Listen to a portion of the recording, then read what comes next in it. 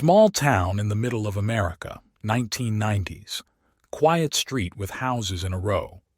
The sunset is visible in the background, creating a feeling of calm and warmth. Inside a modest but cozy house. In the living room, photographs of family holidays hang on the walls. Little Johnny, a 6-year-old boy, quiet and thoughtful, plays with toy cars on the carpet. His mother, a young woman with kind eyes, is preparing dinner in the kitchen. Every now and then she glances at Johnny and smiles. Suddenly Johnny's father bursts into the house. He is clearly not in the mood. His face is distorted with anger.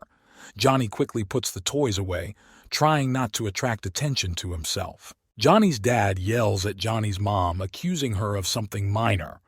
Johnny watches the scene, his face tense. Mom tries to calm her father down, but he doesn't let up. Johnny stands up and heads towards the door. He leaves the house and sits on the porch, trying to get away from the noise and screams inside. It's quiet outside. You can only hear the wind rustling the leaves. Several years pass. Johnny is already a teenager. He sits at the back of the classroom staring out the window. The teacher explains something, but Johnny doesn't listen. His thoughts are far away. During recess, Johnny goes out into the schoolyard.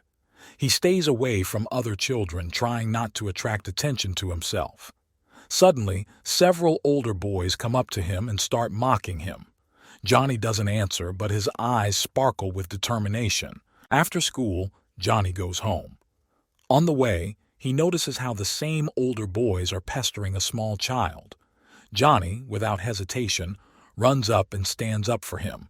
A fight ensues. Johnny goes home with cuts and bruises on his face. He knows that he may get a scolding for his actions, but in his heart he feels that he did the right thing.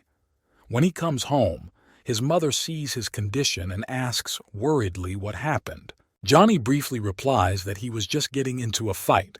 She carefully treats his wounds without asking unnecessary questions. Years pass. Johnny is getting older and stronger. He is no longer afraid of older boys. He is respected and feared by the whole school. He makes several loyal friends with whom he spends time. However, Johnny continues to stay away, preferring loneliness and silence. One day, while returning home, Johnny notices a man on the street whom he has never seen before. He stands by a parked car and carefully examines something. Suddenly, the man turns around and stares at Johnny. There is a silent exchange of glances between them, which lasts only a couple of seconds but leaves a deep mark on Johnny's soul. That night, Johnny can't sleep. He thinks he sees that person's face every time he closes his eyes. Questions begin to swarm in your head. Who is he? What was he doing on their street, and why was he looking at him so intently? The next day, Johnny decides to take a walk around the city. He goes to the park, where he often spends time watching people. Again, the same stranger attracts his attention. This time he sits on a bench and reads a newspaper. Johnny decides to get closer and pretend he's just passing by. The stranger lifts his head and looks at Johnny again, but this time he smiles and nods in greeting. Johnny is confused, but nods in response and moves on. Several weeks pass, and Johnny notices that the stranger has begun to appear frequently in the places where he goes. At first, Johnny is alarmed by this, but over time he begins to get used to his presence. One day, having finally decided to find out what is going on, Johnny approaches him and directly asks why he is pursuing him. The stranger, who introduces himself as Victor, explains that he works for one of the local private security companies and noticed how Johnny stood up for a small child. He was impressed by his courage and strength and wants to offer him the opportunity to work together. Victor tells Johnny about how he himself grew up in similar conditions and was able to find his place in life thanks to the right mentors. Johnny listens to Victor, and something changes in his soul. He feels that this person can really help him. Victor invites Johnny to meet with his mentor, the man who once helped him find the right path himself. Johnny agrees, and this meeting becomes a turning point in his life. Victor makes an appointment at a small cafe on the outskirts of the city. Johnny arrives early, feeling nervous and tense. He sits down at a table by the window and carefully watches the entrance. A few minutes later, Victor enters, accompanied by a tall man in a formal suit with a piercing gaze. They approach Johnny, and Victor introduces the man as Alex. Alex sits down opposite Johnny and carefully studies him with his eyes. Victor begins to tell the story of how Alex helped him find his path and become who he is today.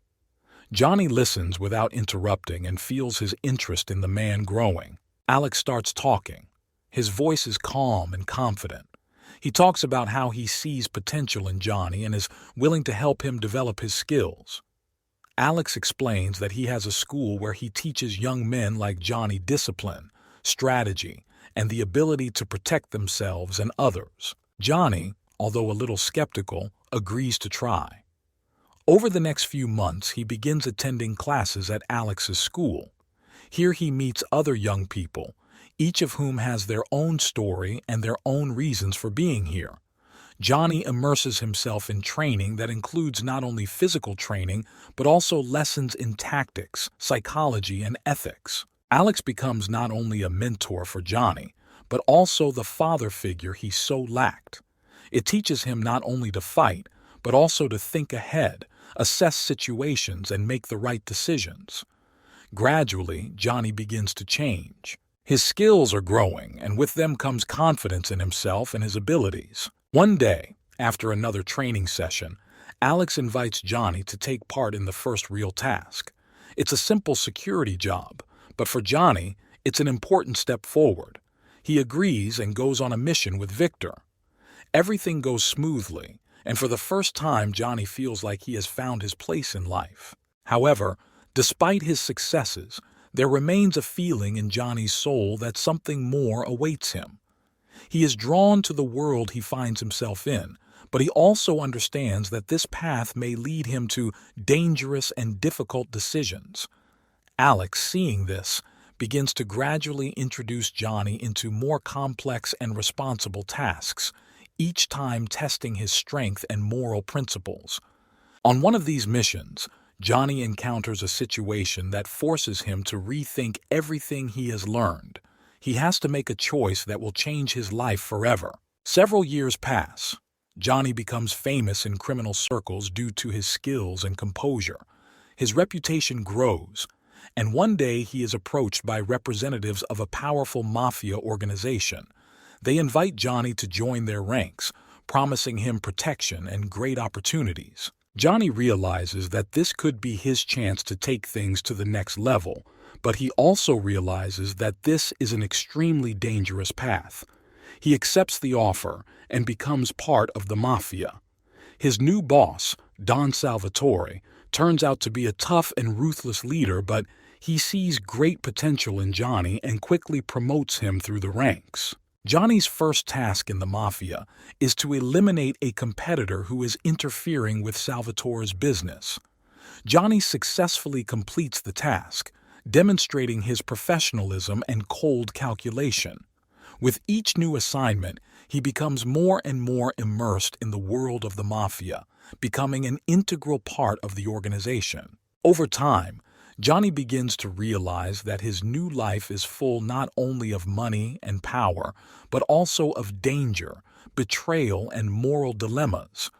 He faces situations where he has to choose between his personal beliefs and loyalty to the mafia. One day, Johnny is assigned a difficult task: to eliminate a man who was once his friend. He understands that this is a test of his loyalty. Meeting this man becomes a serious test for Johnny. He must decide whether he is ready to completely abandon his past life and all moral principles for the sake of his new position. Johnny meets up with a former friend in a dark alley. They exchange a few words, and Johnny feels conflicting emotions fighting inside him. His friend tries to convince Johnny that this path will lead to his death and that it is not too late to change everything. However, Johnny realizes that there is no way out. He must carry out the order. With a heavy heart, he does what is asked of him, but after that he begins to doubt his choice. His internal struggle becomes more and more obvious, and he begins to look for a way out of the mafia circle. Johnny begins to plan his escape from the mafia, realizing that it will be extremely difficult and dangerous. He finds allies among those who also want to escape Salvatore's control. Together they develop a plan, but Johnny realizes that any wrong step could cost him his life. The climax comes when Johnny must face Salvatore himself. He understands that this will be their last fight, and only one of them will come out of it alive. Johnny and his allies begin to carefully plan their escape. They understand that any wrong move could attract the attention of Don Salvatore and lead to their inevitable death. Every day passes in tension. Every step is like walking into a minefield. One evening, Johnny gathers with several trusted people in an abandoned warehouse on the outskirts of the city. Among them are Victor, his old mentor, and several members of the mafia, who are also tired of living under constant threat. They discuss the escape plan, dividing responsibilities and agreeing on details. The plan consists of several stages. First, they must destroy all evidence that might indicate their involvement in the mafia. They then plan to fake their deaths to lead the mafia on the wrong trail. After this, Johnny and his people intend to disappear, each in their own direction, and start a new life. But Johnny's plans are ruined when one of his allies turns out to be a traitor and informs Don Salvatore of his impending escape. Salvatore immediately orders the capture of Johnny and his men. A surprise attack at a warehouse leads to a brutal shootout. Johnny and his remaining allies fight for their lives but realize their chances of success are slim. Johnny manages to escape, but loses several of his men in the battle. With a heavy heart, he continues to hide, knowing that now not only the mafia is hunting him, but also the police, whom Salvatore bribed. He realizes that his life will never be the same again. He finds refuge in an old house on the outskirts of the city. There, alone, he begins to think about his next steps.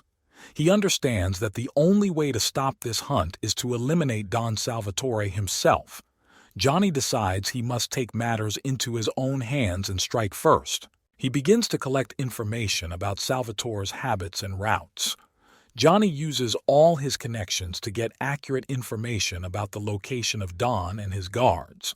He plans an attack that will be his most dangerous and risky mission yet. Johnny sneaks into the Salvatore mansion under cover of darkness. He moves quietly and carefully, avoiding guards and surveillance cameras. He knows he only has one chance. There is silence inside the mansion, broken only by the occasional step of security. Johnny approaches Salvatore's office. When he finally comes face to face with Don, they have a short and tense conversation. Salvatore laughs, confident of his victory, but Johnny remains cool. At the decisive moment, he delivers a precise blow that takes Salvatore's life. Weeks have passed since Johnny killed Don Salvatore and disappeared. The police began an investigation, but despite all their efforts, they could not find a trace. Johnny skillfully hid all his tracks, using his knowledge and skills acquired over the years in the mafia. The police are interviewing all possible witnesses, but no one knows where Johnny is. Some believe that he left the country. Others suggest that he is hiding somewhere in the city. Detective Mark Raymond, an experienced investigator, takes on the case. He begins to carefully study all the details, trying to understand Johnny's motives and logic. Mark visits places where Johnny once visited, talks with his former acquaintances and partners. He begins to put the puzzle together, but the key piece is still missing. Meanwhile, Johnny changes his appearance and moves from place to place, always one step ahead of the police. One day, during a search in one of the abandoned buildings, Mark finds an old notebook that belonged to one of Johnny's allies. It contains seemingly insignificant entries, but one of them attracts the detective's attention. The notebook mentions a certain quiet house on the outskirts of the city, a place that Mark did not know about before. Mark decides to check this place out. He goes there late at night, trying not to attract attention. The quiet house turns out to be abandoned and, at first glance, empty. But after searching it, Mark finds a cache of weapons and ammunition. This confirms that someone has been here recently. Meanwhile, Johnny observes the actions of the police from afar. He understands that Mark is a serious and skillful opponent, and that he needs to be even more careful. Johnny decides to create a false trail to lead the police in the other direction. He leaves several clues indicating that he plans to leave town by train. Mark and his team follow this trail but quickly realize that they have been deceived.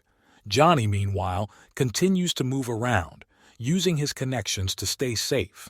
He understands that sooner or later the police will be able to get on his trail, so he decides to prepare a backup plan.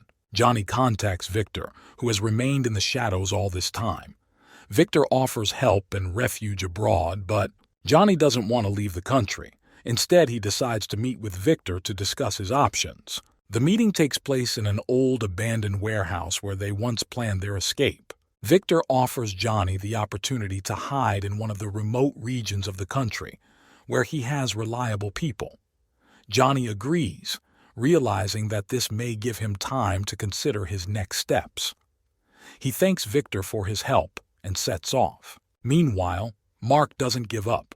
He begins to realize that Johnny is acting with the help of some of his old connections. Mark decides to change tactics and begins to follow those who were once close to Johnny. He hopes this will lead him to the right clue. Johnny finds refuge in a small town far from large cities. He tries to start a new life, but always remains on guard. Johnny found a quiet and secluded place in a small town. A house on the outskirts, surrounded by forest, became his refuge. Here, he could remain unnoticed, live a simple life, and consider his next steps. Time passed, and Johnny tried not to attract attention to himself. He took temporary jobs, worked part-time in local stores and farms, changing places and not staying anywhere for long. Several months have passed. The police, despite Mark's efforts, gradually stopped active searches, switching to other cases. Mark, however, did not give up trying to find Johnny, confident that he was somewhere nearby. One evening, as Johnny was sitting on the porch of his house, the local postman approached him and handed him an envelope without a return address. Inside was a note. "We know where you are. Be careful." Johnny immediately realized that someone had found him. He quickly began to pack his things, realizing that he needed to leave this place immediately. While Johnny was getting ready, he heard a car. Through the window, he saw a car drive up to the house. Two men, clearly not locals, came out. Johnny realized that he did not have time to escape. He quickly hid in the basement, holding his weapon at the ready. The men entered the house and began to search it. Johnny watched them through a small hole in the floor. He understood that these could either be people from the mafia or mercenaries sent to eliminate him. As the men approached the basement, Johnny jumped out from his hiding place, quickly and silently eliminating them both. Realizing that his hiding place was no longer safe, Johnny decided to move on. He used the car the men arrived in to leave town. On the way, he thought about who could find him and how. Apparently, someone very well connected was still looking for him. Johnny headed to another city, this time even more remote and little known. There he found an abandoned house in the forest which became his new refuge. He changed his appearance again, making it even less noticeable, and became even more careful. Johnny understood that he needed not only to hide, but also to find out who continued to pursue him and why. Several months have passed in the new location. Johnny began to organize his life again, but this time he was prepared for possible troubles. He contacted Victor, who was still his only reliable ally. Victor said that rumors about Johnny are still circulating, but there is no longer an active search. However, Johnny couldn't relax. He felt that he could be in danger again at any moment. He continued to train, stay in shape, and prepare for possible threats. He knew his life would never be the same, but he was ready to fight for his future. Johnny continued to live in hiding, but remained on alert, ready for new challenges. He managed to establish connections with local criminal elements in order to have resources and information at his fingertips. He knew that help could be needed at any moment and was ready to pay for it. One evening, when Johnny returned home, he found a note on the table. "Your life is still in danger. Contact Victor immediately." Johnny realized that someone had broken into his house, but did not take anything. This alarmed him. He contacted Victor, who arranged a meeting for him in an old abandoned warehouse on the outskirts of the city. When Johnny arrived at the scene, Victor was already waiting for him. He looked worried and nervous. Victor explained that he had learned about a new threat. The group, working for the remaining members of the mafia, hired professional killers to finish off Johnny. They knew he was hiding somewhere in this area and they were going to find him at any cost. Johnny and Victor decided to be proactive. They began looking for information about the killers and found out that their base was located in an abandoned industrial area. Johnny and Victor decide to strike first. At night, Johnny and Victor go to an industrial area. They move quietly and carefully so as not to attract attention. Having found the killer's base, they see that the building is well guarded. Johnny develops a plan of attack. They decide to split up. Victor will distract the guards and Johnny will get inside and eliminate the leaders. Victor launches a diversion by setting one of the warehouses nearby on fire. The guards rush to put out the fire, giving Johnny the opportunity to enter the building. He moves quietly, eliminating the guards one by one until he reaches the main office. There he encounters the leader of a group of killers, an experienced and brutal fighter named Marco. A violent fight ensues between Johnny and Marco. Marco proves a worthy opponent, but Johnny uses his experience and skills to gain the upper hand. He emerges victorious, but realizes that this is just the beginning. His enemies will not stop until they destroy him. After destroying the killer's base, Johnny and Victor realize that they now need to find and eliminate those who ordered the murder. They begin to search for information about the remaining members of the mafia, trying to act quickly and efficiently. Johnny and Victor are on the trail of one of the mafia bosses, Carlo, who recently moved to the city and established his own rules. Carlo is cruel and ruthless, running a large drug and weapons trafficking network. Johnny decides that his next target is Carlo. With Victor's help, Johnny infiltrates Carlo's lair, located in a luxurious mansion in the city center. They decide to act cunningly, infiltrating the ranks of Carlo's people under the guise of new mercenaries. Victor obtains fake documents and arranges a meeting with one of Carlo's trusted people. Johnny and Victor begin working for Carlo, collecting information about his plans and routes. They learn that Carlo is preparing a major arms deal and decide to use this moment to strike. They plan to ruin the deal, kill Carlo, and destroy his organization. On the appointed day, Johnny and Victor, along with the rest of Carlo's people, go to make a deal. Everything goes according to plan until Johnny decides to take action. At the right moment, he and Victor launch an attack, eliminating the guards and blowing up the weapons warehouse. Chaos ensues, and in the chaos, Johnny finds Carlo. The final fight takes place between them. Johnny realizes that this is his chance to put an end to this mafia network once and for all. He fights Carlo using all his skills and experience.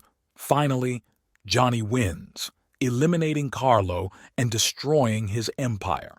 But Johnny realizes that his struggle does not end there. He knows that there will always be new enemies, and he will have to be on alert.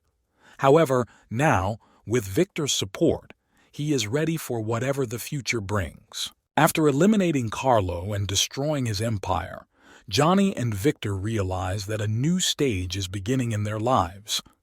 Despite successfully taking down one of the mob bosses, they realize they must deal with the consequences of their actions. The remaining members of the mafia begin to unite to avenge Carlo and regain lost ground. The police, having learned about Carlo's death and the ruin of his organization, intensify the investigation. Mark Raymond, not losing hope of finding Johnny, uses all available resources to get on his trail. He realizes that Johnny is not acting alone and that he has a powerful ally. Mark decides to monitor all suspicious movements in the criminal world, hoping to find a clue. Meanwhile, Johnny and Victor continue to strengthen their positions. They know that the next attack could happen at any moment. Johnny contacts other former allies who are willing to help in their fight. They form a small but effective team, ready for any challenge. One night, while Johnny and Victor were discussing their future plans, they receive a message from one of their informants. A group of mercenaries with ties to the mafia are sent to the city to destroy them. Johnny and Victor decide to be proactive. They ambush the mercenaries in an abandoned building on the outskirts of the city. Victor and Johnny carefully prepare for the attack, setting traps and placing people in key positions. When the mercenaries arrive, a fierce firefight ensues. Johnny and his team fight desperately, knowing that their lives depend on it. After a long and grueling battle, Johnny and his men are victorious. However, they understand that this is just the beginning. The mafia will not stop until it destroys them completely. Johnny decides that they must strike at the very roots of the mafia network. Johnny and Victor begin an investigation to find out who is behind all the latest attacks. They discover that the true leader of the mafia, a man named Don Luigi, runs all operations from abroad. Don Luigi is a cunning and ruthless mafioso known for his brutal methods. Johnny and Victor decide to go abroad to find and eliminate Don Luigi.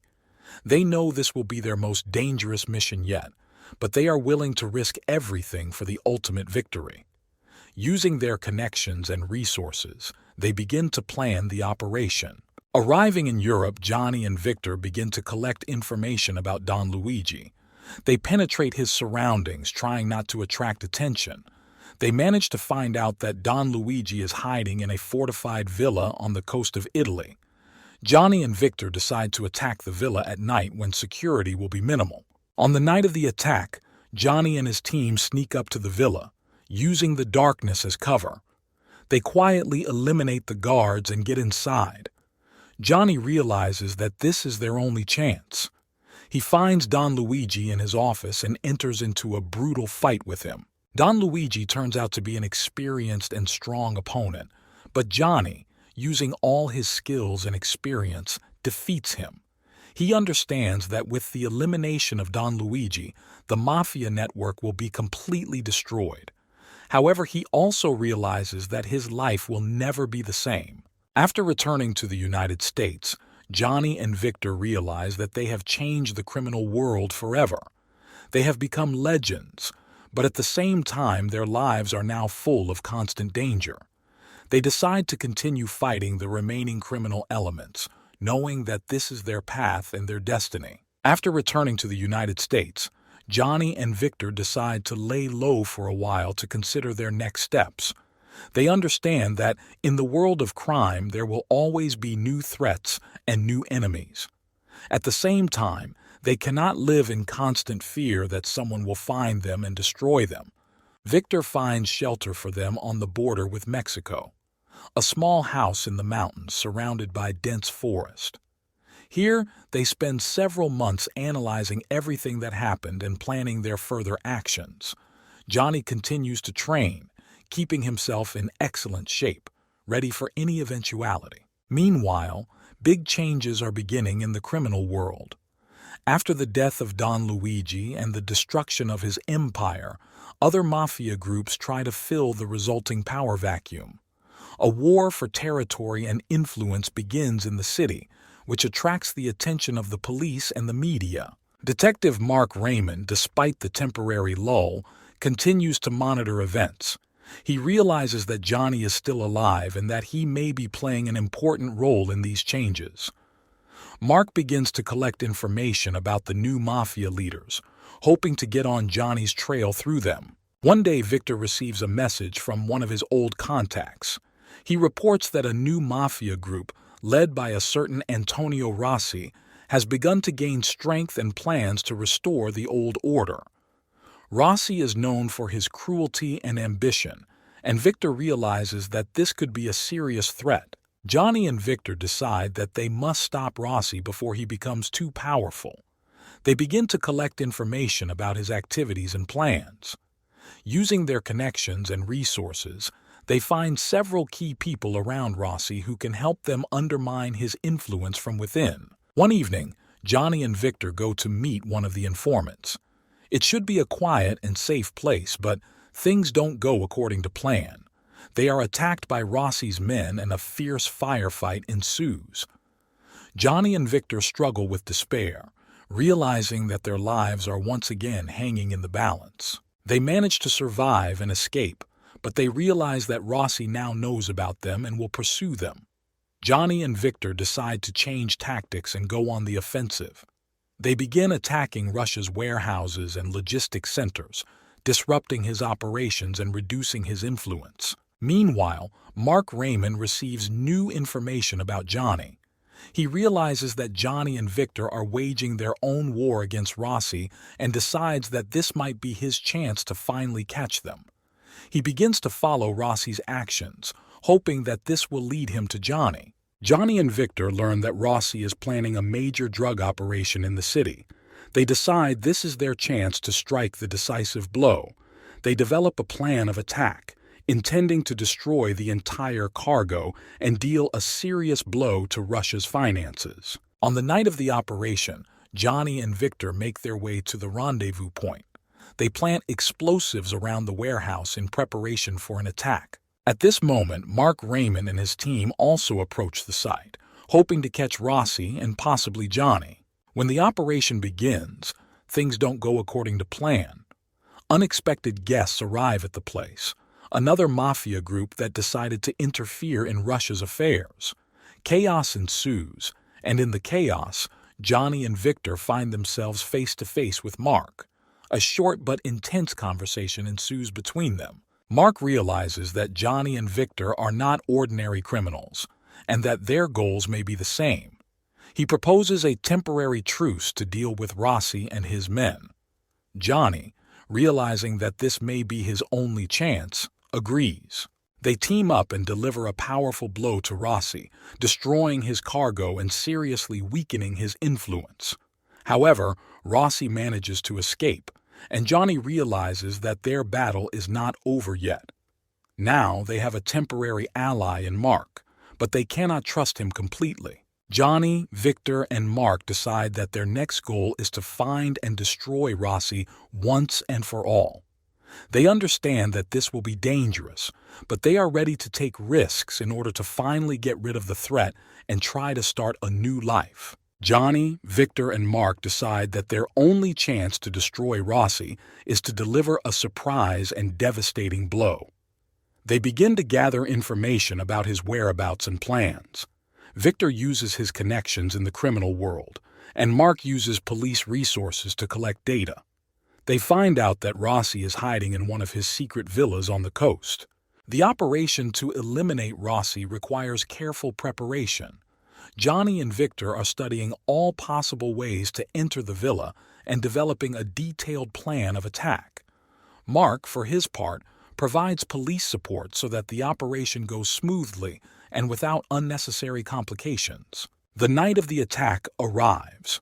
Johnny, Victor, and their team enter the villa using underground tunnels, which they learned about thanks to an informant.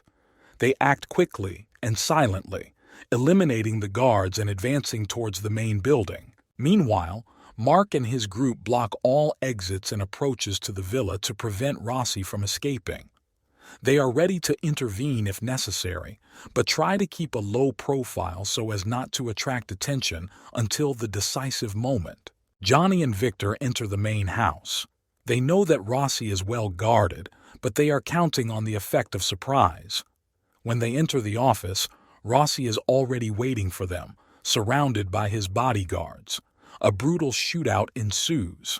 Johnny and Victor use all their skills and tactics to cope with superior enemy forces. They move quickly and decisively, delivering precise strikes. Victor covers Johnny, who makes his way closer to Rossi.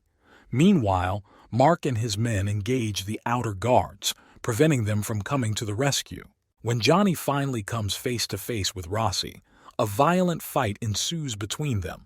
Rossi, an experienced fighter, proves to be a strong opponent, but Johnny, driven by determination and anger for everything Rossi has done, defeats him in a tense battle. With their victory over Rossi, Johnny and Victor realize that they have taken the first step towards a new life. They leave the villa, where Mark meets them. The police complete the operation, arresting the remaining members of Rossi's gang and confiscating his property. Despite their success, Johnny and Victor realize that their lives are still full of dangers. They thank Mark for his help and warn him that there is no long peace in their world. Mark, in turn, acknowledges that sometimes justice requires unconventional solutions and promises to keep them under review but not interfere unnecessarily. Despite the success of the operation against Rossi, Johnny, Victor, and Mark realize that the enemies have not disappeared. Rival mafia groups begin to see them as a threat and join forces to eliminate the new threat. Johnny, Victor, and Mark remain in their new hideout, but soon receive information that several powerful mafia leaders have gathered together to destroy them.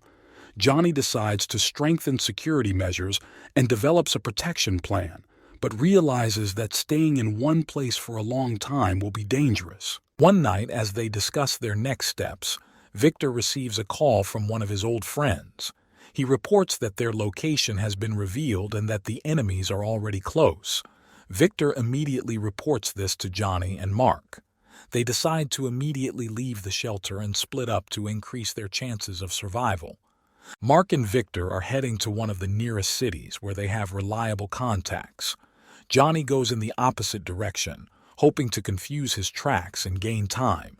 They agree to meet in a few days at a pre-agreed place. When Victor and Mark arrive in town, they immediately sense that something is wrong. Their contact is not communicating and the streets seem too quiet. They decide to proceed with caution, but their plan is ruined when they are attacked.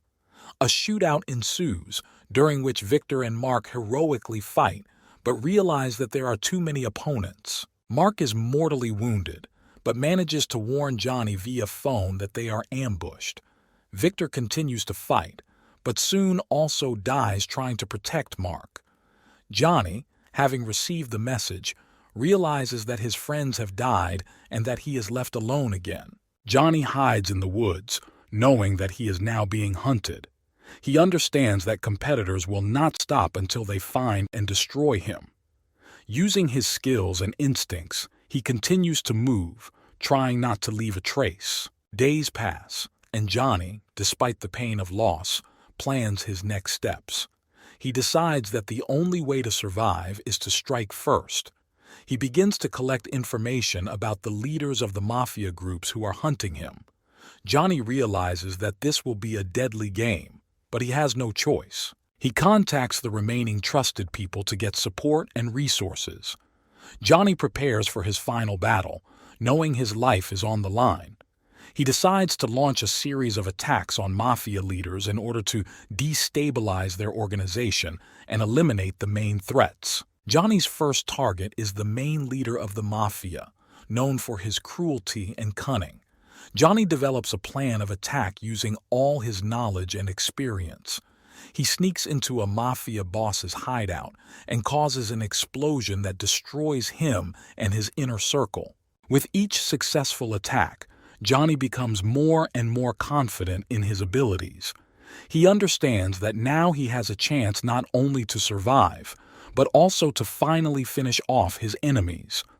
Johnny continues his mission, knowing that he is doing this not only for himself, but also in memory of his fallen friends, Victor and Mark. One day, in one of his hideouts, Johnny receives a message from his old friend Victor.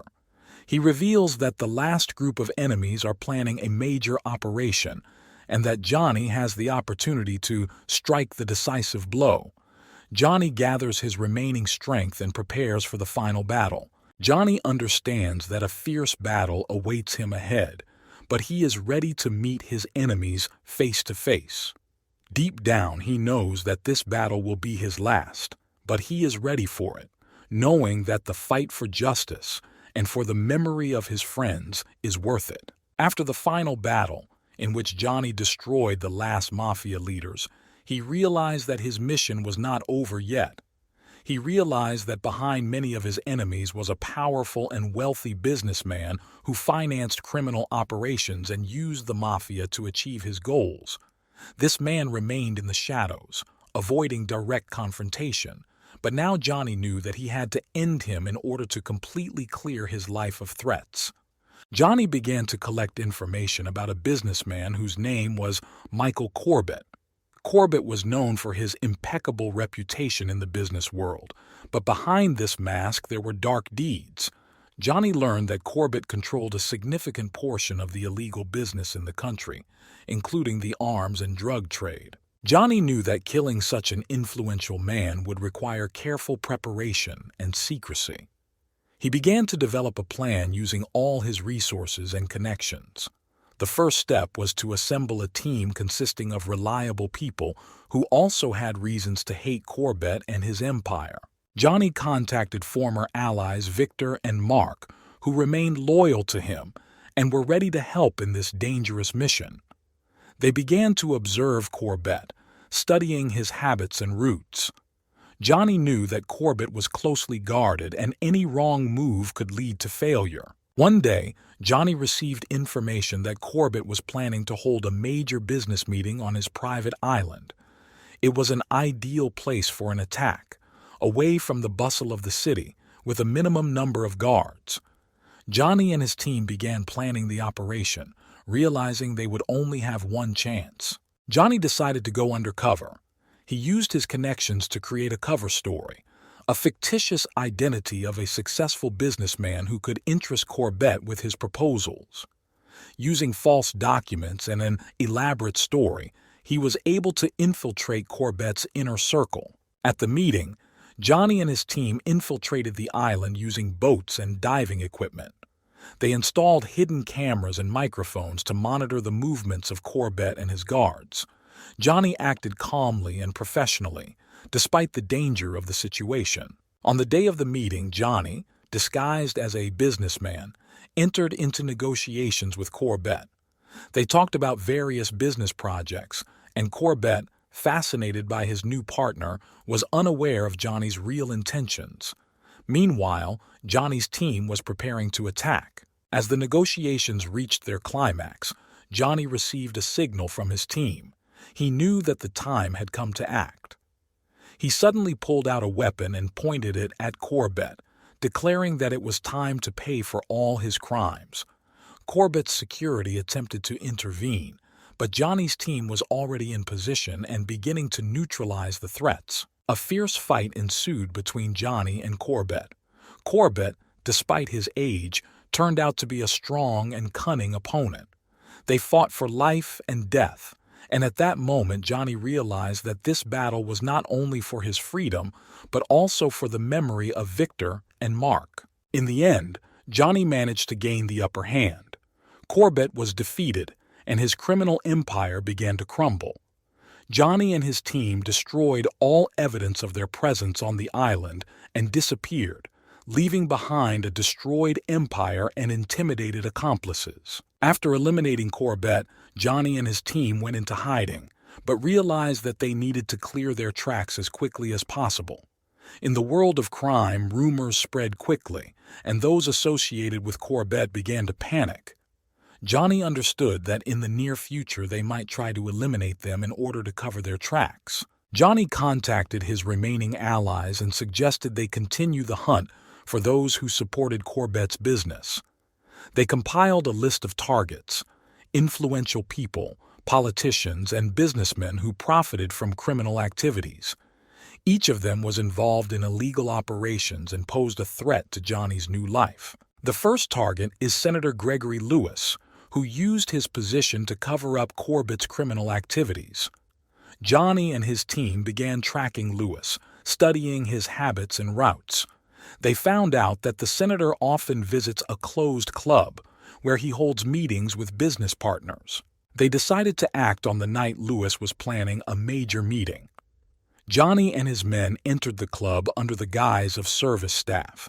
They installed hidden cameras and microphones to record evidence of the criminal activities of Lewis and his associates. When the meeting began, Johnny and his team blocked all exits and began the takeover. The club began to panic, but the team acted quickly and decisively. They neutralized the security and gathered everyone in one room. Johnny stepped forward and announced that it was payback time. Lewis tried to persuade Johnny to let him go, offering money and connections, but Johnny was adamant. He knew that these people deserved to be punished for their crimes. Johnny showed them the evidence he had collected and threatened to make it public if anyone tried to stand in his way again. Johnny and his team then disappeared, leaving chaos and fear in their wake. Lewis and his partners knew that they were now under close surveillance, and any mistake they made would be used against them. The next target is major drug dealer Carlos Mendoza. He controlled most of the drug supply into the region and was linked to Corbett through a complex network of intermediaries. Johnny and his team began planning an attack on his laboratory, located deep in the jungle. Getting into the laboratory was not easy. It was heavily guarded with many traps and security systems. Johnny used his connections to gain information about the complex internal structure. They developed a plan to sneak in and destroy the drug production. On the night of the operation, Johnny and his team made their way through the jungle to the laboratory. They acted quietly and professionally, avoiding guards and cameras. When they got inside, a fierce fight began. Johnny and his men eliminated the guards and began planting explosives throughout the complex. At the climax, Johnny confronted Mendoza. A fierce fight ensued between them, in which Johnny, using all his experience and skills, won. He activated the explosives and left the laboratory with his team. They watched from afar as the entire complex blew up, destroying the drug production and everyone inside. Now that Johnny has taken down two key players in the criminal underworld, his reputation has reached new heights.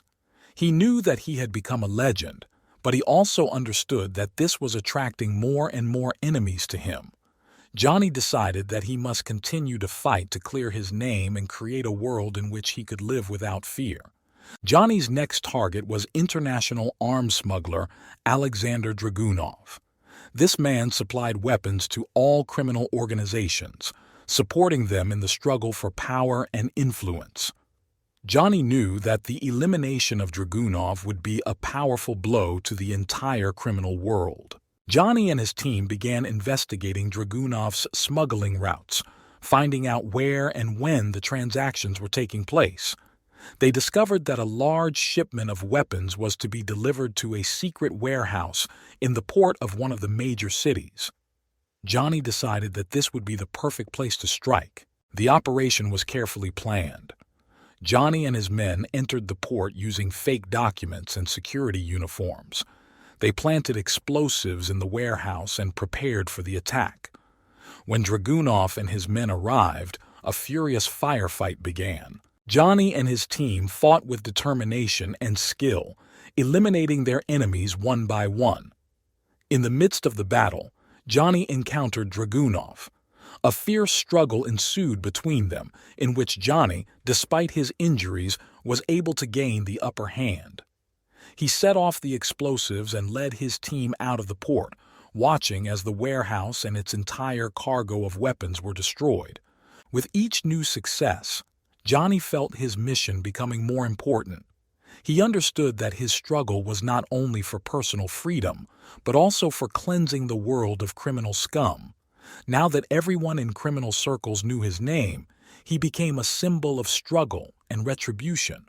But Johnny knew that he still had a long and dangerous journey ahead, and he was ready for any challenges that might come his way. After a series of successful attacks on criminal leaders, Johnny became the object of attention not only of the criminal world, but also of law enforcement agencies. Detective Mark Raymond, who had been following Johnny for a long time, began to see in his actions an opportunity to finally deal with criminal groups and restore order. Mark decided to use all available resources to catch Johnny. Mark and his team began gathering information about Johnny, tracking his movements and contacts. They began working with international agencies to set up a network of surveillance and checkpoints at key locations.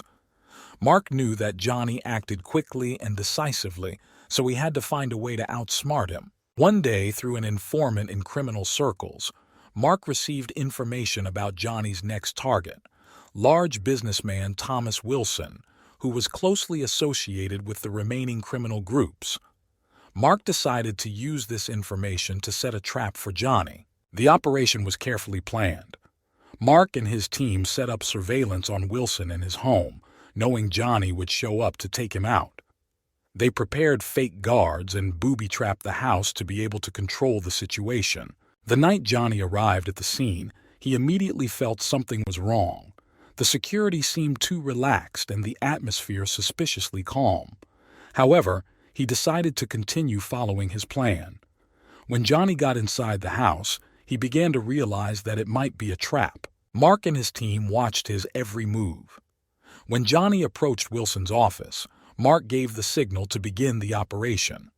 Fake guards suddenly surrounded Johnny, but he used his skills to fight back. A furious firefight ensued, during which Johnny managed to eliminate several agents, but his strength was running out. At this point, Mark himself entered the house to personally arrest Johnny. They came face to face. Johnny, despite being tired and injured, was preparing for the last battle. A tense fight ensued between them. Mark, knowing that Johnny was incredibly dangerous, used all his skills and experience. In the end, Johnny, having exhausted all his strength, was captured. Mark ordered his men to take him to the station under strict control. Johnny, realizing that his journey was completed, accepted his fate with dignity. After Johnny's arrest, a major trial began that attracted national attention. Johnny was accused of numerous crimes, but also became a symbol of the fight against crime. Many saw him as a hero, a fighter for justice, but the law remained adamant. Mark, having completed the operation, felt proud of the work done, but also sad. He knew that Johnny was not just a criminal, but a man who was trying to cleanse the world of evil using his methods. Mark understood that sometimes unconventional decisions must be made to restore order, and that Johnny will forever remain a legend in the criminal world. Johnny, while in prison, became a living symbol of resistance and the fight for justice. Despite his imprisonment, he continued to influence the world around him, inspiring others to fight crime. His story became a lesson for many, and his name will forever remain in history as an example that even in the darkest times there is a place for light and justice. After Johnny's arrest, the police began to thoroughly investigate all his actions. Detective Mark Raymond and his team worked around the clock trying to figure out how many people were affected by Johnny's actions. During the investigation, it was discovered that he had more than 20 victims, each of which was associated with criminal structures or illegal operations. Each of Johnny's murders was carefully planned and executed with a high degree of professionalism. Many of his victims were powerful figures in the criminal world, making the investigation even more difficult and dangerous.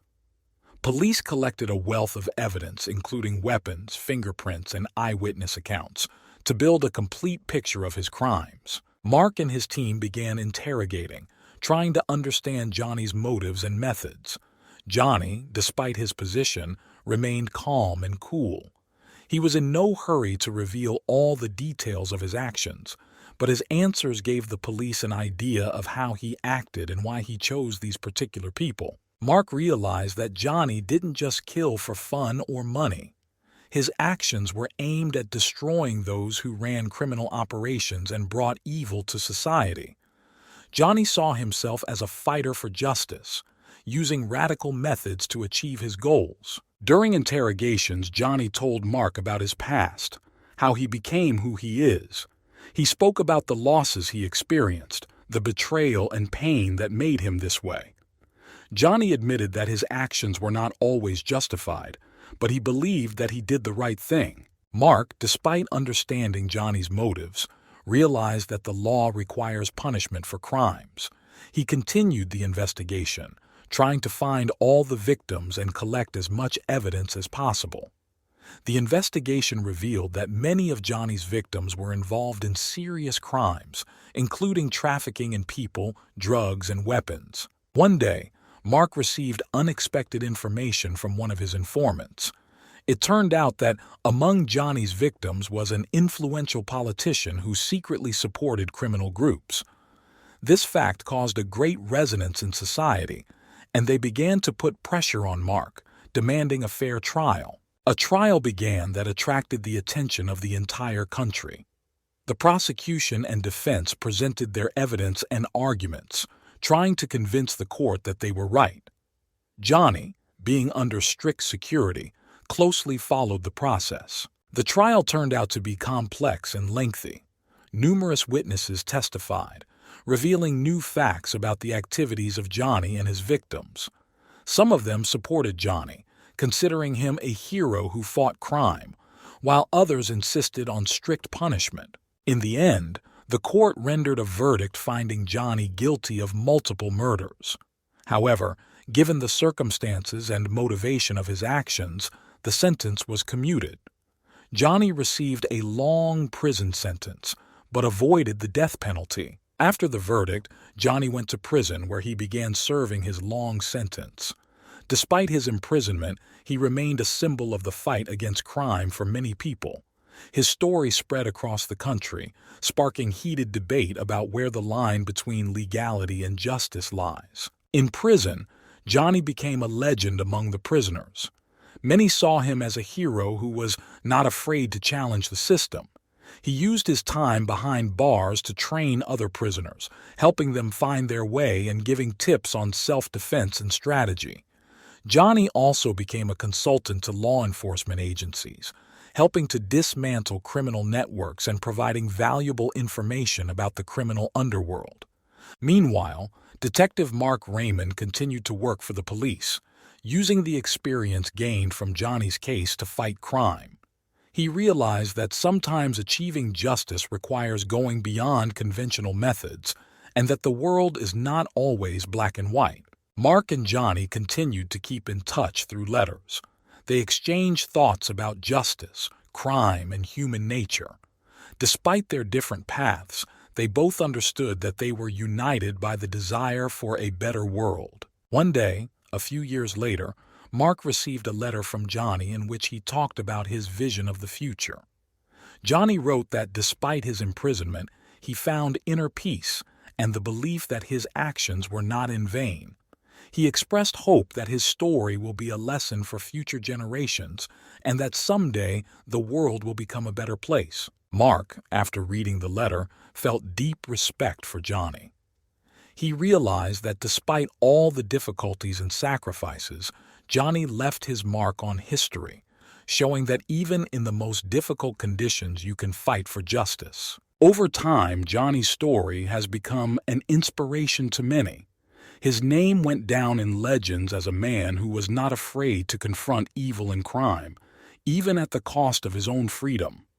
His actions and legacy live on in people's hearts, reminding them that the fight for justice is never in vain. Second story of the criminal. Little Tony grew up in a poor area of a big city. His childhood passed on narrow streets, where every building was imbued with the spirit of the struggle for survival. Tony's father was a simple factory worker, and his mother worked in a laundry. Money in the family was always in short supply, and little Tony realized early on that the world around him was not fair. His first hobby was shiny things. At the age of 6, he could spend hours looking at store windows, admiring the shimmer of precious stones and metals. He was attracted to everything that glittered, from cheap jewelry to expensive jewelry. At school, Tony was a mediocre student and was more interested in street games and adventures. When Tony was 10 years old, his older brother Frankie, already involved with a local gang, decided to teach him some tricks. He showed Tony how to deftly hide small things in his pockets, how to avoid the glances of security guards in stores. Tony was a quick learner and soon became a master of petty theft. One day, While walking around the city, Tony noticed one of the local gangsters entering a jewelry store. The store window, filled with the glitter of jewelry, fascinated him. He was as if bewitched. He could not take his eyes off the shine of stones and gold. At that moment, Tony realized that his life would be connected with these sparkling treasures. Tony grew, and his skill grew along with him. By the age of 15, he was already known among local criminals as a talented thief. He liked the feeling of risk, the adrenaline that filled him with every theft. But he always strived for more. Petty thefts no longer brought satisfaction. His dreams became more and more ambitious. He wanted to reach a level where he could rob the most prestigious jewelry stores in the city. One day, when he was 17, Tony met Joe, an old and experienced thief. Joe was a legend in the criminal world, and his name inspired fear and respect. Tony was amazed when Joe noticed him and offered to become his student. Joe saw potential in young Tony and decided to teach him all the intricacies of the craft. The training under Joe's leadership proved to be harsh and demanding. He taught Tony planning, reconnaissance, studying security systems, and working with modern technology. They spent their days studying building plans together, their nights monitoring security and alarm systems. Joe said that real theft starts long before you walk into the store. The first major raid occurred when Tony turned 20. It was the perfect robbery. They carefully examined a jewelry store in the city center, which was famous for its collection of rare stones. The plan was developed down to the smallest detail, from the time when the guards changed to the evacuation route. Tony and Joe worked harmoniously, like two elements of one mechanism. The raid went perfectly, and they took away millions of dollars worth of jewelry. This success strengthened Tony's reputation. He became a legend. People began to pronounce his name with respect and fear. Tony knew this was just the beginning. Now that he had money and experience, he could plan even more ambitious raids. His goal was clear: to become the most famous and successful jewelry store robber in history. Shortly after the successful robbery, Tony decided it was time to expand his operation. He realized that to achieve even greater heights, he needed a team capable of carrying out complex tasks. Tony began looking for the best specialists in the business: burglars, alarm experts, drivers who could escape any pursuit. He assembled a team, each member of which was a master in his field. One of the first to join his team was Vinny, a safecracker with an unrivaled reputation. Vinny could open any safe, be it an old mechanical one or the most modern electronic one. He was followed by Mark, a security expert who could bypass any alarm system. The driver was Lewis, known for his incredible driving skills and ability to evade pursuit. The last member of the team was Sam, an experienced intelligence officer who could quietly enter any building and collect all the necessary information. Tony's team's first major case was carefully planned. They targeted a large jewelry store in an elite area of the city. This store was known for its inaccessibility and strong security system. Tony and his team spent weeks studying it, developing the perfect plan.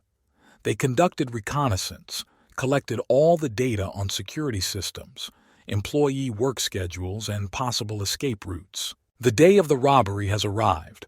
All team members were in their places, acting clearly and harmoniously. Vinny quickly opened the safe, Mark neutralized the alarm, and Sam watched the security. Tony coordinated the team's actions, keeping track of time and controlling every step. Louis was waiting for them in the car, ready to take off at any moment. The robbery went flawlessly. Tony and his team walked away with millions of dollars worth of jewelry. This raid became a real sensation in the criminal world. They managed to bypass the most sophisticated security system without anyone getting hurt. It was the perfect crime. After this success, Tony's team continued its activities, improving methods and developing more and more complex and ambitious plans. Tony became a legend not only among criminals, but also among police officers. His name inspired fear and admiration. He has become an uncatchable ghost, and his success has led many to question the safety of their jewelry stores. Tony grew, and his skill grew along with him. By the age of 15, he was already known among local criminals as a talented thief. He liked the feeling of risk, the adrenaline that filled him with every theft, but he always strived for more. Petty thefts no longer brought satisfaction. His dreams became more and more ambitious. He wanted to reach a level where he could rob the most prestigious jewelry stores in the city. One day, when he was 17, Tony met Joe, an old and experienced thief. Joe was a legend in the criminal world, and his name inspired fear and respect. Tony was amazed when Joe noticed him and offered to become his student. Joe saw potential in young Tony and decided to teach him all the intricacies of the craft. The training under Joe's leadership proved to be harsh and demanding. He taught Tony planning, reconnaissance, studying security systems, and working with modern technology. They spent their days studying building plans together, their nights monitoring security and alarm systems. Joe said that real theft starts long before you walk into the store. The first major raid occurred when Tony turned 20. It was the perfect robbery. They carefully examined a jewelry store in the city center, which was famous for its collection of rare stones. The plan was developed down to the smallest detail, from the time when the guards changed to the evacuation route. Tony and Joe worked harmoniously, like two elements of one mechanism. The raid went perfectly, and they took away millions of dollars worth of jewelry. This success strengthened Tony's reputation. He became a legend. People began to pronounce his name with respect and fear. Tony knew this was just the beginning. Now that he had money and experience, he could plan even more ambitious raids. His goal was clear: to become the most famous and successful jewelry store robber in history. The fame of Tony and his team continued to grow. Their robberies became more and more daring and sophisticated. They entered the most guarded jewelry stores, leaving neither a trace nor a clue for the police. Each new case confirmed their unsurpassed skills. However, fame and success attracted not only admiration, but also attention. Police and federal agents began to intensively hunt for Tony and his team. They created special units that were dedicated only to their capture. Articles and reports dedicated to the legendary robbers appeared in newspapers and on television. Tony and his men were hunted by the best detectives in the country. In response, Tony began to use even more ingenious tricks. He changed his working methods, introduced new safety rules, and became more careful. Each new case was planned with double care.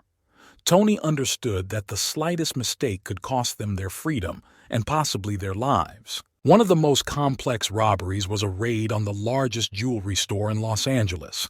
This store was a real fortress: thick armored doors, modern security systems, 24-hour video surveillance and security. But it was precisely such challenges that attracted Tony and his team. Preparation for this task took several months. They studied guard shift schedules, tested security systems, and analyzed all possible entry and exit routes. Every detail was thought out to the smallest detail. On the day of the robbery, all team members acted as a single mechanism. Vinny opened the armored doors. Mark disabled the alarm. Sam watched the guards through surveillance cameras, and Louis prepared a car for a quick escape. Tony coordinated all actions, keeping the situation under complete control. Their plan worked perfectly, and within minutes they were on their way to their hideout with their next loot. But luck may not always be on the side of criminals. This time the police were prepared. Using newly installed tracking technology, they were able to quickly locate Tony's car. A chase began, in which Louis showed all his driving skills, but the police did not lag behind. Tony understood that now their lives would change. They can no longer be just ghosts that no one can catch. They have become the #1 target for all law enforcement agencies in the country. Now every step must be even more thoughtful. Every plan must be impeccable. Tony knew that this was only the beginning of a new, even more dangerous game. The chase was long and tense. Lewitt used all his skills to confuse his pursuers. Sharp turns, escapes through narrow alleys, and unexpected maneuvers. Finally, they managed to escape, and the team reached one of their secret hideouts. But the tension did not leave them. They understood that now the police would pursue them even harder. Despite the risk, Tony wasn't going to stop. He gathered the team to discuss the future. Everyone understood that now their every move would be under scrutiny, and they needed to find new ways to remain unnoticed. Tony suggested they temporarily stop robberies and focus on developing new methods and technologies that would allow them to continue their activities without attracting attention. For several months, the team worked to create new plans and improve their arsenal. Mark developed new ways to bypass alarms, Vinny studied modern safes and methods of breaking them, and Louis trained in extreme conditions, improving his driving skills. Tony at this time was exploring possible targets for future raids and looking for new safe havens. Soon it was time for a new business. This time the target was a jewelry store in San Francisco, known for its collection of rare jewelry. This store was considered one of the most secure in the country, and that was why Tony chose it. He wanted to show that his team was capable of the impossible. The plan was worked out in detail. They decided to use innovative technologies to hack and bypass security systems. Mark installed special devices that turned off the alarms and security cameras for a few minutes, giving them plenty of time to work. Vinny studied safes and developed a unique method of opening them that was almost silent and left no traces of forced entry. On the day of the robbery, everything went according to plan. They entered the store, disabled the alarm and cameras, opened safes and took jewelry. But an unexpected surprise awaited them on their way out. The police, alerted to suspicious activity in the area, cordoned off the building. Tony and his team are trapped. Tony quickly assessed the situation and made a decision. He sent Sam and Vinny through underground communications, which they had previously studied as an alternate escape route. Mark and Louis stayed behind to distract the police and give the main team time to leave. They set off a series of false alarms that confused the police and led them on a car chase, diverting attention to themselves. Eventually, Tony and the remaining team members were able to escape undetected. Despite the stress and risk, the robbery was successful and they were able to escape again. But Tony understood that with each new case, their situation became more and more dangerous. He knew that there were still many challenges ahead, and they must be prepared for any surprises. Now they were faced with a new task: to find a way to continue their activities while remaining elusive and invincible. Tony was confident that with his team, they would be able to cope with any difficulties and become real legends in the world of crime. After a tense escape from San Francisco, Tony's team decided to lay low. They moved to a small town where no one knew their faces or names. There, they rented an old house on the outskirts, which became their temporary shelter. At this point, they were able to rest and think about their next steps. Tony understood that now they were being pursued not only by the police, but also by other criminal groups who wanted to get his team or eliminate competitors.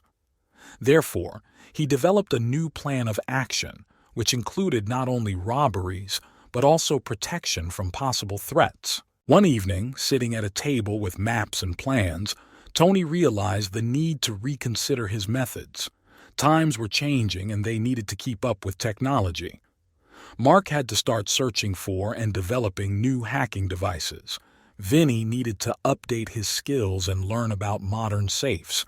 Louis had to find new routes and hiding places to escape. Sam continued to do reconnaissance, but now with an emphasis on security. Everyone understood that in their world there was no room for mistakes and miscalculations. Every action had to be carefully planned and checked. Several months have passed. The team continued to train and improve. They studied new technologies, tested equipment, and developed complex plans. Tony was in no hurry. He wanted to make sure the next raid would go perfectly. And then the day came when they were ready. This time, the target was a jewelry store in New York, known for its unique jewelry and precious stones. The store was equipped with the latest security systems, and that's what attracted Tony. They carefully prepared for this matter. Mark created a device that temporarily disabled all electronic systems. Vinny studied the structure of safes and developed a method for quickly opening them. Sam collected all possible information about the store's operating hours and security, and Louis prepared several escape routes. The robbery began late at night. Tony and his team entered the building through an underground tunnel that they had dug in advance. Mark quickly turned off the alarm and Vinny began opening the safes. Everything was going according to plan until Sam noticed the guards approaching. Tony immediately assessed the situation and made a decision. He sent Vinny and Mark to the exit to take out the jewelry while he stayed with Louis and Sam to hold off the guards. They set off a small diversionary explosive device, which stunned the guards and gave the main team time to escape. When Tony, Louis, and Sam got out, Vinny and Mark were already waiting for them in the car. Louis stepped on the gas and they disappeared into the night, leaving behind only signs of a break-in in a trash store. This raid was another victory for Tony's team. They once again proved that they can cope with any difficulties and emerge victorious. But Tony knew that every successful raid brought them closer to the next test. There was no peace in their world, and they had to be always ready. Now they were faced with new tasks. Tony planned to strengthen ties with other criminal groups to gain additional protection and information. He understood that even more difficult and dangerous things lay ahead of them, and they must be prepared for anything. Tony and his team continued to move forward, leaving behind a trail of legendary robberies and elusive criminals. Their story continued, and no one knew how it would end. After a successful robbery in New York, Tony's team again lay low. They moved to a secluded house in the mountains where they could calmly plan their further actions. Tony understood that the greater their success, the greater the pressure from the police and criminal competitors. In their new hideout, they focused on improving their skills and developing new technologies. Mark experimented with new devices for hacking electronic security systems. Vinny studied the latest models of safes and how to open them. Louis trained in extreme conditions to be prepared for any surprises on the road. And Sam continued to collect information on possible targets and threats. At the same time, Tony worked to strengthen ties with other criminal groups. He knew it would be difficult to face the growing threat from police and competitors alone. He began to establish contacts with influential crime bosses, concluding agreements on mutual support and exchange of information. One day, Tony received information about a major jewelry exhibition that was to be held in Las Vegas. This event attracted his attention due to the enormous value of the exhibits and the high concentration of precious stones and jewelry in one place. However, he also understood that security at this exhibition would be of the highest level, and it would take months of preparation to develop a flawless plan. Tony and his team began studying the site. Sam spent several weeks gathering information about the exhibit, security systems, staff schedules, and possible entry and exit routes. Mark developed a special device that could temporarily neutralize alarms and video surveillance systems. Vinny prepared a new method for opening safes, which was supposed to go unnoticed even by the most modern security systems. On the day of the robbery, the team was ready for action. They entered the exhibition under the guise of maintenance workers, which allowed them to quietly install devices to disable alarms and video surveillance. When everything was ready, they began the robbery. Mark neutralized the security systems, Vinny opened the safes, and Tony and Sam controlled the process, keeping track of time and coordinating the team's actions. Everything was going according to plan until one of the guards accidentally noticed suspicious activity. Panic set in, and Tony's team found themselves in a difficult situation. They quickly collected the jewelry and headed towards the exit, where Louis was waiting for them with the car. The chase was inevitable, and Louis had to use all his skills to escape the pursuit. Despite all the difficulties, Tony and his team emerged victorious again. They were able to escape with the loot and leave the police and guards behind. This raid was another confirmation of their skill and ability to cope with any difficulties. However, Tony knew that with each new case they became more visible and vulnerable. He began to think about the future, realizing that they would either have to find a way to get out of the game or continue to improve and stay one step ahead of their enemies. The story of Tony and his team continued. They moved forward, leaving behind a trail of legendary robberies and elusive criminals. No one knew what lay ahead, but one thing was clear: they were not going to stop. After the successful robbery of the jewelry warehouse, Tony's team continued to develop their legal businesses. Investing in the hotel business and restaurant chain turned out to be a good decision. These enterprises brought in a stable income and served as an excellent cover for their main activities. Tony began to think about expanding his business in order to further strengthen his position and secure the team. However, their quiet life could not last forever. Tony soon received information about a large shipment of rare jewelry that was to be delivered to a private collection in Miami. This shipment was of great value, and security would be at the highest level. Tony understood that this business would be extremely risky, but the profit could provide them for a long time. Tony and his team began preparing for a new business. Sam spent several weeks in Miami collecting information about the transport route, security systems, and schedules.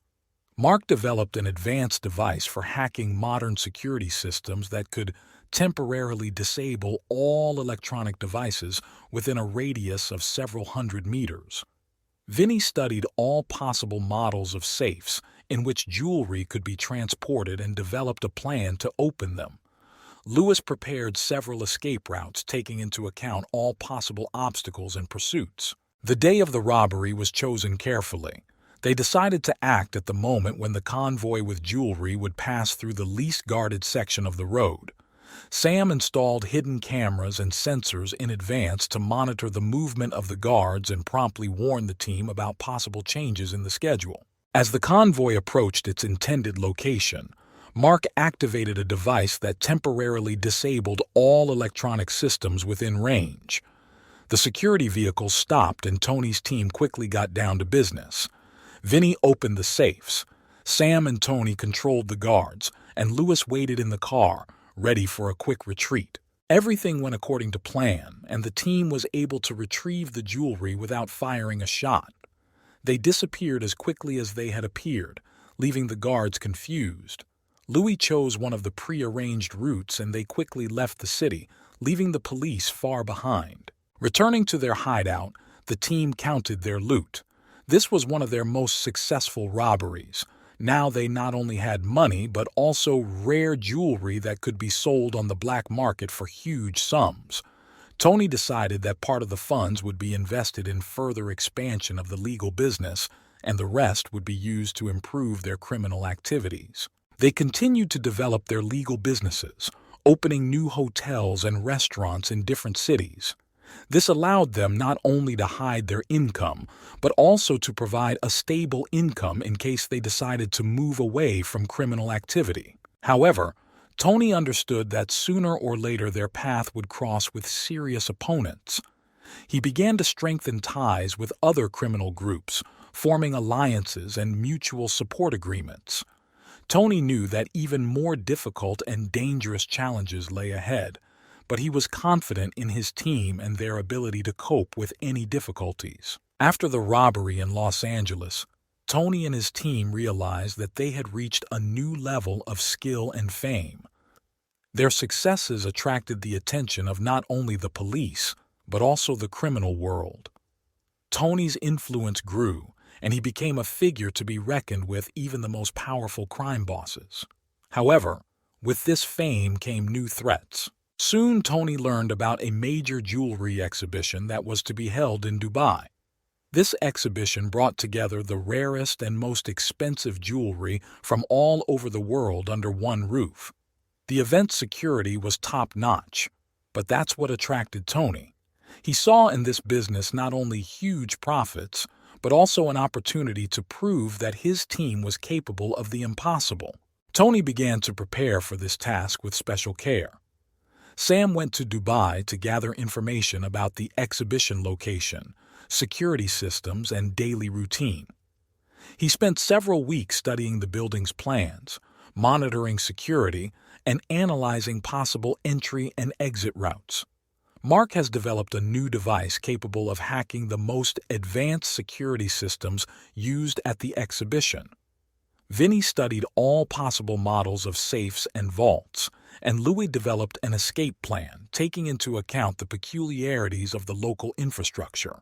The preparation took several months. On the day of the robbery, the team was ready for action.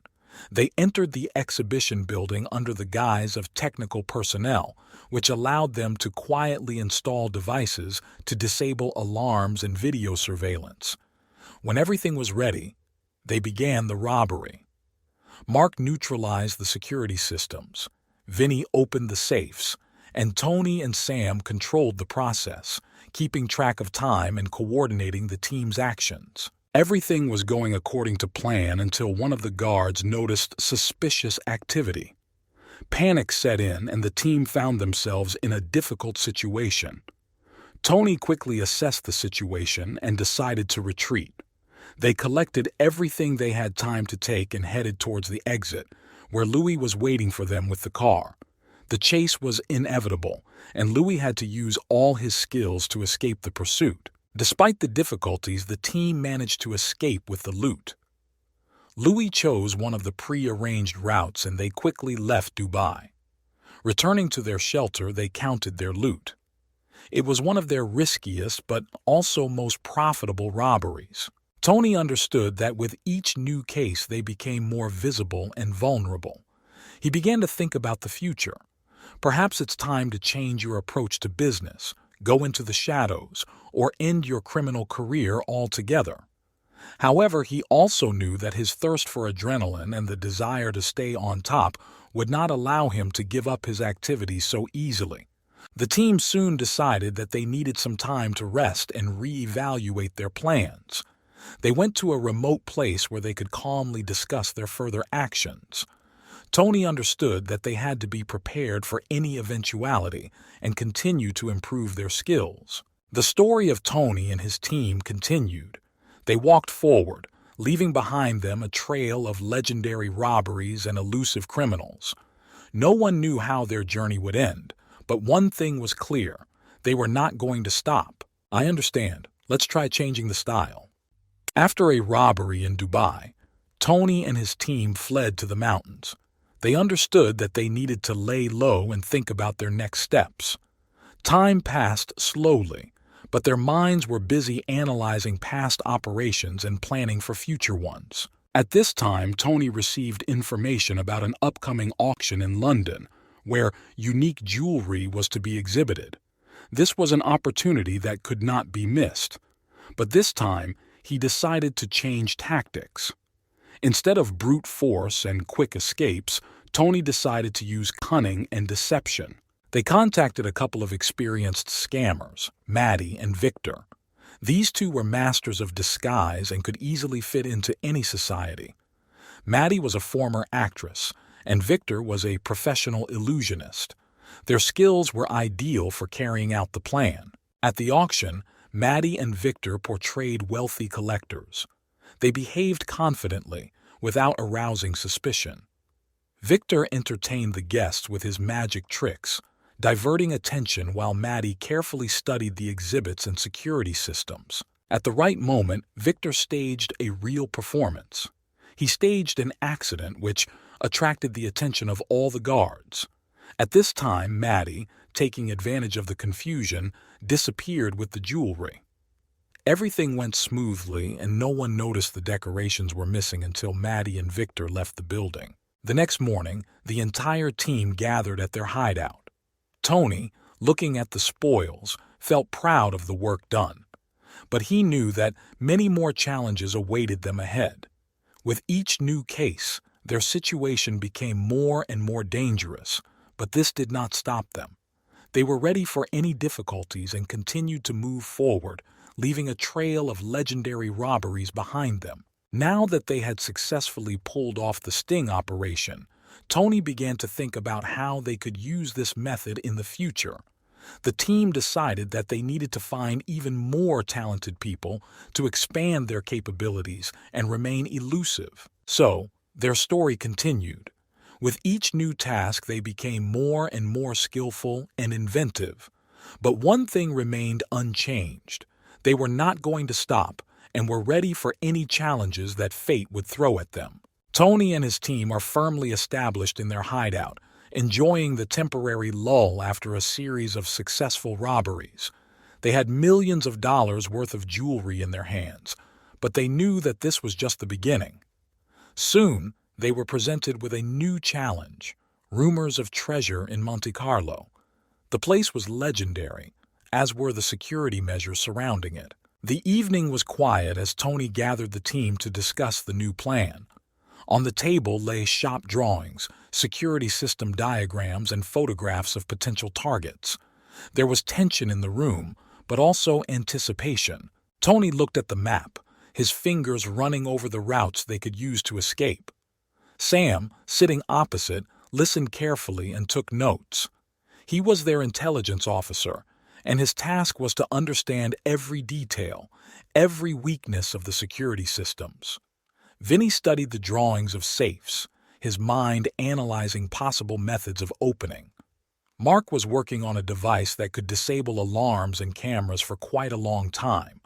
Lewis laid out escape routes, his experience as a driver indispensable. The day has come. The team was in place. Tony stood on the roof of a nearby building watching the store through binoculars. Below, Sam, dressed as a utility worker, ran a cable through the ventilation shaft. Vinny and Mark waited in the car, ready for action. Louis, sitting behind the wheel, kept the engine ready. Sam gave the signal. Vinny and Mark quickly entered the building, using the cable as a guide. They moved quietly and quickly, avoiding cameras and sensors. Mark installed the device, and all the cameras in the building went dark. Vinny began to open the safe, his movements confident and precise. Tony kept track of the time. Every second mattered. Suddenly, a patrol appeared on the street. Tony signaled to Louis, who slowly drove out into the street, distracting the attention of the police. Mark and Vinny finished their work and quickly left the building. They disappeared as quickly as they appeared. There was silence in the car, but each of them felt the tension that they had just experienced. Tony, looking at his team, realized that this was one of the most difficult cases, but they did it. They were once again one step ahead. After a successful case in Monte Carlo, Tony and his team reconvened at their hideout. They felt at the peak of their career, but realized that they could not stop there. Seeking a new challenge, they began discussing their next goal. Sam's intelligence brought news of the largest jewelry store in Chicago, Diamonds of Chicago.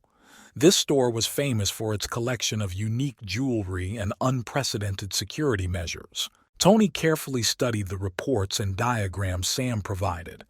The store was equipped with the latest security systems, including laser sensors, facial recognition cameras, and armored doors. Tony knew that success would require not only their skill, but also their innovative approach. Preparations for the robbery took several months. Sam went to Chicago disguised as a tourist and carefully examined the store. He photographed, recorded, and analyzed every detail. Vinny was researching new models of safes that could be used in the store, and Mark was working on creating a device that could break into complex security systems. Lewis spent time behind the wheel, plotting possible escape routes and honing his driving skills. The day of the robbery arrived. Tony gathered the team in a room for one final discussion of the plan. Everyone knew their role and was ready to act. Sam was the first to enter the store through the ventilation system. He disabled the laser sensors and cameras, allowing Vinny and Mark to enter safely. Vinny began opening the safes, his movements fast and precise. Mark used his device to hack into security systems and ensure the alarms didn't go off. Tony, watching the process from the roof of a nearby building, kept track of time and coordinated the team's actions. Suddenly he noticed that one of the guards began to suspect something was wrong and headed towards the vault. Tony signaled to Lewis, who was ready to distract the guard's attention. Lewis, sitting behind the wheel of his car, sharply turned onto the sidewalk, attracting the attention of security. This gave the team enough time to complete their work and exit the building. They quickly got into the car and fled the crime scene. The chase was tense, but Lewis, using his skills, managed to evade the pursuit. The team headed to a previously prepared shelter where they could safely hide and share the spoils. When they reached safety, Tony and his team finally relaxed. They knew they had pulled off one of the most daring robberies of their careers. Each of them felt proud of the work done and joy from the successful completion of the task. But they also understood that with each new robbery, the risk increased. The police intensified their efforts, and competitors became more dangerous. Tony knew that new challenges lay ahead of them, and they must be prepared for any surprises. Chicago was full of rumors about a criminal gang that managed to pull off several high-profile robberies. The police strained every effort to find and apprehend the elusive criminals. Tony and his team were feeling the pressure. Every day became a test for them. In the dark corners of the city, they gathered in secret places, discussing plans and taking precautions. The police knew the team was skilled and meticulous. Each team member now lived undercover, avoiding unnecessary attention. Tony made a decision. They needed to disappear for a while to confuse the police. They began to change their appearance and move only at night. Sam, possessing the skills of a master intelligence officer, began to infiltrate criminal circles to collect information about the police and possible traitors. The team assigned roles and responsibilities. Vinny began searching for a safe haven. Mark developed new hacking and security devices, and Lewis improved his driving skills in case they had to quickly escape. Tony, as a leader, coordinated all actions and ensured that every step was carefully thought out. Meanwhile, Chicago police launched a large-scale operation to search for criminals. The streets were patrolled around the clock. Searches were carried out in suspicious places, and everyone who might have some connection with the gang was interrogated. Tony decided to take drastic measures. He contacted an old ally, a man named Jack, who had extensive connections in the criminal world and could help them escape for a while. Jack offered them shelter in one of his facilities outside the city, where they could wait out the most dangerous period. Once in a new place, Tony's team began to regain strength and think through next steps. They knew that the police would not retreat, but they were ready for new challenges.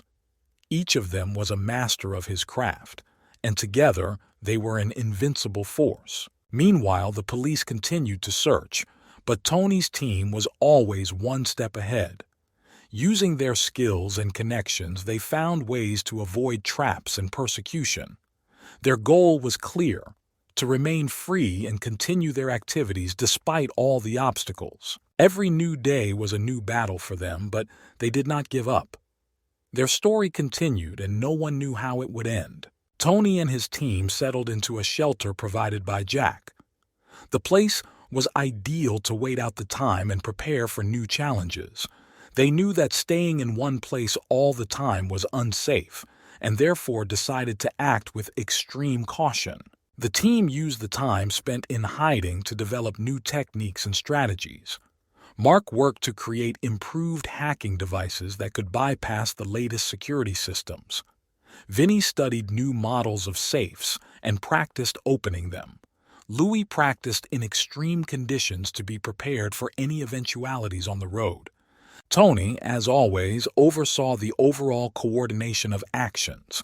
He understood that their safety depended on a carefully thought-out plan and coordinated teamwork.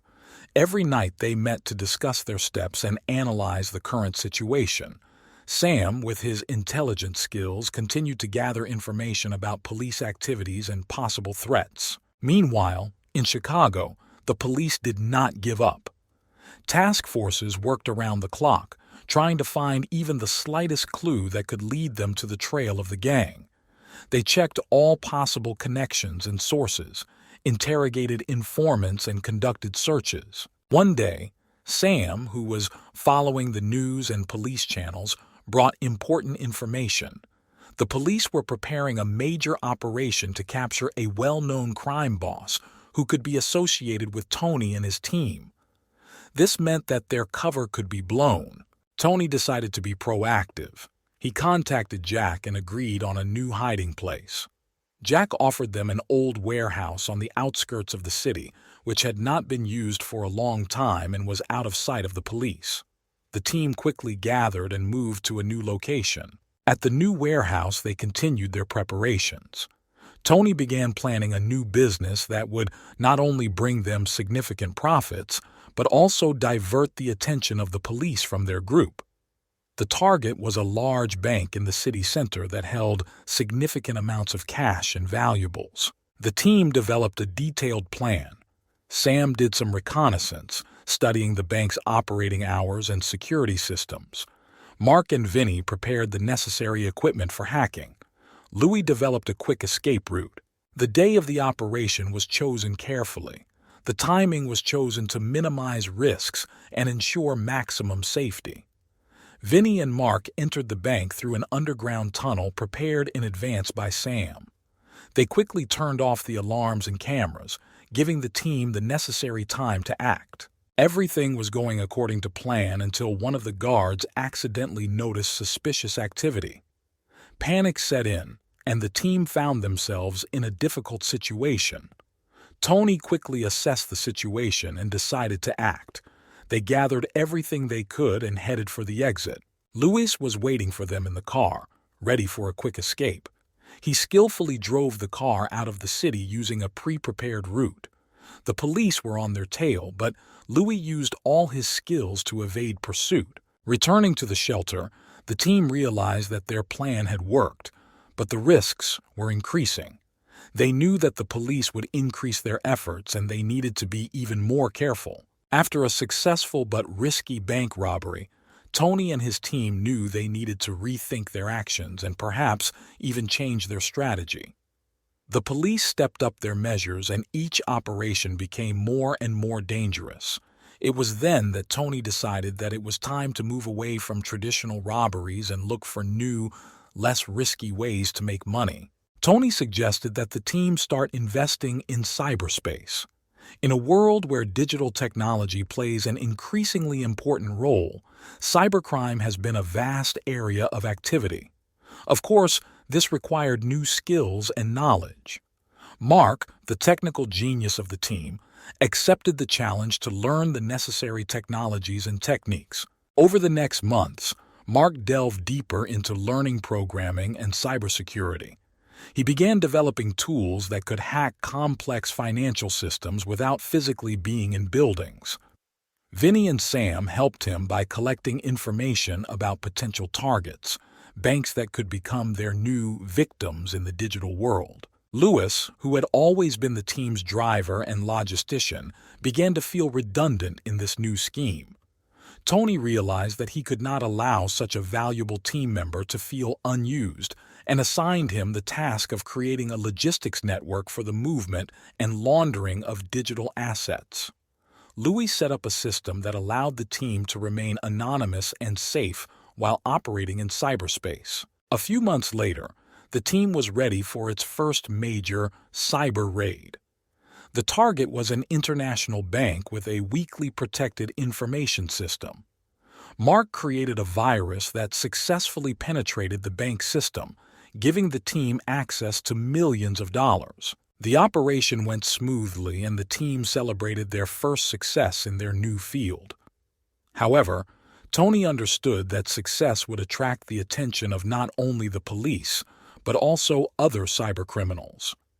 They had to be ready for new challenges. By changing their methods, Tony and his team became true masters of cyberspace.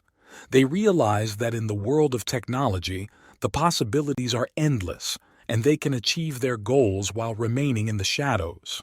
The story of Tony and his team has received a new chapter. Each new day was full of challenges and opportunities. Their path continued, leading them through the dark streets of Chicago to the digital jungle of the global network. Got it. Thanks for your patience. Let's move on to the continuation of the story without repetition. Chicago. The season has changed, and with it the lives of Tony and his team have changed. They no longer only engaged in physical robberies. Moving into the digital space required different skills and strategies. At this time, Mark proposed a new direction: hacking cryptocurrency exchanges. The work began with reconnaissance. Sam used his connections and skills to gather information on several major exchanges. Mark and Vinny conducted a detailed analysis of their security systems. Lewis has developed a logistics network for the movement and laundering of digital assets to minimize the risks of detection. The new operation required extreme caution and precision. They chose a target, one of the largest cryptocurrency exchanges, known for its huge transaction volume. The plan was carefully thought out. On the night of the operation, Mark introduced a virus that allowed them to gain access to the internal systems of the exchange. Every action was synchronized. Mark and Vinny supervised the hacking process, while Sam observed the situation and monitored possible threats. Louis, from a secure location, coordinated logistics to immediately transfer the stolen funds to multiple anonymous accounts. The entire process went smoothly. The team was able to withdraw a significant amount of cryptocurrency without leaving a trace. Immediately after the transaction was completed, they transferred the funds through a complex network of anonymous accounts and exchangers to make them untraceable. Soon after, news channels began to report reports of a major attack on a cryptocurrency exchange. Experts and analysts discussed methods and possible culprits, but no one suspected that Tony's team was behind it. Every day they became more experienced and inventive. Tony understood that the world was changing, and they had to change with it to stay one step ahead. Tony soon came up with a new idea: use their skills to create his own network of anonymous cryptocurrency exchanges. This would allow them not only to launder stolen funds, but also to earn commissions by serving other clients in the shadows. The team accepted this challenge. They began to develop and build their network, gradually expanding their influence in the world of cybercrime. They understood that every new step brings new risks, but also new opportunities. And so, their story continued. Tony and his team have continually adapted to change, remaining elusive and successful in their business. The world around them was changing, but they were always ready for new challenges, moving forward with confidence and determination. Rumors of Tony's elusive team carrying out a series of daring robberies and cyber attacks spread far beyond Chicago. Their successes and ability to evade justice attracted the attention not only of the police, but also of one of the country's most famous detectives, Detective Alexander Harper. Harper was a legend in his field. He solved the most complicated crimes and had a flair that allowed him to catch many dangerous criminals. He was invited to Chicago to help the local police deal with Tony's team and put an end to their criminal activities. When Harper arrived in town, he immediately began studying all available materials on cases related to Tony and his team. He carefully analyzed their every move, every robbed object, every piece of evidence left behind. Unlike other detectives, Harper understood that Tony's team was not just a group of thieves, but real professionals using modern technology and cunning plans. Harper began his work by interviewing witnesses and analyzing video footage from crime scenes. He noticed that all the team's actions were carefully planned and coordinated, but he found a few small details that could lead him to Tony. He noticed certain patterns in the team's actions that could indicate their next steps. Meanwhile, Tony and his team were unaware of Harper's arrival, but sensed that police pressure was increasing. They continued to develop their network of anonymous cryptocurrency exchangers and carry out cyber attacks. But Tony understood that with each new case they became more and more vulnerable. One evening, while sitting in his hideout, Tony received a message from one of his informants. It spoke of Harper's arrival in Chicago and his intention to catch them. Tony realized that they now had one of the best detectives in the country against them, and that they needed to be even more careful and resourceful. Tony gathered the team to discuss new security measures. They decided to use more sophisticated methods to protect their operations and reduce the number of active cases. Mark began working on improving his devices.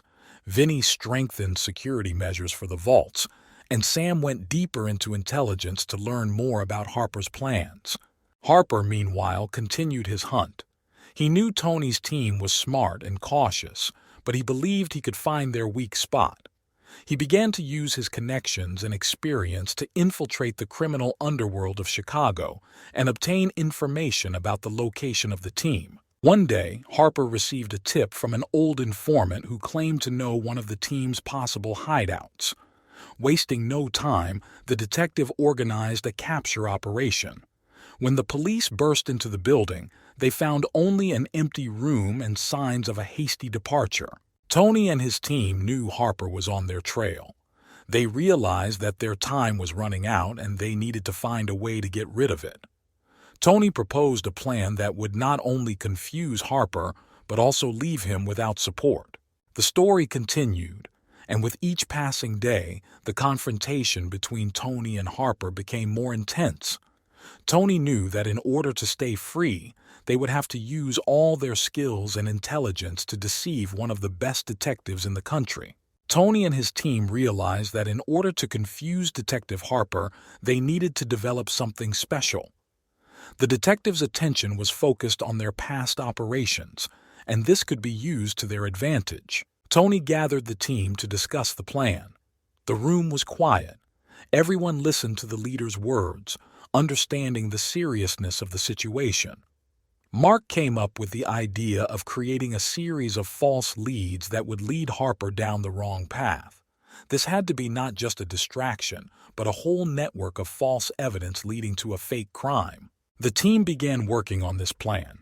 Sam, using his intelligence skills, studied Harper's habits and routes to figure out how best to deceive him. Vinny and Mark developed devices and fake evidence that were designed to look as believable as possible. Lewis studied possible routes for quick escapes and prepared several hiding places. One evening, Tony's team began to implement the plan.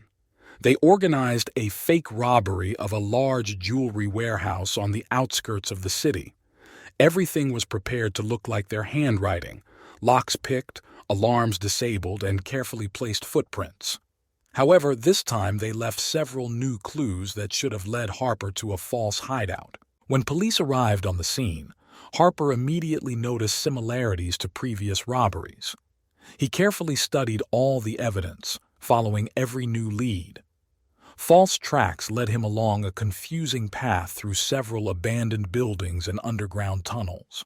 Harper was confident he was on the right track. During this time, Tony and his team observed the detective's actions from afar, using cameras and listening devices.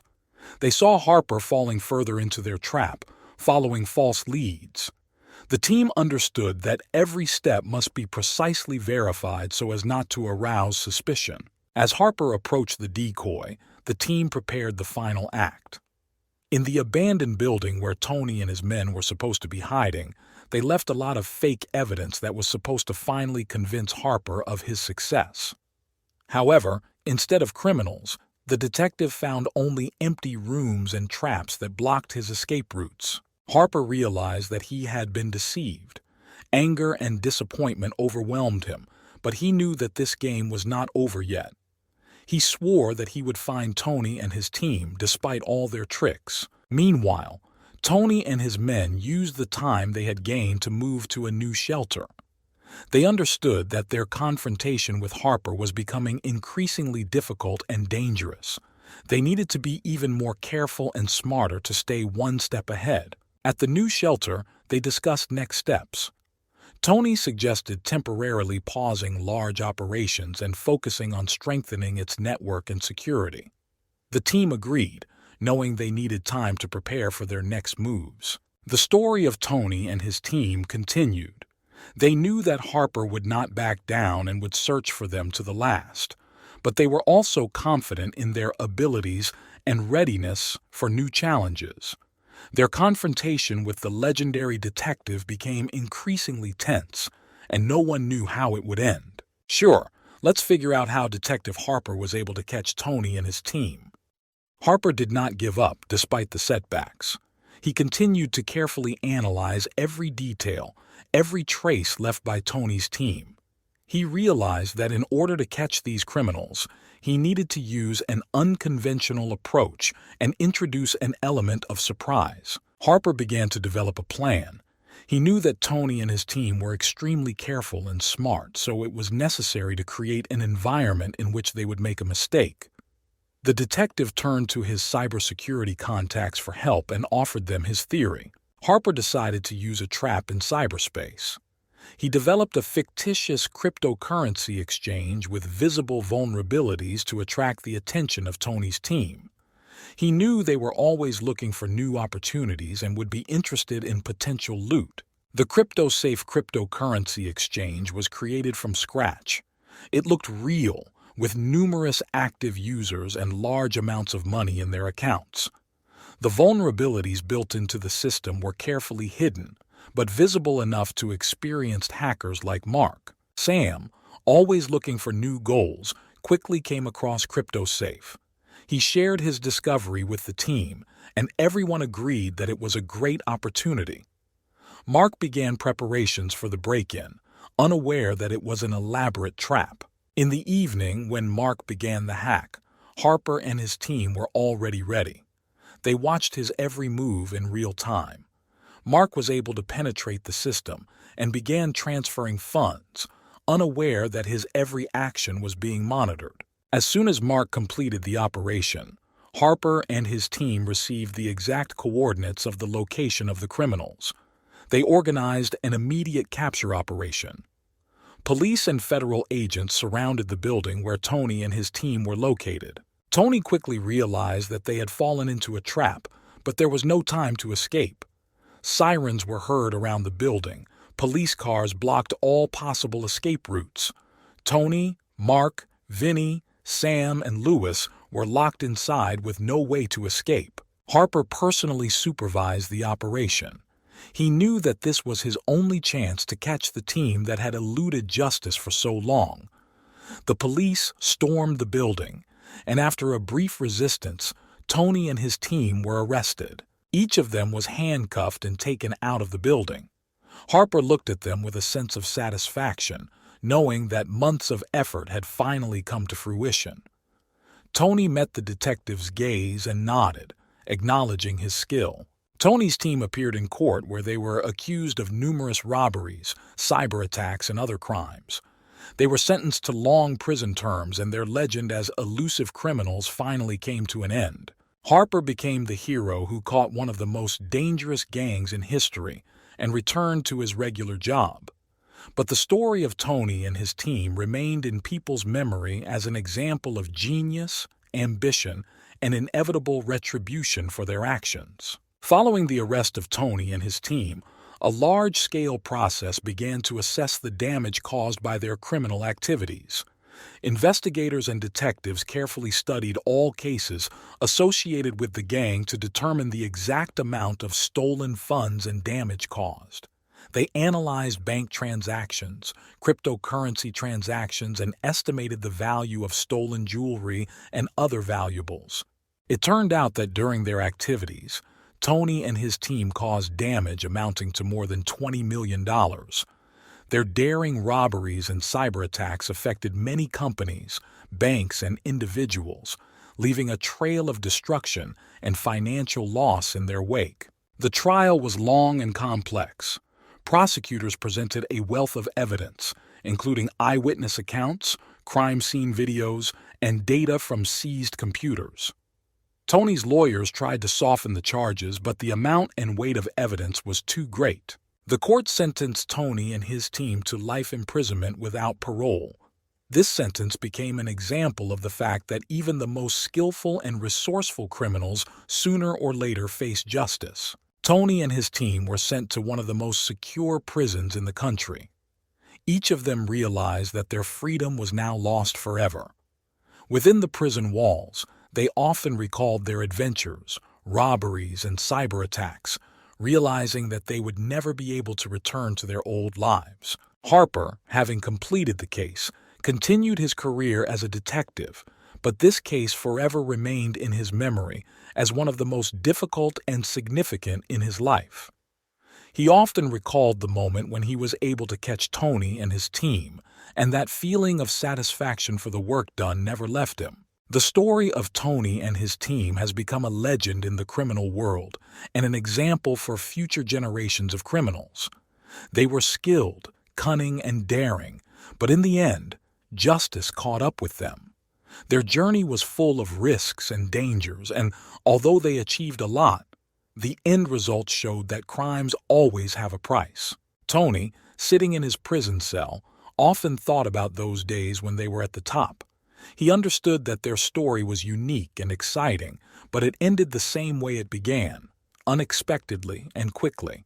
Now his life was confined within four walls, and the only thing that remained were memories of past glory and adventure. The story of Tony and his team came to an end, but their legend lived on, reminding everyone that even the most skilled criminals cannot escape justice forever. Third criminal story. At the very beginning of his life, Jake Harper was an ordinary boy from the suburbs of New Jersey. Born into a poor family, he early learned to value every penny and understand that survival requires cruelty and intelligence. His father, a former sailor, constantly repeated, "In this world, son, it's either you or you." This philosophy was deeply etched into Jake's consciousness, shaping his future. At school, Jake was not an excellent student. He preferred the streets to textbooks, often getting into trouble for petty thefts and fights. His teachers saw him as a problem child, but he was much smarter than he seemed. He carefully observed those around him, learned to manipulate and control people. One day, at the age of 12, Jake became embroiled in a violent street fight while defending his little brother from local bullies. He used not only his fists, but also improvised objects, showing unusual cruelty for his age. This incident was noticed by one of the local gangsters, Mr. Salvatore, who saw the potential for bigger things in Jake. Salvatore began giving the boy small assignments, gradually introducing him to the world of crime. Jake was a diligent student, absorbing every instruction and putting it into practice. Already at the age of 16, he began to carry out his first orders to intimidate debtors, demonstrating extraordinary composure and prudence. Thus began the life of Jake Harper, who soon became known as one of the most dangerous killers in America. His childhood became the foundation on which his ruthless career in the world of assassins was built. Every year, Jake Harper became more experienced and calm. By the age of 18, he was already well known in New Jersey criminal circles. His abilities did not go unnoticed, and soon he began to receive orders not only from local gangsters, but also from influential people from other states. One of the first major orders was the elimination of an important witness in a major trial against the mafia. Jake understood that this task required not only brutality, but also precise planning. He studied the victim, his habits and routes. On the day of the elimination, he acted flawlessly. Everything went smoothly and there was no witness. This success established his reputation as a professional in his field. His services became in demand among the elite of the criminal world. Jake didn't just kill. He created the illusion of accidents, disappearances, and suicides.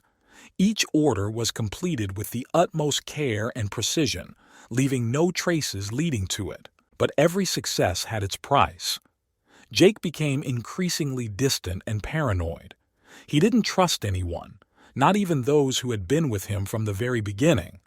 Only those who unconditionally obeyed and did not ask unnecessary questions remained in his circle. Over time, Jake began to work only on the most expensive orders. He was no longer interested in petty squabbles. He was only interested in the big game. He became known for his methods of intimidation, always achieving his goal. One of these orders was the elimination of a competitor of a major drug lord from Miami. This man posed a serious threat to the customer's business, and Jake accepted the challenge. He went to Miami, where he began collecting information about the victim. The plan was worked out to the smallest detail, and on the appointed day, Jake did his job. The enemy was destroyed, and no one could link this crime to Jake. His name became a legend in criminal circles, and each new story about him only strengthened his reputation. However, despite his success, he felt his soul sinking deeper into darkness. Jake Harper has become what his father warned him to be, a man ready to destroy anyone who stands in his way. Over time, Jake Harper realized that his reputation was both a blessing and a curse. On the one hand, he was at the peak of his career. His services cost incredible amounts of money, and clients considered it an honor to receive his help. On the other hand, fame attracted the attention of not only customers, but also law enforcement agencies. The FBI and local police departments have launched active investigations in an attempt to catch the elusive killer. Jake knew he had to be even more careful. He began to change tactics, avoiding old methods and creating new ways to fulfill orders. One of these methods was working undercover. He developed several false identities and used them to infiltrate various sections of society. One day, he received an order that changed everything. He was hired by an influential politician to eliminate a competitor in the upcoming elections. This order was especially difficult since the target was under constant guard. Jake accepted the challenge, seeing it not only as an opportunity to make money, but also as a chance to establish his reputation on a whole new level. He began by observing the target, learning its schedule, habits, and weaknesses. Jake developed a complex plan that included infiltrating closed events and using front men. On the day of elimination, he acted as accurately and prudently as always. The target was destroyed and not a single piece of evidence pointed to Jake. This success made him even more famous, but also attracted even more attention from the police. The FBI began an active search, attracting the best agents and using the latest technology. Jake felt that his environment was becoming more and more hostile, and he had to work more and more secretly. His world began to crumble when one of his trusted people turned out to be a traitor. During the next order, Jake was framed and the police almost caught him. He managed to escape but lost a lot: money, connections, and security. Now he was alone against the whole world, hiding and trying to find the traitor. Jake knew this was the end of his old life. He began to make new plans to once and for all get rid of everyone who betrayed him. He decided that the last order would be his own, to eliminate those who tried to destroy him. Jake Harper prepared for the final battle, knowing that it would be the most dangerous and difficult order of his life. Jake Harper knew he needed all his skills and resources to successfully complete his latest assignment. He spent several weeks in hiding, recovering, and carefully planning his every move. His goal was clear: to take revenge on those who betrayed him and tried to destroy him. First on the list was a traitor from his circle, a former friend and accomplice named Marcus. Jake knew that Marcus was now hiding in Los Angeles, working for one of the local crime bosses. Jake went to Los Angeles using one of his fake identities. He knew he couldn't act openly, so he started by observing. Several days passed before Jake found the right moment. Marcus was accustomed to a luxurious life, often visiting elite clubs and restaurants. Jake decided to act in one of these places. On the night when Marcus was celebrating the conclusion of a major deal, Jake infiltrated the establishment's security. He waited until Marcus was alone and silently approached him. "You made a big mistake, Marcus," Jake whispered before throwing the final blow. It was fast and without unnecessary fuss. The next target was the crime boss himself, who hired Marcus. Jake knew it would be even more difficult, but he had information that could help. He learned that the boss often spends time in his country house, surrounded by guards. Jake began preparing an infiltration plan. He used his old connections to obtain equipment and weapons. On the night of the operation, he entered the territory unnoticed. Every step was carefully thought out. Every guard was neutralized without noise. Jake approached the house where the boss was and acted quickly and decisively. The meeting was short, and the boss realized that his days were numbered. With each completed task, Jake became more and more careful. He understood that his time was running out, and every wrong step could be his last. But he still had one more goal. The man behind all these events, an influential politician who ordered the elimination of a competitor. Jake knew this would be his final game. The politician was under constant guard, but Jake knew that every person has a weak spot. He began by studying habits and schedules, figuring out when the target would be most vulnerable. The plan was risky, but Jake was ready for anything. On the night the politician was scheduled to speak at an important event, Jake broke into the building using his old methods. He waited until the politician was alone in his dressing room. Jake walked in, closing the door behind him. "This is the end. You left me no choice," Jake said, pointing the weapon at his final target. The politician tried to resist, but Jake was adamant. Having fired the last shot, Jake knew his mission was accomplished. He knew that now he would have to hide for the rest of his life, but it was a price he was willing to pay. Since then, Jake Harper has disappeared from view, becoming a legend in criminal circles. His name was no longer heard on the streets, but his story remained in the memory of those who knew about his deeds. Jake Harper disappeared from the radar, but that didn't mean he quit his job. He knew he had to become even more invisible, even more careful. Using his remaining money and connections, he created a new identity. Now his name was Nick Casey, and he was an inconspicuous, quiet man living in a small town in the Midwest. In this new guise, Jake began his new life, gradually integrating into the local community. He found work at an auto repair shop, where his repair and mechanical skills came in handy. Jake enjoyed a quiet life, but did not forget that his past could catch up with him at any moment.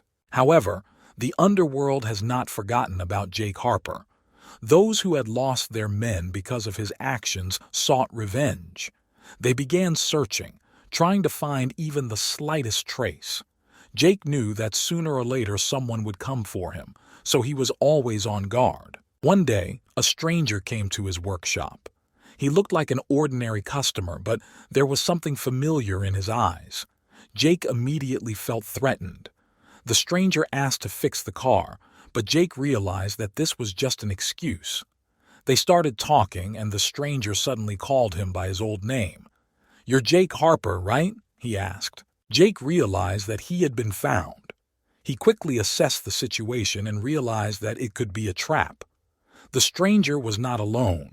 He was surrounded by other people, ready to attack. Jake didn't waste a second and used his skills to disarm and neutralize them. The battle was short but fierce. Jake managed to deal with the attackers, but he realized that this was only the beginning. Now he knew that he was being pursued and he needed to act. He packed his things and left the city, leaving his new life behind. Jake set out on his journey, knowing that the only way to survive was to stay one step ahead of his enemies. He began to use all his knowledge and experience to deceive his pursuers. Changing cities and identities, Jake continued his struggle for survival. He decided to meet with old allies who could help him escape. One of these people was a former intelligence agent who now works in the private security business. Jake contacted him and arranged a meeting. They met in an abandoned warehouse, where an agent offered Jake a new identity and a chance to start over. But Jake understood that his pursuers would not stop. He decided it was time to go on the offensive. He began planning how to eliminate those who were hunting him. Using his skills and connections, Jake began to gather information about his enemies. Thus began a new chapter in his life, where he not only defended himself but also attacked. Jake Harper was once again turning invisible, but this time his goal was clear: to destroy those who tried to destroy him. Jake Harper knew there was no room for mistakes in his new life. Every step, every decision could be the last. He carefully planned his actions to stay one step ahead of his enemies. With the help of a former intelligence agent who provided him with a new identity and the necessary resources, Jake began hunting down those who were hunting him. His first target was Lucas Drake, a former fellow criminal who now led a small but dangerous gang. Jake knew that Drake was behind the attack on him at the auto repair shop. He began to collect information about Drake, his habits and weaknesses. Jake realized that Drake often spent time at his nightclub where he met with his henchmen. One night, Jake entered the club disguised as one of the security guards. He waited until Drake remained in his office and quietly walked inside. Drake didn't expect to see Jake, and their meeting was short and brutal. Jake left the club without leaving any traces leading to it and continued on his way. The next target was Victor Cruz, a drug lord from Miami, who also had a grudge against Jake. Jake went to Miami where he began to follow Cruz. He knew that Cruz was better guarded than Drake and penetration would be more difficult. Jake found a weak point. Cruz loved to relax on his luxury yacht where he often held parties. Jake waited for the right moment and snuck onto the yacht under the guise of service personnel. He prepared thoroughly, using the tools at hand and his skills. That night, Cruz didn't even have time to understand what happened. Jake acted quickly and ruthlessly, leaving the yacht unnoticed. With each completed task, Jake became more and more confident. He knew that there were still several names left on his list, and each of them was important to his final victory. Next was Raymond Brown, a former mercenary who worked for those who wanted to kill Jake. Brown was an experienced fighter and knew how to defend himself. Jake decided to approach him through his family. He learned that Brown often visited his brother, who lived in a Chicago suburb. Jake hatched a plan to meet Brown at this house. The night Brown arrived at his brother's, Jake acted quickly and accurately. Brown was unprepared for such an attack, and their fight was brutal and merciless. With each elimination, Jake felt his past recede further, but he knew he couldn't relax. The last target remained, the man behind all the attacks, a mysterious boss whose name only a select few knew. Jake began to collect information about him, realizing that this would be the most difficult task. He learned that the boss was under constant guard and was running his empire from abroad. Jake understood that he would have to cross the border and infiltrate a new environment. He began preparing for this mission, using all his skills and connections to get to the final goal. Jake Harper knew his life was on the line and he couldn't afford to make a mistake. His new life required complete focus and determination, and he was willing to do anything to finish what he started and finally find peace. Jake Harper knew his final target, a mysterious boss, was out of the country. He began planning his trip, carefully selecting routes and preparing new fake documents. During his preparations, he came across information about a wealthy drug dealer known as Raul Escobar. This man had his reasons for hating his competitors and wanted to eliminate them at any cost. Raul was not only rich, but also an extremely dangerous man. His organization was one of the most influential in Latin America.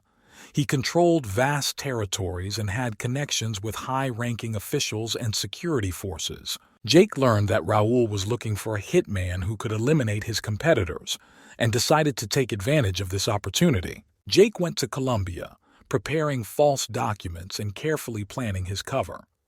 He established contact with Raul through proxies and offered his services.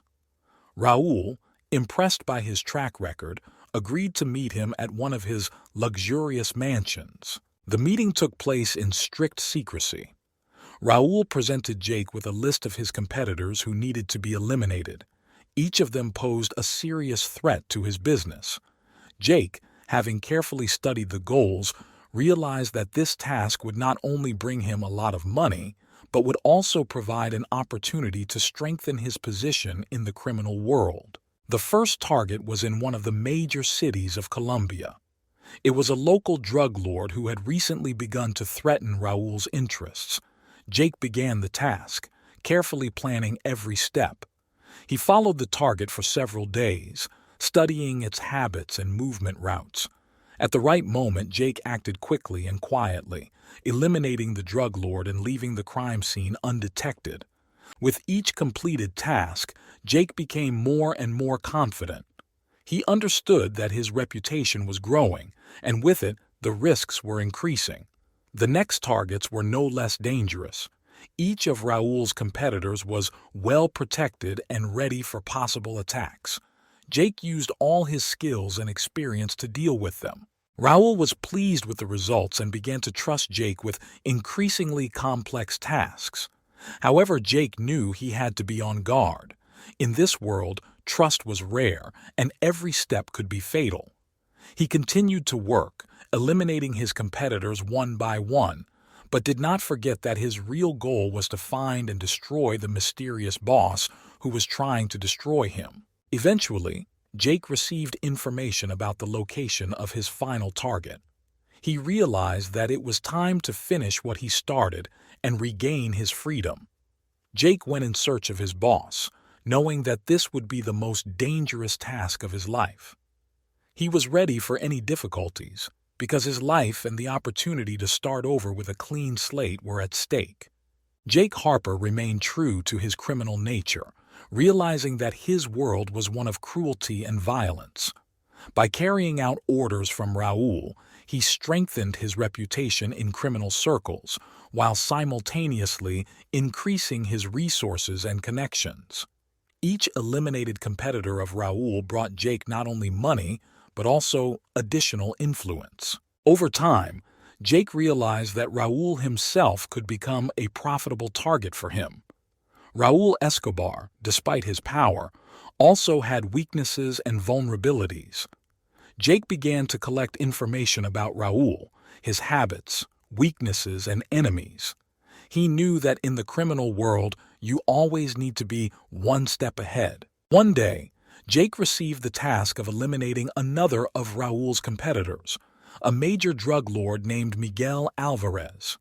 Miguel controlled most of the coast and posed a serious threat to Raoul's business. Jake accepted the task, seeing this as an opportunity not only to make money, but also to get closer to his goal. Jake carefully prepared to eliminate Miguel. He collected information about his schedule, places to visit, and surroundings. The plan was risky, but Jake was confident in his abilities.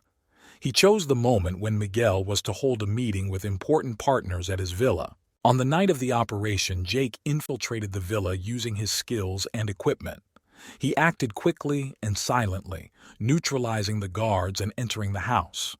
Miguel and his partners did not expect an attack, and Jake completed the task without much difficulty. The entire operation was clean and professional. After eliminating Miguel, Jake decided it was time to strike at Raoul himself. He knew that Raoul trusted him, and this trust could be used. Jake began to develop a plan to eliminate Raoul and take his place in the criminal hierarchy. Jake continued to carry out tasks for Raoul, strengthening his position and waiting for the right moment. He knew that every task brought him closer to his final goal. Eventually, Jake received an invitation to a closed meeting where important matters of the organization were to be discussed. It was the perfect moment to strike. Jake prepared everything he needed and went to the meeting. On the spot, he acted quickly and decisively, neutralizing the guards and approaching Raoul. In the final battle, Jake used all his experience and skills to eliminate Raoul and his inner circle. With the murder of Raoul, Jake Harper took his place in the criminal world, becoming the new leader of a powerful organization. He continued his criminal activities, strengthening his position and expanding his influence. Jake had no intention of stopping. His life was full of risk and danger, and he enjoyed every moment of his ruthless career. Jake Harper, having eliminated the shadow, continued to run his criminal empire with an iron grip.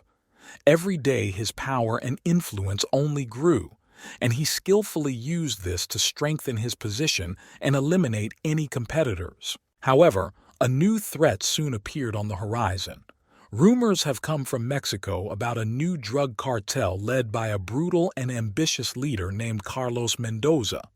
Carlos was known for his cruelty and stopped at nothing to expand his territories and business. He began to force out competitors, resorting to cruel methods and not sparing anyone in his path. Jake realized that Carlos posed a serious threat to his business and empire. He decided that it was necessary to act quickly and decisively to eliminate the new danger. Jake and Marco began gathering information about Carlos and his cartel using their connections and resources. They learned that Carlos was planning a major drug trafficking operation across the border in the coming weeks. Jake devised a plan to disrupt the operation and deal a serious blow to the Mendoza cartel. He gathered the best people and prepared everything necessary for the successful completion of the task. On the day of the operation, Jake personally led the group to the rendezvous point. They acted quickly and decisively, neutralizing the guards and seizing the cargo. During the shootout, Jake came face to face with Carlos Mendoza. It was a brutal and intense fight in which both opponents showed their best fighting skills. In the end, Jake was stronger. He was able to wound Carlos and capture him alive. Jake realized that Carlos could be a valuable source of information about other competitors and enemies, so he decided to let him live. The capture of Carlos was a major victory for Jake and further strengthened his position in the criminal world. Returning from a successful operation, Jake continued to plan his further actions. He knew that his life would always be full of risks and dangers, but this did not frighten him. Jake Harper remained a ruthless and decisive leader, willing to do anything for his empire and power. Jake Harper, having captured Carlos Mendoza, decided to use him as a source of information and leverage over other competitors. For several weeks, Carlos was kept in one of Jake's secret hideouts, where he was interrogated by experienced specialists. Under pressure, Carlos began to give away valuable information about his network and other cartels with which he collaborated. This data allowed Jake to carry out a series of successful operations, striking at competitors and expanding his influence. Each new disclosure strengthened his position and provided new opportunities to expand his business. Jake knew he couldn't afford to relax. His enemies would always find a way to come back. One day, Jake learned from Carlos about a major deal that was about to take place between several influential drug lords. The deal promised to unite their efforts against Jake and his empire. Jake realized that this was his chance to deliver the decisive blow and ruin the plans of his enemies. He carefully planned the operation, deciding to act quickly and decisively. Using Carlos's information, Jake learned the location and time of the meeting. He gathered his best people, providing everything necessary for a successful attack. Jake knew that this blow could be key in his fight for absolute dominance. On the day of the deal, Jake and his team went to the meeting location. They acted quickly and decisively, neutralizing the guards and entering the building. The surprise attack took the drug lords and their men by surprise. Jake personally led the assault, showing all his cruelty and composure. During the operation, it was possible to capture important documents and evidence confirming the cooperation of drug lords. Jake used these materials to destroy the reputations of his enemies and win new allies to his side. His power and influence continued to grow, and the empire became more and more impregnable. However, Jake understood that with every victory comes new challenges. He continued to improve his organization, strengthening security and expanding his connections. Jake Harper remained at the top of the criminal world, leaving no chance for his enemies. Every day was a fight for survival and power, and Jake knew he couldn't afford to stop. He continued to move forward, ready for any trials and dangers. There was no room for weakness in his world. Only strength and determination allowed him to stay on top. Jake Harper, strengthening his criminal empire, inevitably attracted more and more enemies. With each successful strike against competitors and the expansion of its influence, it became a target for many criminal groups wanting to regain lost territories and resources. One of Jake's most dangerous enemies was an organization called the Black Claws. This group consisted of former military and special forces soldiers who were distinguished by their cruelty and military discipline. Their leader, Conrad Wolf, was a ruthless strategist who held a personal grudge against Jake for destroying his business. Conrad began by organizing a series of attacks on Jake's facilities. These attacks were well planned and carried out with military precision. Jake realized that he was dealing with a serious enemy and began to prepare for a full-fledged war. He strengthened his security, attracted additional specialists, and began to actively act against the Black Claws. Jake and his men set up ambushes, attacked enemy weapons and drug stores, gradually draining Conrad's resources. Each operation was carefully planned and executed with cold calculation. Meanwhile, Jake's other enemies were also not asleep. Small factions banded together to oppose him, and even some of his former allies began plotting against him. Jake knew he had to act decisively and ruthlessly to maintain power. One of these small but persistent groups was the Red Pursuit. Their leader, Juan Pablo Rodriguez, was Jake's former partner who betrayed him for his own gain. Juan began to actively act against Jake, trying to harm him through blackmail and bribery. Jake decided it was time to strike against Juan and his people. He learned that the Red Pursuit was planning a major arms deal and decided to use this to his advantage. Jake organized the ambush, recruiting his best fighters and using his intelligence network. When Juan and his men arrived at the transaction site, an unpleasant surprise awaited them. Jake and his team acted quickly and decisively, neutralizing the guards and seizing the weapons. Juan was caught and brought to Jake.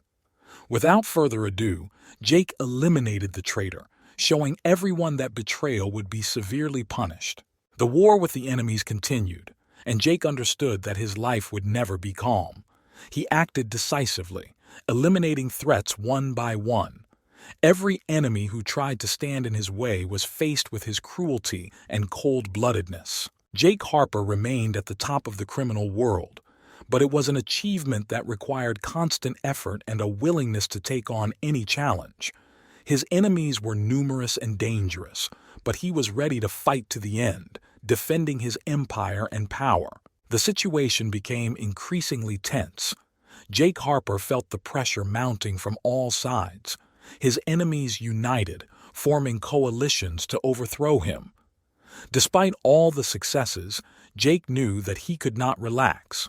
Every day brought new threats. One of the most dangerous enemies turned out to be an international drug lord named Ricardo Lopez.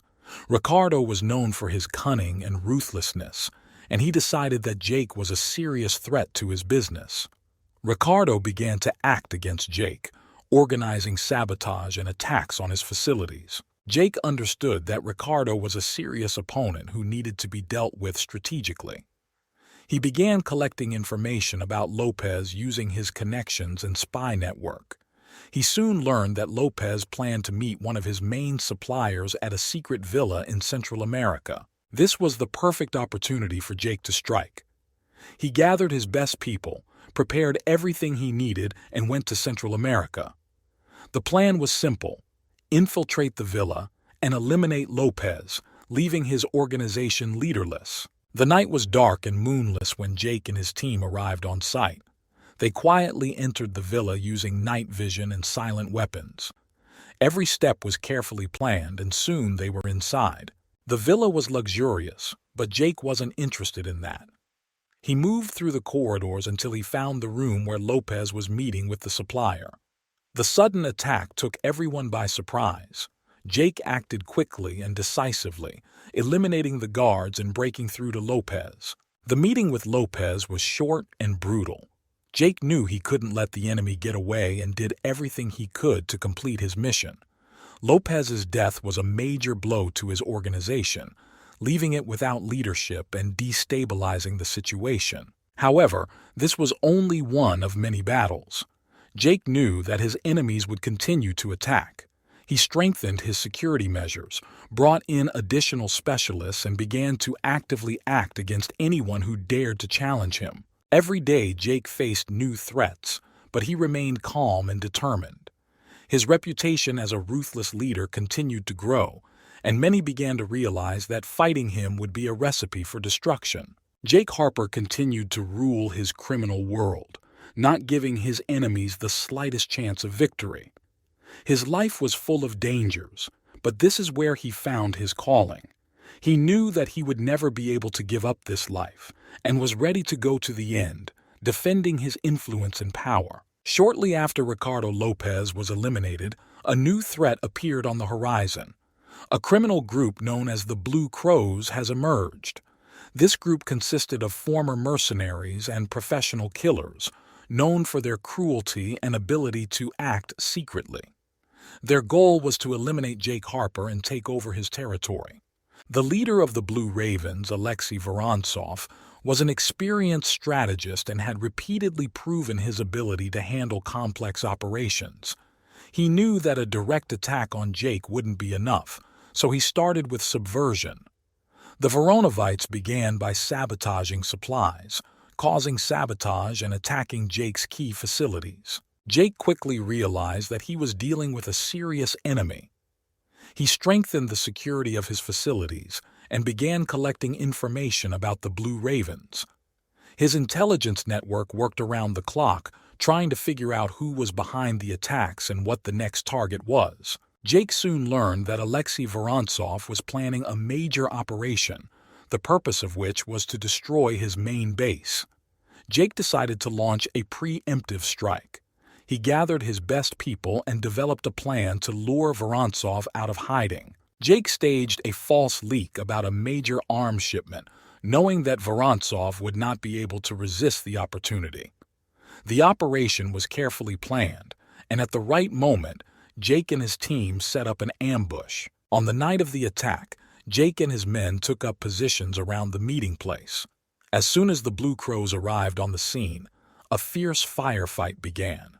Jake personally led the assault, showing his coolness and fighting skills. Vorontsov turned out to be a skilled opponent, and the battle was long and bloody. In the end, Jake managed to gain the upper hand. Vorontsov was mortally wounded and his men began to retreat. Jake approached the Blue Ravens leader to make sure the threat was eliminated. Alexei Vorontsov looked at Jake with contempt before he died, but his last breath meant the end of the threat. After this victory, Jake strengthened his position and further strengthened his security measures. He understood that such enemies would appear again and again, but he was ready for any challenge. Jake Harper remained a ruthless leader, willing to do anything for his empire and power. His reputation as an invincible crime boss continued to grow, and his enemies were increasingly less likely to challenge him. Jake knew that his path would be full of dangers, but he was ready to go to the end, protecting his influence and power. The win over the Blue Crows strengthened Jake Harper's position, but also made him a target for even more enemies. Each success attracted the attention of new opponents, and Jake knew that his struggle for power would never end. Enemies on all sides began to conspire to overthrow him. One of these enemies was the mafia clan known as the Black Hand. It was one of the oldest and most powerful criminal organizations on the East Coast. Their leader, Antonio "Tony" Marchesi, was a skilled and brutal mafioso who considered Jake a serious threat to his business. Tony decided that the only way to maintain his power was to destroy Jake Harper. Tony started by hiring the best hitmen and began carefully planning his attack on Jake. He knew that Jake was well protected, so he decided to act with cunning. Tony contacted one of Jake's trusted men and offered him a large sum of money for his betrayal. Jake, suspecting that there may be a mole within his organization, began to closely monitor his men. He installed hidden cameras and listening devices in an attempt to identify the traitor. One night he received information that his trusted man, Thomas, often meets with someone from the Black Hand. Jake decided to set a trap. He organized a fake meeting to which Thomas was supposed to bring important documents. Jake and his men prepared for the ambush, knowing this could be their chance to expose the traitor and strike the Black Hand. At the meeting place, Thomas arrived with documents, and soon a representative of the Black Hand appeared. Jake and his team surrounded them in a surprise attack. Thomas was captured, and the Black Hand was killed. Under pressure, Thomas confessed to his betrayal and revealed information about Tony's plans. Jake used the information he received to prepare for the Black Hand's attack. He gathered his best men and began planning a counterattack. On the night the Black Hand was to attack his main base, Jake and his men were ready. When Tony's men launched their attack, they were taken by surprise. Jake and his team acted quickly and decisively, eliminating the attackers one by one.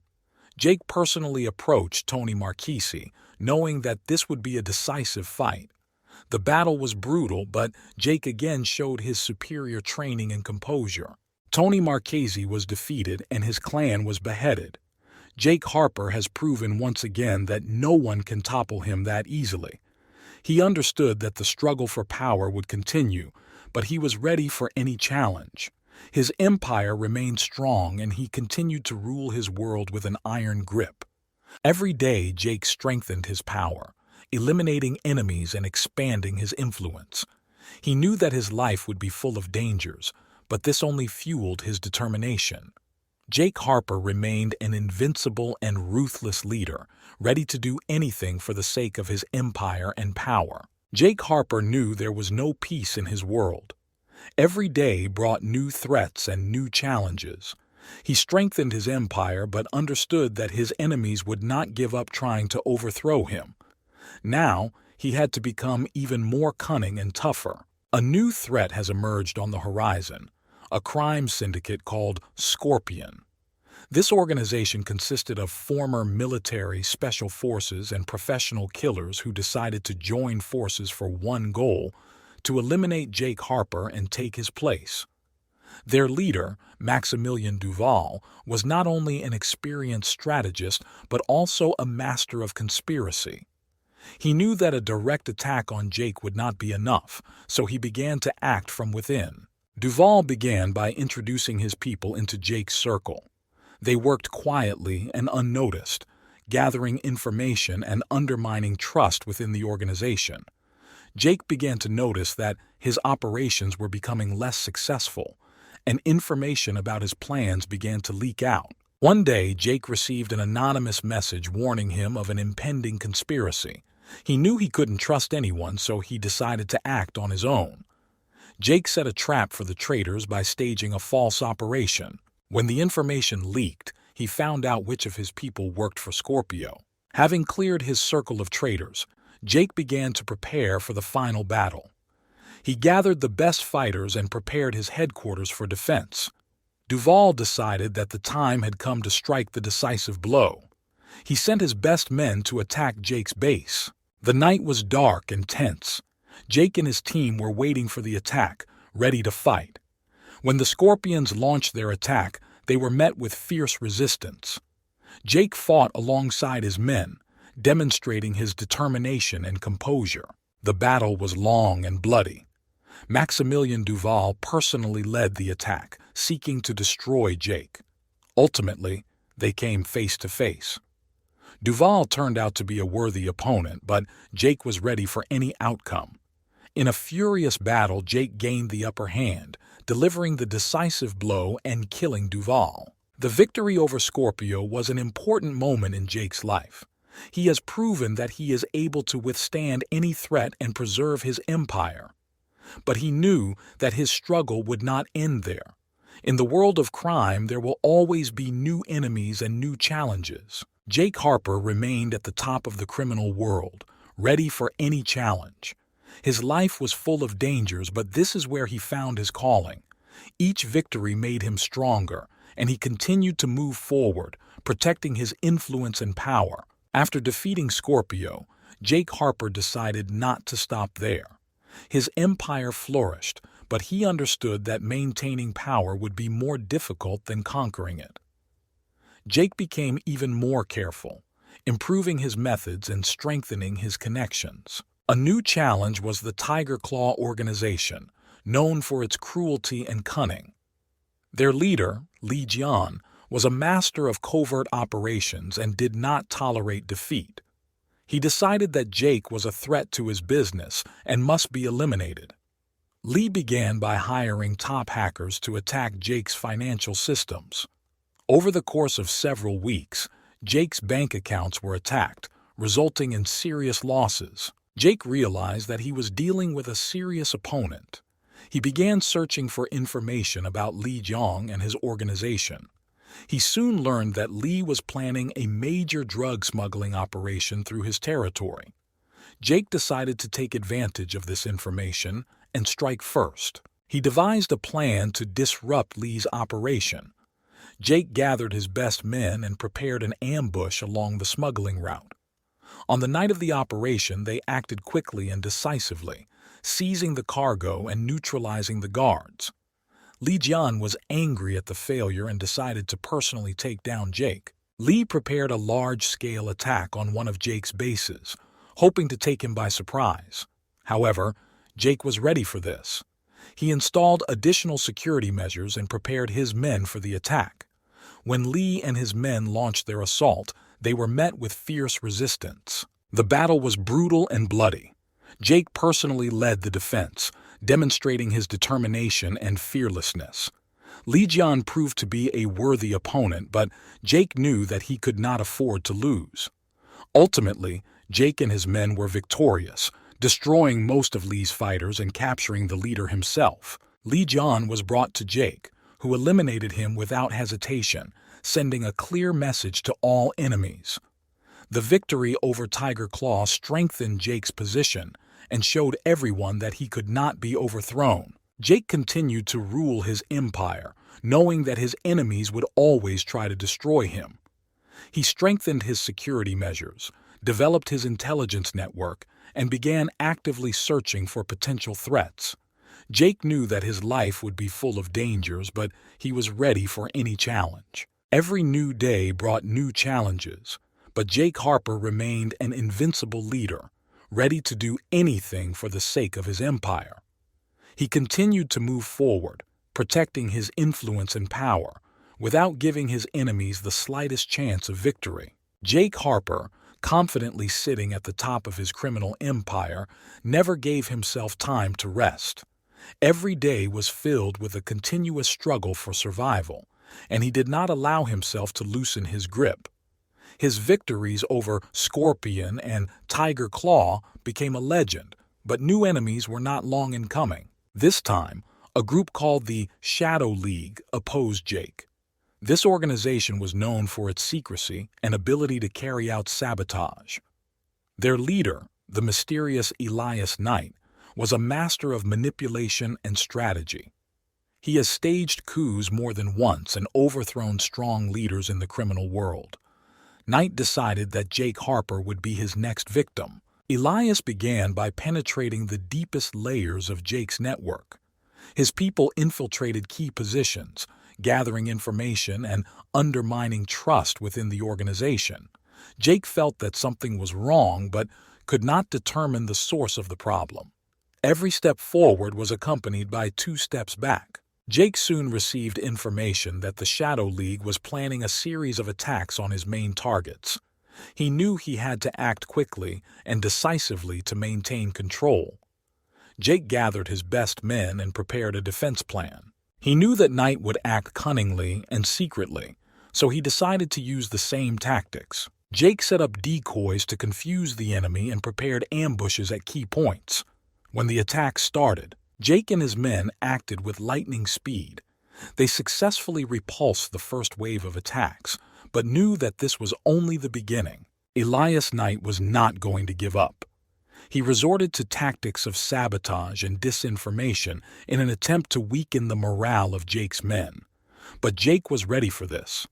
He began to carefully check each of his people, identifying traitors and strengthening security measures. During one of the operations, Jake managed to capture one of Knight's people, who gave away the location of their headquarters. Jake knew it could be a trap, but decided to take the risk. He gathered his team and went to the place. Arriving at the scene, Jake and his men acted secretly, using the nighttime for a surprise attack. They quickly entered the building, neutralizing the guards and heading towards the room where Elias Knight was said to be located. There they found a lot of documents and equipment confirming the participation of the Shadow League in numerous sabotages. Knight tried to escape, but Jake caught up with him. Their fight was fierce. Each of them showed all their skills and cunning. In the end, Jake was stronger. Knight was captured and brought to Jake. Instead of eliminating him outright, Jake decided to use Knight to obtain information about other enemies and the plans of the Shadow League. With this victory, Jake once again proved that he cannot be toppled. He continued to rule his empire with an iron grip, leaving no chance for his enemies to succeed. His life remained full of dangers, but that was what made it so exciting and meaningful. Jake Harper was ready for any challenge, knowing that his strength and determination would help him overcome any obstacles on the path to absolute power. Jake Harper, having consolidated his power and destroyed many enemies, knew that his position was still precarious. There was always someone who sought to overthrow him. This time his attention was attracted by a new enemy, a rich and influential businessman named Victor Kowalski. Victor, who was involved in illegal transactions and had connections in government circles, decided that Jake posed a threat to his empire. Victor was careful, always surrounded by guards, and lived in a luxurious mansion, which was guarded like a fortress. Jake knew that nothing could be achieved with a direct attack. He began collecting information about Kowalski, his habits and weaknesses. He soon learned that Victor visited an exclusive club in the city center every week, where he met influential people and conducted his business. Jake decided this was the perfect moment to strike. He developed a plan that would require precision and secrecy. The first step was to infiltrate one of his men into the club's staff. Jake chose one of the most reliable and experienced agents who was able to get a job as a bartender. This agent was supposed to keep an eye on Kowalski and provide information about his schedule. In the evening, when Victor once again came to the club, the agent told Jake that Kowalski would soon go to his private room to meet with an important partner. Jake gathered his best people and went to the club, acting secretly and unnoticed. When Victor entered his room, Jake and his team were already inside, hidden in the dark corners. They waited until Victor was engaged in conversation, and then they began to act. The sudden attack took Kowalski and his guards by surprise. Jake quickly and calmly neutralized everyone in the room. Victor tried to resist, but Jake was adamant. He knew that this man was a serious threat and could not be left alive. With cold calculation, Jake eliminated Victor, leaving the room in complete disarray. After leaving the club, Jake and his men returned to base, knowing that their mission was successful. The elimination of Victor Kowalski became a high-profile event in the criminal world, and many realized that Jake Harper would stop at nothing to protect his empire. With each new enemy, Jake became more and more cold-blooded and experienced. His reputation as an invincible leader continued to grow, and his enemies began to fear his name.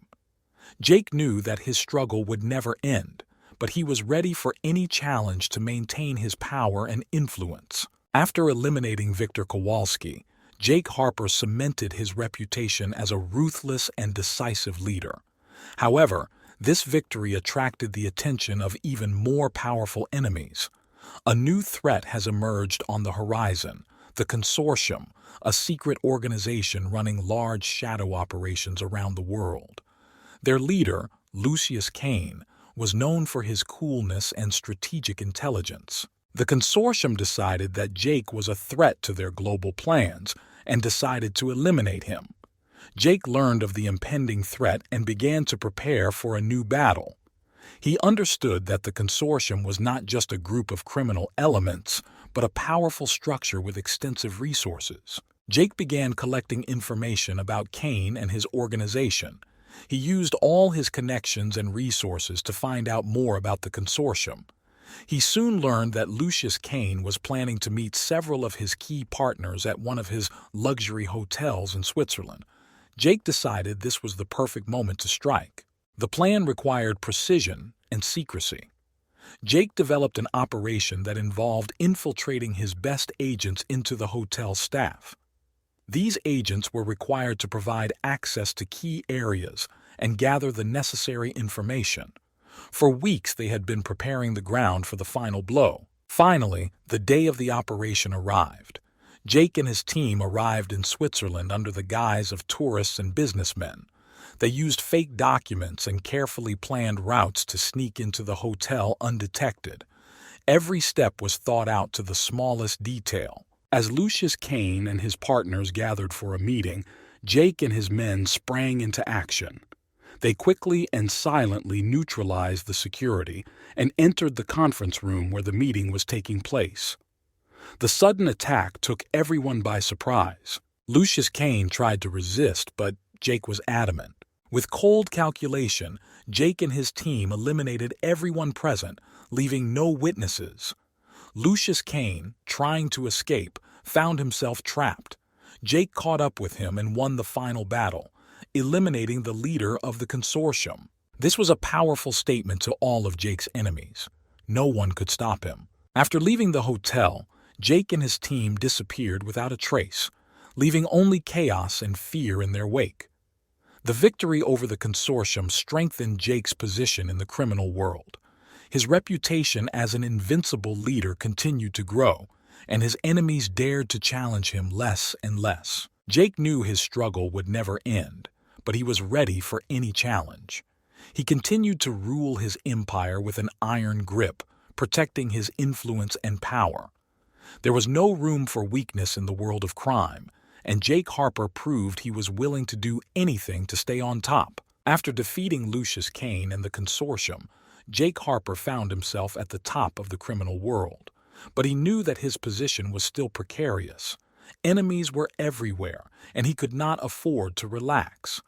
Jake decided that the only way to finally assert his power was to carry out the most dangerous operation of his life: the elimination of a high-ranking politician who controlled huge shadow flows and was connected with international intelligence agencies. This politician, Senator William Radcliffe, was known for his brutal methods and elusiveness. He controlled a huge amount of resources and had support at the highest level. Jake knew that attacking Radcliffe directly would be suicide.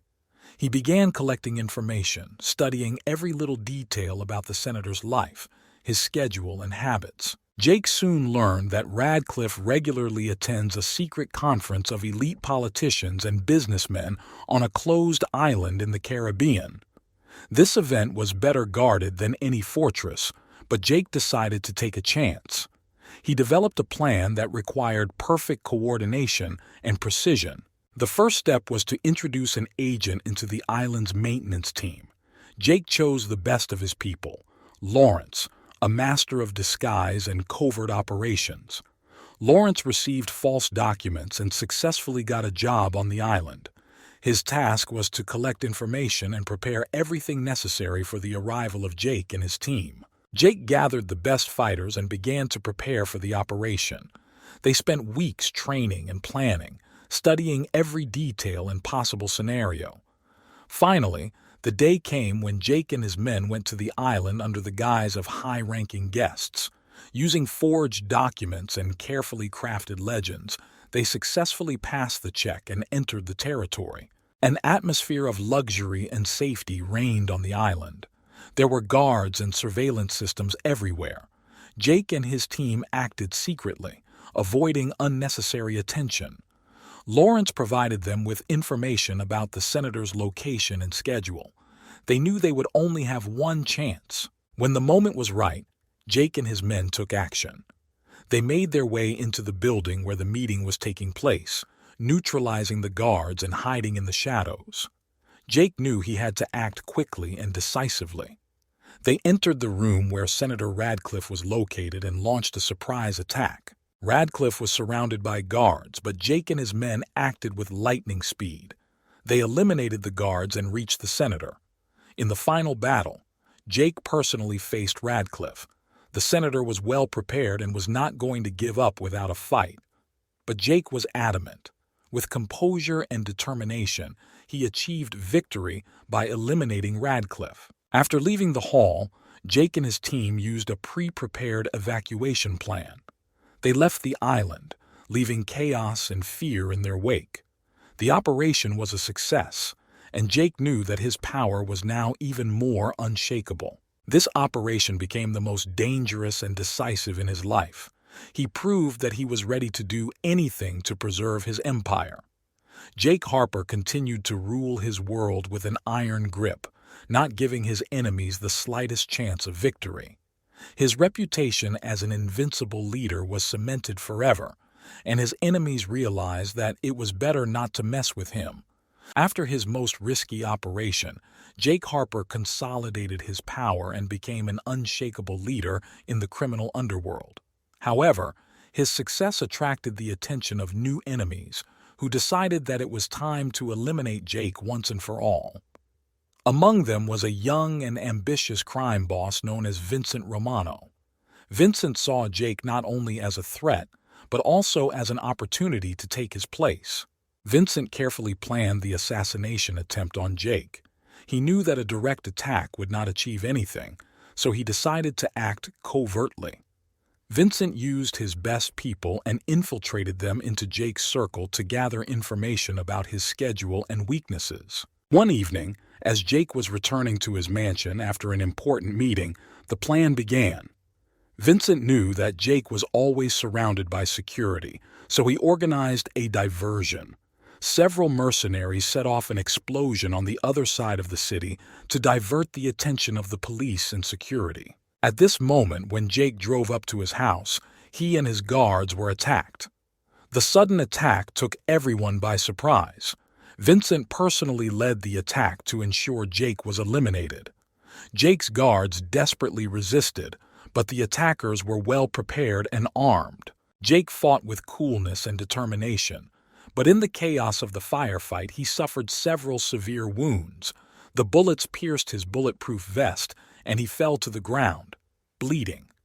Vincent, seeing that Jake was defeated, ordered his men to retreat, leaving destruction and chaos in their wake. Jake was rushed to the hospital, where doctors fought to save his life.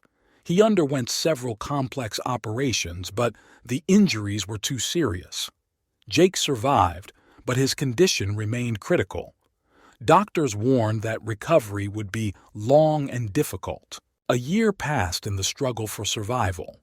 Jake underwent numerous surgeries and underwent rehabilitation, but his health never fully recovered. He remained bedridden, having lost his former strength and energy. At this time, his enemies began to divide his empire, trying to take advantage of his weakness. Vincent Romano, confident of his victory, began to expand his influence and seize Jake's territories. He became the new leader in the criminal underworld, but always remained on guard, knowing that Jake's followers might try to take revenge. In the last year of his life, Jake realized that his time was coming to an end. He understood that his empire was collapsing, but he was ready to meet his end with dignity. One night, surrounded by his faithful people, he felt that his strength was finally leaving him. In the silence of his room, Jake Harper, the former unstoppable leader of the criminal underworld, passed away quietly, leaving behind a legacy of struggle, victory, and loss. His death marked the end of an era, but his memory continued to live in the hearts of those who knew and respected him. Vincent Romano took control of much of Jake's empire, but never forgot the cost of his victory. He knew there was no room for weakness in the world of crime, and he always prepared for new challenges, knowing that the story of Jake Harper was a reminder of how quickly you can rise to the top and how quickly you can fall. The death of Jake Harper left a deep mark on the criminal world. Enemies and allies, friends and traitors. Everyone remembered his rule, full of cruelty and determination. Vincent Romano, the new leader, understood that Jake's legacy was not only the source of his strength, but also an eternal reminder of the dangers of being at the top. A year has passed since Jake's death. Vincent Romano strengthened his position, subjugating most of Jake's former empire. He introduced new methods and technologies to maintain control and prevent rebellion.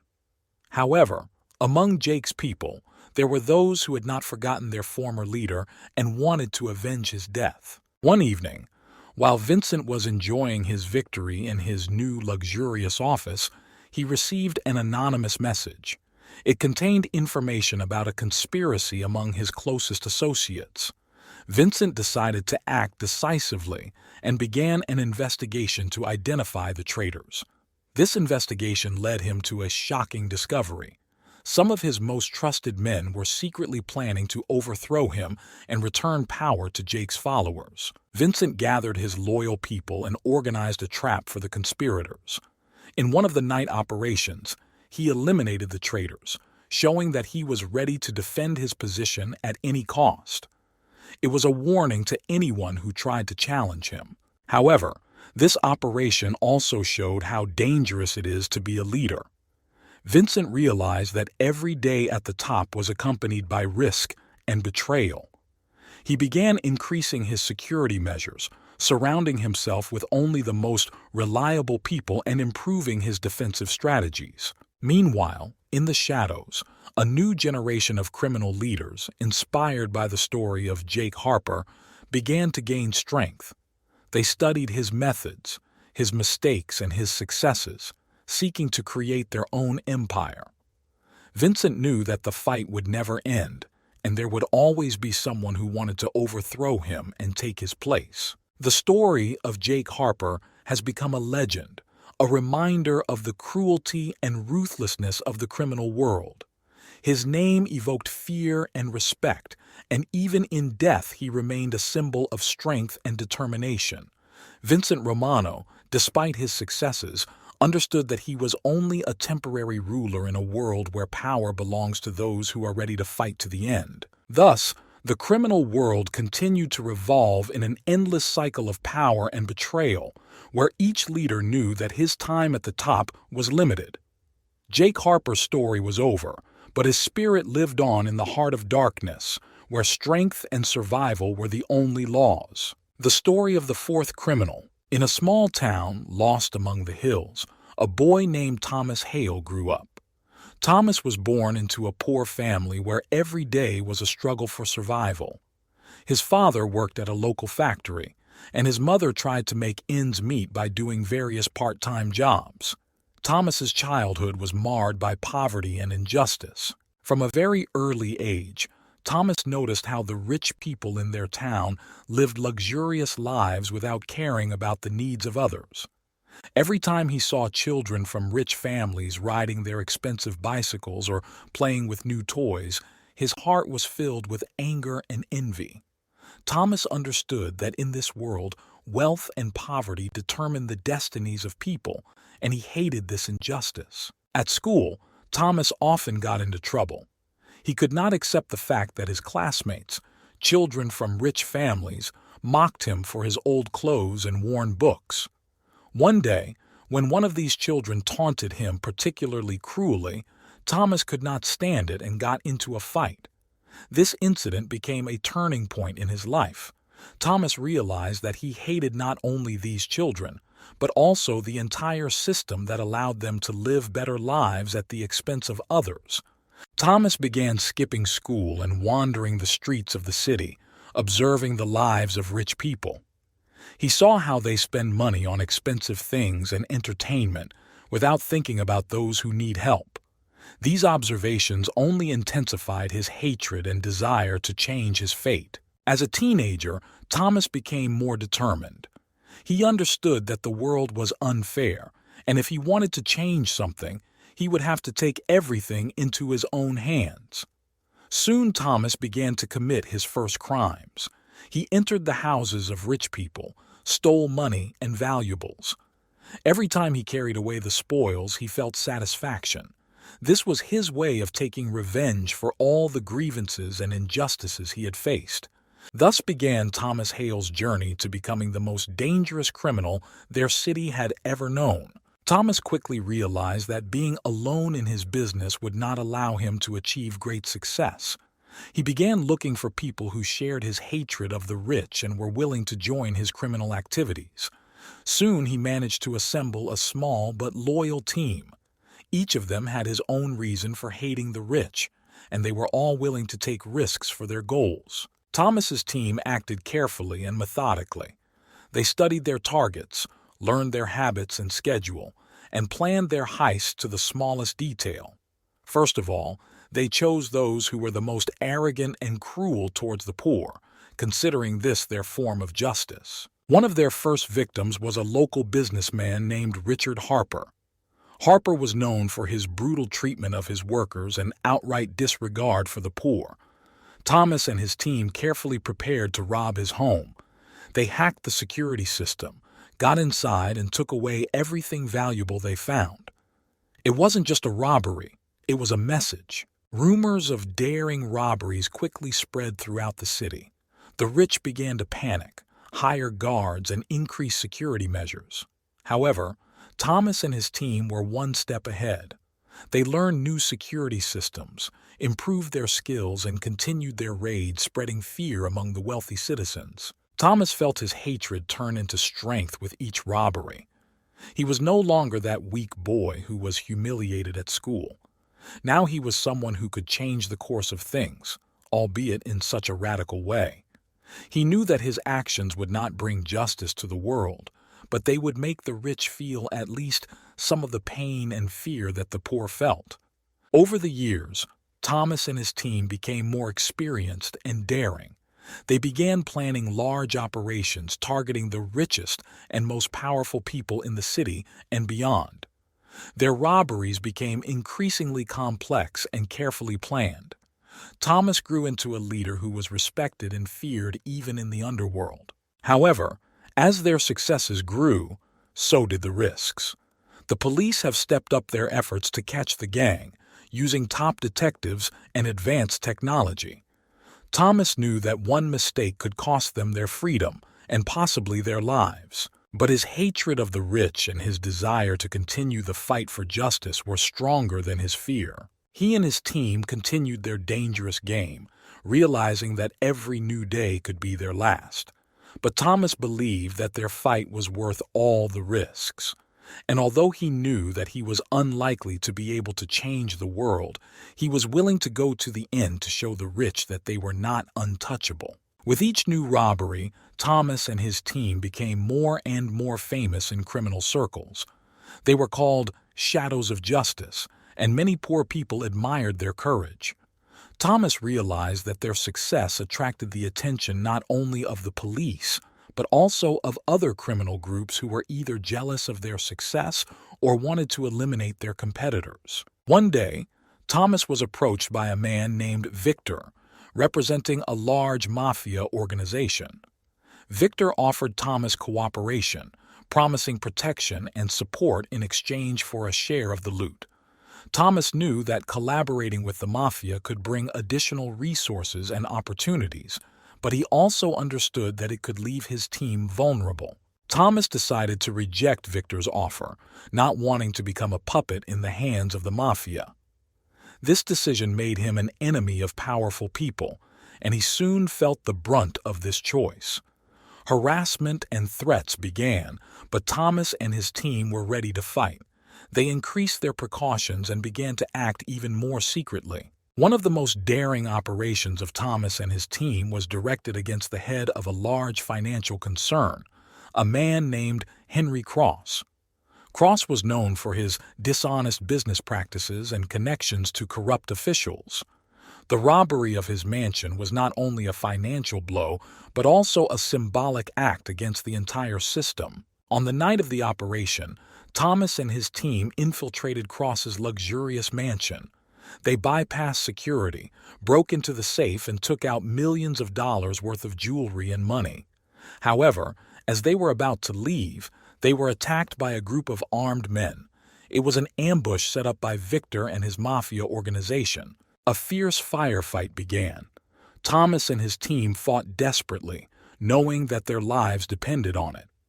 During the battle, several team members were wounded, but they managed to break through the ring of enemies and escape. This incident became a turning point in their history.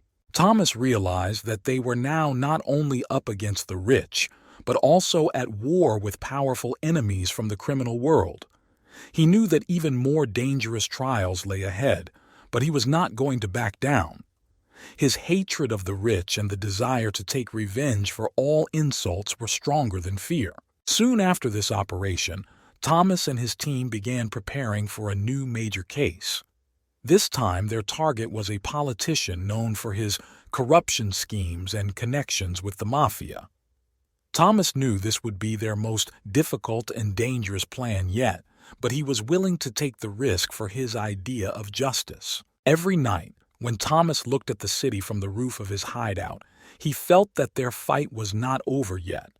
He knew that there were still many battles ahead, but he was sure of one thing: as long as he lived, the rich would fear the shadows of justice that could come for them at any moment. Thomas and his team knew that this time their opponent was much more dangerous.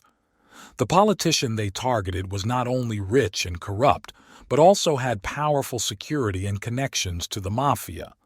His name was Jonathan Rivers, and he controlled several large businesses and political entities. To rob his mansion meant not only to get a large loot, but also to deal a powerful blow to the entire system. The team began carefully planning the operation. They studied Rivers's route, his habits, and the security system of his mansion. Every step was calculated down to the smallest detail. Thomas understood that any miscalculation could cost them their lives. The night of the operation was dark and moonless, perfect for their plan. Thomas and his team quietly entered the mansion. They bypassed security using their skills and high-tech equipment. After hacking the security system, they entered. Rivers' mansion was filled with expensive paintings, antiques, and jewelry. Thomas and his team quickly began to collect the loot, but they realized that the main target was the safe in Rivers' office, where important documents and large sums of money were kept. When they reached the office, Thomas opened the safe and found inside not only money, but also incriminating documents that could destroy Rivers' political career. This was more than just a robbery. It was a weapon against the system. However, at that moment the alarm went off. The team realized that they had very little time left. They quickly began to gather everything they could and prepare to leave. But the guards were already on the way. A tense chase began through the corridors of the mansion. Thomas and his team fought desperately, using their skills and strategy to fend off the guards. In the shootout, several guards were wounded, but the team was able to break through and go outside. Several fast cars were waiting for them in which they planned to escape. As they were leaving, Thomas realized that they had become too visible and that their enemies would pursue them with even greater fury. They split up to confuse their pursuers and agreed to meet at a pre-agreed location. The night was long and tense, but the team managed to escape. Thomas knew that now their enemy would act even more decisively. He realized that the documents from Rivers' safe were their chance to strike a powerful blow to the entire system, but also a huge threat to their lives. The next day, Thomas and his team met at their hideout. They discussed the action plan and possible consequences. Thomas proposed using the documents to blackmail Rivers and his allies into backing down and ending their pursuit. This strategy would give them time and opportunity to continue their actions, but it was also very risky. They understood that they were playing with fire, and any wrong move could lead to disaster. However, Thomas was determined to continue his fight. He knew that there were still many challenges ahead, but he was sure of one thing: their mission was just beginning. The shadows of justice will continue to terrify the rich and corrupt as long as hatred and a thirst for justice burn in their hearts. Thomas and his team began to implement their plan to use the documents to blackmail Rivers. They contacted him through an anonymous message, demanding a significant amount of money and the abandonment of all attempts to find them in exchange for silence. Rivers was furious, but realized that the documents could destroy not only his career, but also the lives of many of his allies. In response to the blackmail, Rivers arranged a meeting with Thomas in an abandoned warehouse on the outskirts of town. Thomas knew it was a trap, but saw it as a chance not only to get money, but also to eliminate one of his most dangerous enemies. He and his team carefully prepared for the meeting, securing escape routes and setting traps in case of an ambush. At the warehouse, Rivers arrived with armed guards. Thomas walked out to the meeting holding a briefcase with documents in his hands. They exchanged short phrases, and Rivers ordered his man to hand over the case with the money. However, as soon as the deal was completed, the sound of gunfire filled the warehouse. Rivers' security tried to capture Thomas and his team. A fierce firefight began. Thomas and his team found themselves in the middle of a firefight. They fought desperately, using all their skills and traps to fight off their enemies. During the battle, Thomas noticed that one of his men, Jack, was wounded. He knew that he could not leave his comrade in trouble. Thomas, showing incredible courage, broke through to Jack and helped him get out of the fire zone. The team began to retreat, covering each other.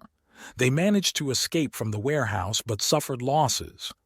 Thomas understood that with each such collision their situation became more and more dangerous. Returning to their shelter, the team assessed their wounds and losses. Thomas knew that now their persecution would become even more fierce. He decided to hide temporarily and develop a new plan of action.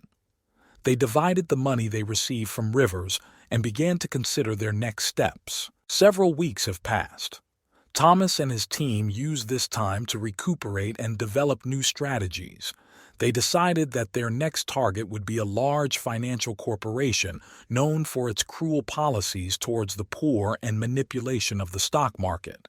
Thomas knew this would be one of the most difficult cases, but also the most significant. He wanted to strike at the very core of the system, showing that even the most powerful are not immune to the justice of the shadows. They began to collect information, develop plans, and prepare for a new operation. Meanwhile, rumors about the shadows of justice were circulating in the city.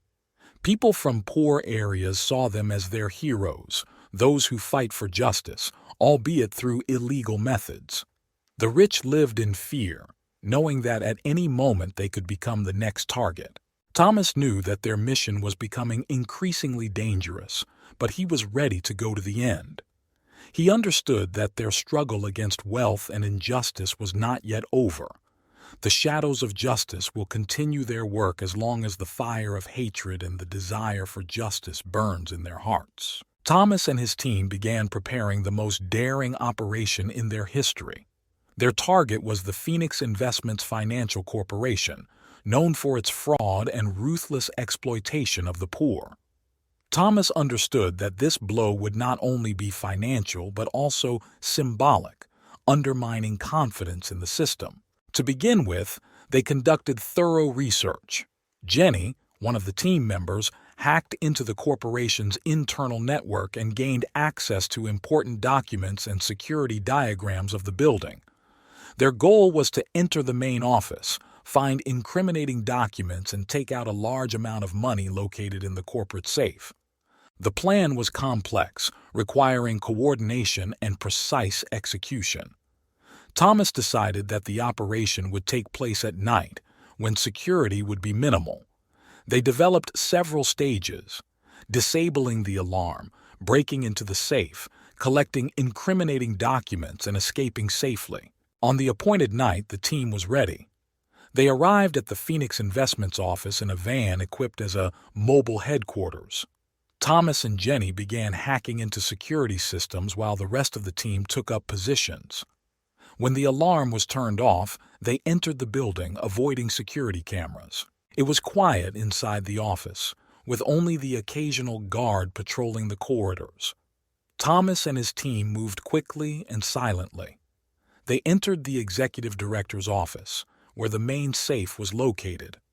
Thomas began breaking in, and the others watched for the possible appearance of guards. When the safe was opened, the team found not only money inside, but also numerous documents confirming the corporation's illegal transactions. They gathered everything they could and began to retreat. However, when leaving the building, they were overtaken by security. A short but fierce firefight began. Thomas and his team used smoke bombs to escape their pursuers. They managed to leave the building and get to the van. They quickly left the crime scene, realizing that this time their pursuit would be more intense. In a safe shelter, the team began to analyze the obtained documents. They realized that they had in their hands evidence of large-scale fraud that could bring down the corporation and cause a scandal at the national level. Thomas decided to hand over these documents to independent journalists so that the truth would come out. The publication of the documents caused a huge resonance. The media exposed Phoenix Investment's corruption schemes, and public opinion turned sharply against the corporation. Authorities launched an investigation, and many high-ranking officials were arrested. Thomas and his team watched from their hiding place, feeling satisfied with the work they had done. But fame and success brought with them new dangers. The police intensified their search for the shadows of justice, and mafia groups associated with the corporation began hunting for Thomas and his team. They knew that now their lives would become even more dangerous. Thomas decided it was time for new precautions. They changed their cover and began to act even more secretly. He knew that their fight was not over yet. The shadows of justice will continue their mission, despite all threats and dangers. Their goal is to show the rich and corrupt that they are not untouchable, and that justice, although harsh, can come to them at any time. Thomas and his team knew that after successfully exposing Phoenix Investments, their actions became more visible. They decided to temporarily pause the robberies and focus on strengthening security and planning next steps. In their new hideout, an abandoned factory on the outskirts of the city, they set up a base with high-tech surveillance and communication systems. Several months passed and the persecution eased a little, but Thomas knew that their enemies were not asleep. He decided that the next step had to be carefully thought out and directed against an even larger target. They chose one of the country's largest banks, Imperial Bank, known for its connections with corrupt politicians and financing of illegal transactions. Preparations for this robbery took several months. The team studied bank schemes, collection routes, security work schedules. They created false documents and access cards that would allow them to enter the building. Thomas understood that the success of this operation depended on the accuracy and coordination of all team members. Finally, the day of the operation arrived. Thomas, Jenny, Jack, and the rest of the team arrived at the bank early in the morning. They entered the building under the guise of technical workers performing routine maintenance. Their goal was simple: to enter the vault and take out as much money and securities as possible without attracting too much attention. Everything went according to plan. Thomas and Jack reached the vault, opened it, and began filling bags with money. Jenny and the other team members monitored the guards' movements and prepared for a quick escape. However, when they had already finished loading, an alarm was received. One of the bank employees suspected something was wrong and called the police. Thomas realized that there was very little time left. He gave the signal to retreat and the team began to quickly leave the building. They were met by police at the exit, but thanks to pre-prepared smoke bombs and backup routes, they managed to escape from the encirclement and escape in prepared vehicles. In the shelter, the team assessed the catch. It was one of their largest catches. They understood that they had now become the #1 target for the police and mafia structures.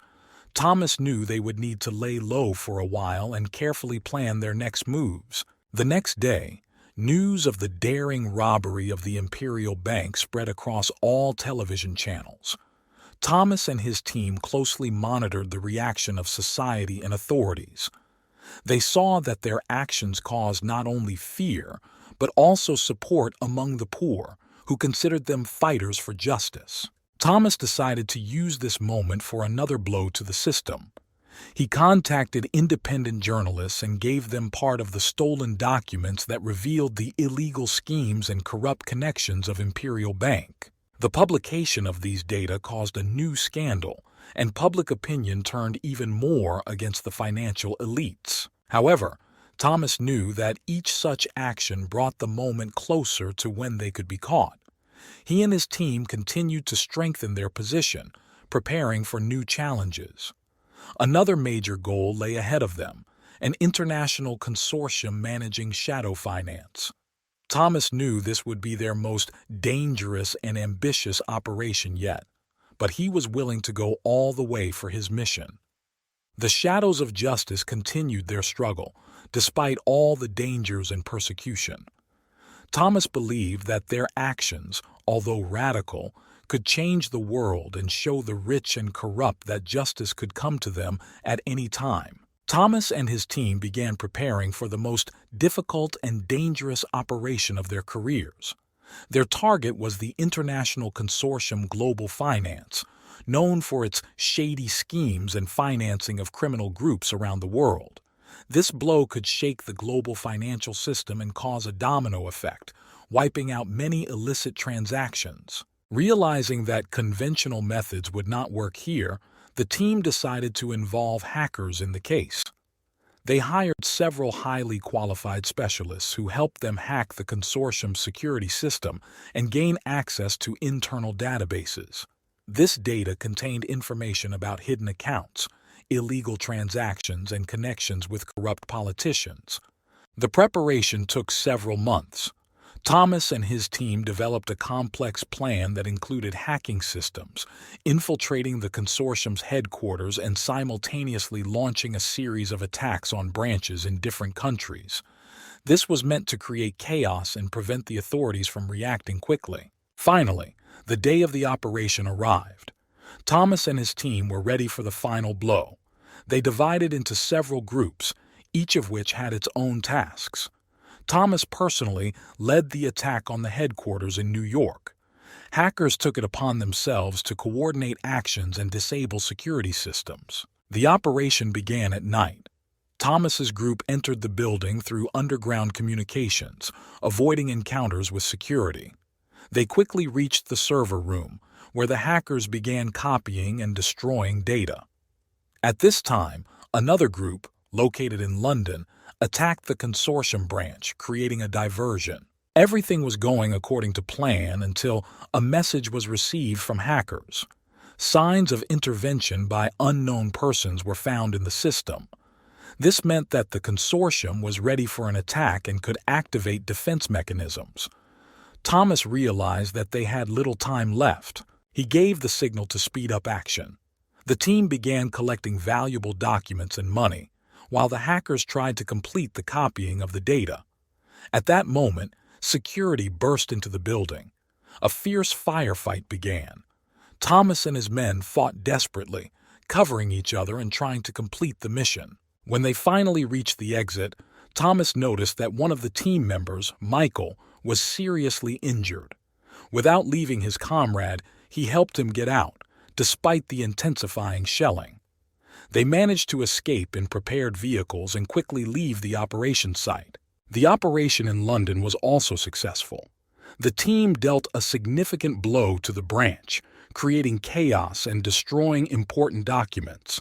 Soon, information about a large-scale attack on global finance spread throughout the world.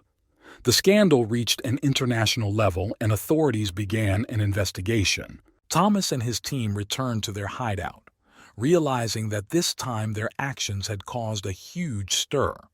They knew that the persecution would become even more intense, but they also understood that their struggle had brought tangible results.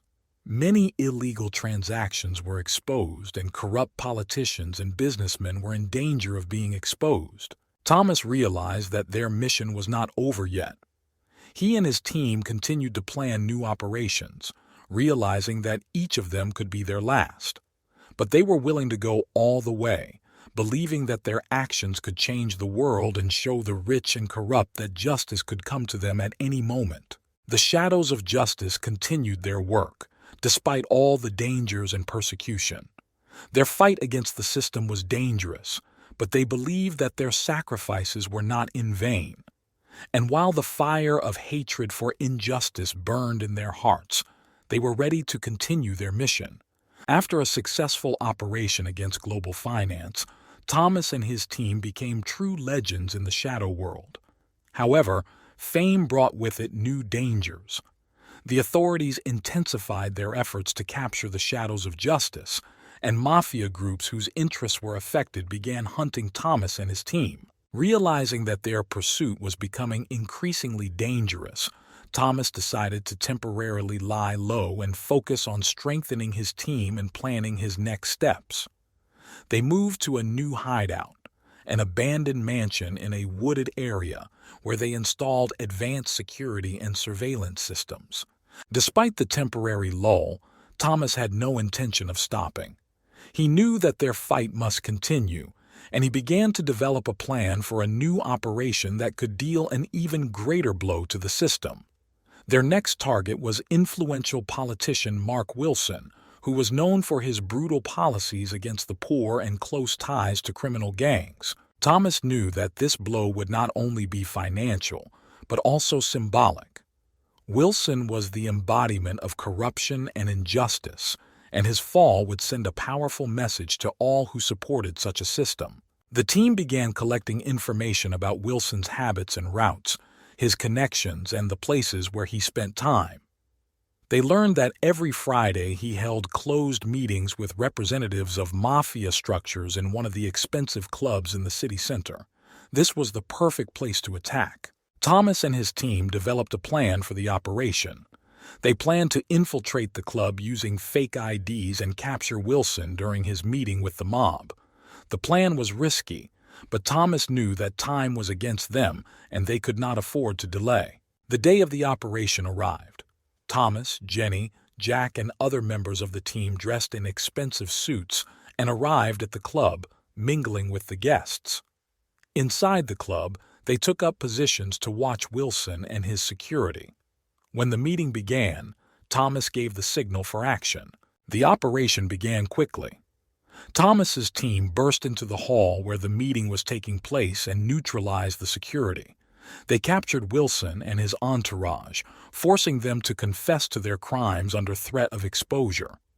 At this time, Jenny began broadcasting confession videos online so that the whole world could see the truth. When the police arrived on the scene, Thomas and his team had already left the club, leaving chaos and an exposed politician in their wake. Wilson was arrested, and his confession caused a huge public outcry. People began to demand justice, and the authorities came under pressure. Thomas and his team returned to their hideout, knowing that their actions had caused a new round of persecution. But they also understood that their mission was becoming increasingly important. They decided that they would now act even more secretly and selectively, striking at the most corrupt and influential people. Despite all the dangers, Thomas and his team were determined to continue their fight. They knew that there were still many challenges ahead, but they believed that their actions could change the world. The shadows of justice continued their work, stopping at nothing. Following the arrest of Mark Wilson and his shocking confession, shadows of justice became a symbol of resistance against corruption and injustice. However, their successes attracted the attention of their most powerful enemies. Thomas understood that with each new blow their position was becoming more and more dangerous. They decided to change tactics and act even more secretly in order to avoid complete destruction. Their next target was the Novotech Corporation, known for its illegal experiments and exploitation of natural resources. Thomas and his team discovered that Novotech was closely linked to several influential politicians who protected it from justice. Thomas understood that exposing this corporation would not only cause a financial blow, but also open the public's eyes to the scale of corruption. Preparation for the operation took several weeks. They collected all available information about Novotech, its leadership and hidden laboratories. The team's hackers hacked into the corporation's internal servers, gaining access to secret documents and correspondence. Thomas decided that the best way to strike would be to simultaneously expose and sabotage key Novotech facilities. The operation began at night. Thomas, Jenny, Jack, and the rest of the team entered the territory of one of the Novotech laboratories, located in a remote wooded area. They disabled the security system and began collecting evidence of the corporation's criminal activities. At this time, the team's hackers began transmitting the obtained data to independent media. As the team prepared to leave the laboratory, they heard footsteps approaching. Security, reinforced after previous attacks, was approaching their position. An intense firefight began. Thomas and his team used smoke bombs and pre-prepared escape routes to evade their pursuers. Despite all the difficulties, the operation was successful. The documents released by hackers caused a real scandal. The public learned about illegal experiments and corrupt connections of Novotech.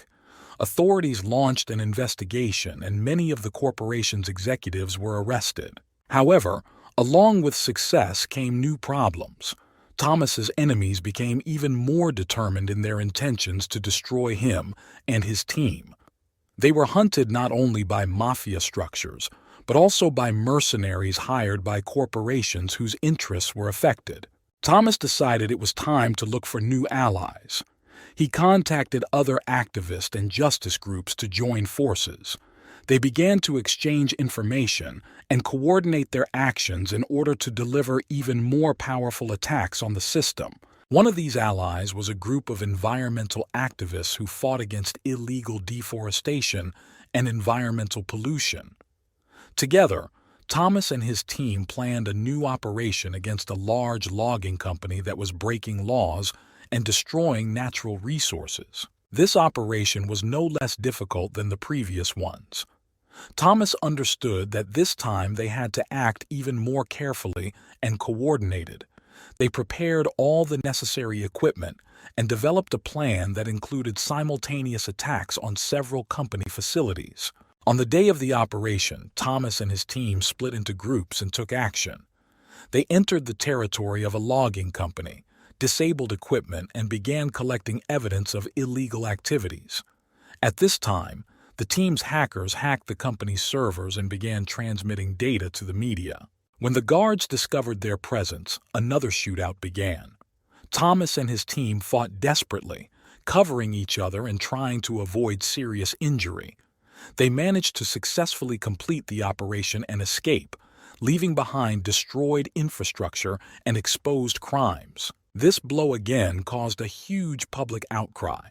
People began to understand that the Shadows of Justice were not just a group of criminals, but fighters for truth and justice, ready to risk their lives for a common goal. But Thomas knew that there were still many challenges ahead.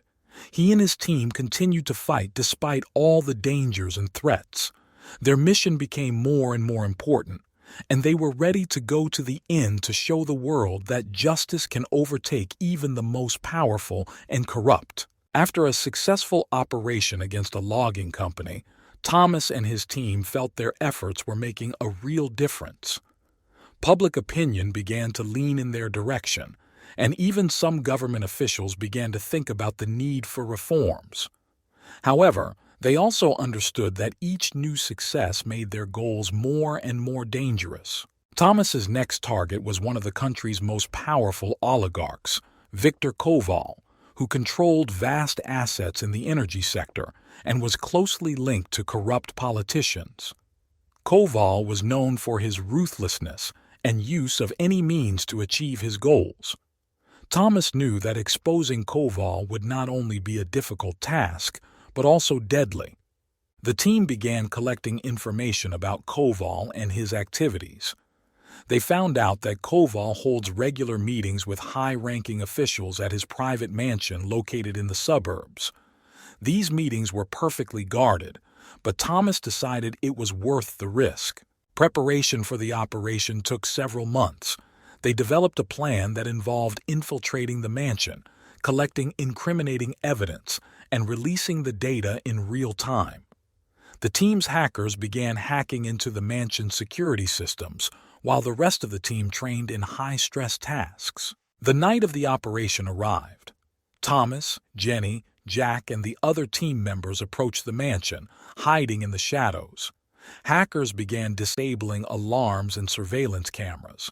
Thomas and Jenny, dressed in service uniforms, sneaked inside under the guise of waiters. Their goal was in Koval's office on the second floor. When they reached the office, the most difficult part of the operation began. Thomas and Jenny opened the safe and began copying documents and data from Koval's computer. At this time, the rest of the team monitored the security and maintained contact with the hackers. Everything went according to plan until the backup security system went off and the alarm went off in the mansion. Security rushed to the office and a tense shootout began. Thomas and Jenny fought desperately, covering each other and trying to complete the data copying. They managed to take the most important documents with them and escape through the window, descending along pre-prepared ropes. Meanwhile, the other part of the team created a diversion to confuse the guards and allow Thomas and Jenny to escape. They detonated several charges in different parts of the mansion, causing chaos and panic. The team quickly left the operation site and headed to their shelter. The next day, revealing documents concerning Koval and his connections with corrupt officials appeared in the media. The public was shocked by the scale of corruption and cruelty with which Koval acted. Authorities launched an investigation, and many high-ranking officials were under threat of arrest. But with this success came new dangers.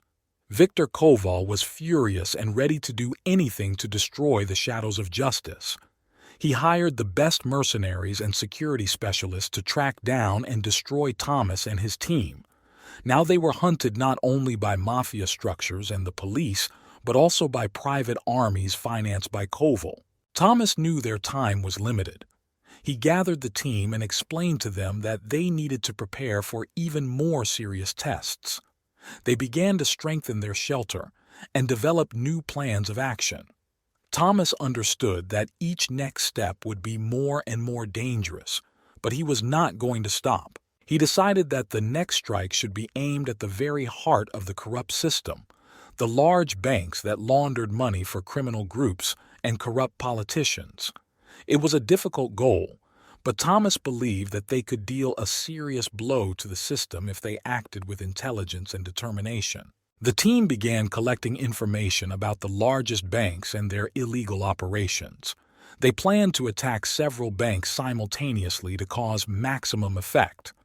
Thomas knew this would be their most ambitious operation yet, but he was willing to take any risks to achieve his goal. The shadows of justice continued their struggle, despite all the dangers and persecution.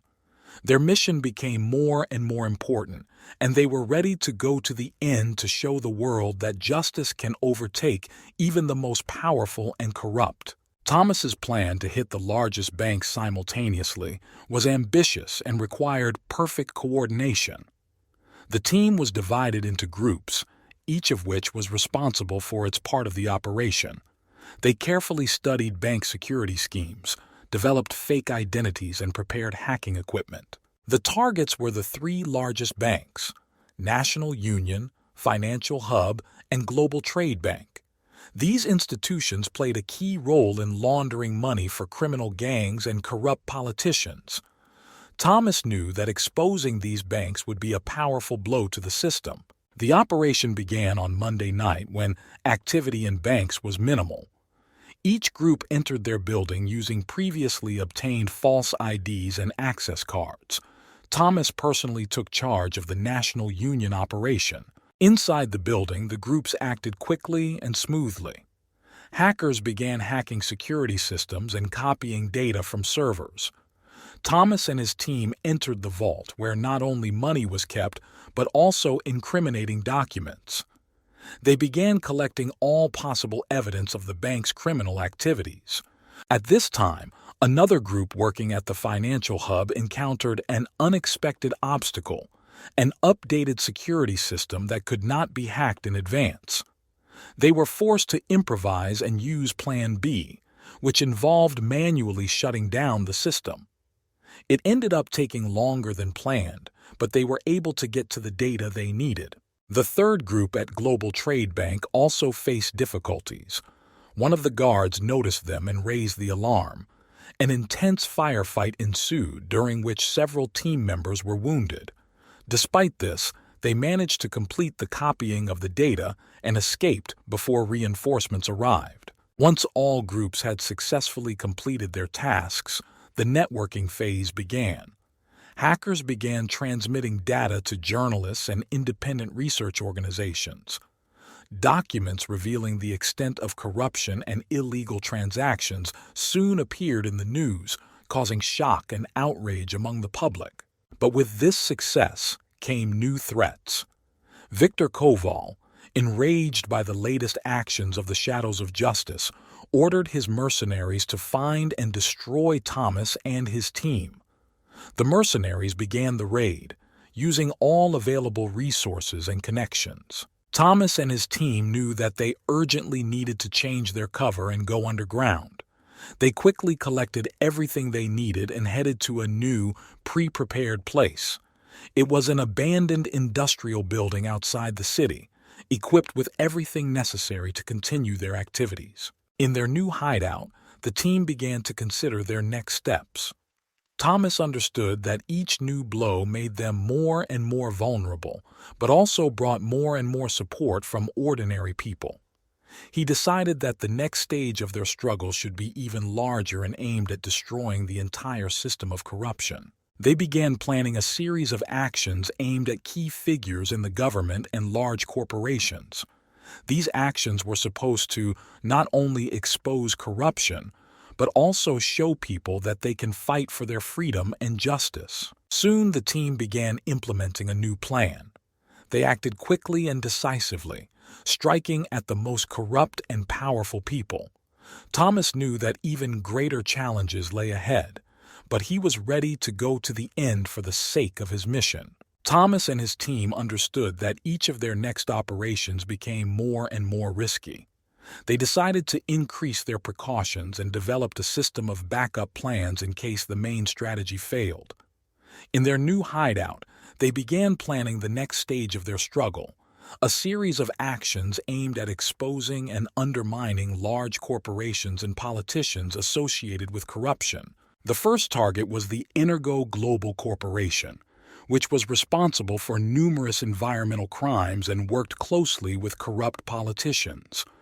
Thomas knew that exposing Energo Global would not only cause a financial blow, but also draw attention to environmental issues. The team began to collect information about the corporation, its schemes and connections. They found out that Energo Global regularly holds closed meetings with government officials in one of its offices in the city center.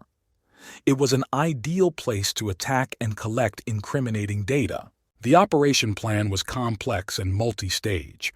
Thomas decided to use several tactics simultaneously: hacking computer systems, breaking into the office, and collecting evidence. Each group had its own task and was ready to act independently if something went wrong. The operation began early in the morning, when the Energo Global office was not yet completely filled with employees. Thomas and Jenny, dressed in staff costumes, got inside and headed to the server room. At this time, hackers began breaking into the security system and copying data from the corporation's servers. When Thomas and Jenny reached the server room, they quickly began collecting evidence. They managed to gain access to management emails in which bribes and illegal schemes were discussed. At this time, another part of the team installed hidden cameras in the conference room where closed meetings were held. However, unexpectedly for them, alarm was raised in the office. Security noticed suspicious activity and began checking. Thomas and Jenny realized that they had little time left. They completed copying the data and began to retreat. At this moment, a fierce firefight began.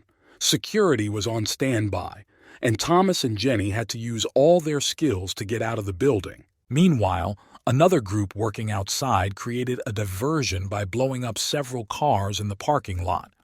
This allowed Thomas and Jenny to escape the chaos and reach safety. The team quickly left the area, heading to their hideout. Soon after the operation, compromising information about Energo Global appeared in the media. The documents released by hackers caused a huge public outcry. People were shocked by the scale of environmental crimes and corruption. Mass protests and investigations began, and many corporate executives were arrested. However, the success of the operation brought even more attention to the shadows of justice.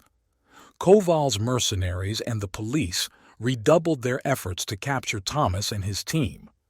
They knew that every new day could be their last, but they were not going to stop.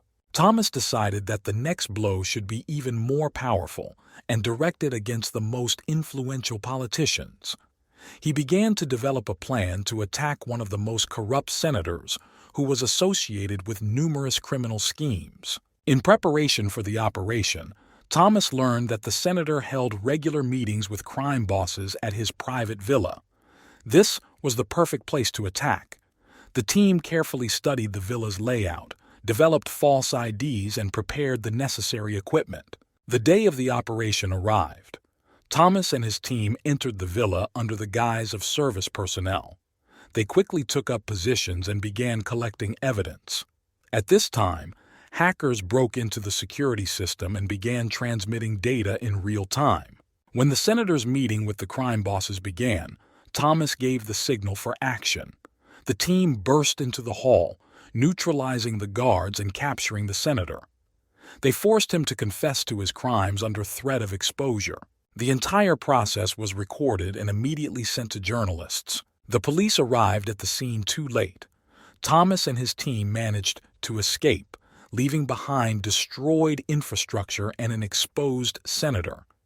This operation was another powerful blow to the system and showed that the shadows of justice are ready to go to the end for the sake of their mission. But with every new success came new dangers. Thomas knew that their persecution would become even more fierce, but he was prepared for it. He and his team continued to fight, despite all the threats and persecution. Their mission became more and more important, and they were ready to go to the end to show the world that justice can overtake even the most powerful and corrupt. After exposing the senator and his criminal connections, Thomas and his team find themselves at the center of a real storm. Public opinion turned sharply against the corrupt authorities, and protests gained momentum. However, each new success made the shadows of justice more and more visible and vulnerable. The team knew that now they were being hunted not only by the authorities, but also by criminal structures whose interests they had affected. Thomas decided it was time to change tactics and look for new ways to continue the fight. He suggested using the protest movement to his advantage to divert attention from the team and at the same time increase pressure on the corrupt system. To begin with, they began to collaborate with activists who organized protests and demonstrations. Thomas and his team began to supply them with information that could spark mass protests. At the same time, they began planning their next operation, which was to be their most daring and ambitious yet. The goal was an international summit at which it was planned to discuss issues of global security and economics. The summit was expected to be attended by many world leaders, including those involved in corruption schemes. Thomas decided that this was the ideal place for a loud statement and exposure. The team began preparing for the operation. They collected information about the location of the summit, the routes of movement of participants, and the security system. Hackers broke into internal networks to gain access to confidential information. Thomas knew that this operation required perfect coordination and a high degree of risk. On the day of the summit, the team was ready. Thomas and Jenny entered the territory under the guise of maintenance workers. The rest of the team took up positions outside, preparing for a diversion. Hackers began breaking into security systems to give the team access to confidential information. As the main part of the summit began, Thomas and Jenny entered the control center, where important documents and records were stored. They began copying data while the hackers distracted security with virtual attacks. Meanwhile, the rest of the team set off an explosion in the parking lot to create panic and create a distraction. Soon after the operation began, an alarm was raised in the building. Security began to look for the intruders, but Thomas and Jenny had already completed copying the data and began to retreat.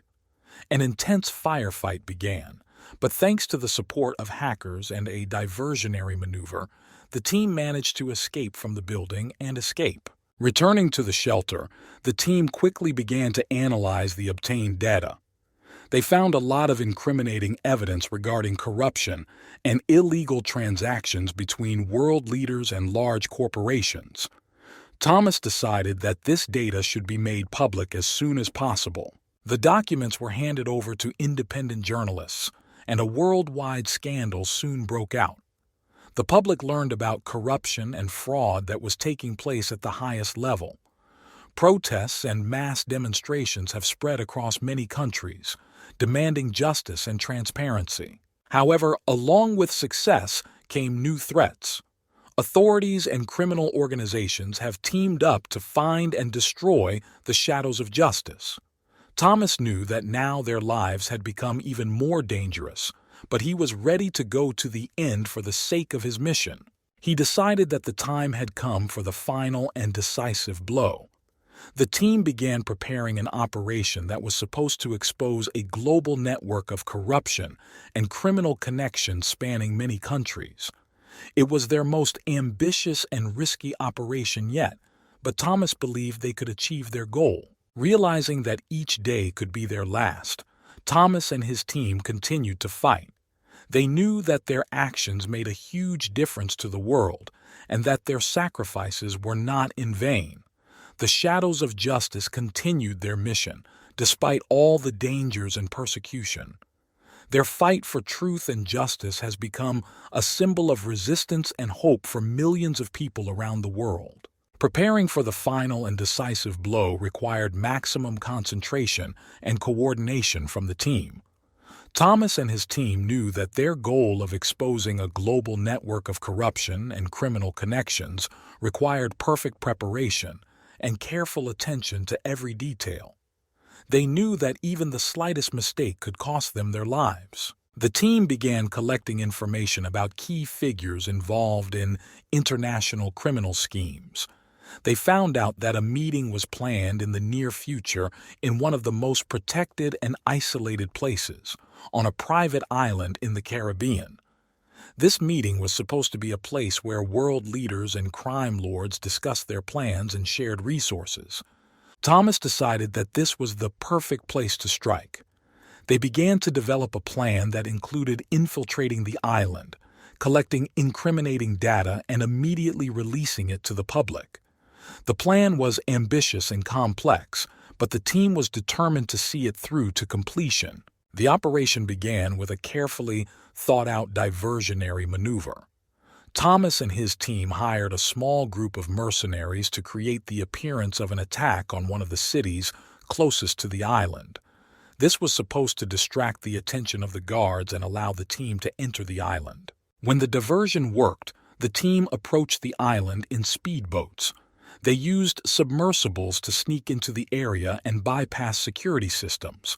Inside the island, they divided into groups, each of which had its own tasks. Thomas and Jenny headed towards the main building where the meeting was taking place. They used listening devices and hidden cameras to record all conversations and negotiations. At this time, other team members entered the server room to copy all electronic data. Once the data was collected, the team began to retreat. However, the guards soon discovered their presence and a fierce firefight began. Thomas and his men fought desperately, knowing there was no turning back. They managed to extract all the collected data and transfer it to the hackers, who began immediately making it public. When the guards began to close in on the team, they used pre-prepared explosive devices to create chaos and create a distraction. Thomas and Jenny managed to escape using submersibles, but several crew members were seriously injured. Returning to their shelter, the team began to analyze the data received. This was evidence of large-scale corruption and criminal connections at the highest level. Hackers began distributing this data online, and soon a global scandal erupted. Mass protests began in different countries. People demanded justice and punishment for the perpetrators. The authorities were forced to respond to public pressure, and many high-ranking officials and businessmen found themselves under investigation. But for Thomas and his team, the situation became increasingly dangerous. Now, they were hunted not only by criminal structures and corrupt authorities, but also by international intelligence agencies. They knew that every new day could be their last. Thomas decided it was time to look for new ways to fight. He contacted activists and justice fighters around the world, offering to join forces. They began to create a global resistance network that could continue their cause even if they were captured or killed. The team began to act even more secretly and selectively. They continued to strike at corrupt structures, make data public, and support protest movements. Thomas knew that their mission was not over yet, and that there was a lot of work ahead. The shadows of justice continued their struggle, despite all the dangers and persecution. Their actions have become a symbol of resistance and hope for millions of people around the world. Thomas and his team believed that their efforts were not in vain, and that they could change the world for the better. And while the fire of justice burned in their hearts, they were ready to go to the end. After exposing massive corruption and creating a global network of resistance, Thomas and his team find themselves at the center of an even more intense manhunt. Authorities and criminal organizations have teamed up to find and destroy the shadows of justice. Thomas understood that now their actions had to be even more secretive and precise. The team moved to a new, even more isolated shelter, an abandoned complex in the mountains, equipped with everything necessary for their activities. Here they began to prepare for the next stage of their struggle. Thomas decided that their next step should be to expose an international human trafficking ring linked to high-ranking officials and major businessmen. The team began collecting information about the key figures involved in this network. They discovered that one of the largest cities in Europe was hosting an annual meeting where plans and resource allocation were discussed. It was the perfect place to strike. Preparation for the operation took several months. Thomas and his team developed a plan that included infiltrating the meeting under the guise of staff, collecting evidence, and immediately releasing it to the public. Hackers breached the building's security systems to provide the team with access and protection. The operation began the night before the meeting. Thomas and Jenny, dressed in staff uniforms, entered the building. The rest of the team took up positions outside, preparing for possible contingencies. Hackers began breaking into security systems and copying data from servers. Once the meeting began, Thomas and Jenny began recording conversations and collecting evidence. They installed hidden cameras and microphones to record everything that happened. At this time, another part of the team began disseminating the collected data into the network. Suddenly, security noticed suspicious activity and raised the alarm. An intense firefight began. Thomas and Jenny used smoke bombs and pre-prepared escape routes to evade security. They managed to get out of the building and hide in the labyrinth of city streets. Meanwhile, evidence of an international human trafficking network began to circulate in the media. The public was shocked by the scale of the crimes and the involvement of high-ranking officials. Mass protests began, and many of those involved in the network were put under investigation. But the success of the operation also brought new threats. Now Thomas and his team were hunted by international intelligence agencies and private armies hired by criminal organizations. Thomas knew that their persecution was becoming increasingly fierce, but he was prepared for it. The team decided it was time to look for new ways to fight. They began to collaborate with international human rights organizations and began to develop their global network of resistance. Thomas and his team continued to target corrupt institutions, expose data, and support protest movements. One day they were approached by a group of former intelligence agents who were disillusioned with the system and were ready to help the shadows of justice. These agents had unique skills and information that could greatly enhance Thomas's team. He decided to accept their offer and use their experience for new operations. The team began planning a series of attacks on hidden bases and hideouts of criminal structures. They developed complex operations that included infiltration, intelligence gathering, and destruction of enemy assets. These actions were supposed to deal a serious blow to the infrastructure of the criminal world. The first operation was successful.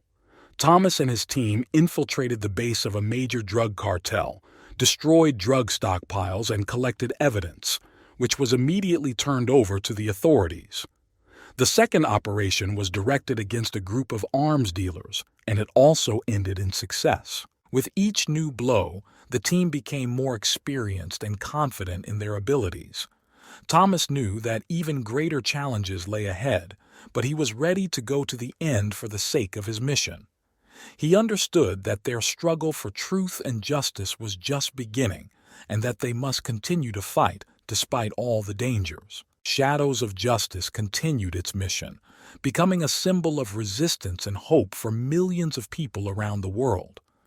Their actions showed that even the most powerful and corrupt cannot escape justice. Thomas and his team believed that their efforts were not in vain and that they could change the world for the better. After a series of successful operations against drug cartels and arms dealers, the Shadow of Justice team continued to expand its activities and strengthen the global resistance network. Thomas understood that their mission must continue, despite the growing pressure from the authorities and criminal organizations. The team decided that the next step would be to expose the world's largest money laundering network, which was closely linked to powerful politicians and large corporations. This network used offshore accounts and shell companies to hide their income and avoid taxes. Thomas knew that exposing this network would deal a serious blow to the system and draw public attention to the problem of global corruption. To begin, the team collected information about the key figures involved in this network. They found out that one of the large banks in Switzerland stores key data and documents that could expose the entire scheme. Thomas and his team began planning an operation to infiltrate this bank and collect evidence. The operation began with careful preparation. Thomas and Jenny developed a plan that involved hacking the bank's security system, breaking in and collecting data. The rest of the team provided support and cover from the outside. Hackers broke into the bank's internal networks to gain access to the necessary data. The day of the operation arrived. Thomas and Jenny, dressed as bank employees, sneaked inside and headed to the server room. The rest of the team took up positions outside, preparing for possible contingencies. Hackers began breaking into security systems and copying data from servers. When Thomas and Jenny reached the server room, they quickly began collecting evidence. They managed to gain access to the bank's management's email correspondence and key documents confirming the illegal schemes. At this time, security noticed suspicious activity and raised the alarm. An intense firefight began. Thomas and Jenny used smoke bombs and pre-prepared escape routes to evade security. They managed to get out of the building and hide in the labyrinth of city streets. Meanwhile, the hackers continued to copy data and transmit it in real time. Soon after the operation, incriminating information about the largest money laundering network began to spread in the media. The public was shocked by the scale of corruption and the involvement of high-ranking officials. Massive protests began, and many of those involved in the network were put under investigation. However, the success of the operation also brought new threats. Now Thomas and his team were hunted by international intelligence agencies and private armies hired by criminal organizations. Thomas knew that their persecution was becoming increasingly fierce, but he was prepared for it. The team decided it was time to look for new ways to fight. They began to collaborate with international human rights organizations and began to develop their global network of resistance. Thomas and his team continued to target corrupt institutions, expose data, and support protest movements. One day they were approached by a group of former intelligence agents who were disillusioned with the system and were ready to help the shadows of justice. These agents had unique skills and information that could greatly enhance Thomas's team. He decided to accept their offer and use their experience for new operations. The team began planning a series of attacks on hidden bases and hideouts of criminal structures. They developed complex operations that included infiltration, intelligence gathering, and destruction of enemy assets. These actions were supposed to deal a serious blow to the infrastructure of the criminal world. The first operation was successful. Thomas and his team infiltrated the base of a major drug cartel, destroyed drug stockpiles, and collected evidence, which was immediately turned over to the authorities. The second operation was directed against a group of arms dealers, and it also ended in success. With each new blow, the team became more experienced and confident in their abilities. Thomas knew that even greater challenges lay ahead, but he was ready to go to the end for the sake of his mission. He understood that their struggle for truth and justice was just beginning, and that they must continue to fight despite all the dangers. Shadows of Justice continued its mission, becoming a symbol of resistance and hope for millions of people around the world. Their actions showed that even the most powerful and corrupt cannot escape justice.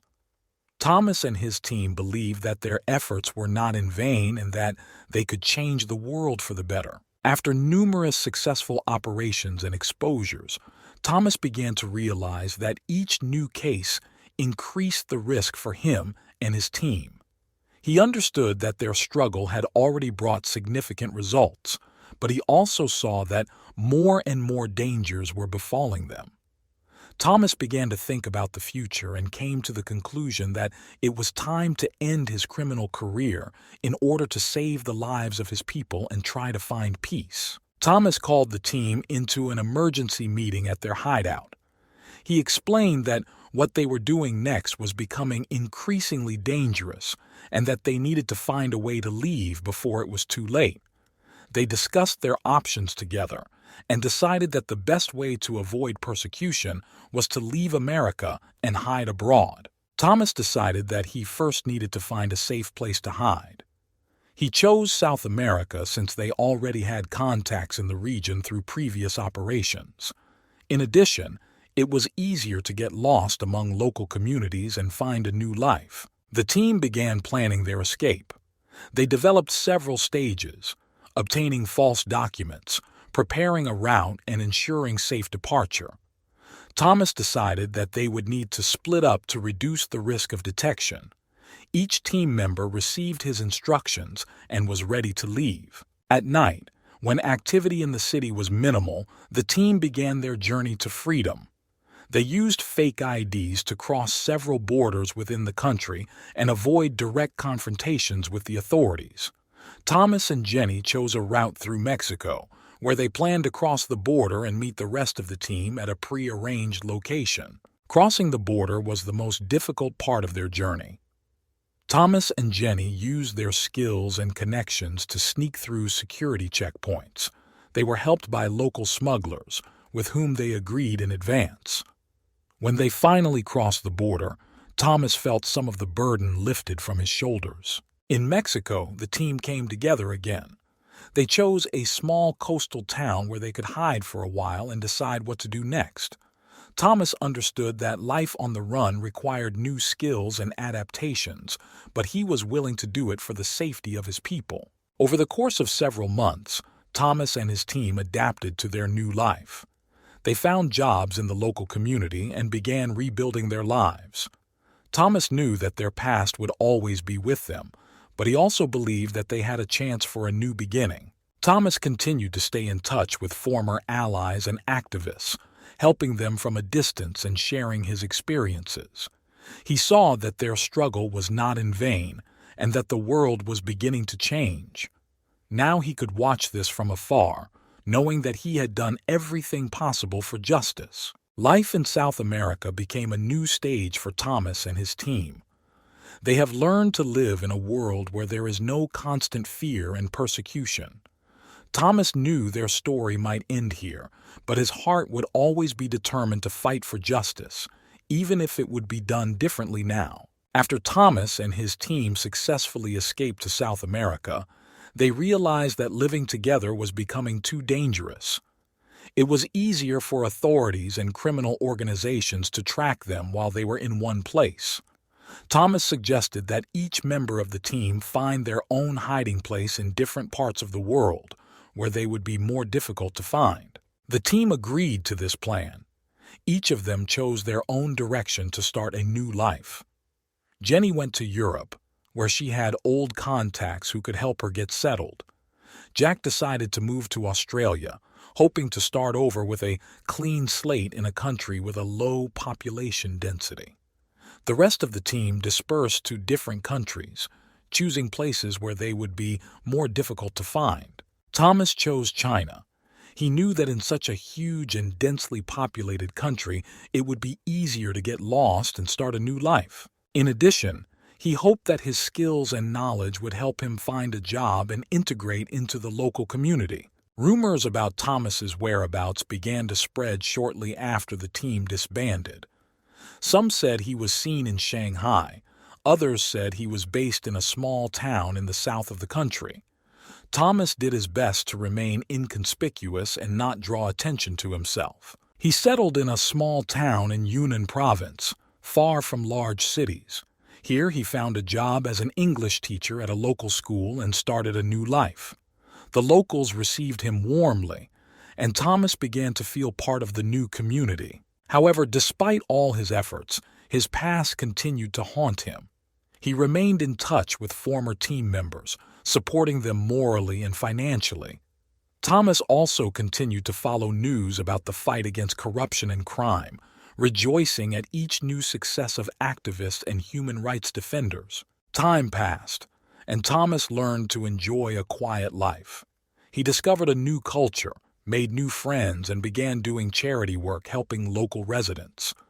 Despite the shadows of his past, Thomas has found his place in the world. One day, while walking along the quiet streets of his new home, Thomas met a young girl who turned out to be a journalist from Europe. She recognized him and asked for an interview, hoping to tell his story to the world. Thomas thought about her proposal for a long time, realizing that this could again attract attention to him. He decided it was time to tell his story. Thomas agreed to the interview, but stipulated that his whereabouts remain secret. He talked about his life, his struggle for justice, and how he decided to start over.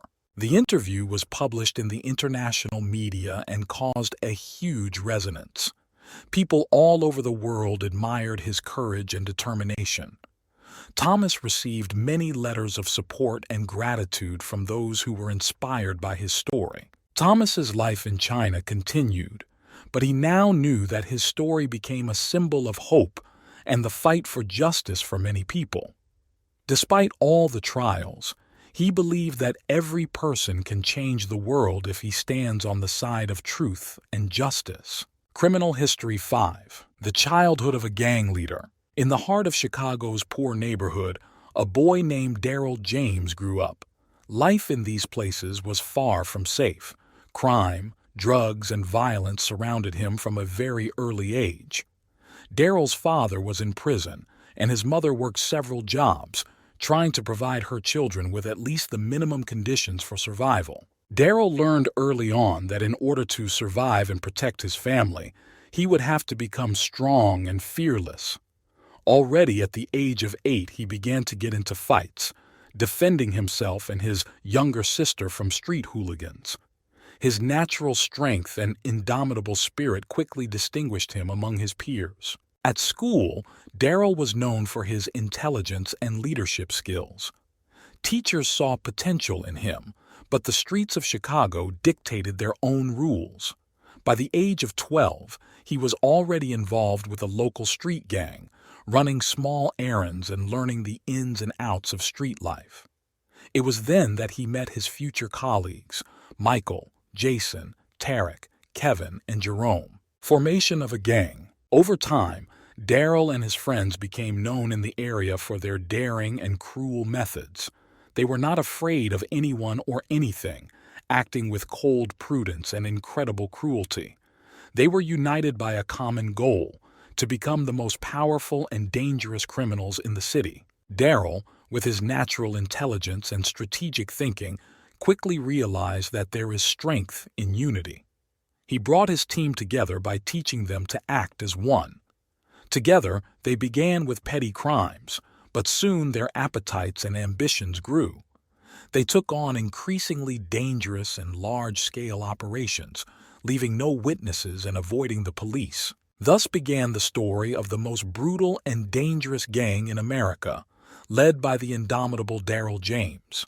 Their path was strewn with blood and fear, and no one could predict what heights they would rise to or what horrors they would leave behind. Daryl and his team understood that to achieve their ambitious goals, they needed not only cruelty and force, but also influential patrons. Their crimes attracted the attention of very rich and powerful people who needed executors for the most dirty deeds. These people offered big money to eliminate competitors, traitors, and those who stood in their way.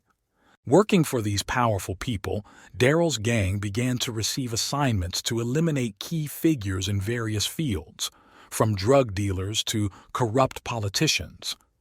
Each murder was carefully planned, and Daryl personally supervised every step of the operation, ensuring that there were no witnesses or leads that could lead to them. The money they earned allowed the gang to live a luxurious lifestyle that they had previously only dreamed of.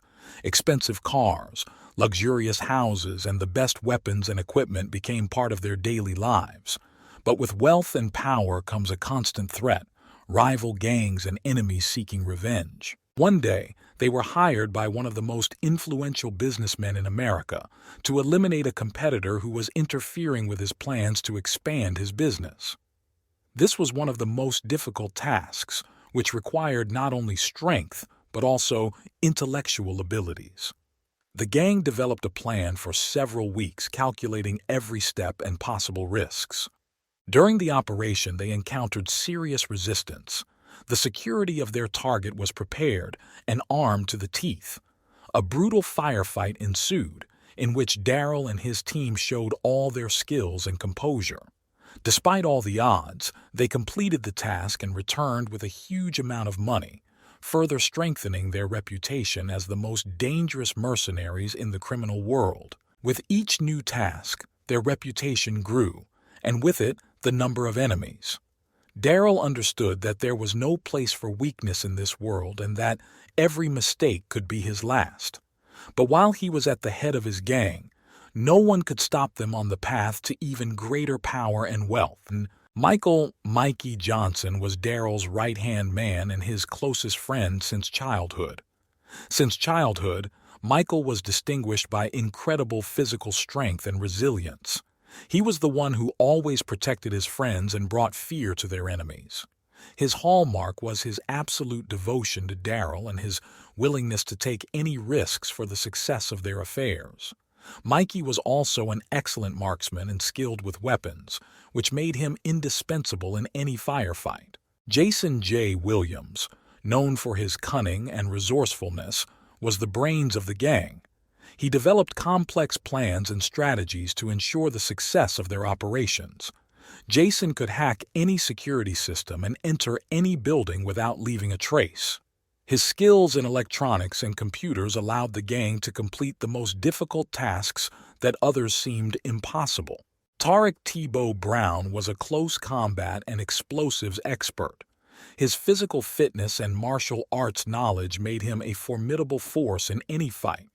Tarek was also responsible for the preparation and use of explosive devices, which allowed the gang to carry out sabotage and eliminate targets with maximum efficiency.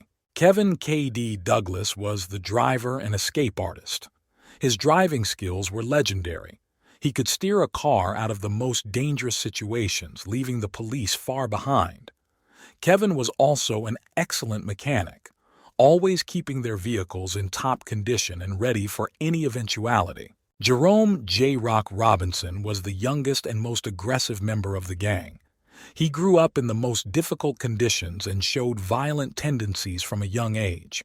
Jerome was ruthless and knew no fear, which made him an ideal performer in the most dangerous and risky tasks.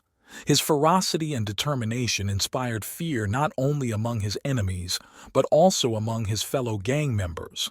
Each of these people had their own unique skills and traits that made Daryl James's gang the most dangerous and effective in the criminal world. Together, they were an invincible force, willing to do anything to achieve their goals and protect each other. Daryl and his team became increasingly famous and dangerous. With each new assignment, their reputation grew, attracting the attention of both potential clients and enemies. One day, they received an offer they couldn't refuse.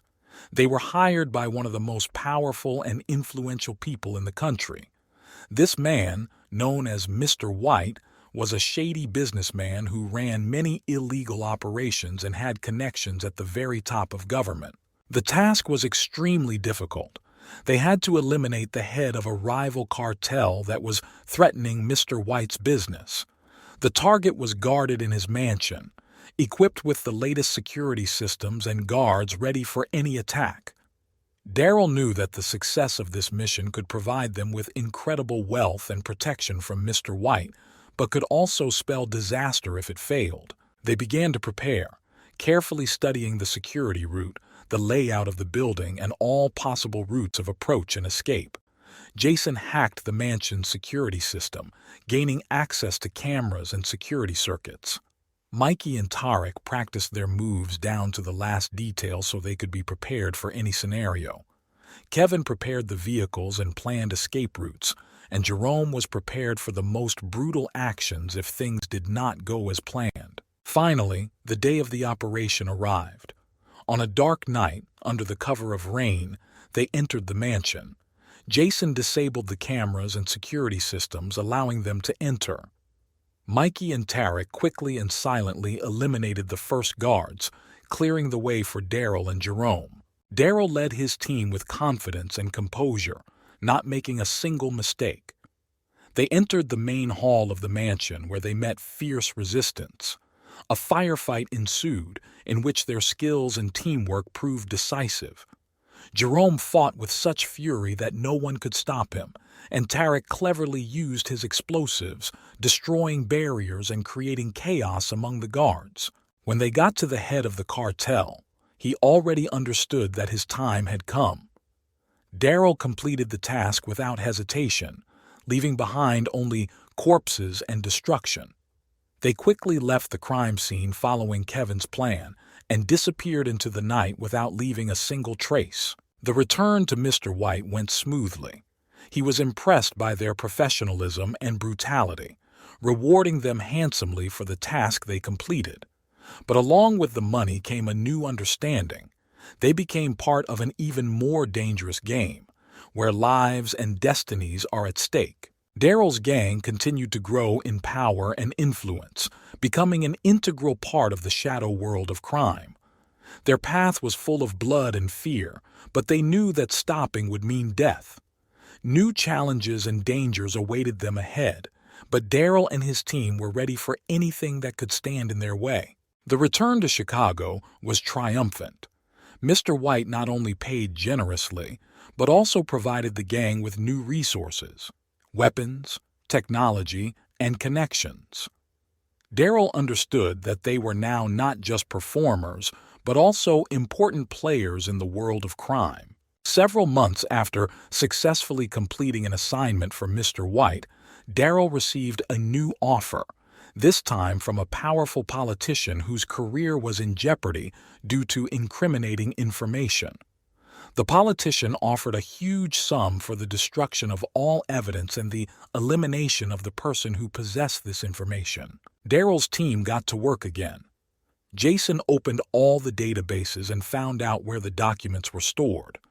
Mikey and Tarek prepared the infiltration plan, while Kevin provided transportation and escape routes. Jerome was prepared for any eventuality, ready to use his strength and aggression. The operation began in an abandoned building where a man with incriminating evidence was hiding.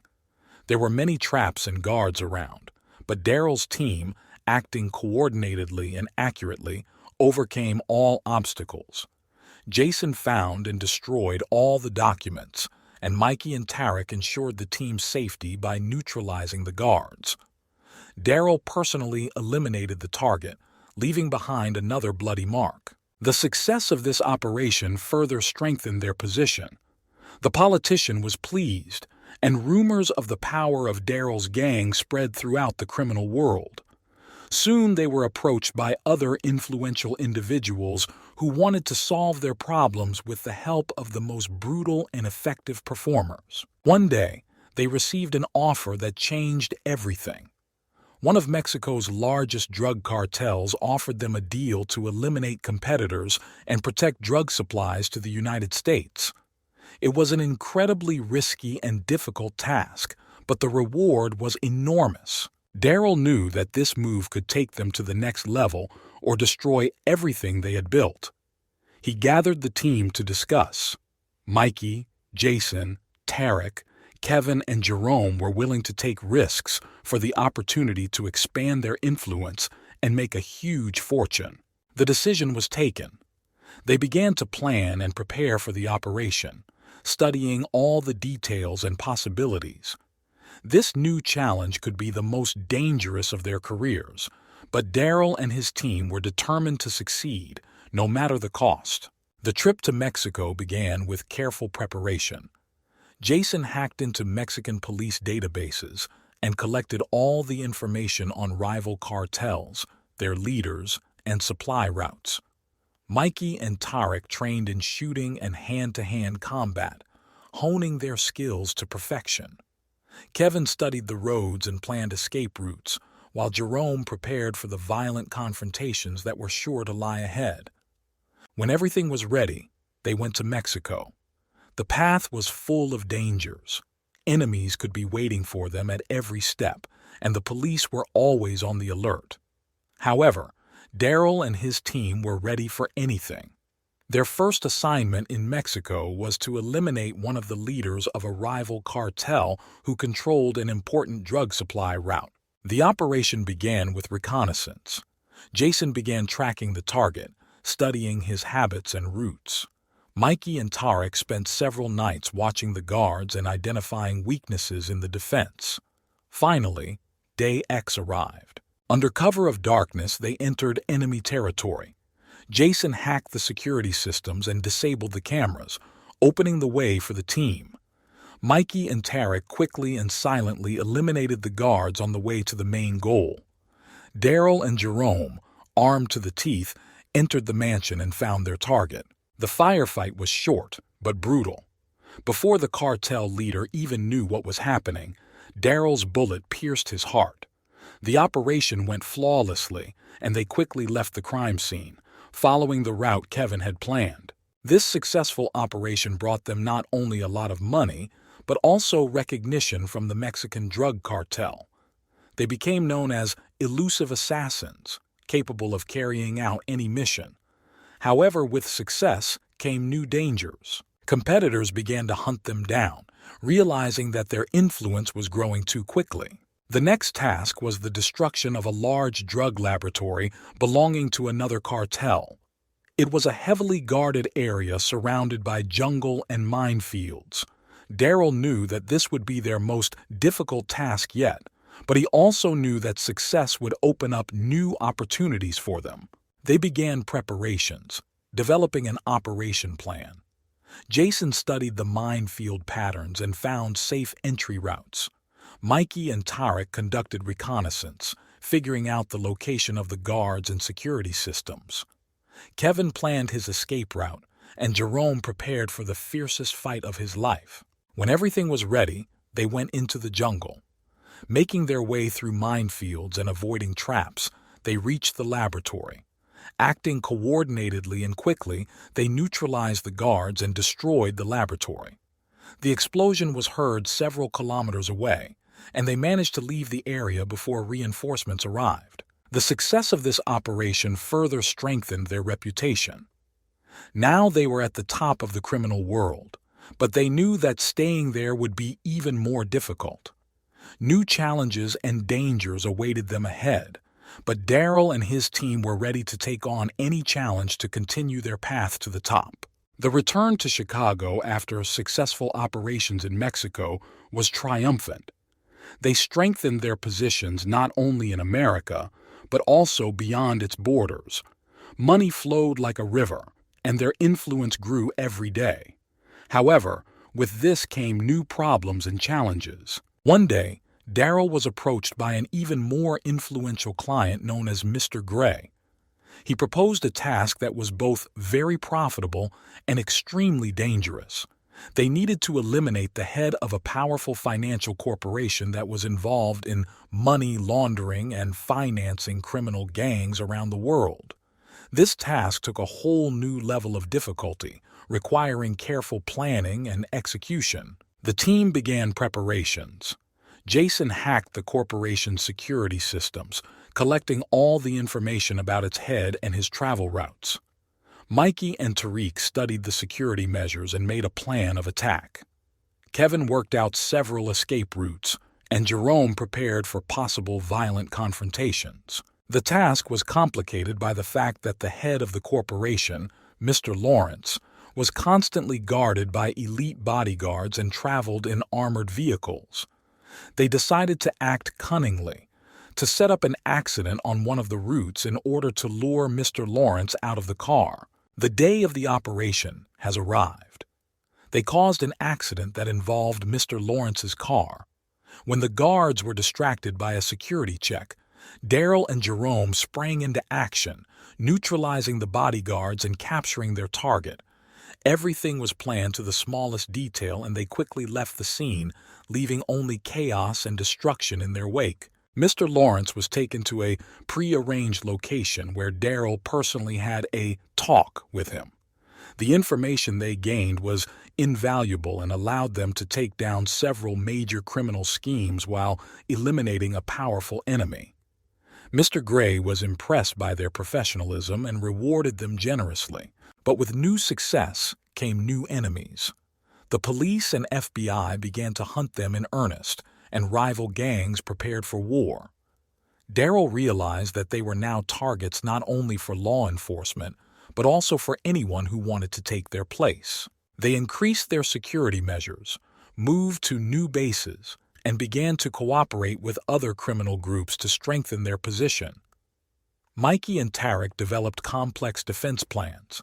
Jason improved surveillance and encryption systems, and Kevin prepared several emergency escape routes. Jerome was prepared for any eventuality, armed to the teeth and ready to defend his friends. The gang continued its activities, becoming more sophisticated and cautious. They knew that now their every action was under close scrutiny, and any mistake could be fatal. But Daryl and his team were ready for anything. They believed that their strength and unity would help them overcome any obstacles and maintain their influence in the criminal world. New missions, new enemies, and new challenges awaited them ahead. They knew that their path would be full of dangers, but they were ready for it, because for them, there was no other choice. Daryl and his team continued to move forward without looking back, knowing that each next step could be their last. Time passed, and Daryl's gang continued to expand its influence. Their reputation was so formidable that many criminal organizations chose to form alliances with them rather than become their enemies. However, success always comes with new challenges, and they were soon faced with a threat that could change everything. One day, Daryl received information that a major FBI operation was being prepared against them. Agents were able to gather evidence against the gang, and were planning a massive raid to put an end to their activities once and for all. This was a serious threat that could not be ignored. Daryl brought the team together to discuss. Jason proposed a plan to identify the agents and undermine their operation from the inside. Mikey and Tarek began preparing their defenses, studying possible infiltration routes and weak points in the security system.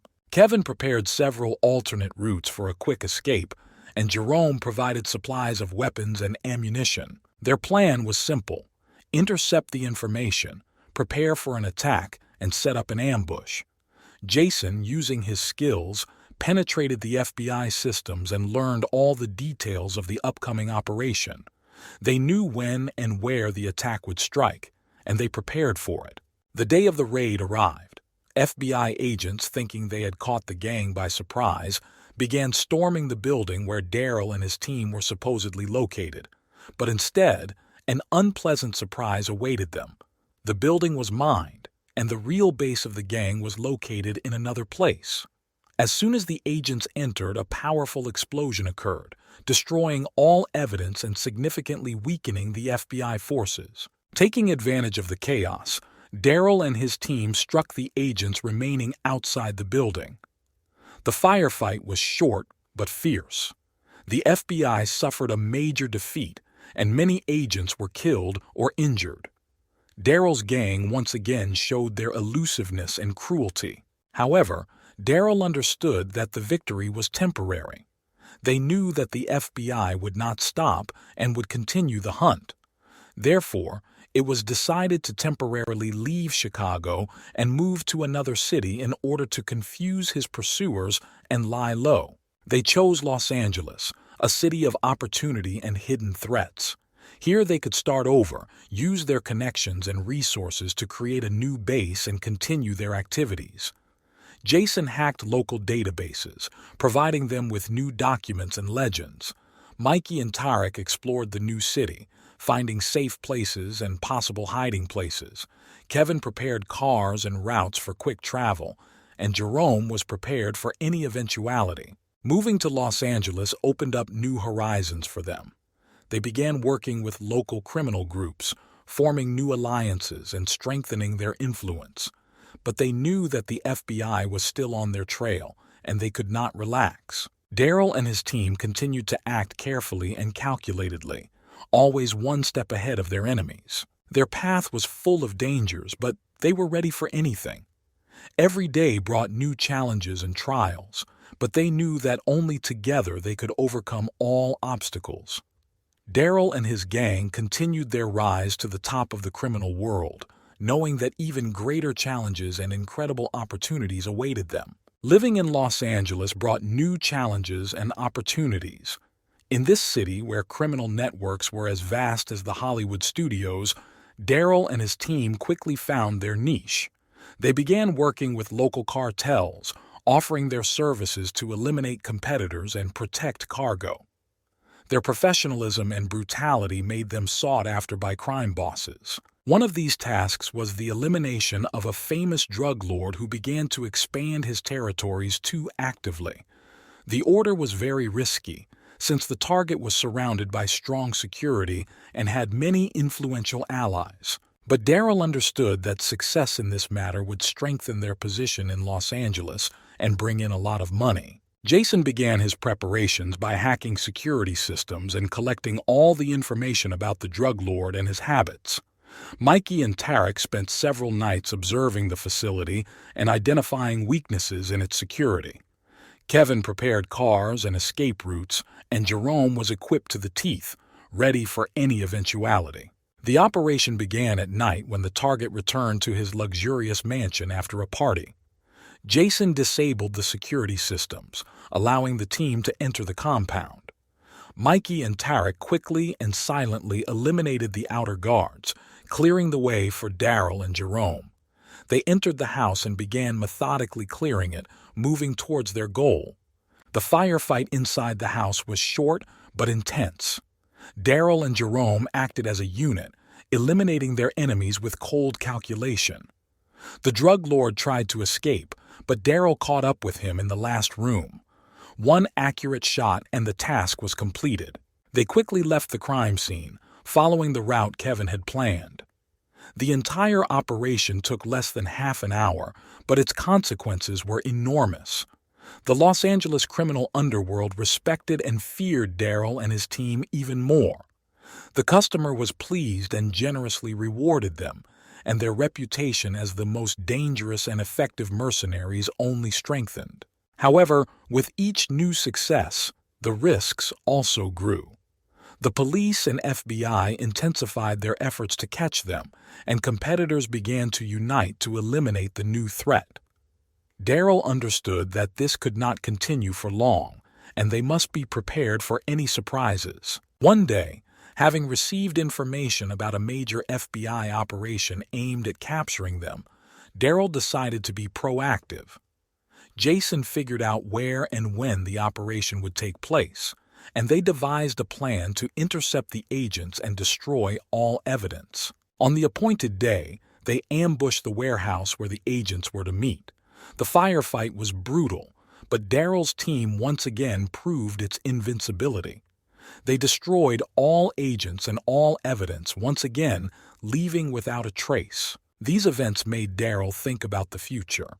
He understood that every day it was becoming more and more difficult to stay afloat, and sooner or later they would have to make a choice: continue to the top or look for new ways to survive. But for now, Darryl and his team continued to move forward, confident in their abilities and ready for any challenge.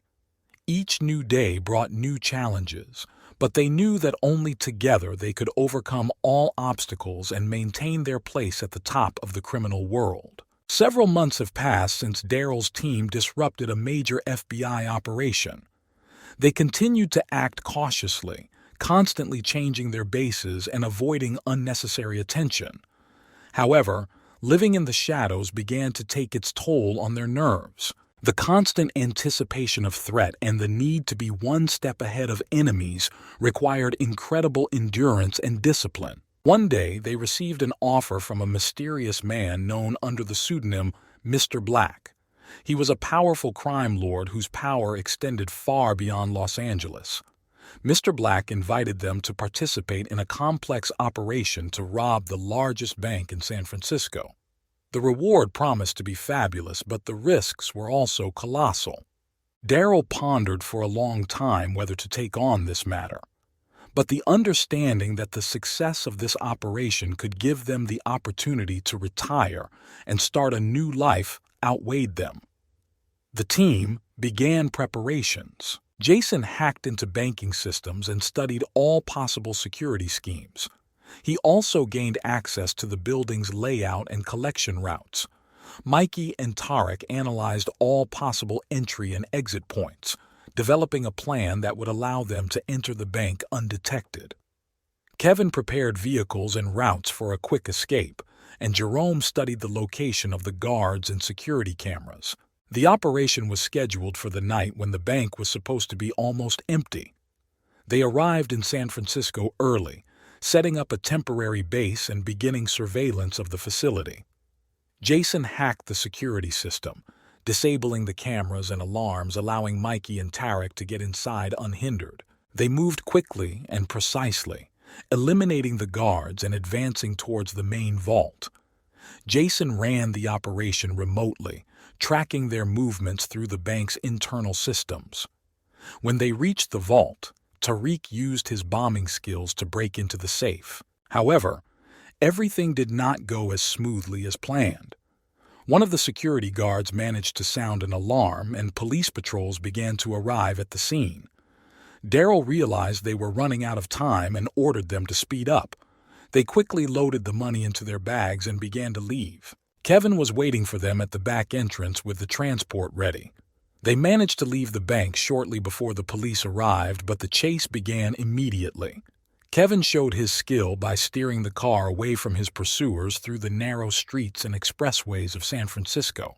Their path was full of dangers, but thanks to a clear plan and coordination of actions, they were able to escape from the city and hide in a safe place. The success of this operation was triumphant, and the reward exceeded all expectations. The return to Los Angeles went smoothly. With a huge amount of money and a new status in the criminal world, they decided it was time to take a break and lay low. They distributed the money and went their separate ways temporarily to avoid unnecessary attention and give the police time to cool down. However, each of them knew that this was only a temporary calm before the next storm. The world of crime never leaves its players alone. Daryl and his team were prepared for new challenges and dangers that could come their way. They knew that their future was uncertain, but they were sure of one thing. Together, they could overcome any challenge. A few months later, the team began to come together, again feeling the desire to act and the ambition that had haunted them. The money they earned in San Francisco provided them with a luxurious life, but each of them knew that the adrenaline and excitement of operations was what made them truly alive. Daryl, analyzing the situation, realized that their next goal should be something even more ambitious and profitable. They decided to go international and take on the work that would make them legends. Information about a large shipment of diamonds that was to be transported from London to Dubai interested them. This was an opportunity that could not be missed. Jason got to work, starting to gather information about the route, security, and possible weaknesses in the supply chain. Mikey and Tarek began planning the details of the operation, taking into account all possible risks and escape routes. Kevin researched routes and vehicles to ensure a quick and safe escape. Jerome, as always, prepared for any eventuality by studying weapons and security measures. They arrived in London disguised as tourists, exploring the area and setting up a temporary base. Jason hacked the security systems of a company responsible for transporting diamonds, gaining access to time and route information. They learned that the jewelry would be transported in an armored convoy with heavy security. The day of the operation arrived. Daryl and his team set up an ambush along the convoy's route. Using diversions and false signals, they were able to force the convoy to change route and head into a trap. Mikey and Tarek, acting quickly and decisively, neutralized the guards, and Jerome provided cover.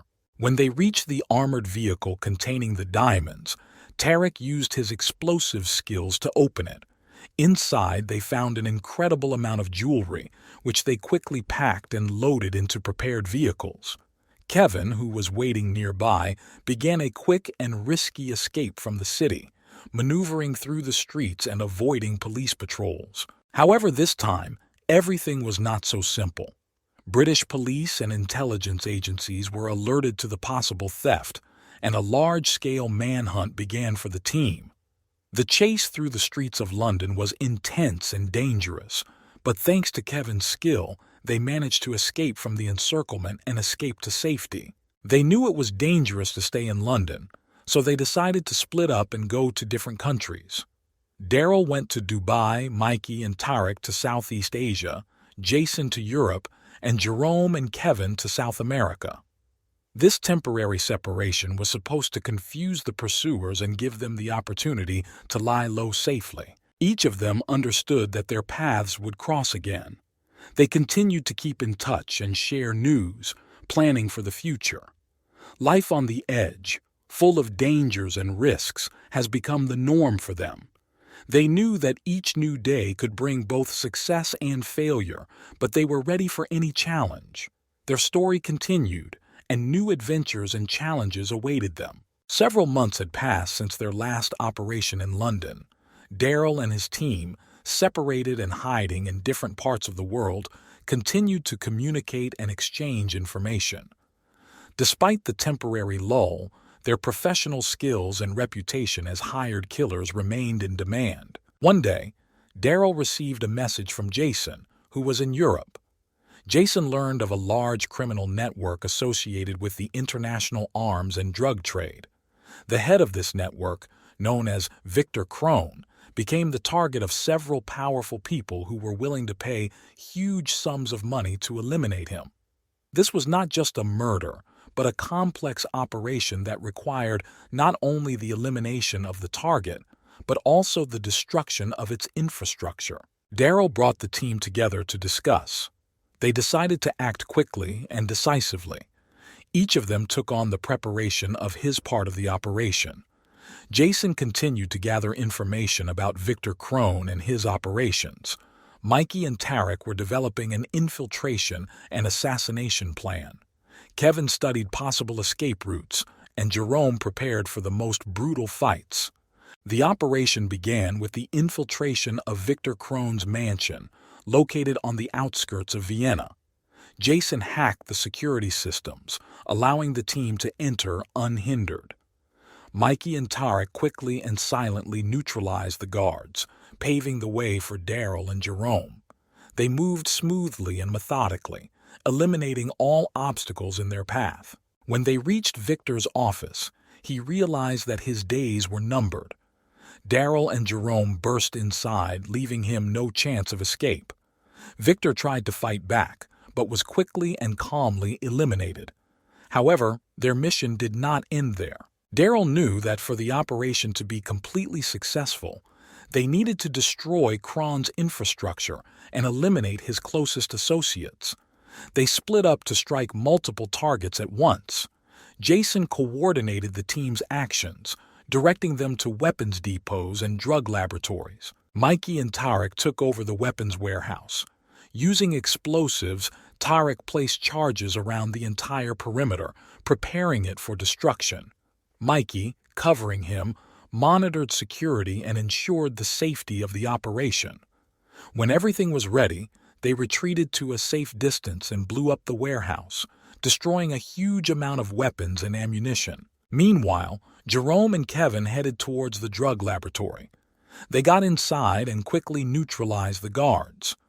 Jerome set up the explosives while Kevin kept an eye out for possible reinforcements. When everything was ready, they also left the site and blew up the laboratory, dealing a serious blow to Crone's drug business. The return to safety went smoothly. The team reconvened, discussing the success of the operation and next steps. They knew that the destruction of Victor Crone and his empire would attract even more attention to them, but they were ready for it. Their reputation as the most brutal and effective assassins only strengthened, and they knew that new assignments and challenges awaited them. Daryl and his team continued to operate, always one step ahead of their enemies. Their story continued, and each new day brought new challenges and opportunities. They knew that their path was full of dangers, but they were ready for any challenges, knowing that together they could overcome any obstacles. Michael's team celebrated their next victory in a secluded place, far from the eyes of prying eyes. Their reputation continued to grow, and new orders came with enviable regularity. However, they understood that sooner or later someone would want to get even with them for destroying the empire of Victor Crone. Soon, a new goal appeared on the horizon. The gang received an order from a powerful businessman who was threatened by competitors. The target was a Mexican drug lord known for his brutality and influence. His elimination promised not only a substantial reward, but also a significant strengthening of the gang's reputation. Michael and his team began carefully planning the operation. They knew that confronting the Mexican drug lord would not be easy. He was surrounded by loyal and well-armed people, and his mansion was a real fortress. Michael decided that it would be best to use surprise tactics and a carefully thought-out plan. Daryl and Jerome took on the role of scouts. They entered Mexico disguised as tourists and began collecting information about the drug lord's movements and habits. Meanwhile, Mikey and Tarek developed a plan of attack, and Jason coordinated the team's actions and ensured the supply of all the necessary equipment. After several weeks of preparation, the team was ready to carry out the mission. They chose night for their attack, knowing that the guards would be less vigilant. Using their connections, they were able to enter the mansion and quietly approach the building. Jerome and Kevin neutralized the guards on the outer perimeter, while Daryl and Tarek made their way inside. Mikey provided cover, making sure no one raised the alarm. They moved quickly and silently, like shadows, leaving behind only corpses. When they reached the drug lord's bedroom, he was already waiting for them, surrounded by his bodyguards. A fierce firefight ensued. Bullets whistled as they rushed past and blood flowed like a river. Michael's team acted harmoniously as a single organism. One by one, the bodyguards fell, until finally it was the turn of the drug lord himself. Michael personally put an end to his life by shooting him in the head. After making sure that the mission was completed, the team quickly left the crime scene. They understood that time was working against them, and every minute in enemy territory could be their last.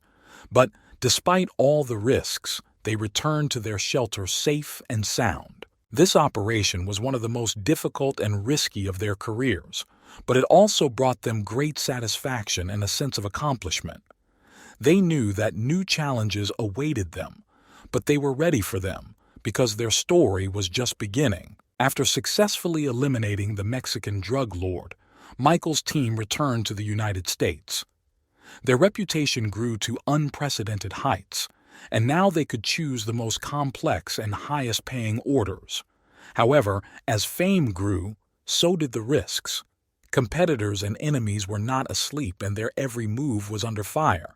One night, Michael received a message from an unknown source. It was a call from a wealthy businessman who needed their services to eliminate a dangerous politician. Known for his tough stance against corruption and crime, the politician became a target for many who wanted to keep their shady dealings in the shadows. The businessman offered a huge sum to eliminate this man, and Michael could not refuse such a challenge. The team gathered for the next meeting. Michael explained that their target was a politician who was under constant guard and lived in the heart of the city. This will be one of the most difficult tasks they have ever faced. They began to carefully plan the operation, breaking down every detail into many stages. The first step was to study the target's moving habits and routes. Daryl and Jerome took over reconnaissance again. They followed the politician, studying his daily routine and travel routes. It turned out that every morning he goes for a run in the park, where security, although tighter, was still less attentive. Michael decided to use this moment to attack. They chose a quiet alley in the park, where the guards momentarily lost visual contact with the politician. On the appointed morning, the team was ready. Daryl and Tarek took up positions at opposite ends of the alley, preparing to attack. Mikey and Kevin kept watch over security, ready to act if necessary. When the politician entered the alley, the team began to act. Michael and Jerome attacked with lightning speed, eliminating the closest bodyguards. The politician did not have time to understand what was happening when Michael approached him and fired a fatal shot. Everything happened in a matter of seconds, and the team quickly fled the crime scene. The return to the shelter went without problems. After making sure they weren't being followed, they discussed the success of the operation. This was one of the most daring murders, and they knew that the consequences would not be long in coming. However, their reputation was once again confirmed, and they were ready for new challenges. Michael knew that they would now be targeted by many enemies, but he had faith in his team. Together they could overcome any obstacles. Their story continued, and each new day brought new challenges and opportunities. Several weeks had passed since the assassination of the politician, and Michael's team tried to remain invisible, knowing that they might be hunted. However, the life of hired killers did not leave them time to rest. The new order came from a mysterious client who offered an incredible amount for the liquidation of a large businessman known for his illegal schemes and connections with the criminal world. The businessman lived in a luxurious mansion, surrounded by a high fence and a security system. Michael knew that this time they would need more complex and cunning tactics. He decided to use his connections to get inside the mansion under the guise of service personnel. The first step was to prepare fake documents and forms for the team. Mikey, with his hacking skills, created perfect fakes that allowed them to work in the mansion as cleaners and gardeners. This gave them the opportunity to study the building's internal structure and security system. A few days later, the team was ready to complete the task. On the day of the attack, they began their shift, moving according to a predetermined plan. Michael and Tarek entered the main part of the mansion where the businessman's office was located.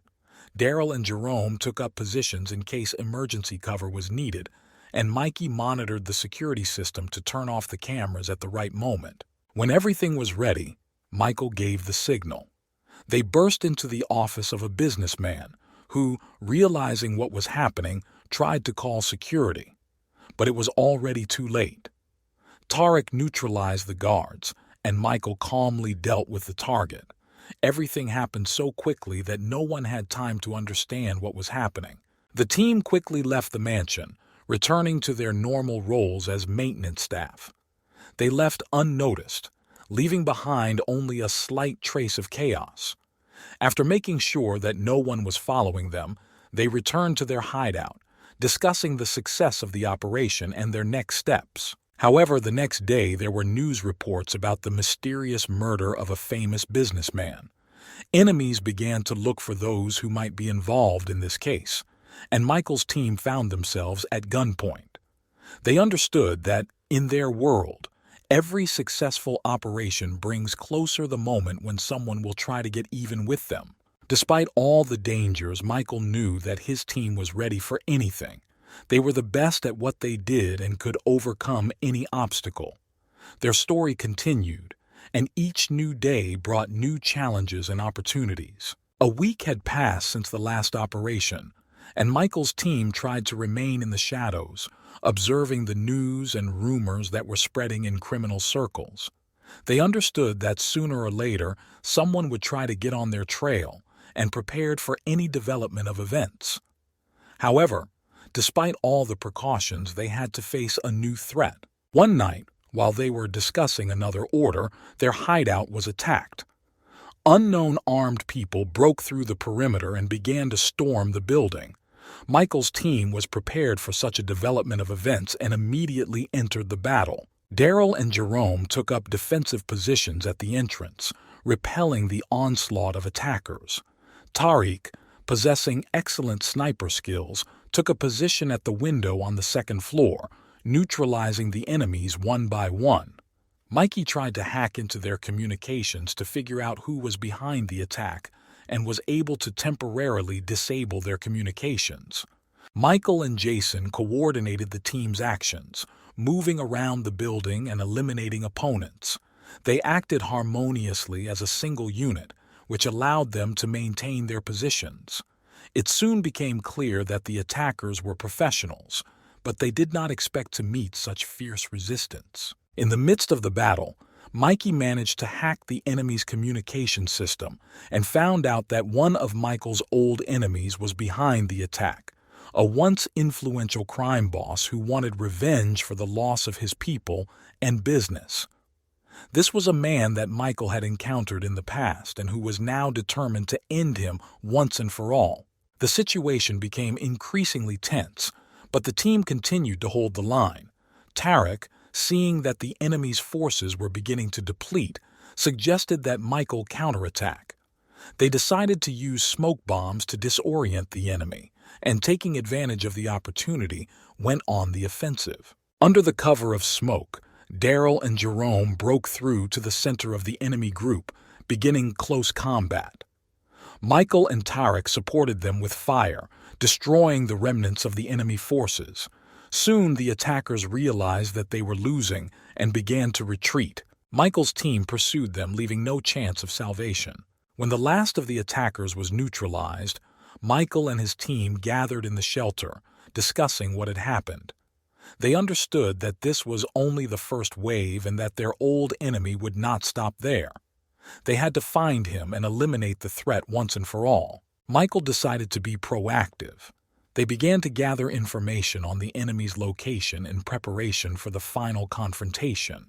New trials and dangers awaited them ahead, but they were ready for anything because their story continued. Each new victory made them stronger, and they knew that together they could overcome any obstacles. Gathering in the shelter, Michael's team began planning their next operation.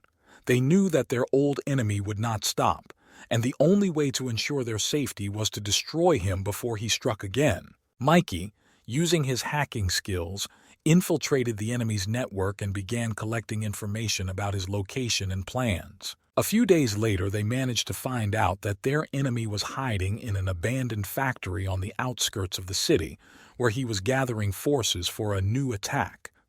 It was a heavily guarded base with numerous traps and security systems. Michael knew that this time they would face serious resistance. The team carefully prepared for the operation. They studied the factory layout, developed several entry routes, and assigned roles. On the day of the attack, they split into two groups. Daryl and Tarek were to enter through the ventilation shafts, and Michael, Jerome, and Mikey were to attack from the main entrance. At night, they began their raid. Michael and Jerome, using hacked access codes, opened the main gate and entered the factory. They moved carefully, neutralizing guards and avoiding traps. At this time, Daryl and Tarek moved through the ventilation shafts, preparing to attack from the rear. When both groups reached the central hall of the factory, they were ready for the final showdown. The enemy was waiting for them, surrounded by his best people. A fierce firefight ensued. Bullets whistled as they bounced off the metal walls, and the echo of gunfire echoed throughout the building. Michael and his team acted in a coordinated and decisive manner. Daryl and Tarek suddenly attacked from the rear, creating panic among the enemies. Mikey used his hacking skills to disable the factory's security system, giving his opponents no advantage. In the midst of the battle, Michael noticed his old enemy hiding behind the boxes. He realized that this moment was decisive. Michael, overcoming resistance, broke through to him. Their eyes met, and the enemy realized that his end was near. Michael, not giving a chance for salvation, fired an accurate shot, putting an end to their long-standing conflict. When the last enemy fell, the team gathered in the central hall. They surveyed the aftermath of the battle, feeling relieved and satisfied with the mission accomplished. Michael knew it was one of the most difficult operations, but they did it. Now that their old enemy was destroyed, the team could relax for a while. They returned to their hideout to discuss next steps and share plans for the future. They understood that there would always be new challenges and enemies in their world, but together they could overcome any difficulties. The story of Michael and his team continued. Each new day brought new challenges and opportunities, and they were ready for them, knowing that together they could overcome any obstacles. After successfully eliminating their old enemy, Michael's team returned to their hideout, hoping for some respite. However, the world of mercenaries does not know peace, and soon a new task awaited them. This time the client was a powerful tycoon who needed to eliminate a competitor who was threatening his business. The task seemed simple: infiltrate a private party organized by a competitor and eliminate him. The team carefully planned the operation, studying all possible approaches and escape routes. They decided to go undercover, mingling with the guests. Daryl and Tariq, as the most experienced fighters, took on the main roles in the operation. Michael, Jerome, and Mikey were to provide cover and monitor the situation. Everything went according to plan until they approached their goal. There was heavy security at the party, and the situation was more tense than they expected. At the moment when Daryl approached the target to deliver the fatal blow, the guards unexpectedly reacted and raised the alarm. A firefight ensued, and the team found themselves in the middle of chaos. Daryl, covering the retreat of his comrades, fought with numerous guards. At that moment, Jerome noticed that one of the guards was aiming at Daryl from around the corner. Without hesitation, Jerome rushed to help, covering his friend with his body. The bullet intended for Daryl hit Jerome. He fell to the floor, seriously wounded, but managed to shoot his attacker, ending the threat. Michael, seeing what happened, reacted instantly. He and Tarek picked up Jerome and, using covering fire, began to retreat. Mikey provided cover by hacking into security systems to open exits. They barely made it to the exit, carrying their seriously wounded friend. When they returned to the shelter, it became clear that Jerome's wound was too serious. Despite all his efforts, He died in the arms of his comrades. It was a difficult loss for the team. Jerome was not just a comrade, he was a friend, a brother in arms. Michael and the rest of the gang gathered to pay their respects to their fallen comrade. They knew that his sacrifice had saved them all, and they vowed to avenge his death. They continued their activities, becoming even more cautious and decisive. Jerome's death left a deep mark on the team. Michael understood that now they must be even more vigilant, because the world in which they live does not forgive mistakes.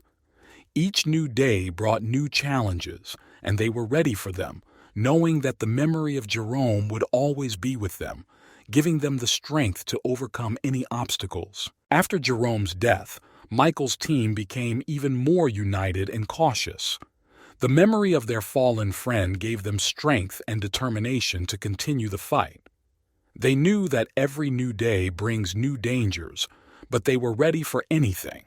Soon a new order arrived which promised a lot of money but was incredibly dangerous. This time their target was an influential politician with ties to the underworld and using his power to advance the interests of criminal groups. The customer, an anonymous benefactor, provided all the necessary data and promised a generous reward for eliminating the target. Michael understood that this order could change the balance of power in their world, and accepted it without hesitation. The team began preparing for the operation. They studied the politician's schedule, his routes and places of stay. Mikey, using his hacking skills, broke into security systems and gained access to surveillance cameras and security protocols. Daryl and Tarek, as always, took the lead roles preparing for the immediate attack. The operation began at night when the politician was returning home after a meeting. His residence was surrounded by a high wall and many guards. Michael and his team moved carefully, avoiding cameras and patrols. They knew that the slightest mistake could cost them their lives. Daryl and Tarek used the shadows to make their way to the rear entrance of the residence. Mikey disabled the alarm system and the team got inside. There was another group of guards waiting for them inside the building, but they were ready. Quick and accurate actions made it possible to neutralize opponents without noise. When they reached the politician's office, he already realized that his days were numbered. Michael and Daryl burst inside, leaving him no chance of escape. The politician tried to fight back, but was quickly and calmly eliminated. However, their mission did not end there. Michael knew that for the operation to be completely successful, he had to destroy evidence of their presence and ensure a safe exit. Tariq began destroying documents and electronic media, while Daryl and Mikey prepared escape routes. They planted several explosive devices to create chaos and cover their tracks. When everything was ready, the team quickly left the building. Explosions occurred a few minutes after they left, destroying all evidence and giving them time to retreat. They returned to their shelter, tired, but satisfied with the successful completion of the task. After the successful completion of the last operation, Michael's team remained vigilant, aware that their activities were attracting more and more attention. They knew that danger could be lurking around every corner, and they could not afford to relax. Soon they received a new order which promised to be no less complex and dangerous. This time they had to eliminate a major international arms dealer who was supplying weapons to various terrorist groups around the world. This man was extremely careful and was always under close guard. The order came from an anonymous client who provided detailed information about the target's movements and habits. The team began preparations, gathering information and developing a plan. Mikey took it upon himself to hack into the security system of an arms dealer in order to gain access to his private data and travel routes. Daryl and Tarek prepared for immediate confrontation, studying the building's layout and possible entry routes. Michael and the rest of the team coordinated everything to ensure the operation went smoothly. A few days later, they were ready to complete the task. The arms dealer was in his residence on the outskirts of the city, surrounded by a high wall and numerous guards.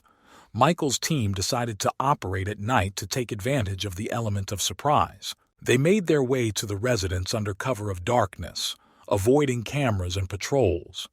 Mikey hacked the security system, disabling the alarm and surveillance cameras. Daryl and Tarek led the way, as always, neutralizing the guards and clearing the way for the others. When they reached the building, the team split up. Michael and Daryl headed to the arms dealer's office, where they believed he was located. Tarek and Mikey remained outside, providing cover and keeping an eye out for possible reinforcements. Michael and Daryl burst into the office, taking the merchant by surprise. He tried to reach for the weapon, but Daryl was faster and neutralized it. Michael approached the merchant to make sure he was no longer a threat. Meanwhile, Tarek noticed suspicious movement on the periphery of the security camera and realized that they had fallen into a trap. An armed detachment began to gather not far from the residence, ready to attack. Tarek and Mikey quickly reported this to Michael. The team realized that they had little time to retreat. Michael and Daryl quickly left the building to join the others. They knew they had to act quickly and decisively. Using pre-prepared retreat routes, the team made their way through the forest, hiding from their pursuers. Tariq and Daryl walked ahead, covering the rear. At that moment, a shot rang out and Tariq fell to the ground. Michael and the others immediately took up defensive positions, preparing for battle. Finding themselves under fire, the team fought with despair, realizing that their lives depended on every shot. Mikey, using his skills, found a path through the forest that could lead them to safety. Michael and Daryl, despite their wounds and fatigue, covered the retreat, providing cover for their comrades. When they finally reached safety, Tariq was seriously wounded but alive. Michael and the others gave him first aid and quickly transported him to a previously prepared shelter. There, they could take a breath and discuss what had happened. Jerome's death and Tarek's injuries reminded the team of how dangerous their world was. However, they knew they couldn't stop. Their story continued, and each new day brought new challenges and opportunities. Michael and his team were ready for any challenge, knowing that together they could overcome any obstacle. Time passed and Michael's team continued its activities, despite all the dangers and losses. After Tarek was wounded, they became even more careful and carefully planned each operation. Soon a new order arrived, which this time concerned a large drug cartel that was terrorizing an entire region. Michael's team received information that the head of the cartel would be attending a secret meeting with other criminal leaders. This was an excellent opportunity to strike at the entire drug trafficking network. The order came from an international agency fighting drug trafficking, which promised a significant reward for the success of the operation. Michael and his team began preparations. Mikey hacked the cartel's security systems to gain access to routes and meeting plans. Daryl and Tarek prepared for combat by studying the floor plan of the building where the meeting was to take place. Michael coordinated all team members to ensure the operation went smoothly. The night before the operation was tense. They knew that one of the most difficult tasks awaited them, and they were prepared for any surprises. When the time came, the team moved to the meeting point, an old abandoned warehouse on the outskirts of the city. Mikey turned off the security cameras and alarms, allowing the team to silently enter the area. They moved through the warehouse, avoiding patrols and traps. When they reached the main hall where the meeting was taking place, it became clear that the situation was more complicated than they had expected. There was more security there than expected. Michael decided to split the team.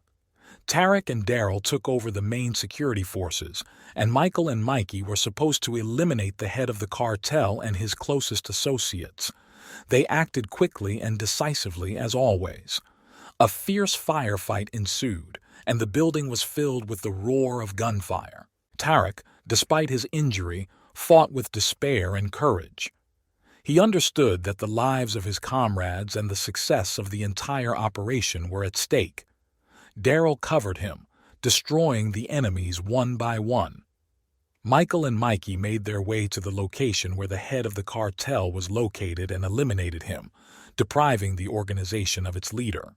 However, in the midst of the battle, Mikey was seriously injured. Michael, seeing that his friend was in danger, rushed towards him, covering his retreat. They knew they had to leave the building as quickly as possible before cartel reinforcements arrived. Michael and Daryl helped Mikey escape the building, leaving the shattered remains of the drug cartel in their wake. The team returned to their shelter, seriously wounded, but alive. Mikey needed urgent medical attention, and Michael did everything possible to save his friend. They realized that this time they were on the edge, but they managed to survive and complete the task. Michael's team was healing their wounds and digesting recent events. Their life continued to balance on a knife's edge, and they knew that the long-awaited peace would not shine for them. However, new orders were not long in coming. This time they had to confront a powerful criminal organization involved in human trafficking. The target was an important figure who ran this disgusting business from the shadows. The order came from a human rights organization determined to take desperate measures to end the suffering of innocent people. Michael and his team are at it again. Mikey, with his incredible hacking skills, soon discovered that their target was in a heavily guarded complex on the outskirts of the city. This place was known for its powerful defense systems and well-trained guards.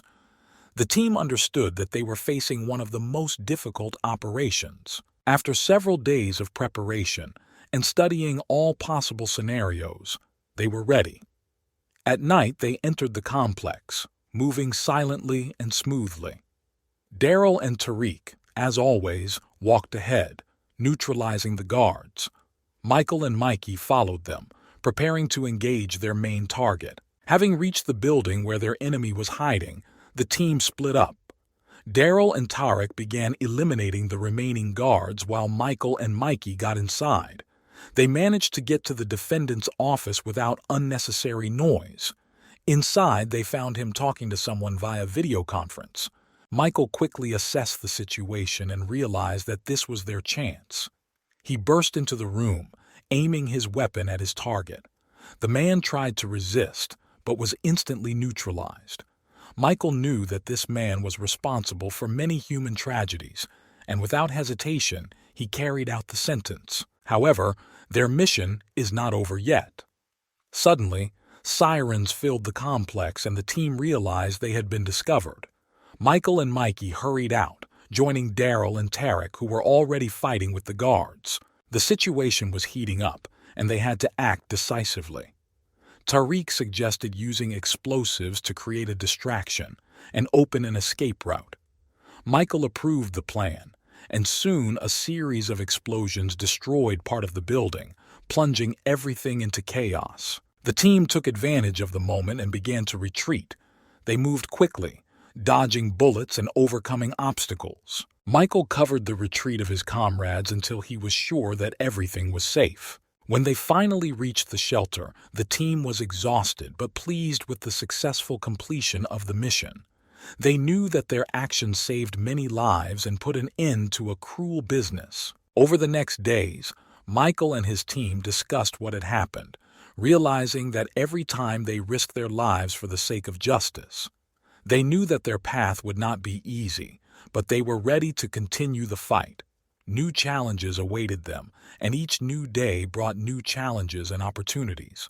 Michael and his team were prepared for any challenge, knowing that together they could overcome any obstacle. After a recent operation, Michael's team found a secluded place to recuperate. They chose an abandoned warehouse on the outskirts of the city, turning it into a temporary shelter. Here, among the dusty boxes and rusty metal structures, they could finally catch their breath and discuss their next steps. Silence reigned in the abandoned warehouse, broken only by muffled conversations and the sounds of wounds being bandaged. Tariq, seriously wounded, tried to cope with the pain. The team knew that their next move had to be thoughtful and precise. Soon Mikey, deep in work on his laptop, announced a new order. This was a large order from a high-ranking official who wanted to get rid of a corrupt colleague. The target was the Director of National Intelligence, known for his ties to crime syndicates. The elimination of this figure could deal a serious blow to the criminal network. The team began preparations.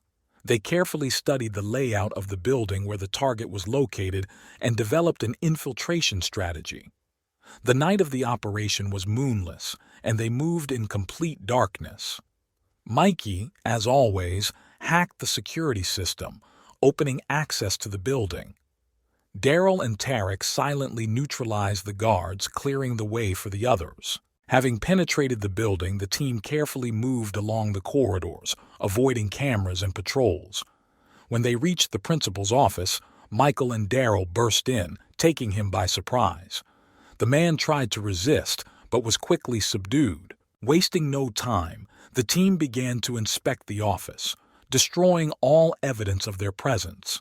Mikey used his skills to hack into the director's computer to gather incriminating information. Meanwhile, Daryl and Tarek held the line, preparing for possible reinforcements. When all the data was collected, the team began to retreat. They moved quickly and smoothly, leaving the building before the security could react. The explosions they set up earlier created a distraction, allowing them to escape into the darkness. Returning to their shelter, the team took a breath, realizing that the operation was successful. The destruction of the Director of National Intelligence and the collection of incriminating data dealt a powerful blow to the criminal network. Their actions caused chaos and destabilized many criminal groups. Time passed, and Michael's team continued their dangerous work without slowing down. The last few operations went flawlessly, but tension within the team was growing.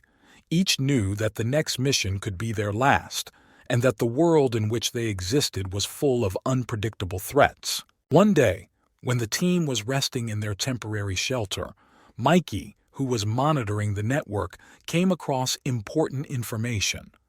A new enemy appeared on the horizon, a large criminal syndicate that was planning a large-scale operation to smuggle weapons across the border. This syndicate posed a serious threat not only to Michael's team, but to the entire country. Michael gathered everyone for a discussion. They decided that it was necessary to intervene and stop this operation, despite all the risks. The team began preparations, developing a plan of action. They understood that this would be one of the most difficult and dangerous tasks, but it was not in their rules to retreat. Gathering information took several days. Mikey hacked into the syndicate's secure servers and learned that a meeting of the leaders and key participants in the operation was to take place in an abandoned factory in the border area. The place was heavily guarded and difficult to reach, but the team had a plan. The day of the operation arrived. They moved quickly and decisively, moving through the forest that surrounded the factory. Michael, as always, walked ahead, coordinating the actions of his comrades. Daryl and Tarek advanced from the flanks, ready to fight. Mikey remained in the rear, monitoring the situation and providing communications. When they reached the factory, it became clear that the enemy was waiting for them. Security guards and surveillance systems were placed throughout the perimeter. Michael and his team knew that time was on their side. They had to act quickly and quietly. They split into two groups to create the effect of surprise. The first group, consisting of Michael and Daryl, entered through the ventilation shafts. The second group, Tariq and Mikey, took up positions on the roof from where they could monitor the situation and cover their comrades. Everything went according to plan until one of the guards accidentally stumbled upon Tarek. A shootout ensued. Michael, hearing the shots, realized that there was no more time for covert penetration. He and Daryl rushed to the meeting place of the syndicate leaders, leaving chaos and the corpses of the guards in their wake. During this time, Mikey used his skills to hack the factory's surveillance system to disorient the enemy. Upon reaching the central hall, Michael and Daryl encountered the leader of the syndicate. The battle was fierce and merciless. Bullets whistled, bouncing off the metal walls, and every step could be the last. Michael, risking his life, approached the leader and, after a short but fierce fight, managed to eliminate him. Meanwhile, Tarek and Mikey continued to fend off the guards' attacks, creating cover for their comrades. When the last bullet was fired and the enemy retreated, the team gathered in the central hall. They understood that they had won, but the price was high. Returning to the shelter, they realized that their actions had prevented a major tragedy. The elimination of the crime syndicate and the disruption of their operation was a significant blow to the underworld. Despite their fatigue and injuries, the team knew that this was their victory. With each new task, they became stronger and more experienced, realizing that their path was full of dangers. But they were ready for new challenges, knowing that together they could overcome any obstacles. The story of Michael and his team continued, and each new day brought new challenges and opportunities. Michael's team, despite the victories, became increasingly aware of the severity of their losses. Recent operations had heightened their sense of danger, and everyone knew that the price of their successes was inevitably high. They decided to take on a new order, the elimination of another dangerous crime boss, whose actions threatened peace in the region. This authority ran a smuggling network spanning several countries and was known for his brutality. The operation promised to be extremely dangerous, but the team accepted the challenge, realizing that it was their duty. Their target was hidden in a heavily guarded estate on the outskirts of the city. Mikey, as always, took it upon himself to hack the security systems to gain access to the building's internal structure. Daryl and Tarek prepared for battle, studying every corner of the building's layout. The operation began at night.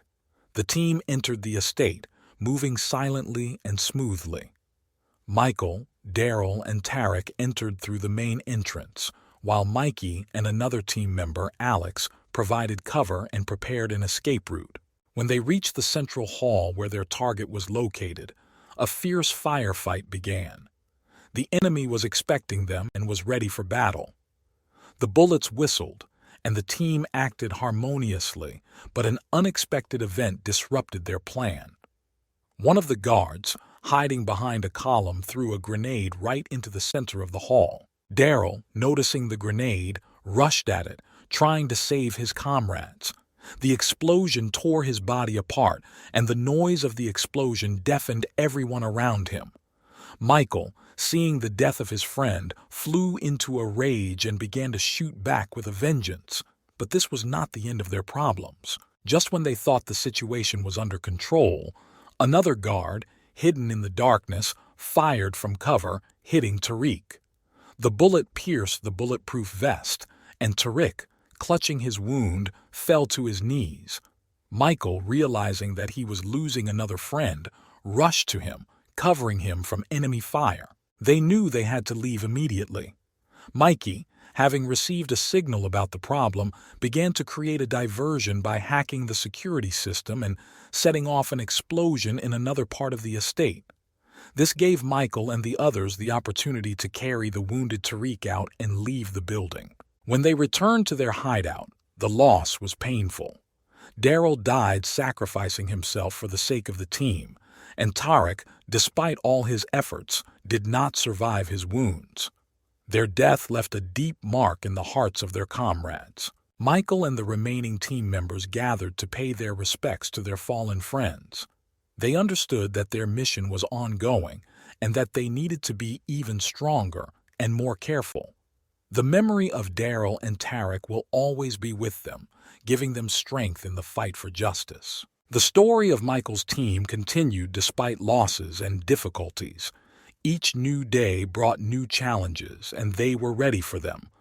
Determination and desire burned in their hearts to continue the fight, knowing that together they could overcome any obstacles. Michael's team, despite the victories, became increasingly aware of the severity of their losses.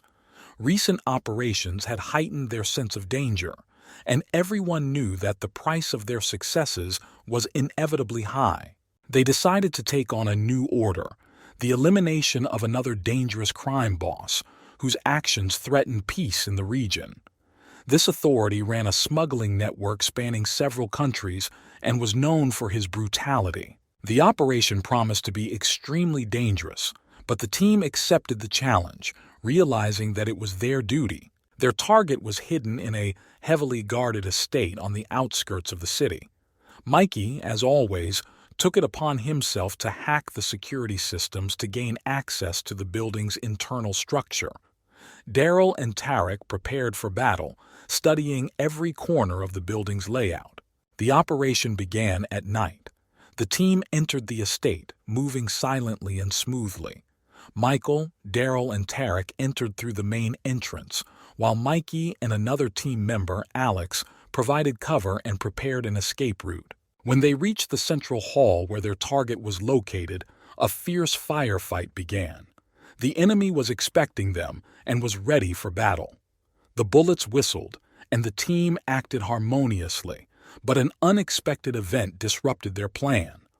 One of the guards, hiding behind a column, threw a grenade right into the center of the hall. Daryl, noticing the grenade, rushed at it, trying to save his comrades.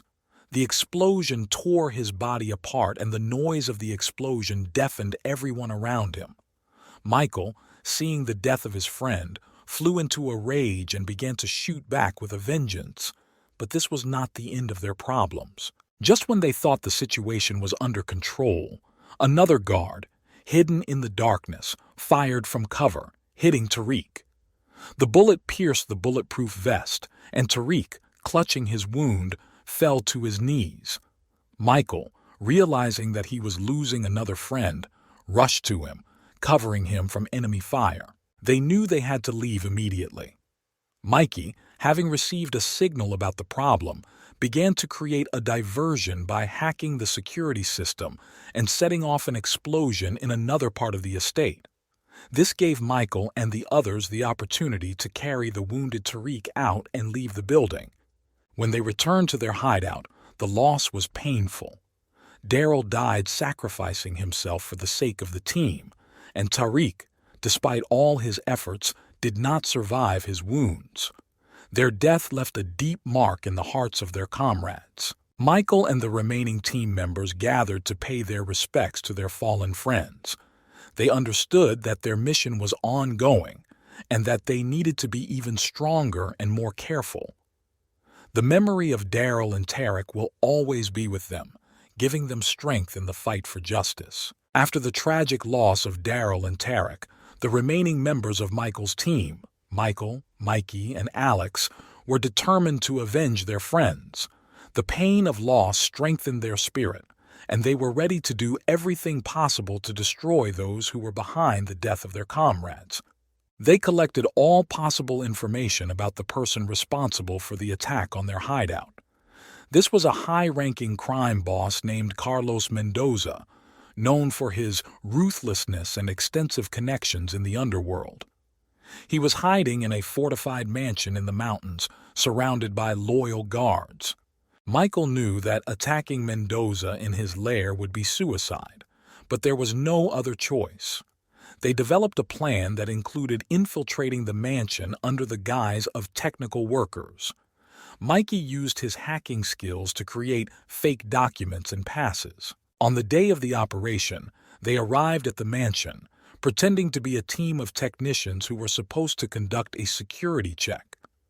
The guards let them through without suspecting a trick. Having penetrated inside, the team began to move towards Mendoza's office. When they reached the office, Michael and Alex burst in, taking Mendoza and his guards by surprise. A fierce firefight began. Mikey, who remained in the corridor, hacked into the surveillance system to disorient the guards and turn off the cameras. Michael and Alex methodically eliminated the guards as they advanced towards Mendoza. Suddenly, one of the guards, hiding behind a massive bookcase, shot at Michael. The bullet pierced his bulletproof vest, and Michael, clutching his wound, fell to the floor. Alex, seeing this, rushed at the enemies with redoubled fury, but the situation became critical. Michael, struggling to get up, realized that he had little time left. He knew he had to finish what he started. Gathering his last strength, he pointed the weapon at Mendoza and fired, hitting him in the head. Mendoza fell, dead, but Michael knew this was not the end. The guards continued to advance. Alex tried to fight back, but there were too many of them. Mikey, hearing the shooting, rushed to help, but it was too late. Michael, with the last of his strength, covered his friends until he fell, bleeding. Alex and Mikey, realizing that they had lost their leader, barely made it out of the mansion, leaving destruction and death in their wake. They returned to their shelter, devastated and broken. Michael's death was a huge loss, but they knew his sacrifice was not in vain.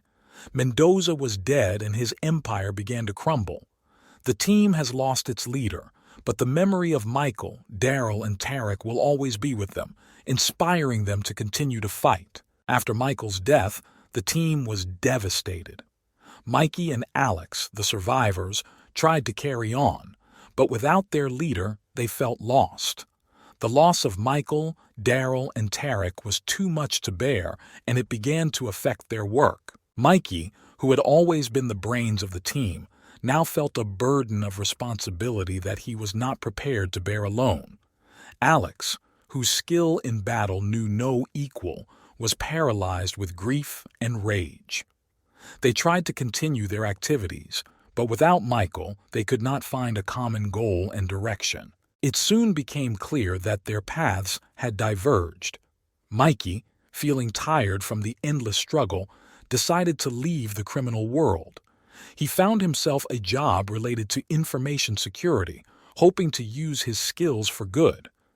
His time in the gang left a deep mark, but he wanted to return to a normal life and leave his bloody past behind. Alex, on the contrary, could not come to terms with the loss. He continued his fight alone, taking revenge on those he considered responsible for the deaths of his friends. His path became even more dangerous and unpredictable. Without the support of his team, he was forced to rely only on himself, and this made him even more bitter and ruthless. One day, when Alex encountered another criminal group, he realized that fighting alone made no sense. He was exhausted, and his soul was filled only with hatred and pain. At that moment, he realized that continuing on this path would only lead to his own death. Alex decided to leave, leaving his past behind. He left the city, hoping to start a new life away from the memories that haunted him. After moving to a small town, he found a non-violent job and tried to restore his soul. Michael's team fell apart, but their memory lived on in the hearts of those who knew them. Their sacrifices were not in vain. The destruction of Carlos Mendoza and his criminal network was a significant blow to the criminal world. However, the cost was too high, and their story remains a tragic reminder that life on the edge can destroy even the strongest. Mikey and Alex, each in their own way, found a way to move on. Time did not heal all the wounds, but they learned to live with the pain and continued on their way, leaving behind them the shadow of their dead friends. Their story is over, but the lessons they learned from their past will always be with them. Criminal History 7. This story is about a man who repeatedly escaped from the most dangerous prisons. His name was Cassidy Montgomery. Cassidy was born in a small town where every day was the same. His family lived in an old, dilapidated house in a poor area. The house was small and cluttered. The walls were cracking and the floors creaked with every step. Despite the difficulties, Cassidy was a calm but very smart child from childhood. There were always other children playing around the house, but Cassidy stayed away, preferring to watch them from the sidelines. His gaze was often directed into the distance, beyond this gray area. He dreamed of freedom and adventure that seemed out of reach in his current life. From an early age, Cassidy showed extraordinary ability to solve complex problems and find ways out of any situation. He loved to read books about great escapes and adventures, which further fueled his thirst for freedom. Plans and strategies were born in his head that he dreamed of bringing to life. One day, while walking through the streets of his hometown, Cassidy noticed an abandoned building of an old factory. Curiosity got the better of him, and he decided to explore it. Making his way inside through a broken window, Cassidy discovered a maze of corridors and rooms. This place became his secret hideout, where he could spend hours exploring every corner and coming up with his escape plans. These childhood games and explorations became a kind of preparation for future challenges for Cassidy. He learned to find ways out of the most confusing situations using his ingenuity and wit. These skills will soon play a key role in his life as he confronts the most dangerous prisons and guards. Cassidy Montgomery was not only smart, but also a difficult and quiet child. He rarely made friends and almost never shared his thoughts and feelings. At school, he sat in the back desk, always immersed in his books and thoughts. Teachers often spoke of him as a bright but withdrawn student who lacked discipline. Cassidy has faced many difficulties in his life. His family lived poorly and often did not have enough money for the most necessary things. This forced him to mature faster than his peers. He understood that no one could rely on him except himself. That is why he learned to be independent and decisive, even if outwardly he seemed quiet and distant. At times, when the pressure of circumstances became unbearable, Cassidy fled to his secret refuge in an abandoned factory. Here he could allow himself to be himself, away from the whole world. He built complex labyrinths from old boxes and garbage, imagining that these were prison corridors from which he had to find a way out. Through these games, he developed his planning and problem-solving skills. Relationships with family were also difficult. Parents, immersed in their problems and struggle for survival, rarely paid attention to Cassidy's inner world. They saw him as just another worry, another mouth to feed. But Cassidy was not offended by them, realizing that each of them was struggling with their own demons. These difficult conditions strengthened his character. Silence and isolation allowed him to focus on his thoughts and plans, developing strategic thinking and observation. Cassidy knew that someday all his skills and abilities would be useful to him, and he would be ready for any challenges that fate had in store for him. As time passed, Cassidy became more and more independent and determined. His childhood games turned into real escape plans, and his dreams of freedom became more and more concrete. He was ready for the future challenges that awaited him outside the gray and boring city. Not only was Cassidy Montgomery an introverted and smart kid, but he often got into trouble at school. His quiet and aloof personality made him an easy target for ridicule and provocation from his classmates. They didn't understand him, thought he was strange, and took every opportunity to hurt him. Every day Cassidy came to school knowing that another test awaited him. He tried to stay away, but his classmates found ways to get at him. Often in the school corridors, one could see people grabbing his clothes, throwing papers at him, or calling him names. At first, Cassidy tried to ignore them, hoping they would lose interest in him. But the more he remained silent, the stronger their bullying became. One day, Cassidy's patience ran out. On one of these days, when he was especially bullied, he could not stand it. A fight broke out.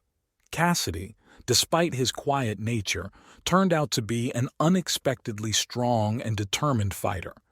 He defended himself with such fury that even the most hooligan classmates could not cope with him. This first fight was the beginning of a series of clashes. Cassidy no longer allowed himself to be humiliated. He understood that if he did not show strength, they would continue to persecute him. Each new fight was for him not only a way to protect himself, but also a kind of release of pent-up anger and resentment. Teachers and school administrators often called Cassidy's parents to school to discuss his behavior, but those, immersed in their problems, rarely paid due attention to this. They believed that their son simply did not know how to get along with other children, and that this would pass with time. These fights and conflicts hardened Cassidy even more. He learned not only to defend himself physically, but also to understand human nature and predict the actions of his opponents. Every day was a new lesson in survival for him, which he learned with extraordinary care. Despite the difficulties, Cassidy continued to develop his intellectual abilities. He read books, studied tactics and strategies that could help him in the future. In every action he saw an opportunity for self-improvement.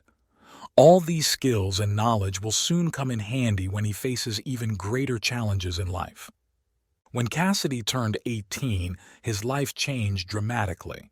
His parents, who, although they did not pay much attention to him, were still his family, died in a car accident. The news came like a bolt from the blue, leaving Cassidy in a state of deep shock and despair. He couldn't believe what had happened. In an instant, his familiar world collapsed. Despite his difficult relationship with his parents, their loss was a huge blow for him. Cassidy felt lonely and abandoned. The death of his parents left a deep hole in his heart, and he did not know how to cope with it. The funeral took place in a painful atmosphere. Cassidy stood at his parents' grave, lost in his thoughts. He felt lost and alone. There were people around him, but no one could understand his pain. This was the moment when he realized that he now had to cope with all the difficulties himself. After the death of her parents, Cassidy had to grow up quickly. He was left alone in the old house, which now seemed even more gloomy and empty. Financial problems, accumulated debts, and the need to take care of himself fell upon him with renewed vigor. Cassidy began looking for work to make ends meet. He was ready to do any work just to provide himself with food and a roof over his head. At this time, he also began to think about his future. His childhood dreams of freedom and adventure resurfaced, but now they were colored by harsh reality. The loss of his parents not only hit him emotionally, but also hardened his spirit. Cassidy knew that life would not be kind to him, and he needed to be strong to survive. He decided to use all his skills and knowledge in order to achieve the success and freedom that he had dreamed of for so long. Every day Cassidy faced new challenges, but now he was ready for them. He continued to develop his ability to plan and solve problems, finding this his calling. These difficult times were another lesson for him, which he learned with extraordinary care and perseverance. Now that he was alone, Cassidy was determined to overcome all obstacles and find his way in life. He still had many challenges ahead, but he knew that he could overcome any difficulties if he was true to his dreams and goals. After the death of Cassidy's parents, Montgomery found himself in a difficult life situation. Loneliness, financial difficulties, and a sense of loss pushed him down the path of petty hooliganism. He began to look for ways to survive that were not always legal. At first, it was petty thefts in shops and markets. Cassidy quickly realized that his natural intelligence and ability to remain invisible helped him in these matters. He studied human behavior, looked for weaknesses in security systems, and came up with clever ways to get around them. His actions became more and more daring and complex, but he always remained one step ahead of those who could catch him. One of his favorite places to work was the local market. There were always a lot of people here, and the noise and bustle allowed him to act unnoticed. Cassidy studied sellers and buyers, memorizing their habits and characteristics.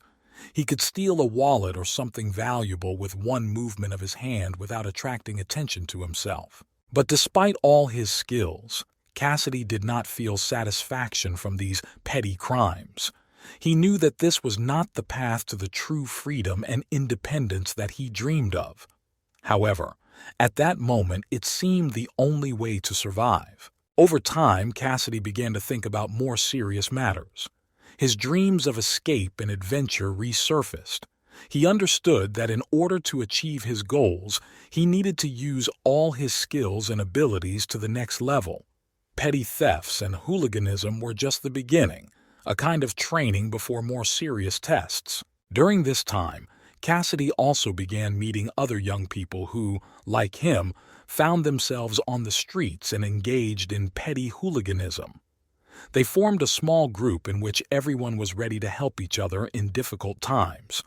These guys became something of a family for Cassidy, and he felt responsible for them. One of these guys was Michael, who became a close friend of Cassidy.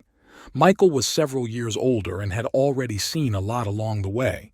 He shared his knowledge and experience with Cassidy, helping him develop and grow in this dangerous world. Despite the fact that their life was full of dangers and difficulties, Cassidy and his friends did not lose hope for a better future. They knew they had the skills and savvy that could help them break out of this cycle of poverty and crime. Cassidy became increasingly convinced that his ability to plan and find ways out of difficult situations could lead him to true freedom. He decided that he would no longer limit himself to petty crimes and would begin to work on more serious and large-scale plans. Cassidy Montgomery continued to improve his skills and strive for more serious crimes. Together with Michael and the rest of his friends, he developed plans that required careful preparation and coordination. They began to think about break-ins and robberies that could bring them more money and opportunities. The first serious target was a small jewelry store in the city center. Cassidy and his friends studied the store for several weeks, observing its security, operating hours, and employee behavior. They developed a detailed plan, thinking through every step and possible risks. This was to be their first major case, and they couldn't afford to make a mistake. On the night of the robbery, Cassidy felt excitement and adrenaline, but also confidence in his abilities. He knew that the preparations had been thorough and that they had every chance of success. They entered the store through the back door, taking advantage of a weakness in the security system that Cassidy found during his observations. Everything went almost perfectly. They quickly and quietly took the valuables out of the store without attracting attention, but on the way out they had to face an unexpected problem: a patrol policeman who happened to be nearby. The chase began, and Cassidy and his friends were on the verge of failure. Cassidy showed his resourcefulness and composure. He quickly found his bearings and found a way to salvation, using his knowledge of the streets and secluded places of the city. Thanks to his leadership and organization, they managed to escape without falling into the hands of the police. This successful but risky experience made Cassidy even more confident in his strengths and abilities. He realized that he could cope with the most difficult situations and find ways out of any difficulties. This was just the beginning of his journey in the world of serious crime. Over time, Cassidy and his group became known in the criminal world as skilled and elusive burglars. Their reputation grew, and they began to receive offers from larger and more powerful criminal elements. Cassidy understood that he now had to make a choice: stay at the same level or rise to a new, more dangerous and ambitious level. His thirst for freedom and adventure pushed him forward. Cassidy decided that he would not stop there and would continue to develop his skills and knowledge. He began studying complex security systems, hacking techniques, and strategy for planning major heists. His goal was clear: to become the best of the best and achieve what he dreamed of since childhood. Each new case became a challenge for Cassidy and his team, requiring not only courage, but also outstanding intelligence and skill. They entered protected buildings, bypassed complex security systems, and always emerged victorious. But with each new success, the danger also grew. The threat of being caught became more real. However, Cassidy was not afraid of risks. He believed in his abilities and knew that he would always find a way out of any situation. His life turned into a series of exciting adventures and dangerous trials that tempered his spirit and made him even stronger and smarter. Cassidy Montgomery has reached a new level in his criminal career and decided to take on a really big case: a bank robbery. He understood that this would be much more difficult and dangerous than anything he had done before. However, his thirst for freedom and ambition left him no choice. Cassidy began to develop a detailed plan that would lead them to success. Cassidy and his team began with thorough reconnaissance. They chose a bank in the city's business district, known for its high security but also for its large amounts of cash. They observed the bank for several weeks, studying the operating hours, the behavior of employees and security guards, and the security system. Cassidy knew that for the heist to succeed, they needed to gain access to the bank's internal information. He hired a professional hacker who was able to access the bank's internal network and download building plans, information about security systems, and guard shift schedules. To divert the attention of the police and security, Cassidy developed a diversion plan. On the day of the robbery, at the same time as the operation began, several members of his team were to carry out a series of small break-ins and false alarms in different parts of the city. This was supposed to divert the attention of the police and reduce their efficiency. Cassidy chose a night for the operation when the bank had minimal staff. They used the ventilation shafts to get inside the building. Thanks to the information they received, they knew the patrol routes of the guards and were able to bypass them undetected. The main target was the bank's central safe. Cassidy and his team prepared special equipment to open the safe, including high-tech drills and explosives. It was important to work quickly and quietly so as not to attract the attention of the remaining guards in the building. After the money was collected, the team had to leave the building as quietly as they entered. Cassidy provided several escape routes, including underground communications, which they had studied in advance. This allowed them to avoid encounters with the police and security at the exit. For a successful retreat, Cassidy developed a camouflage plan. They changed clothes and vehicles, having prepared several cars in advance at different points in the city. This allowed them to quickly disappear from the crime scene and avoid prosecution. Cassidy understood that large amounts of cash could attract attention, so he prepared a money laundering scheme in advance. They used a network of shell companies and offshore accounts to launder the stolen funds and make them inaccessible to law enforcement. When the day of the operation arrived, everything went according to plan. The diversionary maneuvers worked, and the police were busy in other parts of the city. Cassidy and his team entered the bank through the ventilation shafts and reached the safe unnoticed. Working quickly and smoothly, they opened the safe and collected the money. The exit from the bank was also successful. They used underground communications and pre-prepared vehicles to quickly and quietly leave the crime scene. Within days of the robbery, the team began laundering money and securing safe havens. This successful bank robbery plan became a sensation in the criminal world. Cassidy and his team have proven their reputation as skilled and elusive criminals. But along with this, the risks also grew. Now, they were hunted not only by the police, but also by competitors from the criminal world. After a successful bank robbery, Cassidy Montgomery and his team felt the euphoria of a major success. They were able to elude the police, and the stolen money had already begun to be laundered through a network of shell companies and offshore accounts. However, Cassidy understood that with each new major case, the risk increased. New challenges and unexpected turns awaited him ahead. Rate increases. With the money from the bank robbery, the team was able to provide themselves with a comfortable existence for some time. However, Cassidy was ambitious and had no intention of stopping. He knew that he needed to move on to not only maintain his reputation, but also increase his influence in the criminal world. New goal. Cassidy's next target was a large cash-in-transit convoy transporting cash from several banks to a central vault.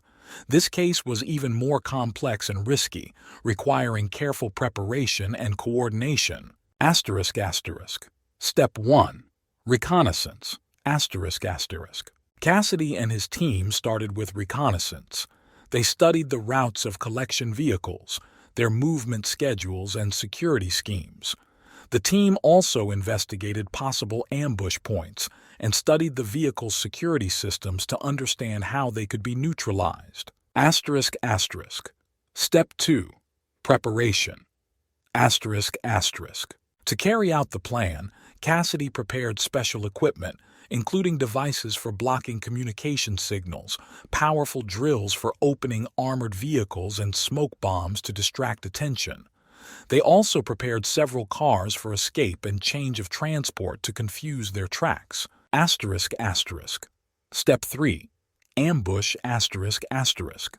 The day of the operation was carefully chosen to coincide with the transportation of the largest amount of money. The team organized an ambush on one of the narrow sections of the road, where cash-in-transit vehicles could not turn around or leave quickly. The road was prepared in advance so that traffic could be blocked quickly. Asterisk asterisk. Step 4. Attack asterisk asterisk. When the convoy was ambushed, the team acted quickly and coordinatedly. They blocked the road, created a smokescreen, and began to open cars using previously prepared equipment. Coherence and speed were key success factors. Asterisk asterisk. Step 5. Escape asterisk asterisk. After the money was collected, the team quickly changed vehicles and went on different routes to confuse their tracks. Each team member was assigned a specific role and route to minimize the risk of capture. After operation. The operation was successful and the team again found itself in the spotlight of the criminal world. But this time, the consequences were more serious. Soon after the robbery of the cash-in-transit convoy, an intensified police pursuit began. Federal agents were involved and were now hunting for Cassidy and his team. Increasing pressure. Under pressure from the police and rivals from the criminal world, Cassidy and his team were forced to hide and behave as carefully as possible. They changed their shelters and began to develop new schemes to legalize stolen money. Meeting a new ally. During this period, Cassidy met with a man named Victor, known in criminal circles as a brilliant strategist and organizer. Victor offered Cassidy cooperation, which could not only provide them with protection, but also open up new opportunities for major cases. New plan. Together with Victor, Cassidy began to develop a plan for a major robbery of a casino, which was famous for its high income and complex security system. Victor brought new ideas and technologies to the team that could help implement Cassidy's most ambitious plan to date. They began careful preparations for the new case, realizing that this time the stakes were higher than ever. Every step required the utmost care and precision, and any mistake could lead to catastrophic consequences. Cassidy understood that one of the most difficult tests of his life lay ahead of him, but he was ready for this, knowing that his skills and determination would help him overcome any difficulties. Cassidy Montgomery and his team began to carefully prepare for the casino robbery. This plan required exceptional precision and detailed preparation, since the casino's security systems were at the highest level. Cassidy and Victor began with thorough reconnaissance. They visited the casino under the guise of ordinary visitors, studying its layout, camera locations, guard routes, and shift schedules. Victor used his contacts to gain access to inside information, including data on the security system and the security scheme. The team decided to introduce several of its people into the casino staff. This allowed them to access restricted areas and key points of the building. They found people willing to work for them for a share of the loot and put them to work under false names and documents. To implement the plan, Cassidy and Victor prepared special equipment, devices for hacking security systems, fake access cards, signal jammers, and weapons for self-defense. All equipment has been carefully checked and tested. The team developed several escape routes that allowed them to leave the building quickly and unnoticed. They rented several cars and prepared several safe houses where they could hide after the robbery. Cassidy personally checked each route to ensure its safety and reliability. The day of the robbery arrived. Cassidy and his team were ready for action. They assigned roles and tasks so that everyone knew their part of the plan and were prepared for unforeseen circumstances. The team entered the casino at different times so as not to attract attention. The embedded people inside helped disable cameras and alarm systems at key points. Everything went according to plan, and they quickly reached the main hall, where the safe with money was located. Victor and Cassidy set about breaking into the safe. Thanks to pre-prepared equipment and information received, they were able to open it quickly and quietly. The money was collected in special bags that were easy to carry. However, things didn't go as smoothly as they planned. One of the guards, who was supposed to be on the other side of the building, happened to be near the break-in and noticed them.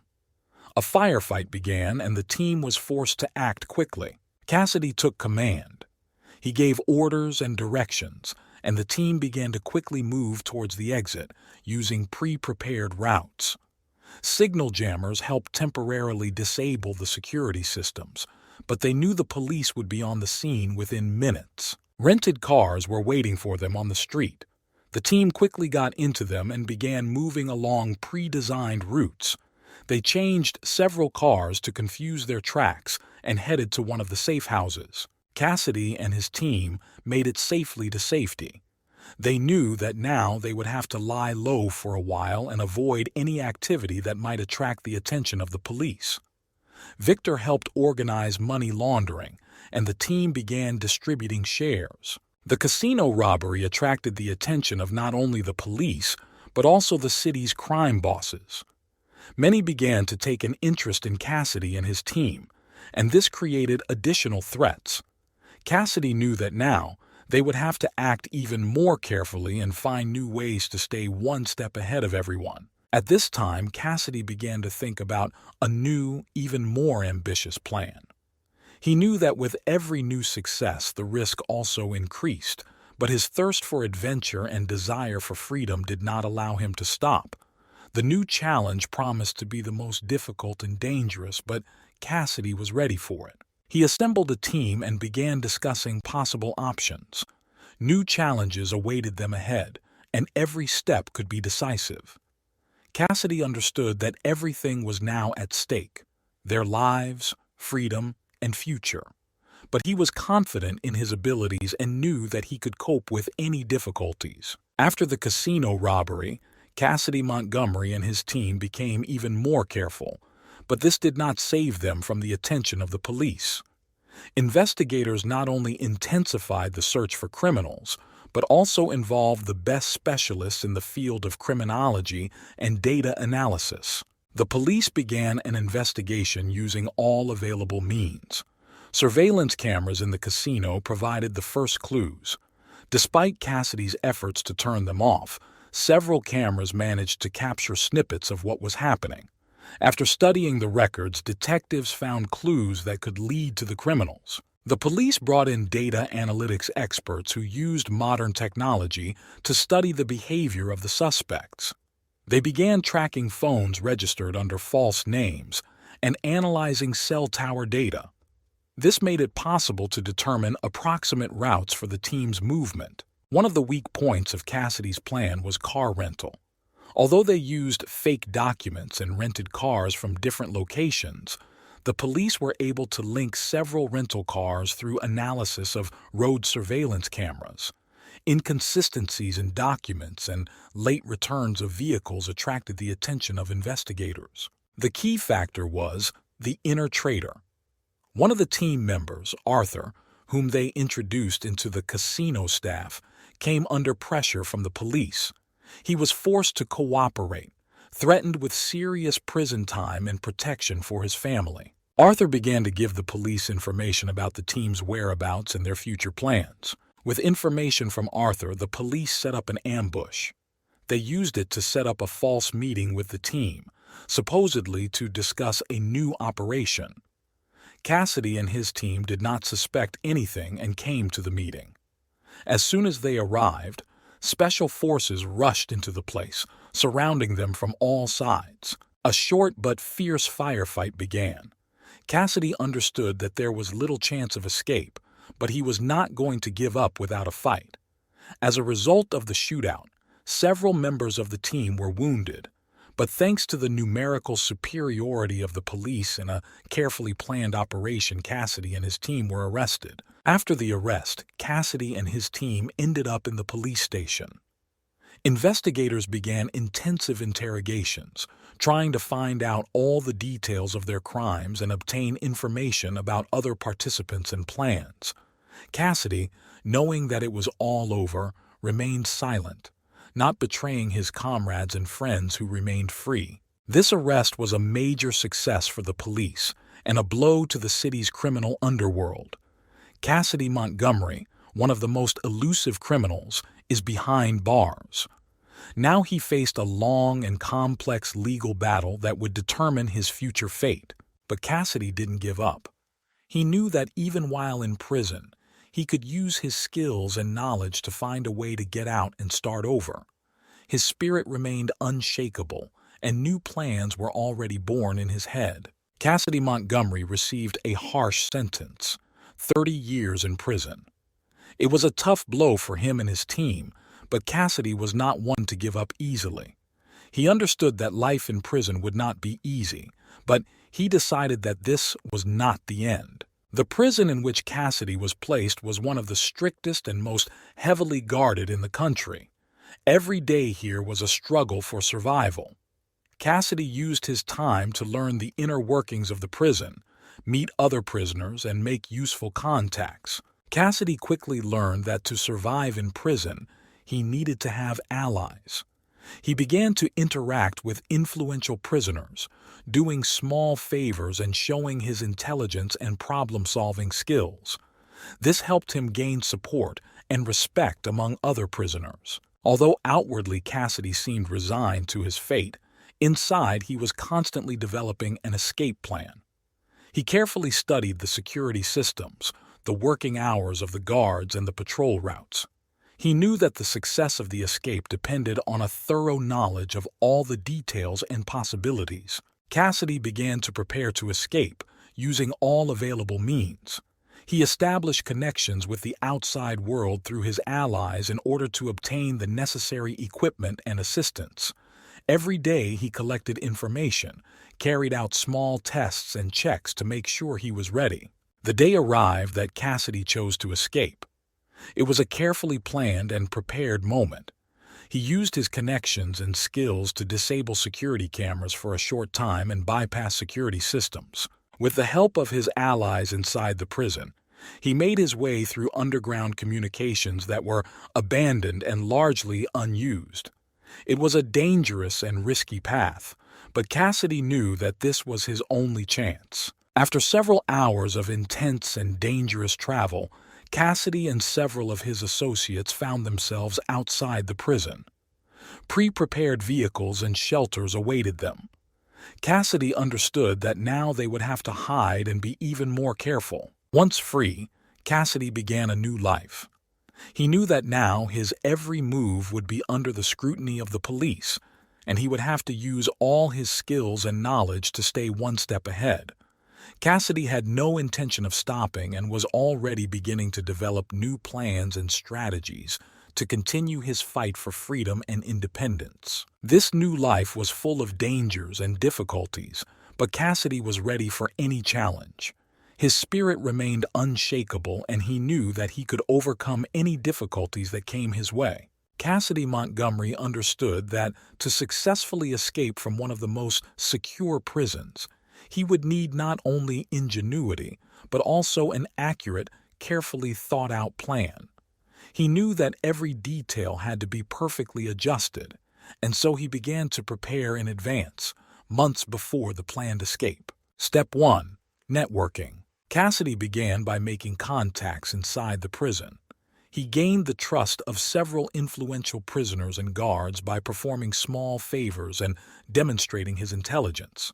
These people became his eyes and ears, helping him gather information about prison routines, security systems, and patrol routes. Step 2. Intelligence. Cassidy carefully studied every corner of the prison. He used his time walking and working to memorize the layout of the building and the location of the security cameras. He paid special attention to underground communications, which were abandoned and practically not used. Step 3. Prepare your equipment. Through his connections, Cassidy was able to organize the supply of the necessary equipment: tools for opening locks, small silencers for cameras, ropes and hooks for lifting. All this equipment was carefully hidden and ready for use at the right time. Step 4. Planning your time. Cassidy chose a night to escape when security was less attentive. He chose the timing of the guard shift to take advantage of the prison guard's greatest vulnerability. This required precise calculations and coordination of actions. Step 5. Disabling cameras. On the designated night, Cassidy used jammers to temporarily disable surveillance cameras at key points along his route. This gave him a few minutes to move without the risk of being noticed. Step 6. Breaking through underground utilities. Cassidy and his associates made their way to abandoned underground communications. They prepared this path in advance, clearing the rubble and strengthening weak areas. The underground tunnels led them to an old technical exit that had not been used for a long time and was poorly guarded. Step 7. Using fake documents. Thanks to his connections, Cassidy managed to obtain fake documents and security uniforms. This allowed him and his companions to pass through several checkpoints without suspicion. An important element of the plan was to blend in as much as possible with the surroundings without attracting attention to oneself. Step 8. Final exit. At the end point of the underground communications, there was a technical exit that led to the outer perimeter of the prison. Cassidy used previously hidden tools to pick locks and open doors. They went out to a pre-prepared vehicle that was waiting for them nearby. Step 9. Change of transport and shelter. Realizing that a chase could begin right after them, Cassidy prepared several cars and a change of routes in advance. They quickly changed into another car, leaving the first one in an abandoned place to confuse possible pursuers.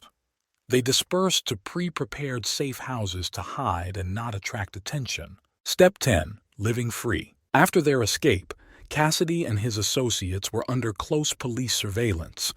They had to be extremely careful and carefully hide their tracks. Cassidy used his skills and connections to organize a new life, gradually legalizing the stolen money and providing himself with security. Results: Cassidy Montgomery's escape from prison was one of the most daring and carefully planned operations. Every detail was thought out and every step was carried out with precision and care. Cassidy showed that even in the most difficult conditions, you can find a path to freedom if you have skill, determination, and reliable allies. Cassidy Montgomery's escape became a sensation that shocked the entire country. News of his daring and carefully planned escape quickly spread across all channels and newspapers. People were shocked at how he was able to escape from one of the world's most secure prisons and admired his skill and determination. The public reaction was stormy. Some admired his ability to beat the system and saw in him a symbol of the fight for freedom. Others condemned him for his crimes and believed that he should receive a well-deserved punishment. The police and authorities were under pressure from public opinion to show that they were capable of catching the fugitive. Since Cassidy's escape, security has been tightened in prisons across the country. New protocols and technologies have been introduced to prevent such incidents. The prisoners found themselves under even closer surveillance, and the guards became more attentive to their duties. The police and FBI organized a large-scale operation to search for Cassidy and his associates. They used all available resources, wiretapped phone calls, monitored bank transactions, and conducted raids in places where Cassidy might be hiding. Time passed, but Cassidy remained elusive, skillfully hiding his tracks and avoiding traps. Meanwhile, Cassidy and his associates began a new life. They carefully hid, changed their places of residence, and used fake documents. Cassidy understood that every mistake could cost them their freedom, so he acted extremely carefully. While free, Cassidy did not give up his ambitions. He began to develop new plans that could provide them with long-term security and financial stability. Cassidy understood that for this he needed reliable allies and resources. Cassidy began seeking contacts among influential crime bosses to gain support and protection. He knew that without reliable allies they would not be able to remain free for long. During this search, Cassidy met several influential individuals who could help them implement their new plans. Cassidy decided that the next step should be even more ambitious and carefully thought out. He began to develop a plan for a new robbery that could provide them with significant funds and strengthen their position in the criminal world. This time, the goal was even more serious: a large warehouse with jewelry and works of art protected with the latest technology. As before, Cassidy carefully prepared for the operation. He studied the warehouse plans, security systems, and security schedules. He brought in the best specialists who could help implement the plan. Cassidy understood that this time the stakes were even higher, and every mistake could lead to catastrophic consequences. The plan was ready, and the team began to implement it. They acted smoothly and confidently, knowing that every step had to be executed perfectly. The operation was successful, and Cassidy and his associates managed to escape with the loot, leaving the police empty-handed again. This success strengthened the position of Cassidy and his team in the criminal world. They became a legend, a role model, and an inspiration to many. Cassidy understood that their journey was just beginning, and new trials and challenges awaited them. But he was confident in his abilities and knew that he could cope with any difficulties that came his way. Cassidy Montgomery and his team were enjoying success after successfully robbing a warehouse full of jewelry and works of art. Their reputation grew and they became admired in the criminal world. However, Cassidy understood that their position was still extremely vulnerable. He knew the police and FBI wouldn't stop until they caught them, and they needed to be one step ahead. While free, Cassidy began to actively expand his network of contacts. He understood that to continue his activities and ensure security, he needed reliable allies. Through his new acquaintances in criminal circles, he found several influential people who were ready to cooperate with him. Cassidy decided to strengthen his team with new specialists. He brought in experienced hackers, security hacking experts, and people with military training. These new team members added confidence and power to their actions.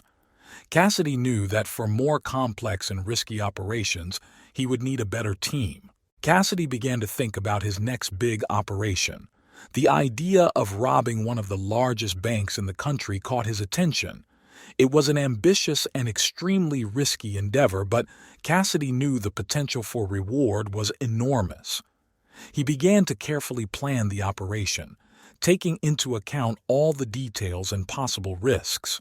Cassidy's team started with reconnaissance. They studied the bank, its security systems, employee work schedules, and security patrols. They also began collecting information about the routes of cash and transit vehicles that transported cash and securities. All this required time and precision, and Cassidy took his time, understanding the importance of every detail. For a successful operation, Cassidy decided to introduce his people into the bank staff. This allowed them to gain access to key points in the building and gather inside information. Fake documents and legends helped new team members become part of the bank without suspicion. Cassidy chose a time for the operation when the bank was conducting its quarterly inventory and cash count. At this moment, the maximum amount of money was in the vaults, and this created ideal conditions for a robbery. The team prepared special equipment to disable security systems and temporarily block surveillance cameras. This gave them the necessary time to enter the vault and carry out the operation. Hackers working with Cassidy hacked into the bank's systems and prepared them to shut down at the right moment. The day of the robbery arrived. Cassidy's team acted smoothly and quickly. They entered the bank using fake employee passes and forms. Inside, they quickly disabled the security systems and cameras, giving them a few minutes to open the vault. The burglars worked quickly and professionally, opening safes and collecting money and securities. After the operation was completed, Cassidy's team began a quick and coordinated retreat. They used pre-prepared routes and vehicles to evade possible pursuit.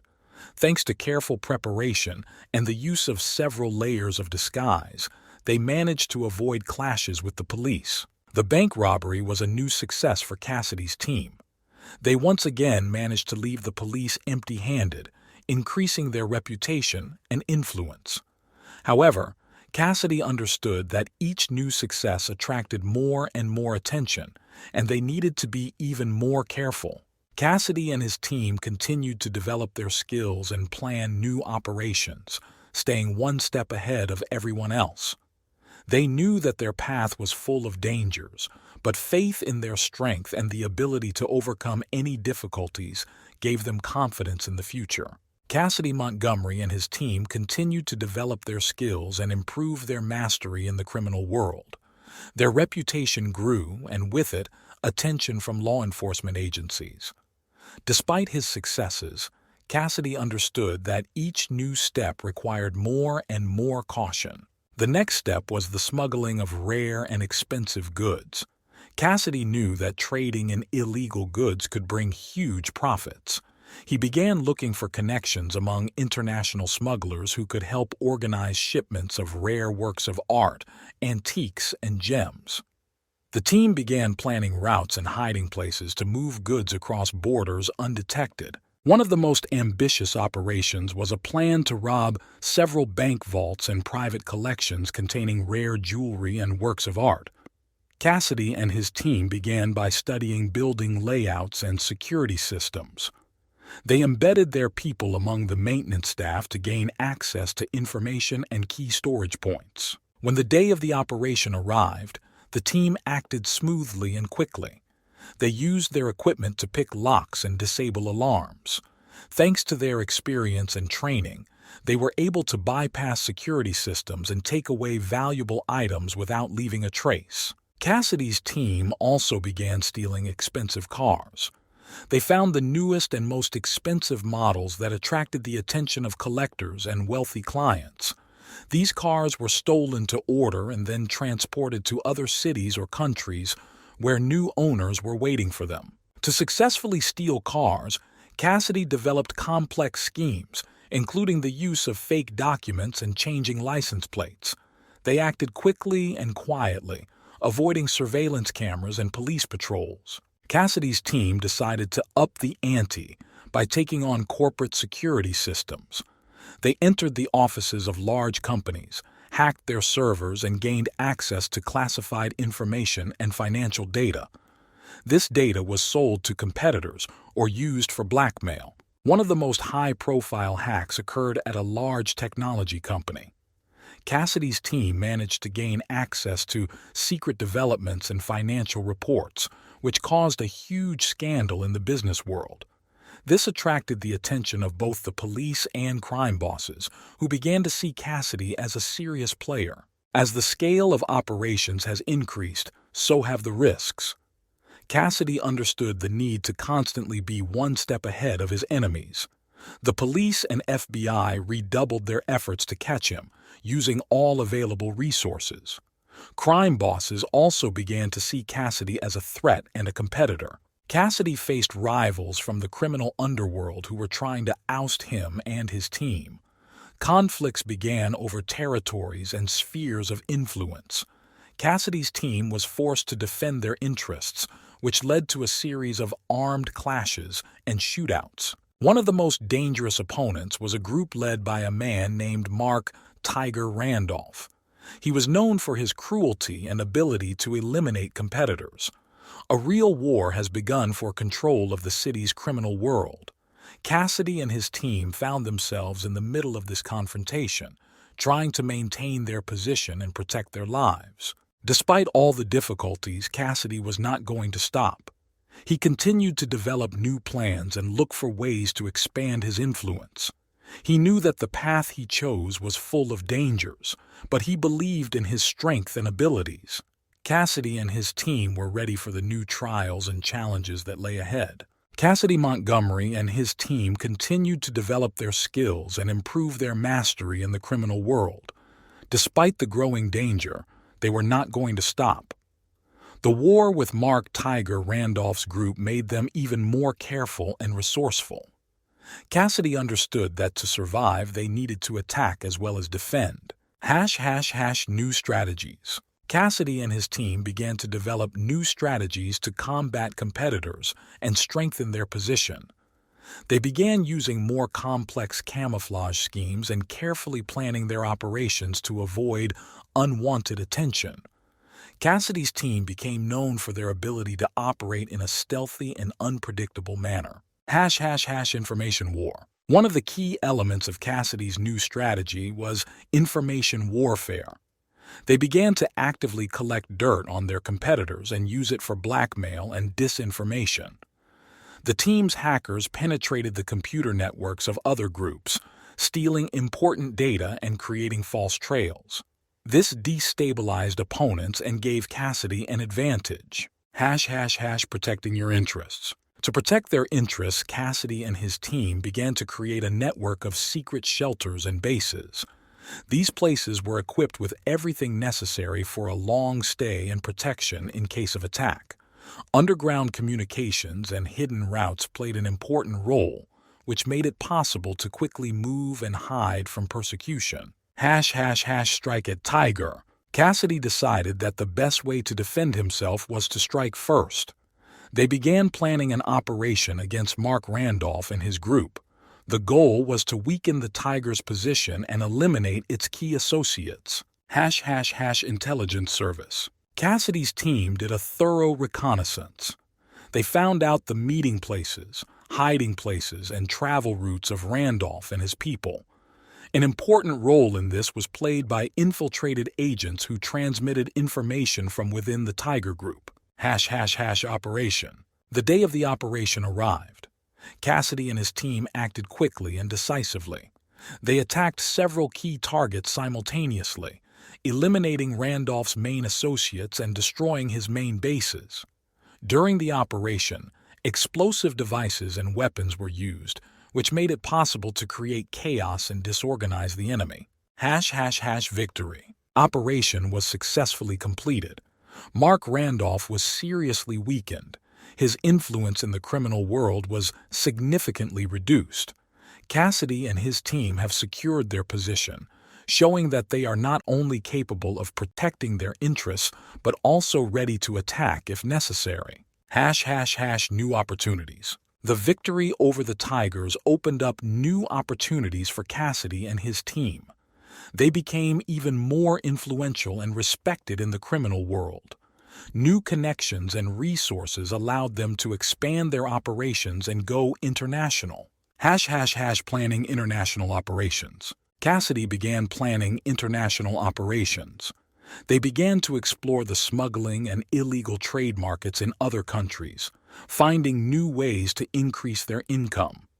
An important role in this was played by new technologies and methods of camouflage, which allowed them to act unnoticed and effectively. Fighting new threats. However, with the growth of influence came new threats.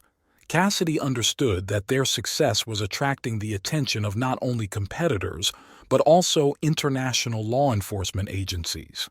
They needed to be even more careful and plan their moves carefully. Cassidy Montgomery and his team were ready for new challenges.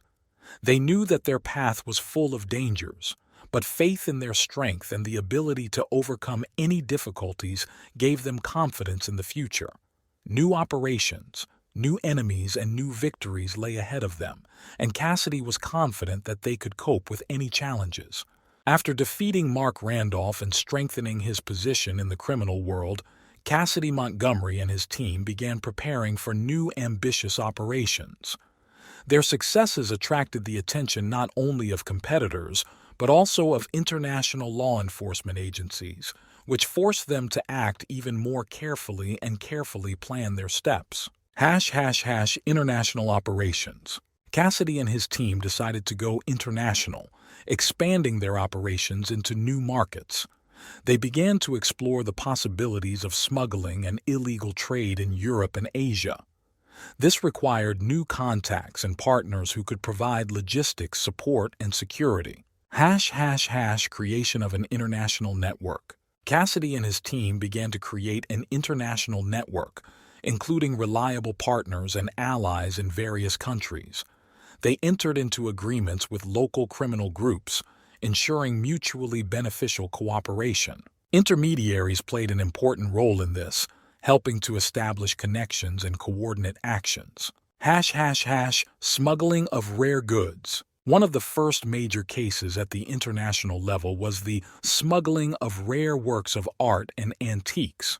Cassidy and his team organized shipments of valuable items from Europe to Asia using complex routes and camouflage.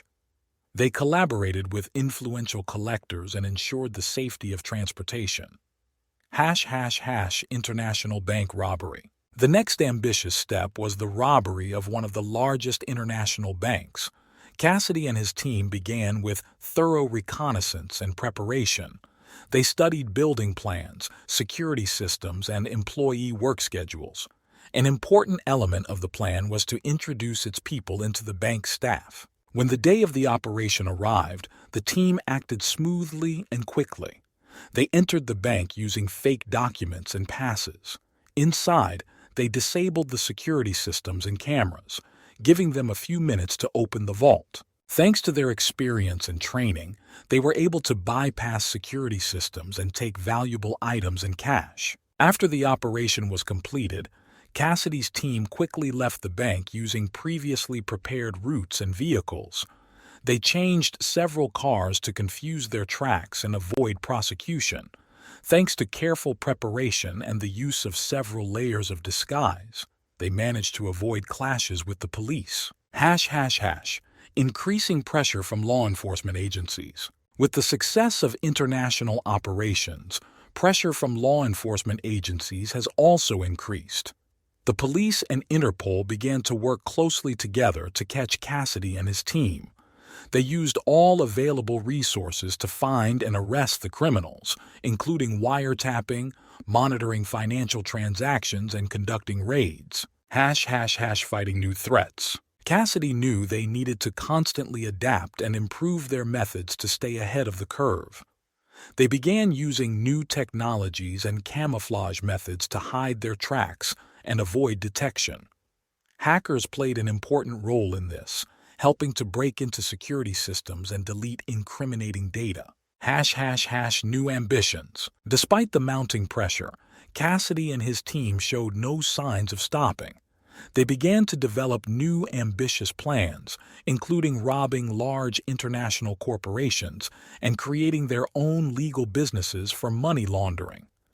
They understood that success in the criminal world required not only the ability to circumvent the law, but also the ability to adapt to changing conditions. Meeting a new enemy. A new enemy has appeared on the horizon. An international criminal group led by a man named Victor Black Prince Karpov. This group was known for its cruelty and ruthlessness. Karpov saw Cassidy as a threat to his influence and began to actively oppose his operations. Conflict with the Black Prince. A new war has begun for influence and control over the international criminal world. Cassidy and his team found themselves at the center of this confrontation, trying to maintain their positions and protect their interests. The conflict with Karpov became a new test for Cassidy, requiring not only strength and determination, but also the ability to find unexpected solutions. Cassidy Montgomery and his team continued to move forward despite all the difficulties and threats. They knew that their path was full of dangers, but faith in their strength and the ability to overcome any difficulties gave them confidence in the future. New operations, new enemies, and new victories lay ahead of them, and Cassidy was confident that they could cope with any challenges. Cassidy Montgomery and his team continued to develop their skills and improve their mastery in the criminal world. Their reputation grew, and with it, attention from law enforcement agencies. Despite his successes, Cassidy understood that each new step required more and more caution. The next step was the smuggling of rare and expensive goods. Cassidy knew that trading in illegal goods could bring huge profits. He began looking for connections among international smugglers who could help organize shipments of rare works of art, antiques, and gems. The team began planning routes and hiding places to move goods across borders undetected. One of the most ambitious operations was a plan to rob several bank vaults and private collections containing rare jewelry and works of art. Cassidy and his team began by studying building layouts and security systems. They embedded their people among the maintenance staff to gain access to information and key storage points. When the day of the operation arrived, the team acted smoothly and quickly. They used their equipment to pick locks and disable alarms. Thanks to their experience and training, they were able to bypass security systems and take away valuable items without leaving a trace. Cassidy's team also began stealing expensive cars. They found the newest and most expensive models that attracted the attention of collectors and wealthy clients. These cars were stolen to order and then transported to other cities or countries, where new owners were waiting for them. To successfully steal cars, Cassidy developed complex schemes, including the use of fake documents and changing license plates. They acted quickly and quietly, avoiding surveillance cameras and police patrols. Cassidy's team decided to up the ante by taking on corporate security systems. They entered the offices of large companies, hacked their servers, and gained access to classified information and financial data. This data was sold to competitors or used for blackmail. One of the most high-profile hacks occurred at a large technology company. Cassidy's team managed to gain access to secret developments and financial reports, which caused a huge scandal in the business world. This attracted the attention of both the police and crime bosses, who began to see Cassidy as a serious player. As the scale of operations has increased, so have the risks. Cassidy understood the need to constantly be one step ahead of his enemies. The police and FBI redoubled their efforts to catch him, using all available resources. Crime bosses also began to see Cassidy as a threat and a competitor. Cassidy faced rivals from the criminal underworld who were trying to oust him and his team. Conflicts began over territories and spheres of influence. Cassidy's team was forced to defend their interests, which led to a series of armed clashes and shootouts. One of the most dangerous opponents was a group led by a man named Mark "Tiger" Randolph. He was known for his cruelty and ability to eliminate competitors. A real war has begun for control of the city's criminal world. Cassidy and his team found themselves in the middle of this confrontation, trying to maintain their position and protect their lives. Despite all the difficulties, Cassidy was not going to stop. He continued to develop new plans and look for ways to expand his influence. He knew that the path he chose was full of dangers, but he believed in his strength and abilities. Cassidy and his team were ready for the new trials and challenges that lay ahead. Cassidy Montgomery and his team have reached the peak of their criminal career. Their operations were successful and their reputation unshakable. But one day, something unexpected happened. Cassidy simply disappeared. No one knew where he was, and this caused a huge commotion both in his team and in the criminal world. One day, when everything was going as usual, Cassidy did not show up for a meeting with the team. His phone was switched off, and none of his closest associates could contact him. This was completely atypical for Cassidy, who was always in touch and kept control of all operations. Cassidy's team was in a panic. The lack of a leader put them in a difficult situation. Nobody knew what happened or how to proceed. A search began, but not a single clue could be found. The team was trying to figure out whether this was a law enforcement operation, a competitive attack, or something else. Cassidy's disappearance sparked a wave of rumors and speculation in the criminal world. Some believed that he had been captured and was being held secretly. Others thought that he had decided to go underground. There were those who believed that this was a cunning maneuver by Cassidy to divert attention and begin a new operation. While the team was looking for its leader, pressure from law enforcement and competitors increased. The police and Interpol, having learned of Cassidy's disappearance, began to take active measures, hoping to take advantage of the situation and capture the team without their leader. Competitors also did not miss the opportunity to weaken their positions and seize part of the territories and businesses. Weeks passed and no trace of Cassidy was found. But in reality, Cassidy was not captured or killed. He was hiding in a secret hideout that only he knew about. This place had been prepared by him in advance in case of emergency. He used it to reconsider his plans and prepare for a new phase of his life. A few months later, when the situation surrounding his disappearance reached its peak, Cassidy unexpectedly returned. He showed up at one of his team's secret gatherings, causing surprise and relief among his teammates. Cassidy explained that his disappearance was part of an elaborate plan. Cassidy used the time in the secret hideout to review strategy and develop a new plan. He understood that continued existence in the current conditions had become too dangerous, and it was necessary to radically change the approach to their activities. The new plan included creating a network of legitimate businesses to launder money and protect their operations. Cassidy began investing in legitimate businesses, restaurants, nightclubs, construction companies, and technology. These businesses not only generated income, but also served as a cover for their criminal operations. Cassidy and his team have learned to skillfully disguise their actions using legal structures. Cassidy also reconsidered his alliances.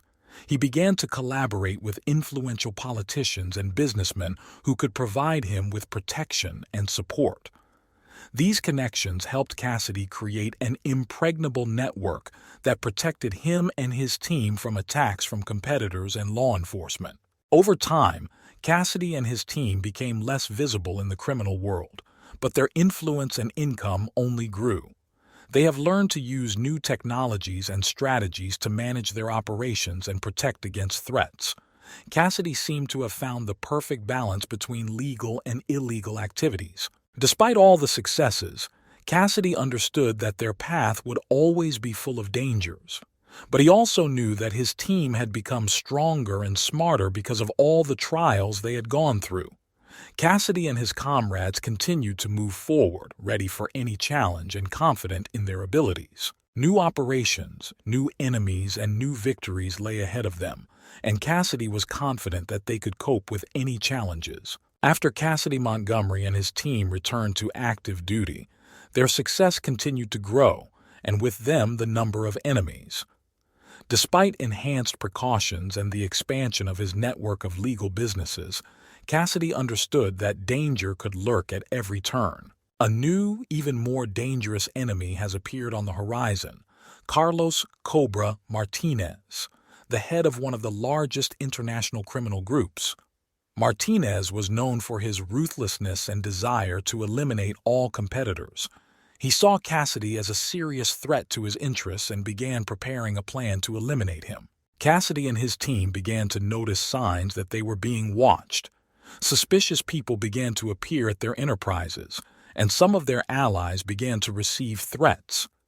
Cassidy knew that Martinez had begun to act and that the danger was real. Cassidy decided to carry out another major operation to strengthen his position and show his enemies that they could not intimidate him. This was a robbery of a large international bank, carefully planned and prepared.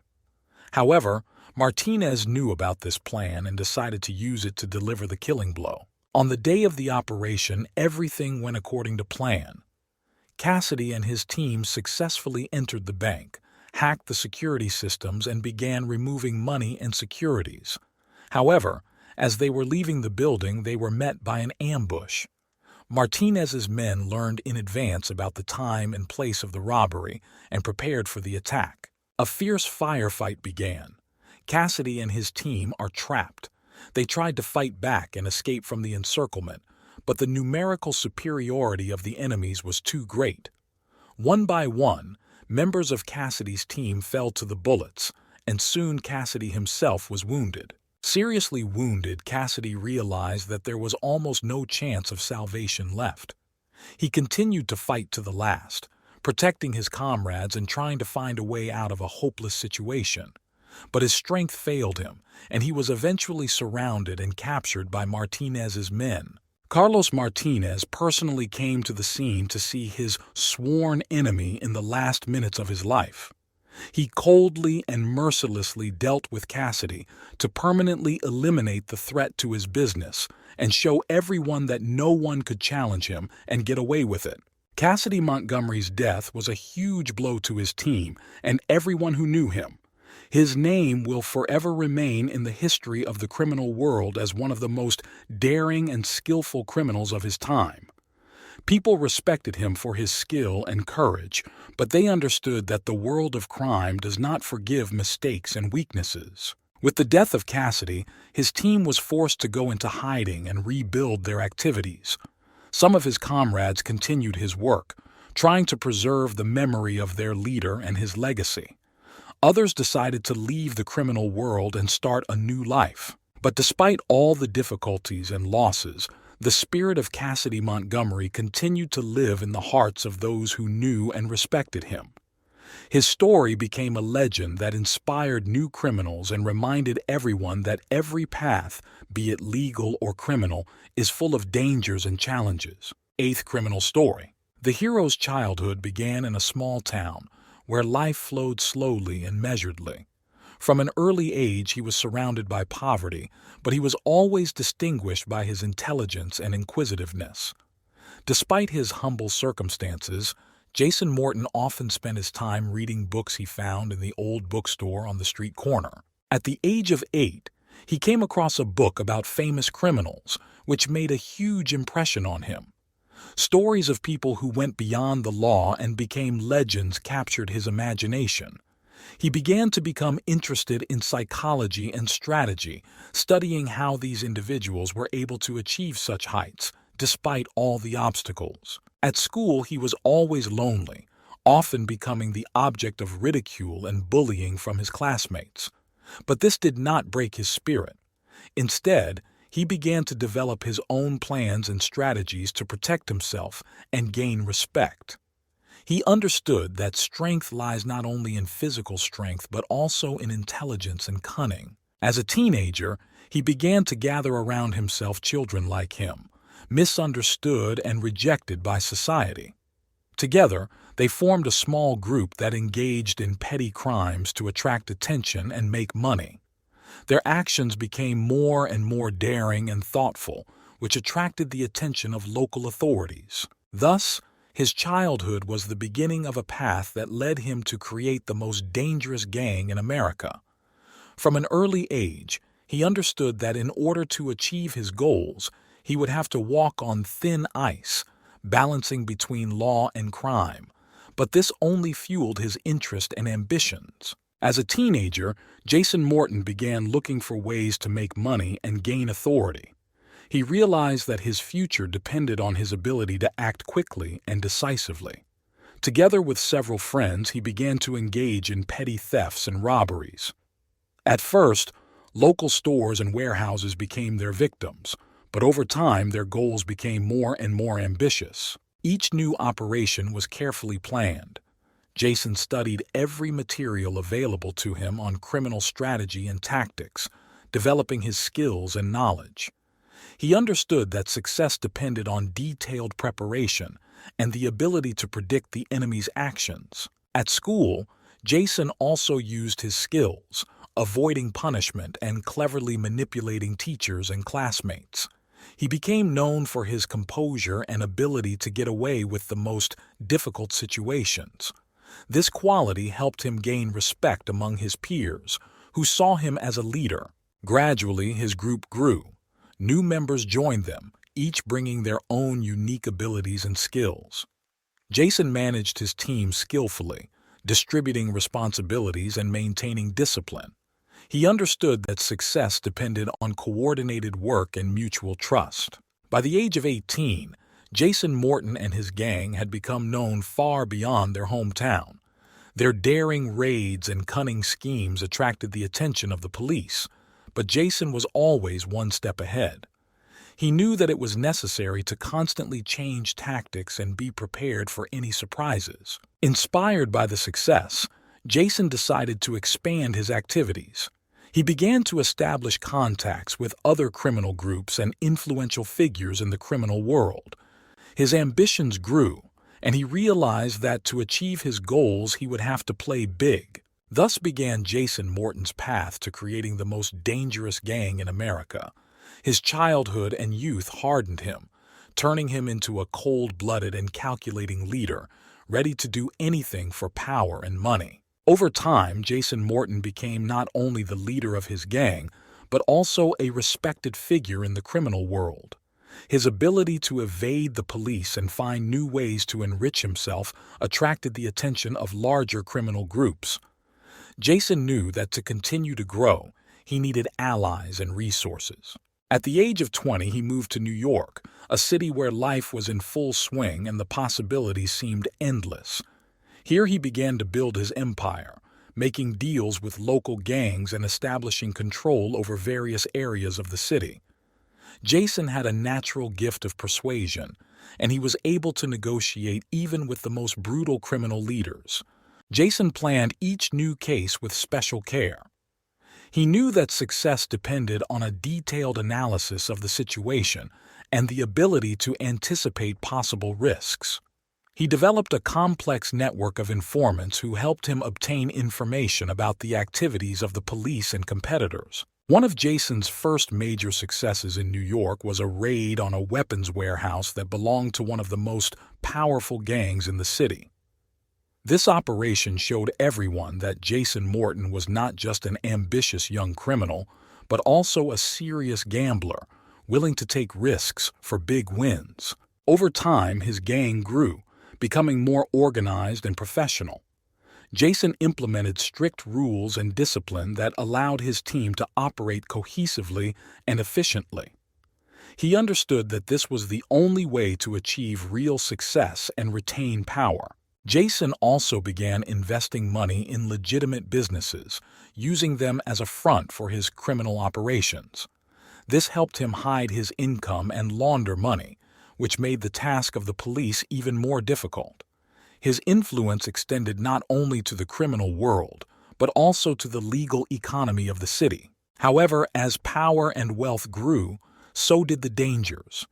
Jason realized that he had many enemies who were willing to do anything to overthrow him.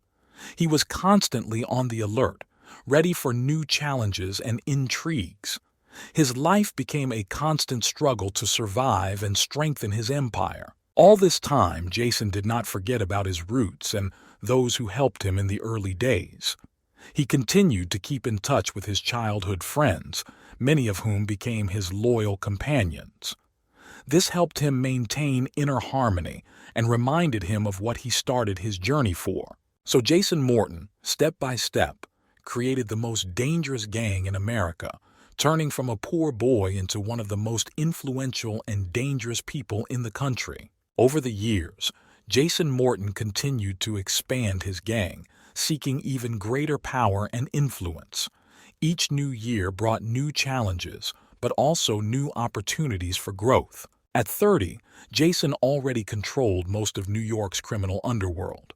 His gang numbered hundreds of members, each of whom was loyal to his leader and ready to carry out his every instruction. Jason personally trained new recruits, instilling his principles and strategies into them. Each new achievement of Jason became an example for his followers. He skillfully manipulated power, concluding lucrative deals and establishing connections with influential figures both in the criminal world and in legal business. Jason understood that his success depended not only on strength but also on intelligence, and he constantly developed his skills in management and strategy. Jason began to actively invest in technology and information networks. This allowed him to create complex schemes to launder money and evade police attention. He hired the best hackers and cybersecurity specialists to always be one step ahead of his enemies and competitors. In addition, Jason developed his network of informants. He paid generous sums for information about the activities of the police, competitors, and potential threats. This information allowed him to take preventative measures and eliminate threats before they became real problems. Every year, his influence spread wider and wider. Jason established control over the drug trade, weapons, and contraband in several major U.S. cities. His gang became international, and he began to establish connections with criminal groups in other countries. This allowed him to reach a new level and increase his income significantly. However, as his power grew, so did the dangers. Jason understood that it was not easy to stay at the top of the criminal world, and his enemies would try to overthrow him by any means. He strengthened security measures, creating an elite guard consisting of the most reliable and trusted people. His life became a continuous series of strategic decisions and risky operations. Jason never lost his vigilance, constantly analyzing the situation and predicting the possible moves of his enemies. He knew that any mistake could cost him everything he had achieved. So, year after year, Jason Morton expanded his gang, turning it into the most dangerous and influential criminal organization in America. His path was filled with dangers and challenges, but he always emerged victorious, thanks to his intelligence, charisma, and unyielding will to power. By the age of 40, Jason Morton had become a legend in the criminal world.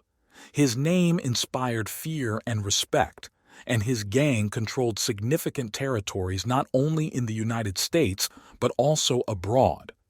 Jason knew how to effectively manage his organization, thanks to which his empire continued to grow and strengthen. He developed a complex hierarchical structure, where each gang member had his own duties and accountability. This allowed Jason to quickly respond to any threats and maintain control over the situation. He also implemented a system of rewards and punishments to motivate his men and maintain a high level of discipline. Jason paid special attention to safety. He built a network of secret shelters and safe houses where he could hide in case of danger. His personal guard consisted of former military and special forces soldiers who were ready to protect him at the cost of their own lives. These measures allowed him to feel protected and confident in his safety. One day, Jason decided to carry out the biggest operation of his career. He learned about a large shipment of drugs that was supposed to pass through New York and decided to seize it in order not only to make a huge profit, but also to strike a blow against his competitors. The operation was carefully planned. He gathered the best forces of his gang, developed complex tactics, and prepared all the necessary resources. The raid was successful. Jason and his men captured a shipment of drugs and neutralized their competitors. This operation strengthened his position and brought in huge profits, which he invested in the further expansion of his empire. His influence grew, and with it, the number of enemies. With each new success, Jason became more and more cautious. He understood that at the top of the criminal world, any mistake could be fatal. His life became a series of intrigues, betrayals, and strategic moves. He learned to predict the actions of his enemies and was always one step ahead. However, Jason was aware that his power rested on a delicate balance. He understood that he could not rest on his laurels and needed to constantly develop. He began to actively implement new technologies, using artificial intelligence to analyze data and develop strategies. This allowed him to manage his empire even more effectively and anticipate possible threats. Ultimately, Jason Morton became not just a gang leader but a true master of his craft. His path to power was long and difficult, but he always remained true to his principles and goals. His life became an example for many who aspired to power and money, and he proved that even in the world of crime, success can be achieved if you act smartly and decisively. At 50 years old, Jason Morton was at the peak of his criminal career. His gang, known as the Black Crows, had influence at all levels of society, from petty street criminals to corrupt politicians and businessmen.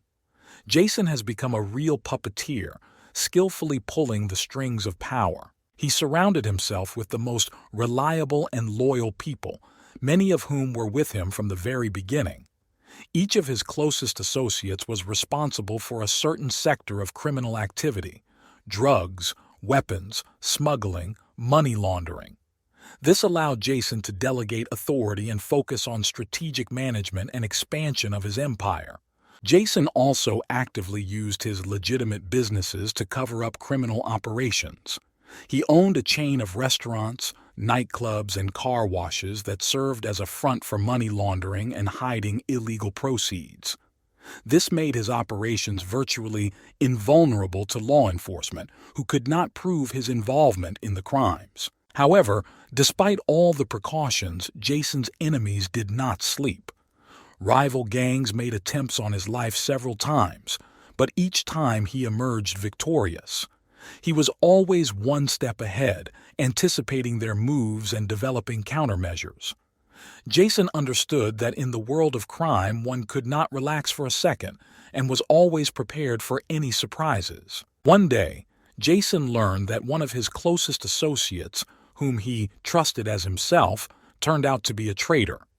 This man worked for the FBI, passing on information about gang activities. This was a serious blow to Jason, but he did not let his emotions get the better of him. Instead, he carefully planned an operation to identify and neutralize the traitor. When the traitor was exposed, Jason carried out a show execution to remind everyone that betrayal does not go unpunished. This event further strengthened his authority among the gang members and instilled fear in those who might consider betrayal. Meanwhile, Jason continued to expand his influence.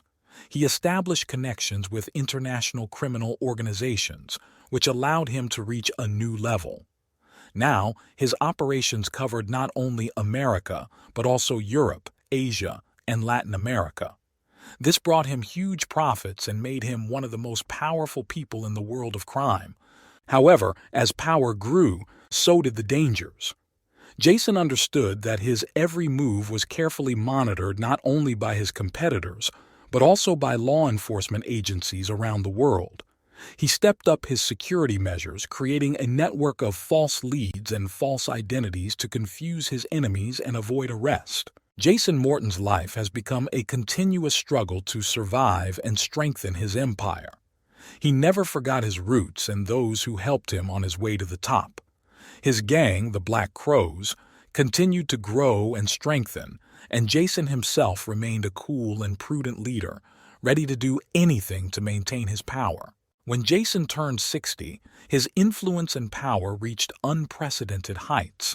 He became not just a criminal leader, but also a shadow ruler, dictating his terms in various areas of life. Despite his age, Jason retained the sharp mind and iron will that helped him stay on top. His organization, Black Crows, has acquired an international scope.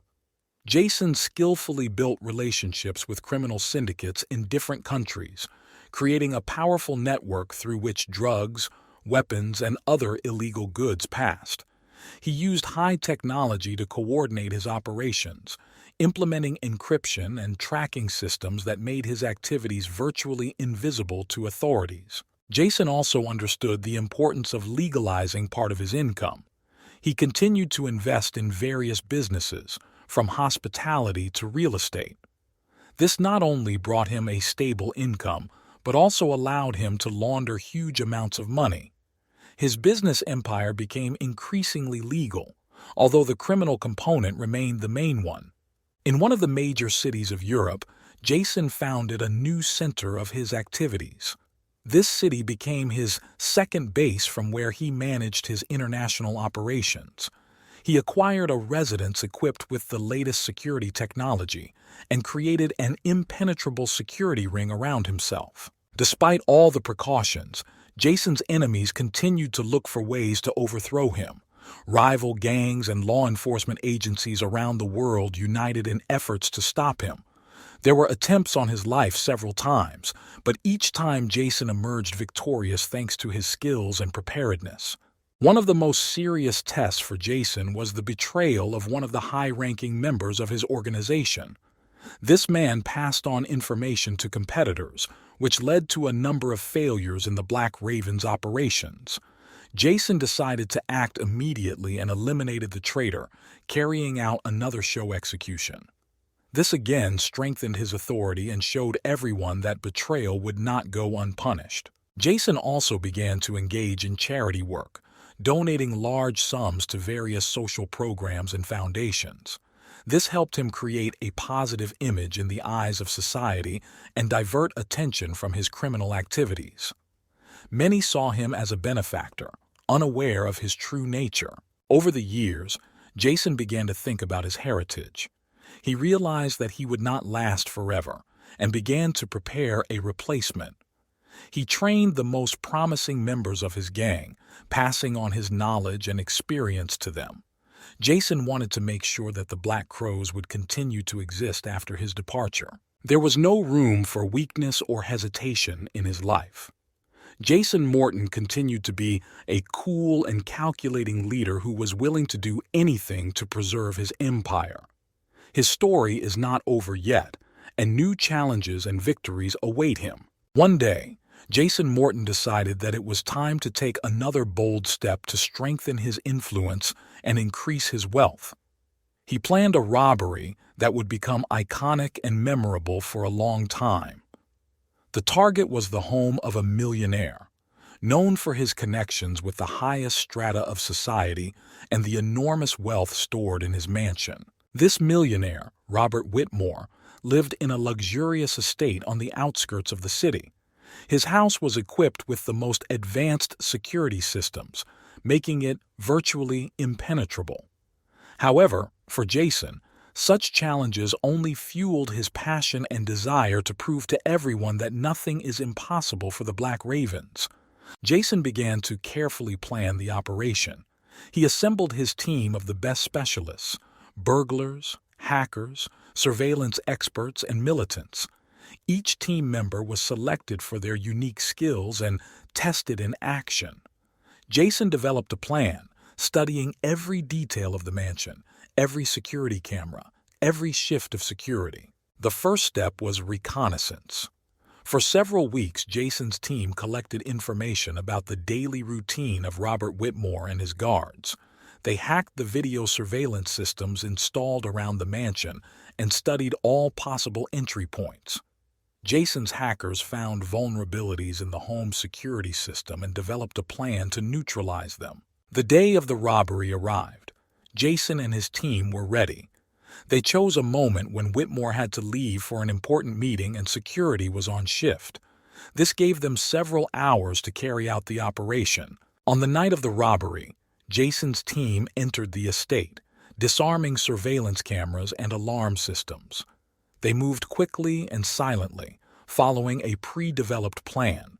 The burglars worked flawlessly, opening doors and safes as if by magic. When they reached the main safe, the hackers began their work.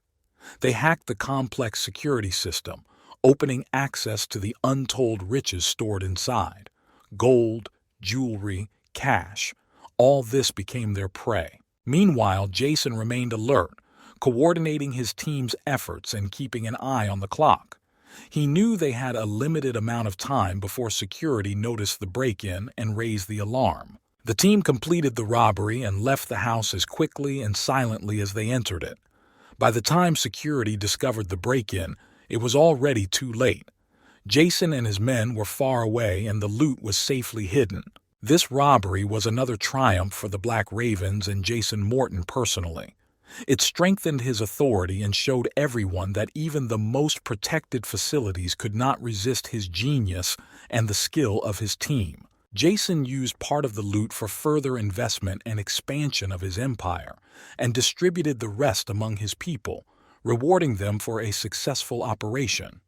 He knew that success depended on the loyalty and motivation of his team, and he always looked after his people. So, step by step, Jason continued to build his empire, remaining an invincible leader in the world of crime. His life was filled with risk and adrenaline, but that's what made it so exciting and eventful. Jason Morton's story continued, and new challenges and victories awaited him. After the daring robbery, Robert Whitmore was furious. The loss of so much money and jewelry was not only a financial blow for him, but also a serious blow to his pride and reputation. He understood that the Black Crows had insulted him, and he was not going to let it go unpunished. Robert hired the best hitmen to take revenge on Jason Morton and his gang. These mercenaries were known for their ruthlessness and professionalism, and they had one mission: to destroy the Black Ravens at any cost. Robert gave them carte blanche, providing all the necessary resources and information. Meanwhile, Jason sensed something was brewing. His crime sources told him that Whitmore had hired hitmen. Jason knew that this was inevitable and that he must prepare for a possible attack. The first thing Jason did was increase security measures. He moved his base to a new, more secure location and created a system of false shelters to confuse the mercenaries. He also strengthened his security by adding new people and upgrading equipment. Jason decided to launch a preemptive strike. He assembled a team of his most trusted people and began planning an operation to eliminate the threat. Using his extensive connections and information, he discovered the location of the mercenaries and their plans. One day, Jason and his team decided to take action. They infiltrated a mercenary base located in an abandoned building on the outskirts of the city. Jason knew that surprise and speed would be their main advantage. They acted quickly and decisively, eliminating the mercenaries one by one. The mercenaries turned out to be strong opponents, but Jason's team was better prepared and organized. As a result of a fierce firefight, most of the killers were neutralized. Jason personally encountered the leader of the mercenaries, an experienced and brutal fighter. Their fight was intense and evenly matched, but in the end, Jason gained the upper hand, showing his superiority. Having destroyed the main threat, Jason sent Whitmore a message. Attempts to take revenge on him and his gang would have serious consequences. He made it clear that the Black Crows not only know how to attack, but also defend, and that no one can touch them with impunity. Robert Whitmore, realizing the scale of his losses and the power of Jason, was forced to admit defeat. He realized that the fight against the Black Crows would only result in great losses and risk to his life. Jason, realizing that the threat had temporarily passed, continued to strengthen his empire. He knew that his enemies would not give him peace and that he needed to be prepared for new challenges. His life continued in constant readiness to fight, but this only made him stronger and more determined. The story of Jason Morton and his gang, the Black Crows, continued to evolve, filled with new challenges, victories, and defeats. Every new day brought new challenges, but Jason was always ready for them, knowing that his intelligence and strength would help him survive and win. After the defeat of the mercenaries, Jason Morton felt confident again, but he knew that his enemies were not asleep. His reputation and influence grew, and with them the envy and hatred of him grew. However, Jason was ready for anything. His life became a series of strategic maneuvers and a constant struggle for survival. One day he received news that his old enemy, a former ally, a traitor who had once tried to frame him, had shown up in Los Angeles and began to gather his army to overthrow Jason. This man, Victor Raven, was no less ambitious and cruel than Jason himself. They once worked together, but Victor's betrayal left a deep mark on Jason's soul. Jason knew Victor would act quickly and decisively. He understood that he needed to get ahead of the enemy and launch a preemptive strike. Jason gathered his team and began to develop a plan. He decided to carry out an operation to destroy Victor's army before it reached its full strength. Jason sent several of his best men to Los Angeles to conduct reconnaissance. They found out that Victor was gathering his people in an abandoned factory, where they were training and preparing for the attack. Jason decided to act immediately. At night, Jason's team entered the factory. They moved silently and secretly, neutralizing the guards and planting explosive devices around the perimeter. When everything was ready, Jason gave the signal to begin the operation. The factory exploded with a roar that shook the surrounding area. Panic broke out inside, and Victor's trapped men were disoriented. Jason and his team rushed in using the element of surprise. A fierce battle ensued, but the preparation and determination of the Black Ravens did their job. Jason came face to face with Victor. This was a meeting that both had been waiting for a long time. Victor was ready to fight, and their fight was intense and merciless. Each of them knew the other's weaknesses, and this made the battle even more brutal. Finally, Jason gained the upper hand. He did not kill Victor right away, preferring to listen to his last words. Victor, despite the defeat, was proud and did not ask for mercy. Jason looked at him and realized that in a way, they were both two sides of the same coin. However, betrayal could not go unpunished. Jason ended the fight, leaving Victor to die in the factory that became his grave. Returning to his base, Jason felt that he had taken another step towards strengthening his power. However, he understood that the fight would never end. His enemies will appear again and again, and he needs to be ready for any challenge. After defeating Victor, Jason Morton realized that his empire had become too large to be limited to just the United States. He decided to expand his operations abroad, and his next target was one of Mexico's most powerful and wealthy drug lords, Raul Gutierrez.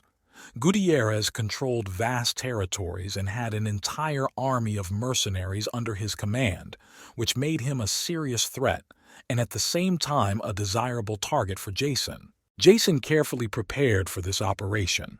He understood that this would not be just a robbery, but a real war with one of the most dangerous people in the world. His plan was to first weaken Gutierrez's position and then strike a decisive blow. The first step was reconnaissance. Jason sent his best men to Mexico to gather information about Gutierrez's location and activities.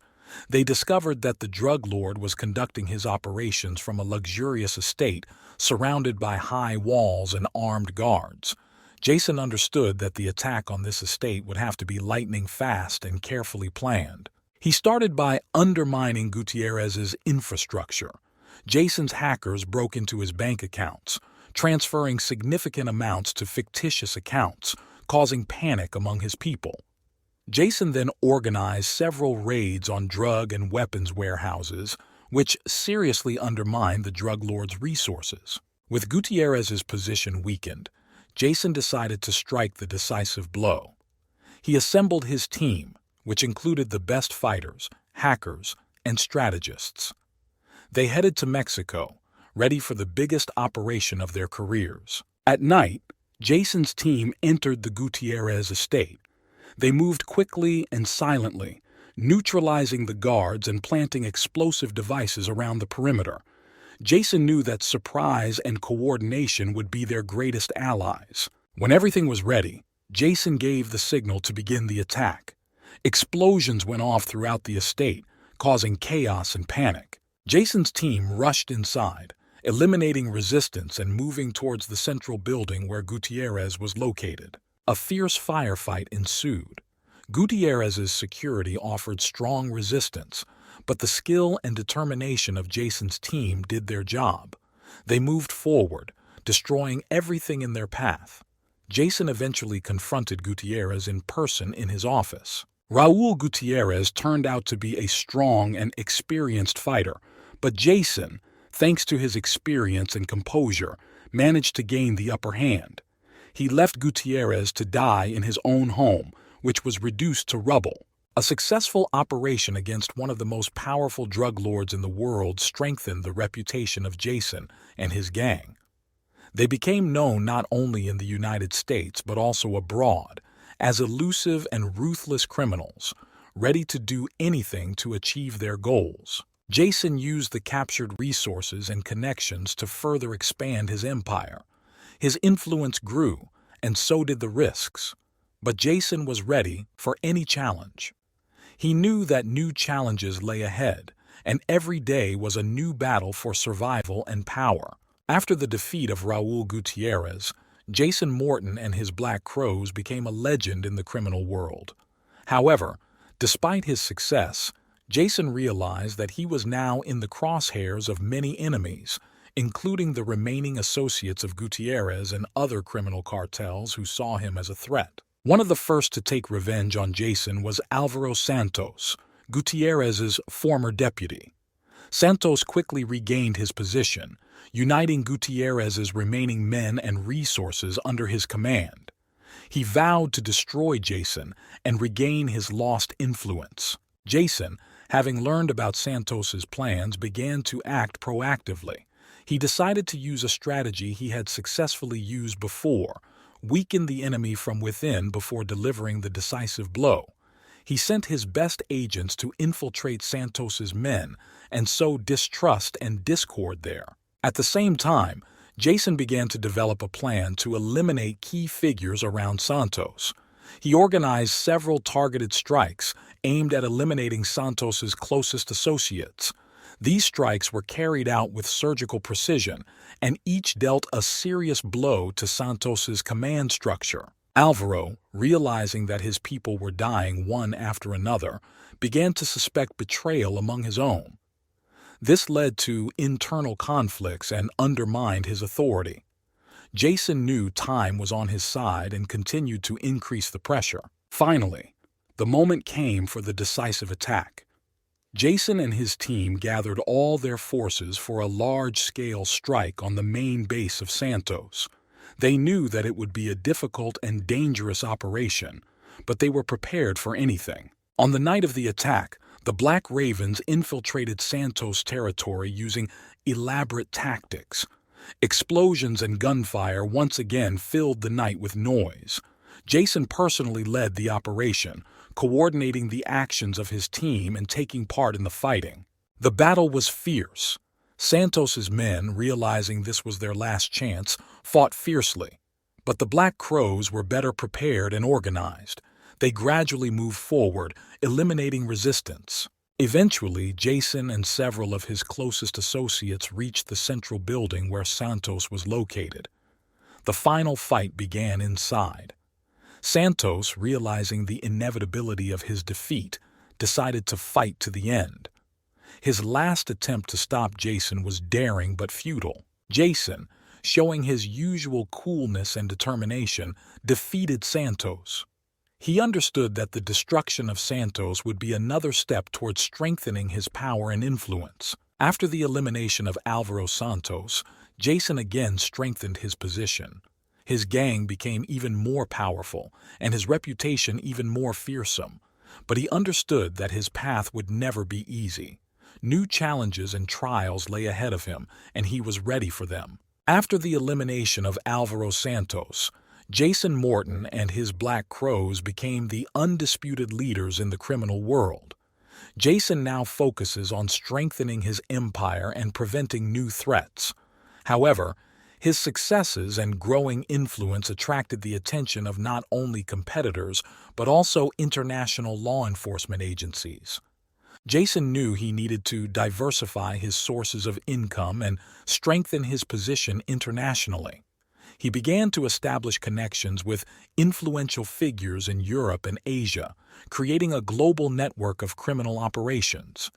This allowed him to increase his income and ensure the security of his empire. One of Jason's first international operations was to establish a base in Eastern Europe. The region was known for its instability and high levels of corruption, making it an ideal place for criminal enterprises to expand. Jason sent his best people to establish contacts and create infrastructure. Meanwhile, in the USA, Jason continued to strengthen his position. He invested heavily in legitimate businesses, using them as fronts for his criminal operations. This allowed him to hide his income and avoid the attention of law enforcement agencies. His legitimate businesses included a chain of hotels, clubs, and transportation companies, ensuring a steady flow of money and expanding his influence. One day, Jason learned about a major drug smuggling operation that one of his competitors was preparing in South America. This operation could seriously undermine his position and reduce his income. Jason decided to act quickly and decisively. He sent his men to South America with the task of thwarting his rival's plans and seizing his cargo. Jason's team acted quickly and efficiently. They entered the warehouse where the cargo was stored and caused sabotage. As a result of the operation, the cargo was destroyed, and the competitor suffered serious losses. This not only strengthened Jason's position, but also showed all his enemies that the Black Crows were always one step ahead. In response to the successful operations, Jason decided to beef up his security and improve his security measures. He understood that his enemies would try to take revenge and was prepared for any attacks. Jason created a network of safe houses and shelters where he could hide in case of danger. He also hired the best security experts and equipped his men with modern weapons and technology. Over time, Jason began to focus more on developing his organization and training new recruits. He understood that his success depended on the dedication and professionalism of his team. Jason personally trained his people, passing on his knowledge and experience. This allowed him to create a strong and united team, ready for any challenge. Each new success of Jason strengthened his reputation and influence. His life was filled with dangers and challenges, but that is what made it exciting and rich. Jason knew that new challenges and victories lay ahead of him, and he was ready to accept them all. The story of Jason Morton and his Black Ravens continued to evolve, filled with new intrigues, battles, and triumphs. A few months after a successful operation in South America, Jason Morton realized that he needed to consolidate his influence in Mexico. The influence of the Black Ravens grew, but their competitors did not give up, and each new victory brought new threats. Jason decided that the next step would be to eliminate a key player in the Mexican drug market, Miguel Alvarez, a drug lord who controlled large areas of northern Mexico. Miguel was known for his brutality and influence in criminal circles, which made him a difficult and dangerous target. Jason assembled his team to develop an operation plan. He knew that to successfully complete a task, he had to act quickly and decisively, using both strength and cunning. Intelligence revealed that Alvarez often spent time at his luxury ranch, which was surrounded by guards and technologically advanced security systems. The first stage of the plan was to penetrate Alvarez's circle. Jason introduced several of his agents who began to collect information and build trusting relationships with Alvarez's people. This made it possible to learn details about the daily routine, security system, and weak points in the ranch's defenses. Jason then decided to take an unconventional approach. Instead of a direct attack, he organized a series of diversionary maneuvers that were supposed to disable a significant part of Alvarez's guards. First, weapons and drug warehouses were attacked, causing panic and disorganization among Alvarez's men. With the ranch's security down, Jason and his team moved on to the next stage.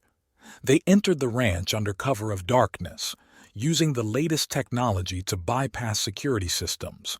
The team moved quickly and silently, neutralizing the remaining guards and making their way to the main building. A fierce battle ensued inside the ranch. Alvarez's men fought desperately, but the preparation and determination of the Blacks, the Ravens, did their job. Jason personally led the assault on the main building where Alvarez was located.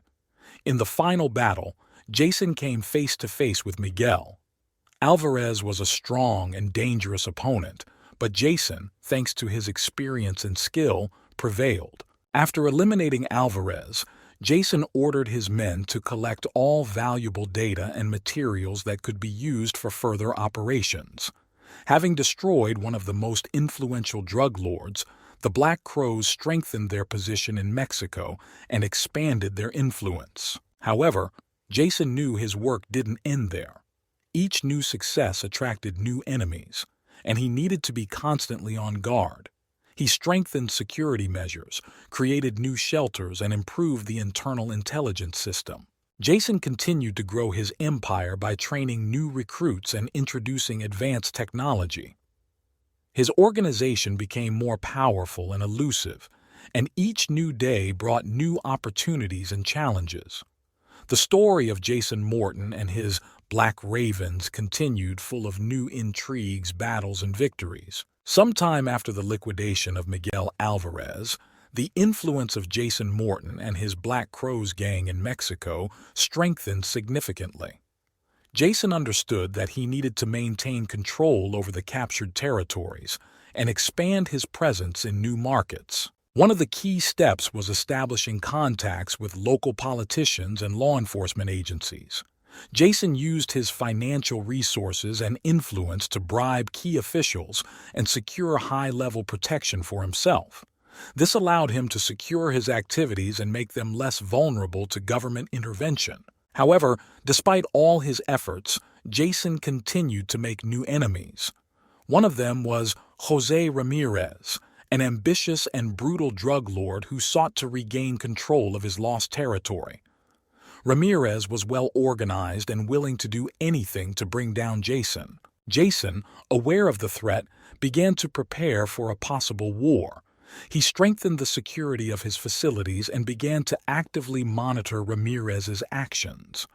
At the same time, he continued to develop his legitimate businesses to strengthen the financial position of his empire. Ramirez decided to act quickly and aggressively. He orchestrated a series of attacks on Jason's facilities in an attempt to destabilize his business and cause panic among his people. However, thanks to a well-organized security system and prompt action, most of the attacks were repulsed. Jason decided to strike back. He developed a plan aimed at eliminating key people around Ramirez and undermining his infrastructure. Jason's team began a series of targeted strikes, destroying warehouses with weapons and drugs, as well as eliminating Ramirez's main associates. As a result of these actions, Ramirez's position was seriously weakened. His people began to abandon him, realizing that resistance to the Black Crows was futile. Ramirez was left with virtually no support and was forced to take refuge in his shelter. Jason decided it was time for the finishing blow. He gathered his team and went to storm Ramirez's hideout. The operation was carefully planned and carried out with surgical precision. Jason's team entered the territory, neutralized the guards, and went inside. In the final fight, Jason came face to face with Ramirez. The battle was fierce and merciless. Ramirez, despite his cruelty and experience, could not resist Jason.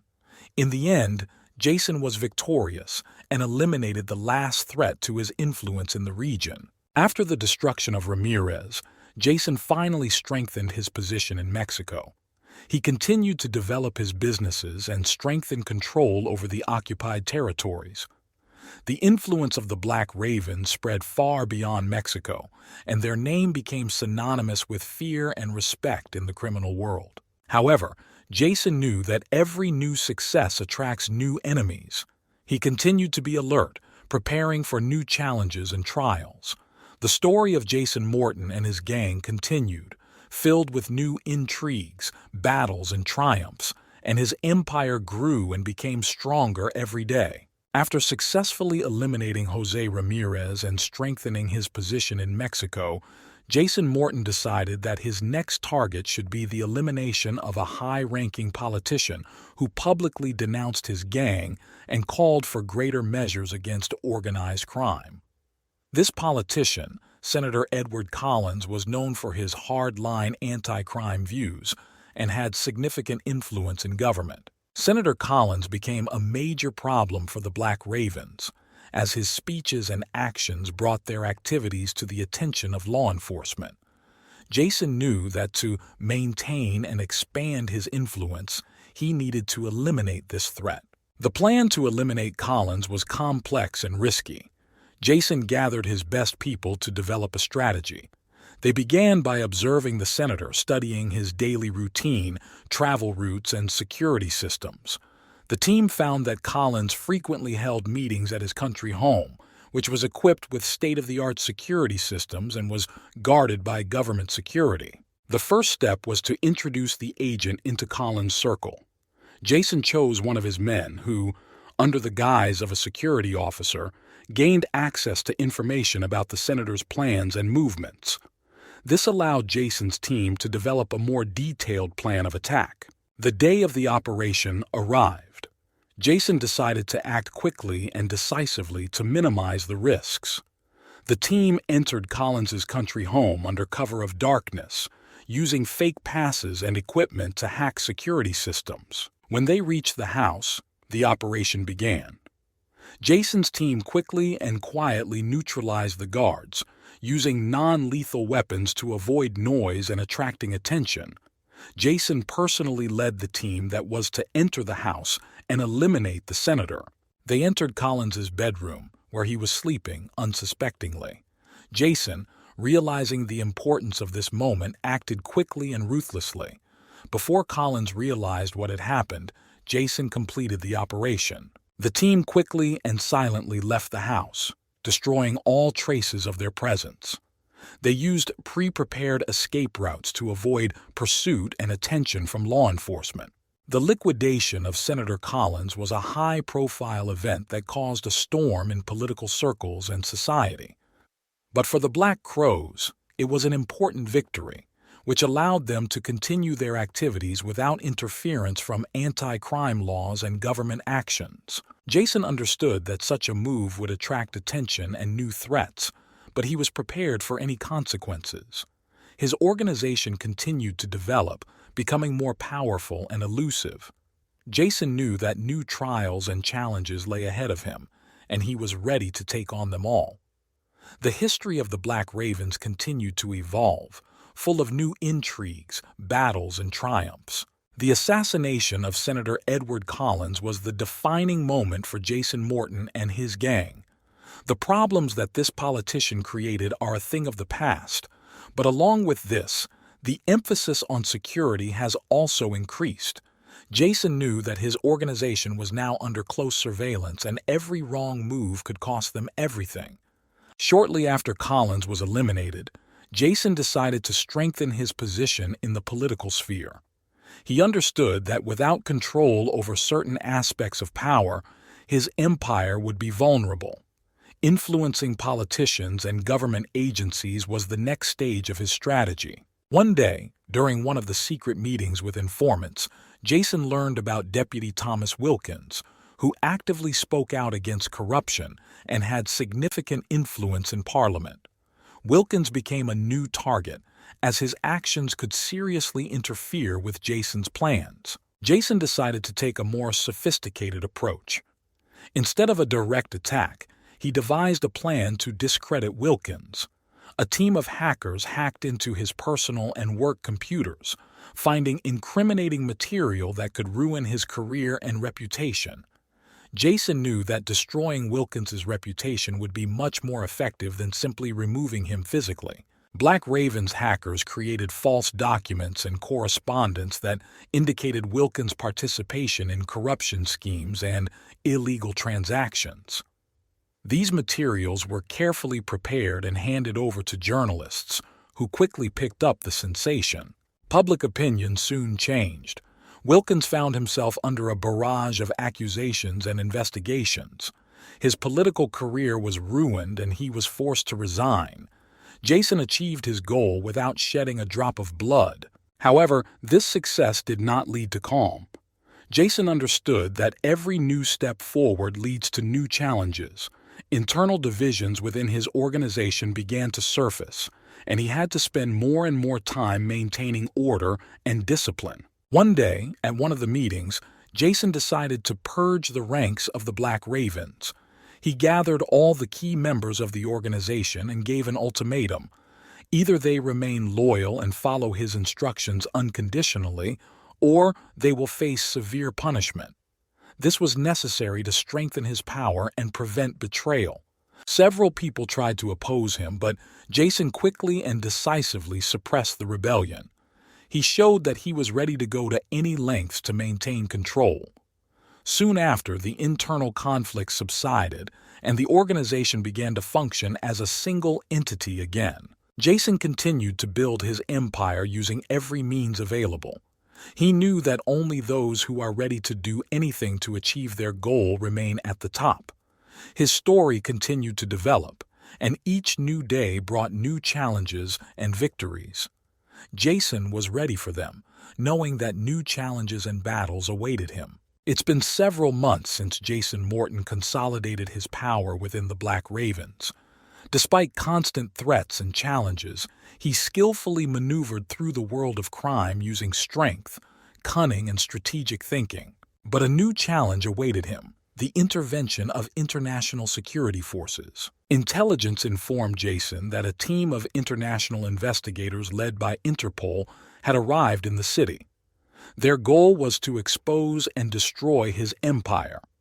Jason realized that this was a serious threat and began to prepare for the upcoming confrontation. First of all, he strengthened security measures. Additional checks were carried out on all members of the organization to identify possible informants and traitors. Jason also ordered agents to be inserted into the ranks of investigators in order to receive information about the progress of their investigation and plans. The operation to neutralize the investigators began with a series of disinformation maneuvers. Jason and his team created several false leads that led investigators into dead ends. At the same time, the real operations of the Black Ravens continued to generate income and strengthen the influence of the organization. But Jason knew that wasn't enough. He decided to launch a preemptive strike in order to completely confuse the investigators and demoralize them. The Black Ravens hacker team hacked into Interpol systems and gained access to classified information. This allowed Jason to learn the names and locations of key investigators. The operation began one dark, rainy evening. Jason's team, acting silently and coordinatedly, entered the hotel where the investigators were staying. All precautions were taken to avoid unnecessary casualties and not attract the attention of local authorities. Every step was carefully thought out. The investigators were captured one by one, without noise or panic. They were taken to one of Jason's secret hideouts, where they were interrogated. Jason personally supervised the process, trying to obtain as much information as possible about Interpol's plans. Having collected all the necessary data, Jason decided to use it to his advantage. He prepared a series of incriminating materials that would indicate the corruption and incompetence of the investigators. These materials were leaked to the media, causing an international scandal and undermining confidence in the investigation. As a result, investigators were forced to leave the city, and the investigation was suspended. Jason won another victory, showing that even international forces could not break his power. But he knew that this was only a temporary lull. Realizing that his enemies would not let up, Jason continued to strengthen his empire. He expanded his political connections, expanded his legitimate businesses, and introduced new technologies to protect his operations. His influence grew, and so did his confidence in the future. Jason Morton remained adamant and determined, ready for any challenge. He knew that his story was far from over, and new battles and victories awaited him. The Black Crows continued to evolve, becoming an increasingly powerful and elusive force in the world of crime. After the international investigation was suspended, Jason Morton felt confident again. However, he understood that in the world of crime, one could not relax for a minute. New challenges awaited him ahead, and he decided to prepare for them in advance. One of the key steps was the creation of a powerful network of informants and agents around the world. Jason began actively recruiting people in a variety of fields, from law enforcement to financial institutions. This allowed him to receive first-hand information and quickly respond to any threats. At this time, a new threat appeared on the horizon: Alberto Domingo, a famous Mexican drug lord who decided to challenge the Black Crows. Domingo was ambitious and cruel, and his goal was clear: to take control of the territories belonging to Jason and destroy his empire. Jason decided to be proactive. He gathered his best strategists and began to develop a plan to eliminate Domingo. The first step was to find out the weaknesses in his organization. To do this, Jason sent several of his undercover agents into the ranks of Domingo's men. Agents quickly determined that Domingo had a number of exploitable vulnerabilities. One of them was his dependence on certain suppliers of weapons and drugs. Jason decided to block these channels in order to weaken Domingo's position. He started by undermining deals, disrupting supplies, and bribing suppliers to stop doing business with his enemy. Domingo, having lost significant resources, began to lose the trust of his people. At this time, Jason decided to strike the decisive blow. He organized a series of attacks on Domingo's key targets using elements of surprise and tactical maneuvers. His team acted quickly and silently, eliminating resistance and seizing control of important points. The culmination of the operation was the storming of Domingo's residence. Jason personally led this operation, knowing that success depended on his leadership and determination. The assault was fierce, but thanks to preparation and coordination, the Black Crows quickly gained the upper hand. Jason entered Domingo's office where he met him face to face. Domingo tried to resist, but Jason was faster and stronger. In the final decisive battle, Jason gained the upper hand, eliminating another serious threat. After the elimination of Domingo, Jason again strengthened his position. He used the captured resources to further expand his empire and improve security measures. His influence grew, and so did his opportunities. But Jason knew that every success attracts new enemies.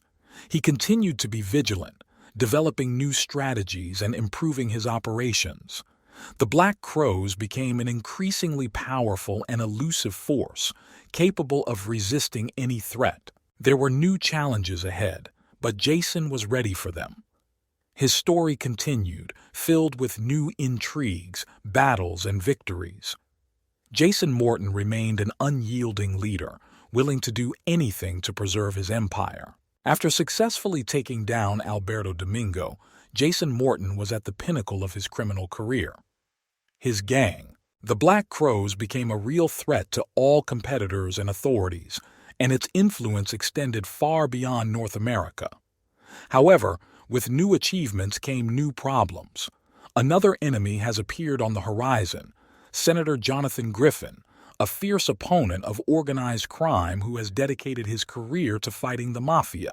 Griffin became known for his speeches and legislative initiatives aimed at criminal gangs. His words about the Black Crows and their leader became increasingly louder, attracting the attention of the public and law enforcement agencies. Jason understood that such an enemy could seriously harm his business and reputation.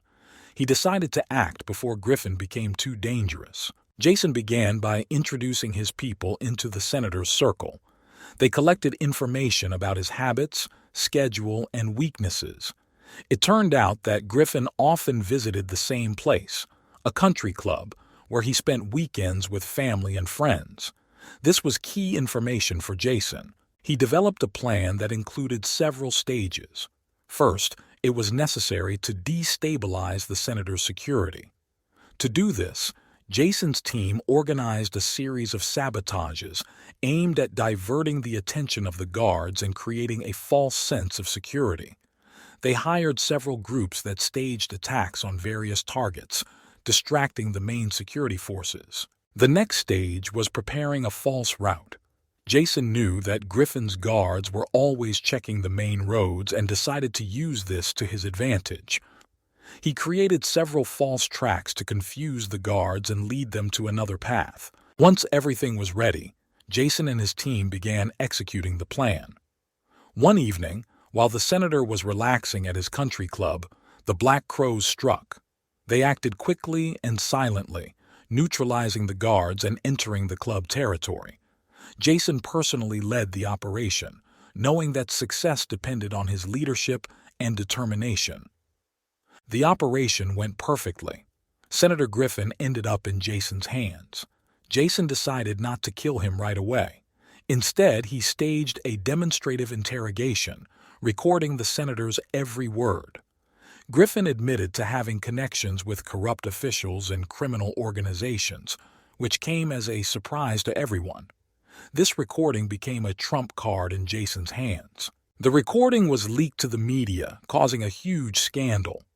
The senator's reputation was destroyed and his career ended. Jason was victorious again, but he knew it was only a temporary lull. Having strengthened his position, Jason continued to develop his empire.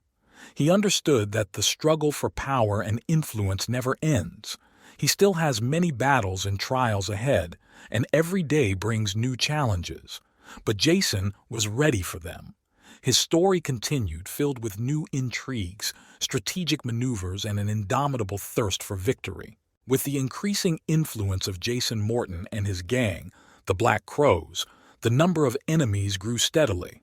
Rivals, corrupt officials, resentful allies, and international power structures all united in an attempt to topple him. Jason felt that the pressure on his organization was increasing every day. The enemies began to act with coordinated fury. A series of unexpected attacks and sabotage hit key Black Raven targets. In one such attack, a rival gang ambushed a weapons warehouse, causing heavy casualties and weakening Jason's position. His men were demoralized and rumors of betrayal began to spread. Jason knew he had to act quickly and decisively. He strengthened internal security and began a purge of the gang's ranks, trying to identify traitors and regain the trust of his people.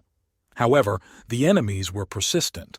One by one, his closest associates became victims of carefully planned murders. One day, during a morning meeting, Jason received disturbing news. Several of his best men had been killed overnight.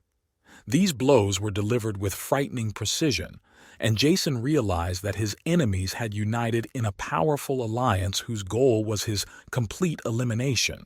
The situation became more and more critical. Enemies began to spread false rumors and incriminating materials to destroy Jason's reputation among his allies.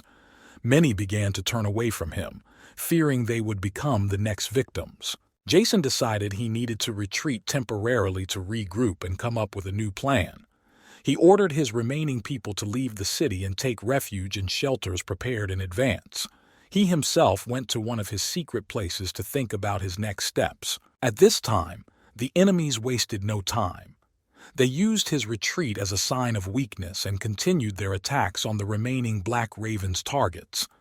Jason has lost much of his influence and resources. He had to admit that his empire was on the verge of collapse.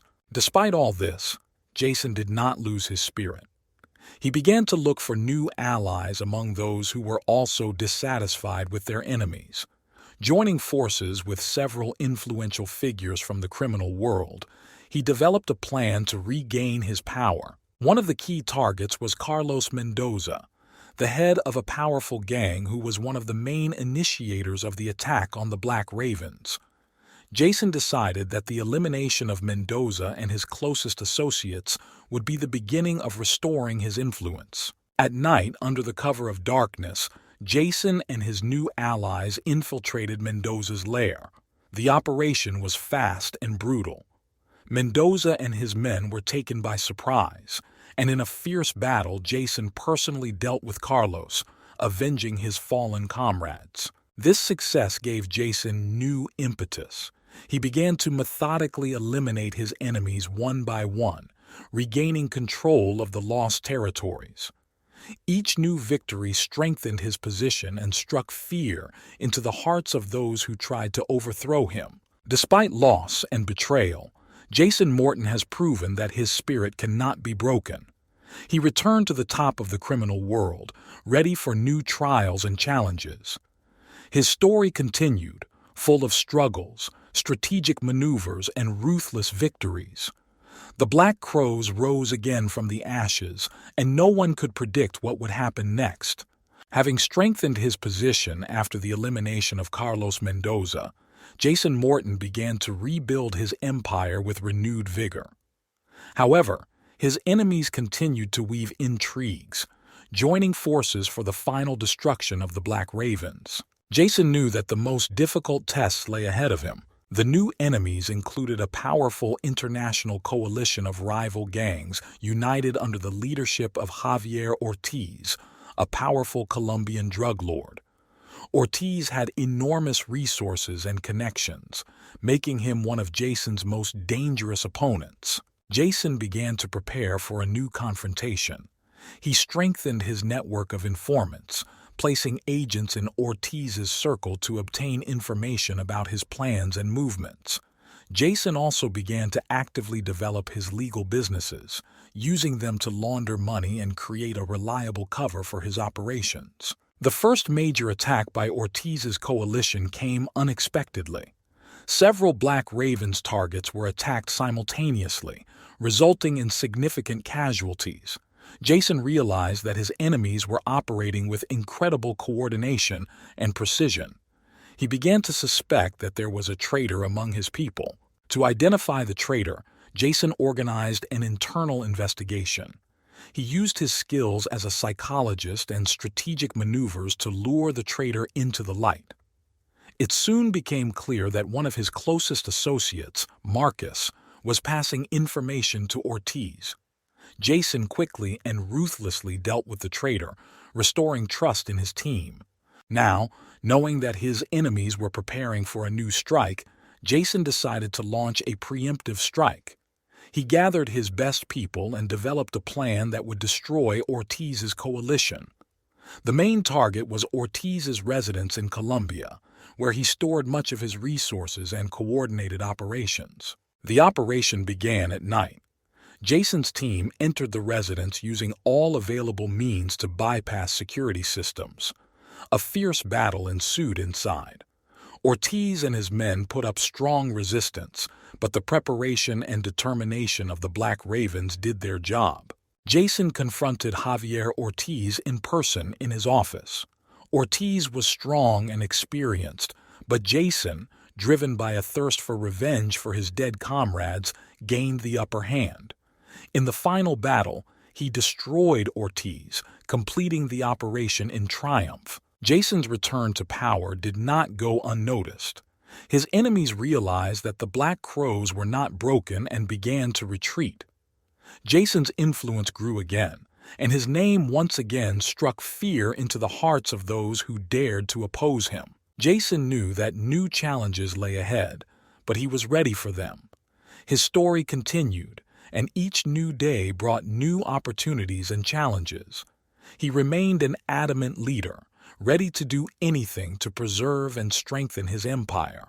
The story of Jason Morton and the Black Ravens continued to unfold, filled with intrigue, strategic maneuvers, and an indomitable thirst for victory.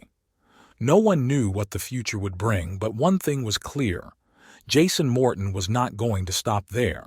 As Jason Morton's powers began to gain momentum again, his enemies decided it was time to strike a crushing blow.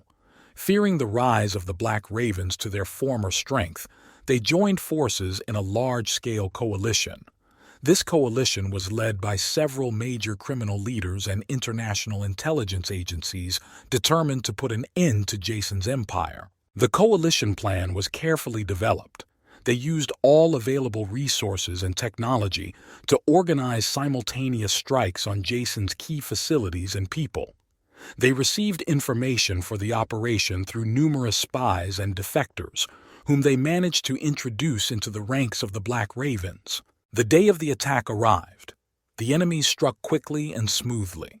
Several elite units simultaneously attacked the main bases, Black Ravens, around the world. Special operations involving the best fighters and agents were launched in New York, Los Angeles, Mexico City, and other major cities. The main blow fell on Jason's headquarters, located in one of his most protected shelters. The enemy used all its power: drones, hackers, explosive devices, and special forces. Jason and his men were taken by surprise. The security system could not withstand such onslaught. The first explosions disabled the main security and defense systems. Jason's team, despite their courage and preparation, could not hold back the onslaught. The enemies penetrated inside and began to methodically destroy everything in their path. Jason watched the disaster from the command center.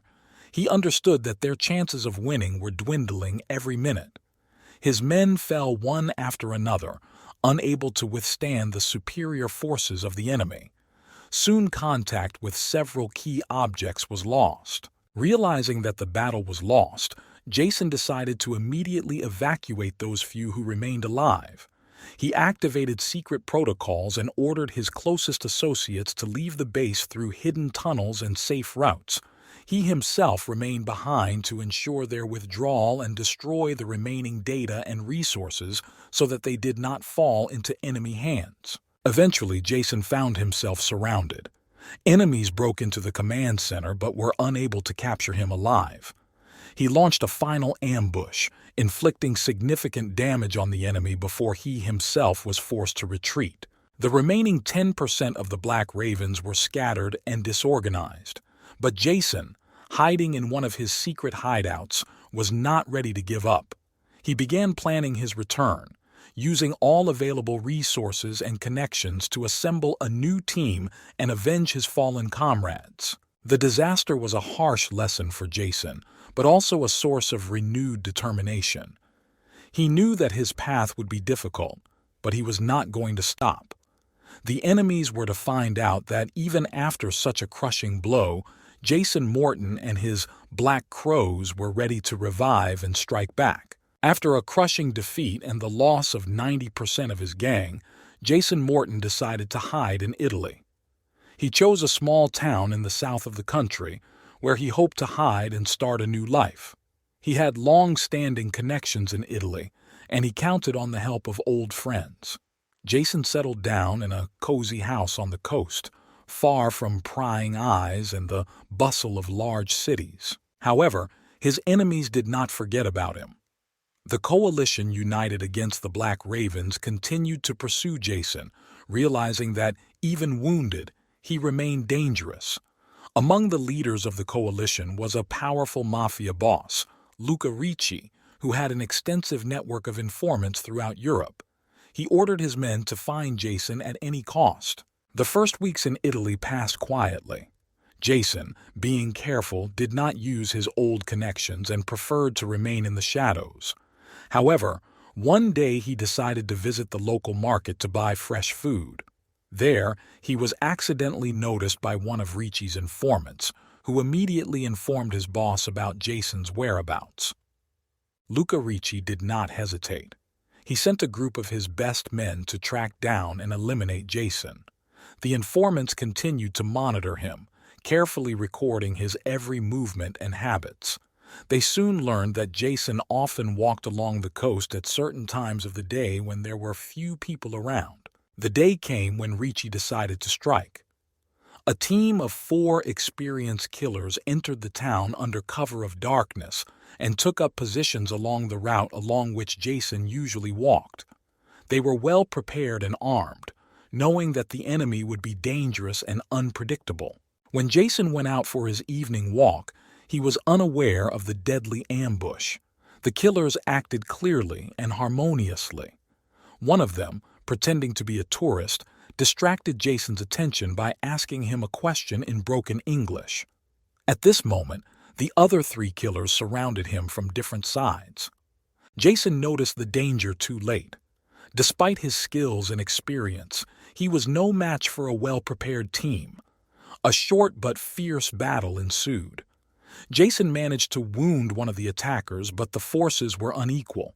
Eventually, one of the hitmen fired, mortally wounding Jason in the chest. He fell to the ground, feeling the life leaving his body. Images of the past flashed before my eyes, successes and defeats, friends and enemies. Jason knew his time was up, but he felt no fear. He knew that he fought to the last and did not give up, even when everything was against him. The killers quickly left the crime scene, leaving Jason to die on a deserted street.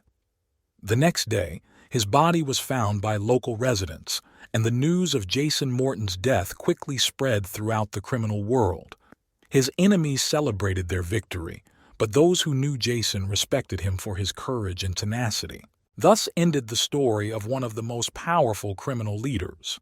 But Jason Morton's legacy lived on, reminding everyone that even in the world of crime, there is a place for honor and fighting until the last breath. 9th crime story. In a small town in the heart of Texas, a boy named Thomas Reed was born. His childhood passed among endless prairies and railroads that stretched for hundreds of miles.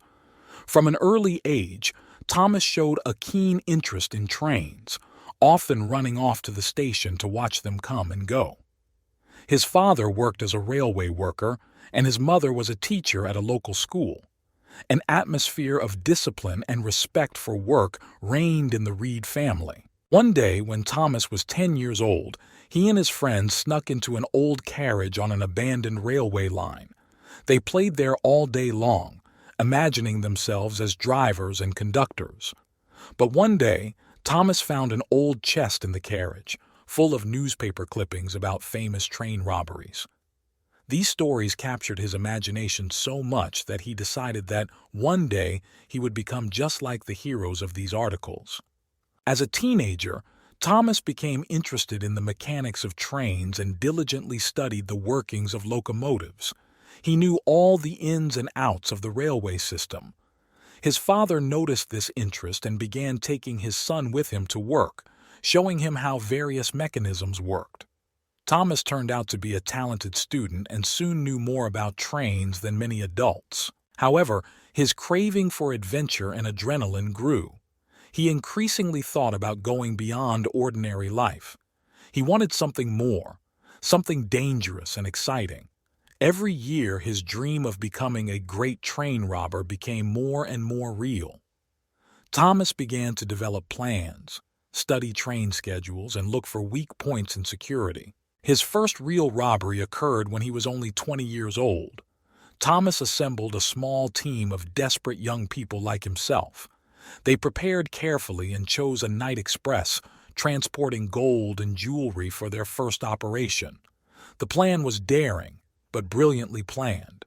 Thomas and his team easily took control of the train and removed the loot, leaving the police at a loss. From that moment on, the legend of Thomas Reed, the most dangerous train robber in America, began. Each new robbery became more daring and dangerous, and soon the name of Thomas Reed became synonymous with fear and respect throughout the United States. Thomas Reed and his team have become a real headache for law enforcement agencies. With each new robbery, their audacity and ingenuity grew. Thomas not only studied trains and their routes, but also improved his strategic planning skills. He always acted quickly and accurately, leaving behind a minimum of traces. One of the most striking robberies in his career was the attack on the Presidential Express. This train was known for its impeccable security and carried important government documents and valuable cargo. Thomas prepared thoroughly. His team studied routes, schedules, and even the behavior of the guards for several months. They developed a plan that involved using false signals to stop the train and distract the guards. The night of the robbery was rainy and windy, which worked to Thomas's advantage. His team, acting as a unit, entered the train and quickly neutralized the guards. Thomas personally supervised the operation, making sure everything went according to plan. They quickly loaded the valuable cargo into their vehicles and disappeared into the darkness, leaving behind only empty carriages and confused guards. After this robbery, Thomas Reed became a legend. Newspapers wrote about him as a criminal genius, and many young criminals dreamed of becoming just like him. But Thomas never sought fame. He continued to operate in the shadows, avoiding unnecessary attention. His team became almost elusive, changing their tactics and routes every time. Over time, Thomas realized that to maintain his reputation and safety, he needed more information. He began recruiting informants among railroad workers, police officers, and even bank employees. These people, bought with money or intimidated, provided him with fresh information about the movement of valuable cargo and increased security measures. Thomas learned to use new technologies such as the telegraph and telephone to stay one step ahead of his pursuers. One day, Thomas learned about the transportation of a large shipment of gold intended to strengthen the state treasury. This was a unique opportunity that could not be missed. He reassembled his team and began preparations. The plan was complex and required precise coordination. Thomas decided to take a chance and use fake documents to infiltrate his people into key positions in the train security service. The day of the robbery became a real test for all participants. Thomas and his team acted with lightning-fast precision, using pre-prepared devices to break into safes and neutralize security guards. They left no evidence and disappeared again without a trace. This success further strengthened their reputation and allowed Thomas to expand his activities. Now he not only robbed trains but also became a real master of conspiracy. His network of informants and allies grew, and Thomas Reed soon became one of the most powerful and dangerous criminals in the country. But despite all his successes, he never forgot about his roots and what led him to this path. The desire for freedom and the desire for adrenaline continued to drive him, making his stories more and more exciting and dangerous. Thomas Reed continued to improve his methods and deepen his connections in the underworld. He understood that for long-term success, he needed not only loyal accomplices, but also technological superiority. Thomas began collaborating with engineers and scientists who could help him develop new safe-cracking devices and systems to bypass security measures. One of these allies was a talented engineer named Victor. Victor was thrown out of the scientific community for his unconventional methods and was willing to work for Thomas for a significant reward. Together, they developed a unique device for opening safes that worked without noise or traces. This tool became their secret weapon, allowing Thomas's team to be even more effective. Another daring robbery took place on the West Coast. Thomas learned of a shipment of rare artifacts and jewelry destined for the private collection of a wealthy tycoon. This train was under heavy security, but Thomas was confident in his abilities. He carefully developed a plan that included not only breaking into safes, but also a diversion to neutralize the guards. This time, Thomas's team used smoke bombs and fake explosive devices to create panic among the guards. In the confusion, they quickly and quietly opened the safes and took out the jewelry. Thomas personally controlled the entire process, remaining undetected thanks to an elaborate disguise. This robbery reaffirmed his status as the most dangerous and resourceful train robber in America. However, the success attracted the attention not only of the police, but also of competitors from the underworld. Those who were jealous of Thomas appeared and wanted to take his place. In one such attempt to intercept him, Thomas's team encountered a serious ambush. The battle was brutal, but Thomas and his men survived thanks to their superior training and teamwork. After this incident, Thomas realized that he needed to be even more careful. He tightened security, expanded his network of informants, and began working on new plans, including not only robberies, but also establishing control over railway routes. This allowed him not only to avoid ambushes, but also to learn in advance about the plans of his enemies. Thomas Reed became not just a robber, but a real strategist and leader in the criminal world. His name evoked fear and respect, and his team was one of the most professional and dangerous in the country. But despite all the success, Thomas knew that at any moment the day could come when his luck would turn away from him. Therefore, he continued to act carefully, always remaining one step ahead of his pursuers and enemies. His legend grew, acquiring new details and myths. People said that Thomas could hide on any train, that he knew all the secret routes and had access to all important documents. But his biggest secret was what really motivated him, not only the thirst for wealth, but also the desire to prove to himself and the whole world that he was capable of the impossible. With each new robbery, Thomas Reed became more and more experienced and calculating. He understood that success depended not only on planning, but also on the ability to predict the actions of opponents. Thomas began to pay more attention to intelligence and information analysis.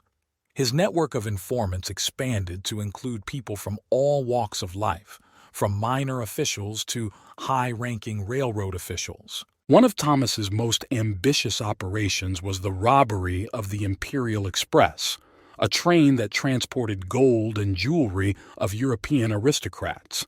This train was surrounded by unprecedented security measures, and it seemed impossible to rob it. But Thomas was confident in his abilities and decided to take a risk. To do this, he developed a multi-step operation, including the introduction of his people into the railway company several months before the robbery. These people provided him with information about schedules, security, and cargo. Thomas also used forged documents and bribery to give his crew access to the train under the guise of repairmen. On the day of the robbery, Thomas's team acted quickly and efficiently. They disabled the train's security systems, creating the illusion of a technical malfunction. While the guards tried to understand the situation, Thomas and his men entered the freight cars and began to remove gold and jewelry. The entire process took less than an hour, and they disappeared as suddenly as they had appeared, leaving the stunned guards behind. Following this robbery, police and security forces intensified their pursuit of Thomas. He became enemy number one for law enforcement agencies, and the best forces were sent to catch him. But Thomas was too cunning and resourceful to fall into the trap. He constantly changed his location and used fake documents to hide from persecution. At this time, Thomas began to think about expanding his activities beyond America. He established connections with criminal groups in Europe and Asia, which allowed him to obtain information about valuable cargo around the world. His network became truly international, and Thomas became one of the most wanted criminals on the planet. One of Thomas's most dangerous operations was the robbery of a train carrying diplomatic mail from London to Paris. This train was guarded by the military, and it seemed impossible to get into it. But Thomas found a way. He used information received from his European allies and carefully planned the operation. On the night of the robbery, Thomas's team entered the train using a tunnel they had previously cut under the railroad tracks. They quickly neutralized the guards and removed mail containing important documents and valuable cargo. After this robbery, Thomas decided to temporarily hide and lie low. He understood that the attention to him had become too intense and decided to wait until the passion subsided. Thomas and his team traveled to South America, where they could safely enjoy the fruits of their labors and develop new plans. But even while in hiding, Thomas did not stop his activities. He continued to maintain contact with his informants and allies, preparing the ground for new daring operations. Thomas knew that his story was not over yet, and many new challenges and adventures awaited him. He was ready for any difficulties because, for him, nothing was impossible. In the heart of South America, among green jungles and hidden villages, Thomas Reed and his team found temporary refuge. They were hiding from persecution, enjoying the wealth obtained through numerous robberies. However, the calm did not last long. Thomas needed new challenges, new adventures. Several months passed, and Thomas began collecting information about local railroads. South America, with its rich history and abundance of natural resources, was the perfect target for the next big thing. Thomas developed a plan to rob a train carrying precious stones from the mines of Bolivia to Brazilian ports. Thomas's team, well-rested and recuperated, began to act. They conducted reconnaissance of the area, established contacts with local smugglers, and prepared all the necessary equipment. The plan was bold, but well thought out. They were to set up an ambush on a narrow mountain path where the train was slowing down before descending steeply. At night, under the cover of a tropical downpour, Thomas's team set up explosive devices to stop the train. When the train slowed down, they quickly got inside, using smoke bombs to confuse the guards. Acting coordinatedly and with lightning speed, they loaded the gems into prepared SUVs and disappeared into the jungle, leaving behind only rubble and confused guards. This daring raid once again attracted the attention of international authorities. Thomas began to be pursued not only by American, but also by South American security services. He realized that it was not safe for him to remain in this part of the world, and decided to return to North America to use his old network of contacts. Thomas managed to contact an old ally named Carlos, who ran a criminal empire in Mexico. Carlos provided Thomas with shelter and resources to plan his next big thing. Thomas began to develop an operation to rob a train transporting oil from Mexico to the United States. This train was strictly guarded, but Thomas believed that his experience and ingenuity would help overcome all obstacles. Thomas's team, reassembled and motivated, began preparations. They studied routes, schedules, and security features. Thomas decided to use sabotage methods to divert the attention of the guards and create the illusion of an accident on the train's path. On the day of the operation, the team acted harmoniously as a single mechanism. They hacked the alarm systems, staged a fake accident, and, taking advantage of the confusion of the guards, entered the train and captured the valuable cargo. Having successfully completed the operation, Thomas and his men disappeared as quickly as they had appeared. They knew that they were now being pursued throughout the continent and decided to lie low for a while in one of the remote Mexican towns. Thomas continued to develop new plans, knowing that his legend was just beginning to flare up with renewed vigor. In a remote Mexican town, among old adobe houses and dusty streets, Thomas Reed and his team found temporary shelter. They lay low, carefully hiding their tracks and maintaining connections with local criminal elements. Thomas, never one to miss an opportunity to learn new things, began researching the local railroad tracks and routes. While they were recovering from the latest robbery, Thomas was developing a new plan that would not only bring significant loot, but also become a real masterpiece of criminal strategy. He learned about a train carrying rare artifacts and works of art from Mexico to the United States. This train was not only well guarded, but also accompanied by a team of security specialists. Thomas knew that success depended on precise planning and coordination. He used the time in hiding to study all the details of the route, the schedule, and the train security system. Thomas's team trained daily, practicing every action until it became automatic. They created a detailed model of the train and conducted several robbery simulations. The night of the robbery was clear and quiet. Thomas and his men moved to pre-prepared positions along the railroad. They installed devices to remotely turn off electricity and alarm systems, and also prepared false explosive devices to distract the attention of the guards. When the train arrived at the pre-selected location, Thomas gave the signal and the operation began. The explosive devices created the illusion of a serious accident, forcing the train to stop. Thomas's team acted quickly and smoothly. They neutralized the guards using specially prepared gas grenades and entered the freight cars. In a matter of minutes, they removed valuable artifacts and works of art, loaded them onto SUVs, and disappeared into the night. This raid became the most notorious and discussed robbery in recent years. The name of Thomas Reed once again filled newspaper headlines, and authorities intensified their search for him. But Thomas was confident in his abilities and his team. They knew that they could act even more boldly and successfully. Shortly after this robbery, Thomas decided to change tactics. He began to establish contacts with international criminal groups in order to expand his activities and reach a new level. Thomas knew that the world of crime was vast and the possibilities were endless.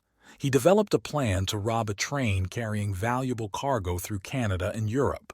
This project required even more careful preparation and international cooperation. Thomas and his team spent several months networking and gathering information. They worked with smugglers, hackers, and corrupt officials to create a support network along the route. Every step was carefully planned. Each participant knew his role to the smallest detail. On the day of the robbery, everything went according to plan. Using the latest technology and tactics, Thomas's team successfully hijacked the train and recovered its valuable cargo. This success not only strengthened their reputation, but also showed that Thomas Reed and his team were capable of operating on a global level. Thomas now looked to the future with confidence and determination. He knew that there were still many trials and dangers ahead, but his thirst for adventure and desire to be the best continued to lead him forward. Thomas Reed became a true legend of the criminal world, and his story continued, full of new challenges and incredible adventures. Thomas Reed and his team continued their activities, acting more and more sophisticated and daring. After successful heists in Canada and Europe, they became true crime ghosts who could not be caught. Thomas understood that to maintain his success and safety, he needed to constantly adapt and improve his methods. Thomas's next target was a train transporting platinum and rare metals from South African mines to ports for further export.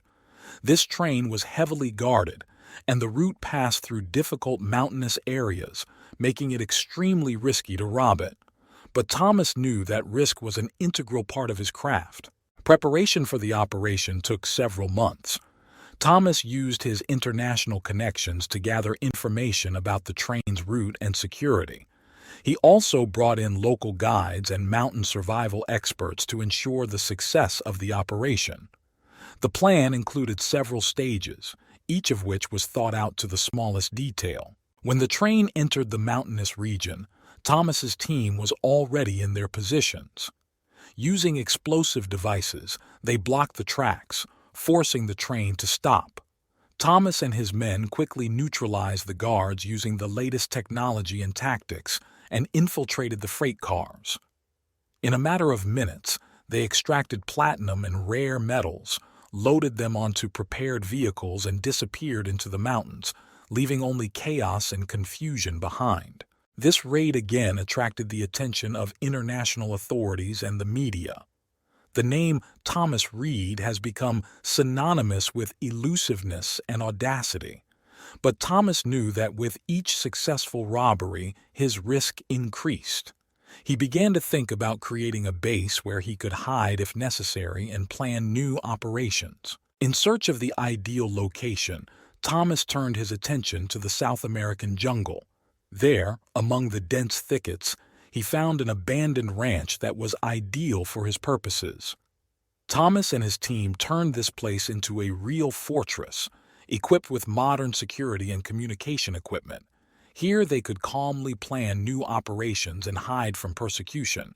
Meanwhile, Thomas developed a plan for a new robbery, which was to be the most ambitious and complex of his career. The target was a train transporting antiques and jewelry from museums in Eastern Europe to private collections. This train was surrounded by unprecedented security measures and was guarded not only by local forces but also by international agencies. Thomas knew that to successfully carry out this plan, he would need to join forces with other criminal groups. He began negotiations with the leaders of the European and Asian mafias, offering them a share of the loot in exchange for their support. An agreement was reached and preparations for the operation began. Thomas's team, together with international partners, developed a detailed plan. They studied every aspect of the route, security systems, and possible escape routes. On the day of the robbery, everything went according to plan.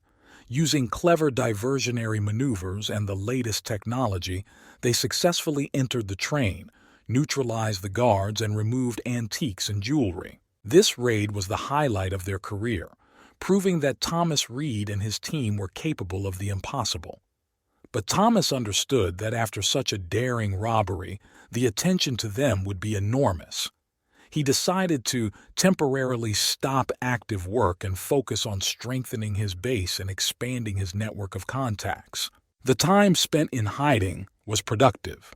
Thomas and his team modernized their fortress, expanded their network of informants, and began developing new plans. They knew that their story was far from over, and new challenges and adventures awaited them. Thomas Reed remained true to his principles, to always be one step ahead, to act quickly and decisively, and never to stop there. Several months passed, and Thomas Reed began active work again. He and his team carefully prepared for the new stage of their career. Thomas understood that in order to maintain his reputation, he must continue to act boldly and unpredictably. This time his goal lay in the heart of Europe, a train transporting foreign exchange reserves and secret documents between the countries of the European Union. Thomas gathered his team and began to develop a plan. They studied every kilometer of the route, every security system and traffic schedule. Thomas understood that success depended on precision and coordination. He decided to use innovative technologies and methods to bypass the enhanced security measures. On the day of the operation, everything went according to plan. Thomas's team infiltrated the train using false documents and disguised devices. They turned off the alarm systems and disarmed the guards without making any noise. Thomas personally supervised the process, ensuring that every step was carried out with precision. They quickly loaded foreign exchange reserves and secret documents into prepared vehicles and disappeared, leaving only confusion and questions in their wake. This raid once again alarmed the international media and law enforcement agencies. The name Thomas Reed has become a symbol of elusiveness and skill. But Thomas knew that every successful robbery was followed by even more serious pursuits. He decided to go into hiding for a while and focus on new challenges. Looking for new opportunities, Thomas turned his attention to Asia. In China and Japan, he saw potential targets and new prospects. He began to establish connections with local criminal organizations, preparing for a new stage in his activities. Thomas understood that Asia provided not only rich opportunities for robbery, but also new challenges and dangers. Thomas and his team moved to Hong Kong, where they began preparing for another daring operation. Their goal was a train transporting technological developments and rare metals from China to Japan. This route was protected by state-of-the-art security systems, and Thomas knew that success would require extreme caution and innovation. The team spent several weeks studying the route and security system. Thomas contacted local hackers to gain access to the train's internal security systems. The plan included several stages, each of which required precise execution. On the day of the operation, the team acted quickly and harmoniously. They entered the train using false documents and devices and quickly loaded valuable cargo into their vehicles. The operation was successful, and Thomas's team disappeared again without a trace. This raid confirmed that Thomas Reed and his men are capable of operating anywhere in the world, using the most modern technologies and methods. Thomas knew that new challenges and opportunities lay ahead, and he was ready for any challenge. Now established in Asia, Thomas began to develop plans for new operations. He understood that to maintain his status and security, he needed to constantly adapt and improve. His team was ready for new adventures, and Thomas Reed continued his story full of daring robberies and incredible adventures. The move to Asia opened up new horizons and challenges for Thomas Reed. After a successful robbery in China, his name became known in the East. Thomas understood that to maintain his reputation and safety, he must continue to move forward, exploring new territories and opportunities. Thomas's next target was a train transporting precious stones and rare jewelry from India to the United Arab Emirates. This train was surrounded by strict security measures and its route passed through the desert, making the robbery even more difficult and risky. But Thomas and his team were confident in their abilities and carefully prepared for the new challenge. The preparation took several months. Thomas established connections with local criminal groups to gain access to inside information about the train and its route. They also brought in desert survival experts and engineers to develop special equipment to hack security systems. The plan included several stages, each of which was carefully thought out and rehearsed. On the night of the robbery, Thomas's team acted smoothly and quickly. They used drones to distract security and create the illusion of an air attack.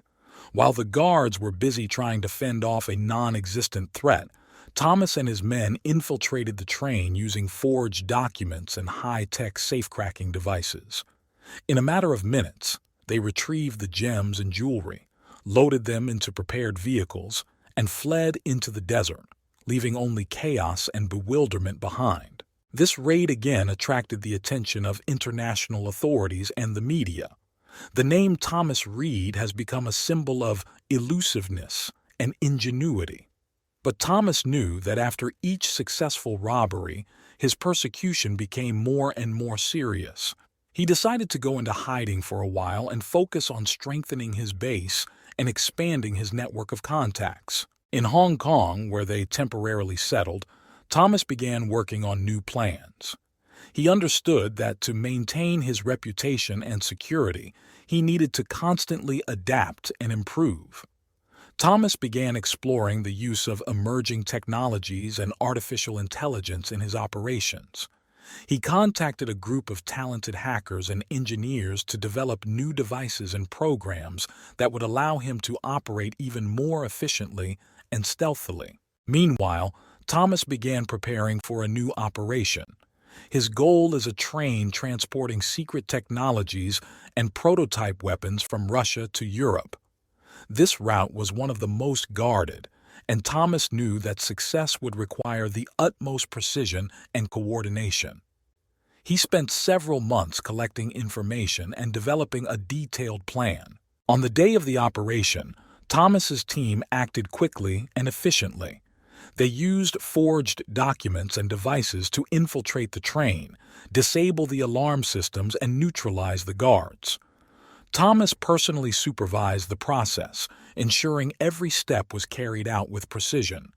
They quickly loaded secret technology and prototype weapons into their vehicles and disappeared, leaving only questions and confusion in their wake. After the desert raid, Thomas and his team returned to their hideout in Hong Kong. Thomas knew that with each successful robbery, their pursuit was becoming more intense, and he decided to go into hiding for a while to develop a new strategy. Several months passed, and Thomas began to make plans for a new robbery, which was to be the most ambitious of his career. He learned about a train transporting valuable works of art from Italy to Germany. This train was surrounded by unsurpassed security measures, and its route passed through the Alps, making the operation extremely difficult. Thomas carefully studied every detail of the route, security systems, and traffic schedules. He also brought in the best mountaineering and mountain survival experts to prepare his team for the challenges they would face. The day of the robbery was chosen specifically to coincide with weather conditions that would have hampered the security team's work. The sky was overcast with heavy clouds, and the snowfall was getting heavier every minute. Thomas's team, dressed in winter camouflage suits, made their way to the train using climbing equipment. They disabled the alarm systems by sneaking inside the carriage where the works of art were stored. Acting quickly and smoothly, they began to remove valuable paintings and sculptures, loading them into prepared containers. Thomas personally supervised every stage of the operation, ensuring that the plan was carried out accurately. When the train stopped at the station in Munich, Thomas and his men were already far away, leaving behind only footprints in the snow and confused guards. The raid became a news sensation, and Thomas Reed's name once again filled the headlines. After this robbery, Thomas decided to change tactics. He began working with major crime syndicates to create a global support network. His goal was to create an organization capable of conducting operations anywhere in the world, using the most modern technologies and methods. Time passed, and Thomas began developing a new plan, which was to become a real masterpiece of criminal strategy. He learned about a train transporting rare and valuable books from ancient libraries in Europe to private collections.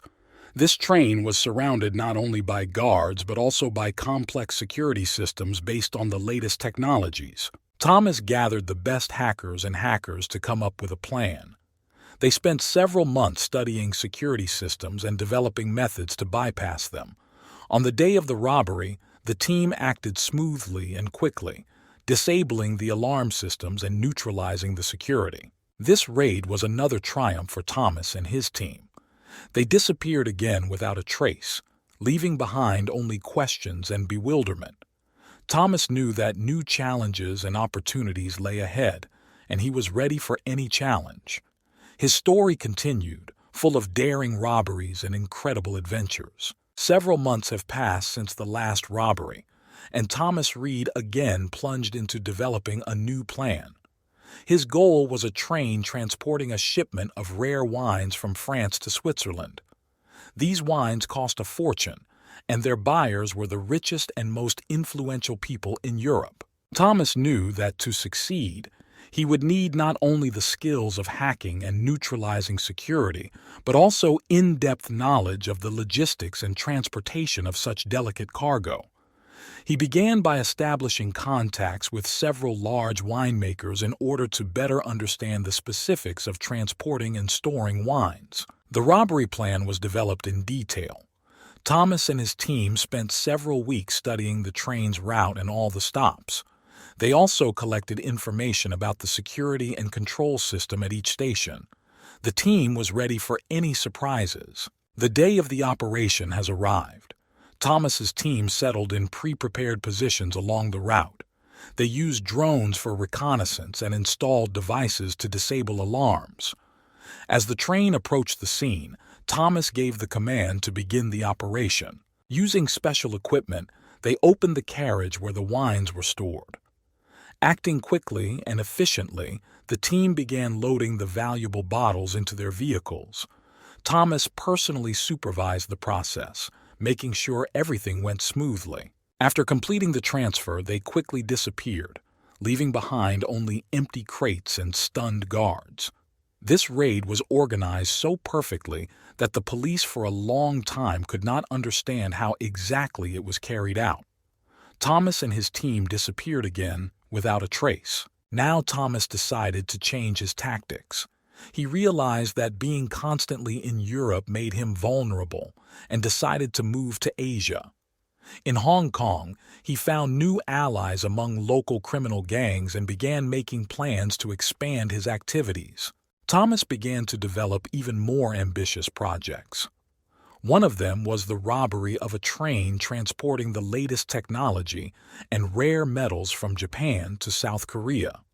This route was surrounded by state-of-the-art security systems, and Thomas knew that success would require the utmost precision and coordination. The preparation took several months. Thomas and his team studied every aspect of the route and security. They developed unique devices to hack security systems and brought in top cybersecurity experts to assist in the operation. On the day of the robbery, Thomas's team acted with lightning speed. They used their devices to disable alarm systems and enter the train. Quickly loading the valuable cargo into their vehicles, they disappeared, leaving behind only questions and bewilderment. After the successful operation, Thomas realized that his techniques and technologies had reached a new level. He began to think about creating his own criminal empire, capable of conducting operations throughout the world. Thomas and his team continued to move forward, opening new horizons and setting themselves more and more complex tasks. Thomas Reed and his team settled in Hong Kong, becoming part of the local criminal community. They used this time to strengthen their ties and find new allies. Thomas began to realize that to achieve his goals, he needed to not only carry out daring heists, but also create a network that would allow him to control information and resources around the world. One day, Thomas received information about a train that was transporting unique medical technologies and rare medicines from China to Russia. These cargoes were extremely valuable and were of interest not only to the criminal world, but also to large corporations. Thomas decided that this would be their next target. Preparation for the operation took several months. Thomas and his team studied routes, security systems, and cargo features. They also established contacts with local criminal groups to provide support and cover after the robbery. On the day of the operation, Thomas's team acted smoothly and accurately. They used special devices to disable alarm systems and enter the train. Thomas personally supervised the process, ensuring that every step of the plan was executed flawlessly. When the train stopped at one of the intermediate stations, Thomas's team entered and began loading medical technology and drugs into their vehicles.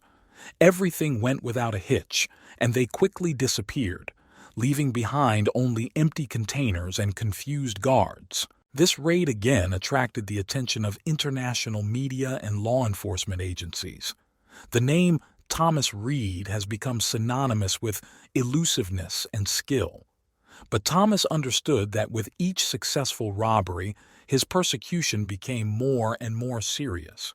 He decided to go into hiding for a while and focus on strengthening his base and expanding his network of contacts. In Hong Kong, Thomas began work on creating his criminal empire. He formed alliances with major crime syndicates, providing himself with support and access to resources.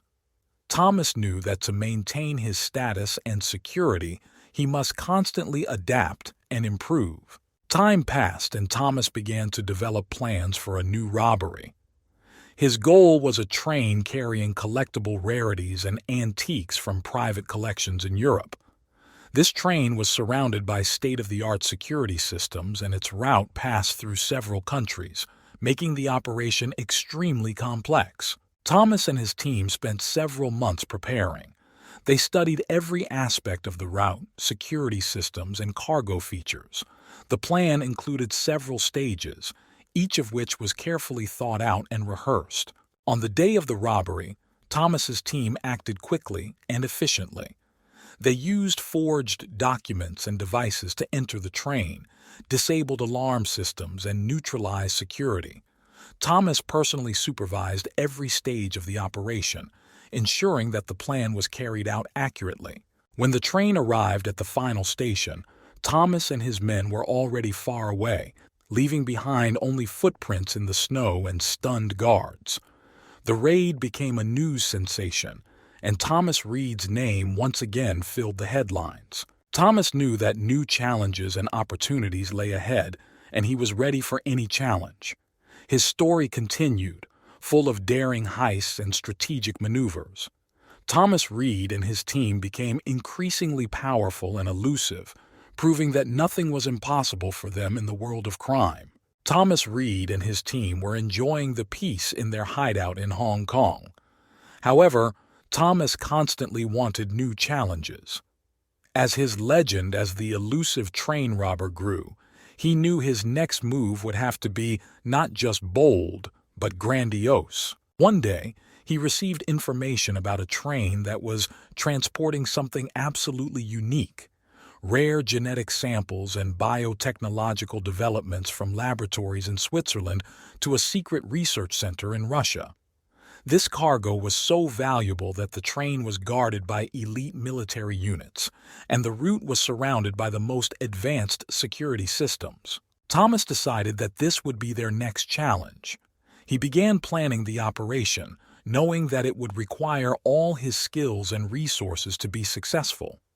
The team began by analyzing the route, traffic schedule, and security features. They also established contacts with hackers to gain access to the train's tracking and control systems. The preparation took several months. Thomas and his men trained daily, mastering every step of the plan. They created a detailed model of the train and ran several heist simulations to make sure every detail was taken care of. Finally, the day of the operation arrived. Thomas's team took up positions along the route using camouflage suits and special equipment. Thomas gave the signal, and the operation began. Using drones and fake signals, they managed to distract the guards and force the train to stop on a pre-prepared section of the track. The team got inside using special devices to hack security systems. Thomas personally supervised the process, making sure everything went according to plan. When they reached the biotech train, time passed by seconds. Thomas and his men quickly recovered the valuable cargo and began loading it into prepared vehicles. Suddenly, one of the unnoticed guards raised the alarm. The team came under fire and a firefight began.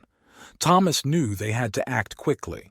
He gave the command for an emergency evacuation. Using smoke bombs and explosive devices, they created a smoke screen and disappeared into the forest, leaving only chaos and confusion in their wake. This raid became a real sensation. Media around the world discussed the audacity and skill of Thomas and his team. However, for Thomas, this was more than just another robbery. He understood that their activities had attracted the attention of the most powerful security forces, and now their safety depended on how well they could hide. Thomas decided to temporarily leave Hong Kong and find a new shelter. They moved to a remote corner of South America, where they began to establish a new base. Thomas also began to develop new plans and strategies, realizing that to survive he had to be smart as well as daring. Several months passed, and Thomas began planning a new robbery. His target was a train transporting diamonds and precious metals from Africa to Europe. This train was surrounded not only by guards, but also by the most advanced security systems, which made the operation extremely difficult. Thomas and his team got back to work. They studied the route, schedules, and security systems. The plan was detailed and rehearsed to the smallest detail. On the day of the operation, the team acted quickly and harmoniously. Using forged documents and security hacking devices, they entered the train and began loading valuable cargo. When the train arrived at the final station, Thomas and his men were already far away, leaving behind only empty boxes and stunned guards. This raid was another brilliant operation in their career, confirming that Thomas Reed and his team remain the most elusive and daring robbers in the world. Several months have passed since Thomas and his team moved to a remote corner of South America.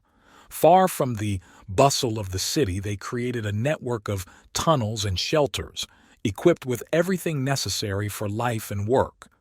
Thomas is focused on strengthening his base and expanding his network in preparation for new challenges.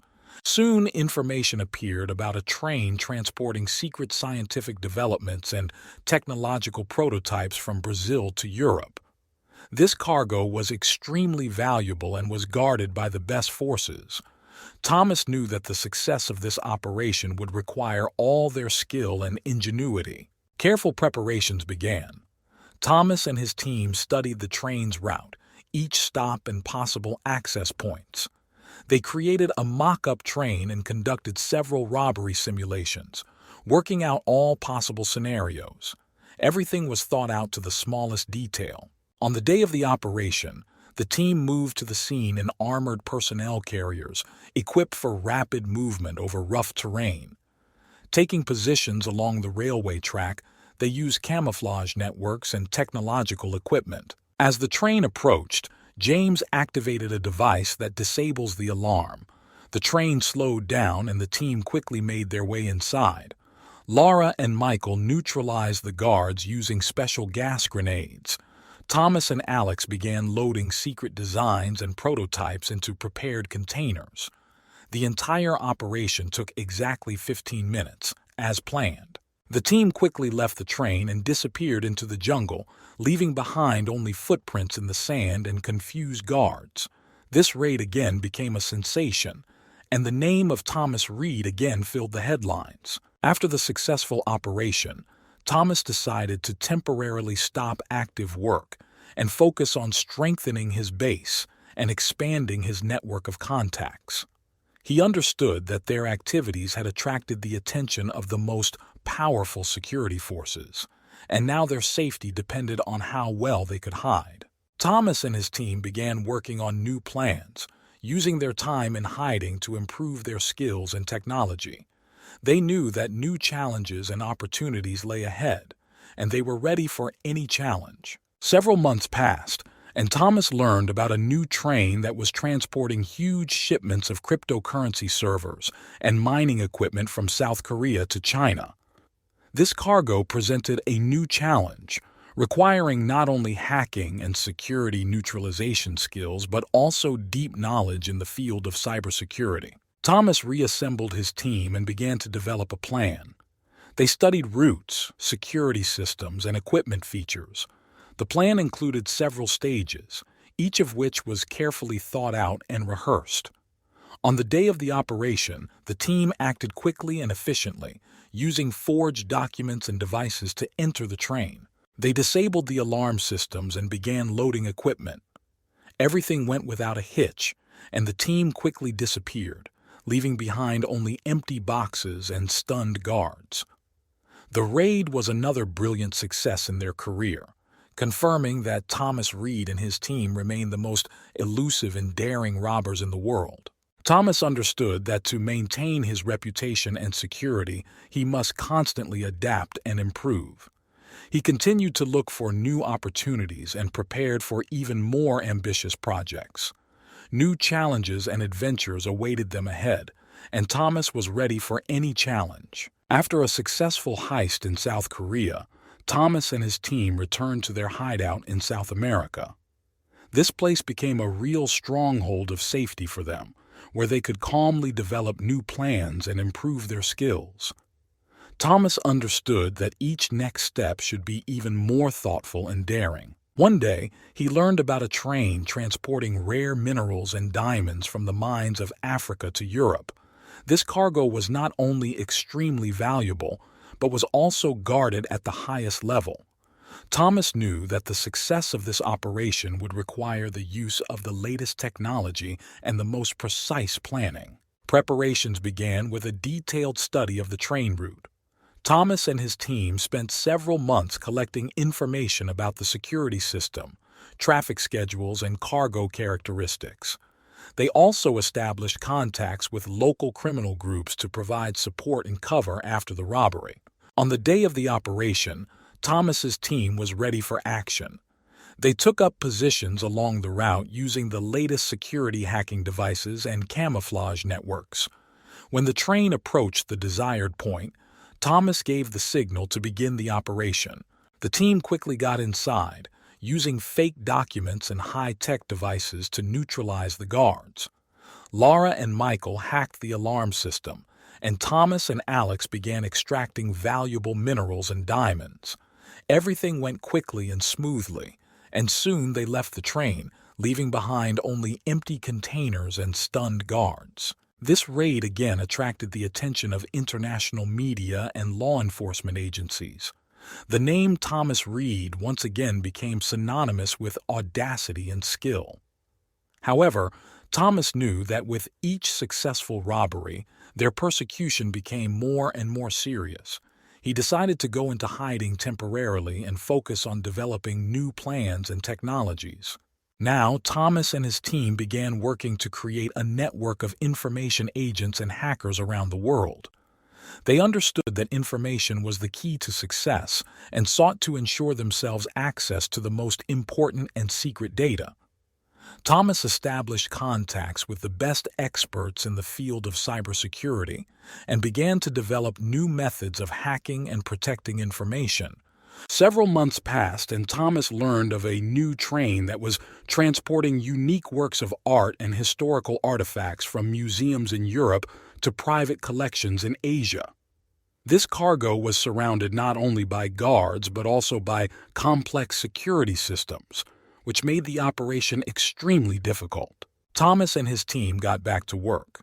They studied the route, schedules, and security systems. The plan was detailed and rehearsed to the smallest detail.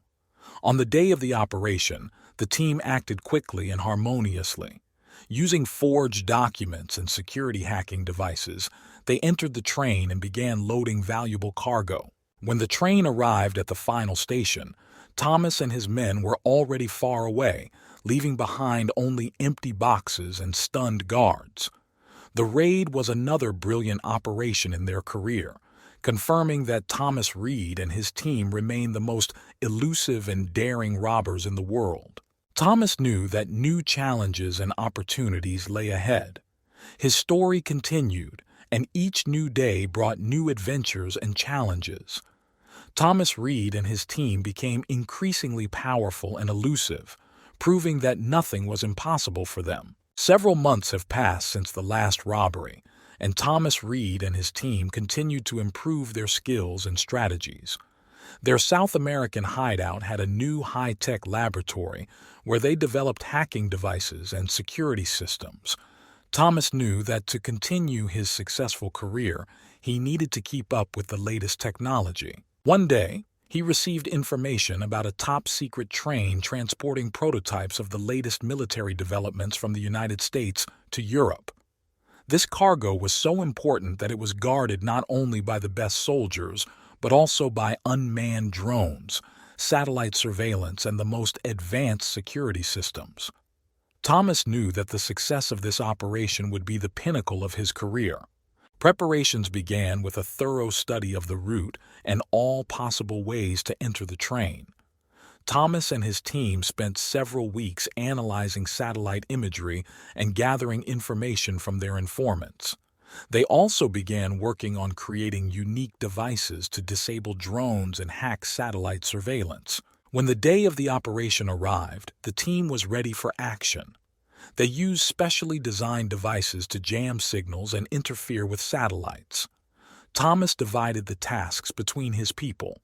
Some were engaged in disabling the drones, others were hacking security systems, and others were directly loading the prototypes. As the train approached a pre-selected point, Thomas's team activated the devices. Unmanned drones began to fall, and satellite systems temporarily went down. Using this opportunity, the team quickly entered the train. Thomas and Alex began to retrieve valuable prototypes while Lara and Michael monitored security and neutralized the guards. The operation was going according to plan, but suddenly, the satellite surveillance system began to recover faster than expected. Thomas realized that they had less time left than they had planned. He gave the command to speed up the process, and the team began working at double speed. Ultimately, despite sudden difficulties, Thomas and his team successfully completed the operation. They fled with the prototypes, leaving behind only a trail of static and confused guards. This raid became a sensation in the world, confirming that Thomas Reed and his team were able to overcome even the most modern security systems. After this robbery, Thomas decided to go into hiding for a while and focus on improving his technology and expanding his network of contacts. He knew that every successful operation brought him closer to the point where they could create a true empire, capable of conducting operations anywhere in the world. Several months passed, and Thomas learned about a new train that was transporting unique biotechnological samples from laboratories in Australia to the United States. This cargo was so valuable that it was protected by the best military forces and the latest security systems. Thomas knew that this operation would be another challenge that would require all their skill and ingenuity. Thomas and his team began preparations using their new designs and improved technology. They studied the route, schedules, and security systems, creating a detailed plan. On the day of the operation, the team acted quickly and efficiently, using forged documents and devices to hack security systems. They turned off the alarm and began loading biotech samples. When the train arrived at the final station, Thomas and his men were already far away, leaving behind only empty containers and stunned guards. The raid was another brilliant success in their career, confirming that Thomas Reed and his team remain the most elusive and daring robbers in the world. After the last robbery, Thomas Reed and his team became even more careful and resourceful. They decided to lay low for a while to develop new technologies and plans. Thomas realized that staying in one place all the time could lead to their discovery, so they began moving between their hideouts in different parts of the world. A few months later, Thomas received information about a train that was transporting top-secret equipment and materials for space research from Japan to Europe. This cargo was protected at the highest level, including advanced technology and military forces. Thomas knew that the success of this operation would require the most precise planning and the use of the most modern means. The team began preparations. They studied the train route, cargo characteristics, and security systems. Thomas brought in top hacking and cybersecurity experts to come up with a plan. They created detailed models and ran several robbery simulations, working out all possible scenarios. The day of the operation has arrived. Thomas's team took up positions along the train's route, using the latest security hacking devices and camouflage networks. When the train approached the desired point, Thomas gave the signal to begin the operation. The team quickly got inside, using fake documents and high-tech devices to neutralize the guards. Laura and Michael hacked the alarm system, and Thomas and Alex began to remove valuable materials and equipment. Everything went quickly and smoothly, and soon they left the train, leaving behind only empty containers and stunned guards. This raid again attracted the attention of international media and law enforcement agencies. The name Thomas Reed once again became synonymous with audacity and skill. However, Thomas knew that with each successful robbery, their persecution became more and more serious.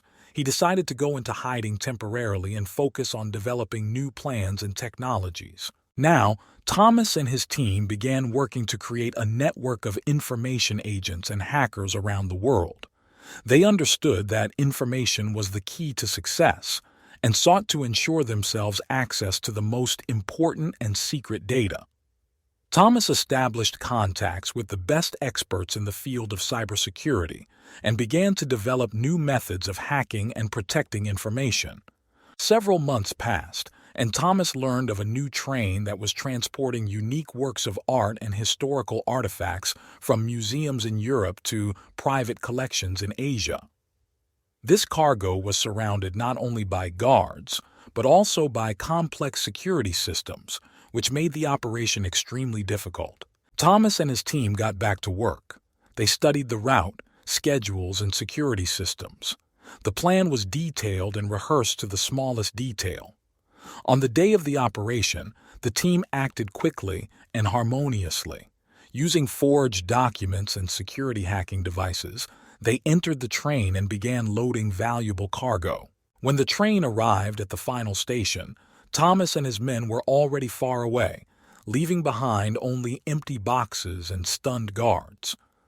The raid was another brilliant operation in their career, confirming that Thomas Reed and his team remained the most elusive and daring robbers in the world. After a recent successful robbery, Thomas Reed and his team began to change their tactics. Away from high-profile cases and journalistic headlines, they plunged into the shadows to reformat their operations and find new ways to achieve their goals. Thomas decided that it was time to move to a new level, not just to be the best in his business, but also to reach the world criminal Olympus. This required not only flawless heists, but also complex multi-layered operations that included elements of disinformation, cyber attacks, and international connections. Charing Cross Street was quiet and calm. People hurried about their business, not suspecting that something incredible was happening in one of the locked offices above them.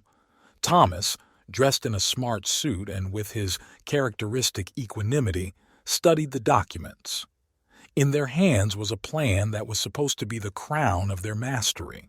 This cargo was unique not only for its value, but also for its historical significance.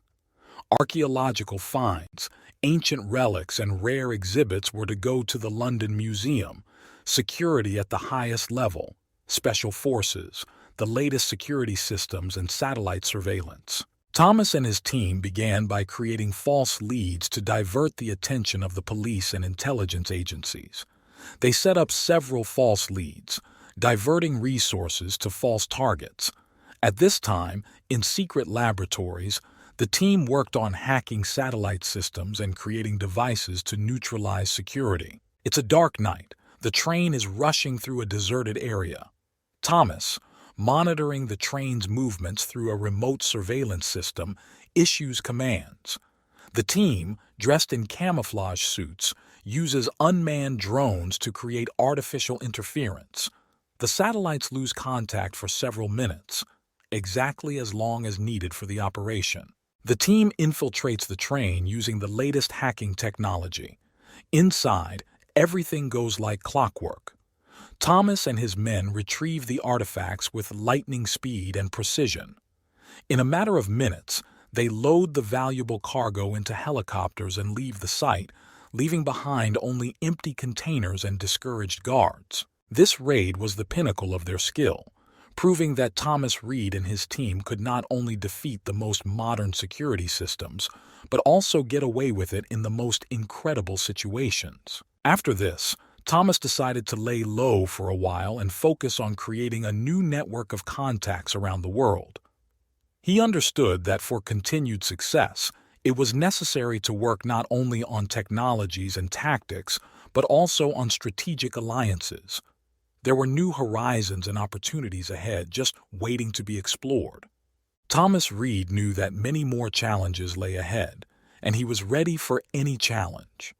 His story continued, and every new day brought new adventures and unpredictable turns. After successfully robbing a train full of Egyptian artifacts, Thomas Reed and his team became even more cautious and strategic. They knew that their every move would now be closely monitored, and therefore decided to lie low for a while to think about new moves. Thomas rented a luxury villa on the coast of Spain. Here, amid lush gardens and overlooking the endless sea, he gathered his team to plan the next operation. The villa was equipped with state-of-the-art encryption and data analysis equipment, making it an ideal place to develop new strategies. Thomas knew that to maintain his reputation and safety, he must continue to adapt and improve. He decided to focus on expanding his network and creating new alliances. Thomas recruited top cybersecurity experts and hackers to develop a plan to hack banking systems and steal data. The team worked day and night, analyzing the vulnerabilities of banking systems and developing complex algorithms to hack them. Thomas understood that the success of the operation depended on the precision and coordination of all involved. He selected his people carefully, distributing tasks according to their skills and experience. The day of the operation arrived. Thomas and his team took up positions in different parts of the city. Laura and Michael worked from the safety of their home, connecting to remote servers and hacking security systems. Alex supervised the entire process, coordinating the team's actions and making sure everything went according to plan. The operation began early in the morning. Laura and Michael infiltrated the banking system using developed algorithms to bypass security mechanisms. They gained access to the encrypted data and began copying it. Meanwhile, Thomas and Alex were physically extracting data from the bank's office using forged documents and safe-cracking devices. In the midst of the operation, the unexpected happened. The bank's security system was updated, and the team faced new difficulties. Thomas and Alex were forced to act quickly to avoid detection. They used pre-prepared devices to create false tracks and distract the attention of the guards. Laura and Michael, noticing changes in the system, quickly adapted and continued working. They were able to complete the data copy and log out safely. Thomas and Alex completed the safe hacking and managed to leave the building before security arrived. The operation was successful, and the team returned to the villa with the obtained data. This raid showed that Thomas Reed and his men were capable of overcoming any obstacle and staying one step ahead of their pursuers. After successfully robbing a bank in Spain, Thomas Reed and his team decided to leave Europe for a while and head to Asia, where they could plot their plans in relative shadow. Thomas chose Tokyo for this, a metropolis with countless opportunities and hidden threats. In the city center, among the skyscrapers and neon lights, Thomas began preparing for his next daring task. Thomas received information about a train that was transporting unique samples and prototypes of the latest robotic technologies from laboratories in Japan to an international exhibition in Singapore. These developments were so advanced that they were protected by the best security specialists and the most advanced surveillance systems. Thomas decided that this particular cargo would be their next target. Thomas and his team began by studying the train's route in detail. They analyzed every stop, every turn, and security system. Thomas established contacts with local hackers and robotics experts to gain access to inside information and develop a hacking plan. They rented a small workshop in the suburbs of Tokyo, where they began to develop unique devices for hacking train security systems and neutralizing guards. The team trained daily, practicing every step of the operation. The day came when everything was supposed to go according to plan. Thomas and his team took up positions along the train's route. Using the latest signal jamming and interference devices, they created the illusion of a technical malfunction, forcing the train to stop on a pre-selected section of the track. As the train slowed and stopped, the team quickly made their way inside. Thomas and Alex set about disabling alarm systems and breaking into freight cars, while Laura and Michael neutralized the guards using special gas grenades. During the operation, the team encountered an unexpected problem. There were more guards in one of the carriages than they expected. A short but fierce firefight began. Thomas and his team acted quickly and professionally, but as time passed, they realized that they needed to speed up. Thomas decided to use a previously prepared Plan B. They created an explosion simulating a crash to distract the guards' attention and allow the team to finish loading the prototypes into their vehicles. After completing the loading, the team quickly left the scene, leaving behind only the destroyed carriages and discouraged guards. Thomas and his men successfully delivered valuable technology to their hideout in Tokyo, where they began to analyze and study what they had obtained. After this raid, Thomas realized that their activities had attracted the attention of not only law enforcement agencies, but also large international corporations. He decided that he needed to strengthen his network of informants and create new alliances for further success. Thomas and his team began working on developing even more ambitious plans. They knew that new challenges and opportunities lay ahead, and they were ready for any challenge. Every day brought new ideas and projects that could take them to a new level in the world of crime. Thomas Reed and his team continued to move forward, staying one step ahead of their enemies. They used the latest technology and tactics to remain elusive and successful. Their story continued, and every new day brought new adventures and unpredictable turns. Ahead of them lay even more daring operations that would prove that nothing was impossible for Thomas Reed and his team. After a successful heist in Tokyo, Thomas Reed and his team enjoyed a brief period of calm.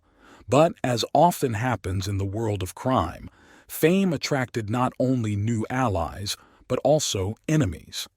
Among them stood out a particularly dangerous enemy, Raymond Ray Carter, a former intelligence agent who went into the criminal world and headed an international organization involved in smuggling and murder. Ray Carter was obsessed with destroying Thomas. He considered him the main obstacle to world domination in the criminal world. Ray began to carefully study every step of Thomas and his team, collecting information and developing a plan. Several months passed, and Thomas learned of a new train carrying a large shipment of gold from South Africa to Europe. This operation was supposed to be another triumph for his team, but Thomas did not suspect that Ray Carter was already preparing a trap. Ray gathered the best cybersecurity and tactical planners to create the perfect ambush.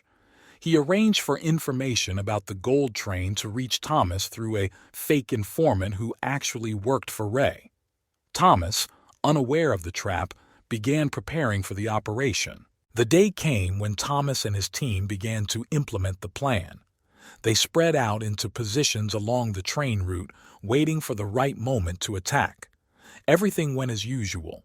The team quickly and smoothly entered the train, turned off the alarm systems, and began loading gold. However, suddenly the train's security system was activated and the carriage doors were automatically locked. Thomas and his men were trapped inside. At this moment, Ray Carter, watching what was happening through surveillance cameras, gave the command to his men to launch an attack. A barrage of fire hit the train. Ray's team, armed to the teeth, began to methodically destroy everyone who was inside. Thomas and his men fought back desperately, but their forces were unequal. One by one, the members of Thomas's team fell under the onslaught of enemies. Thomas, realizing that there was practically no chance of salvation, decided to fight to the end. He and Alex took up defensive positions, trying to hold off the attackers for as long as possible. Laura and Michael covered them, trying to knock out as many opponents as possible. But Ray Carter was too well prepared. His men, using grenades and automatic weapons, gradually moved forward. Soon, Alex and Michael were killed, and Laura was seriously wounded.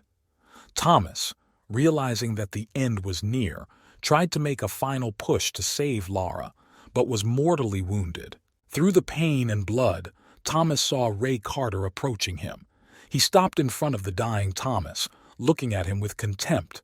The last thing he saw was Ray's satisfied look before everything went dark. Thus ended the story of Thomas Reed, the great train robber.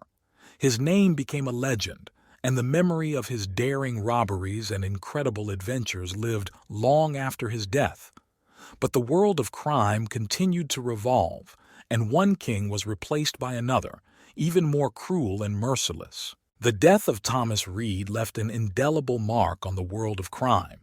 His name became a symbol of daring and skill, and his methods inspired new robbers to undertake bold and risky operations. Despite his death, the legend of the great train robber continued to live, passing from mouth to mouth and becoming part of criminal folklore. After Thomas's death, his team, the surviving members of which, were left without a leader. Some of them, shocked by the loss, decided to leave the criminal world and start a new life, far from danger and constant persecution. Others, on the contrary, sought to avenge their leader and continued the fight against their enemies. Ray Carter, having achieved his goal, became even more powerful and influential. His organization expanded its operations around the world using the techniques he learned from watching Thomas.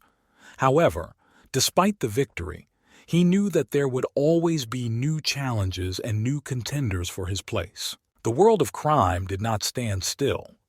New figures appeared on the horizon, striving to fill the vacant position of the chief train robber. One of these applicants was a young and ambitious hacker named Marcus, who admired Thomas and dreamed of continuing his work. He began to assemble his team, developing new, even more sophisticated methods of robbery. Marcus studied all available materials about Thomas Reed, analyzing his mistakes and successes. He knew that to achieve success he would need not only talent and courage, but also the ability to learn from the mistakes of others. Marcus developed unique hacking and infiltration technologies that allowed him to successfully carry out several large operations. Over time, Marcus became a new name that inspired fear and respect in the criminal world. He adopted the best features of Thomas Reed, adding to them his own innovations and approaches. The legend of Thomas Reed lived on, now in the actions of his successor. The world of crime remained as dangerous and unpredictable as ever. But the memory of Thomas Reed, the great train robber, lived on in the hearts of those who knew him and admired his audacity and skill. And although his time had passed, his legacy continued to inspire new robbers to undertake daring and risky operations, proving that even in death one can remain a legend.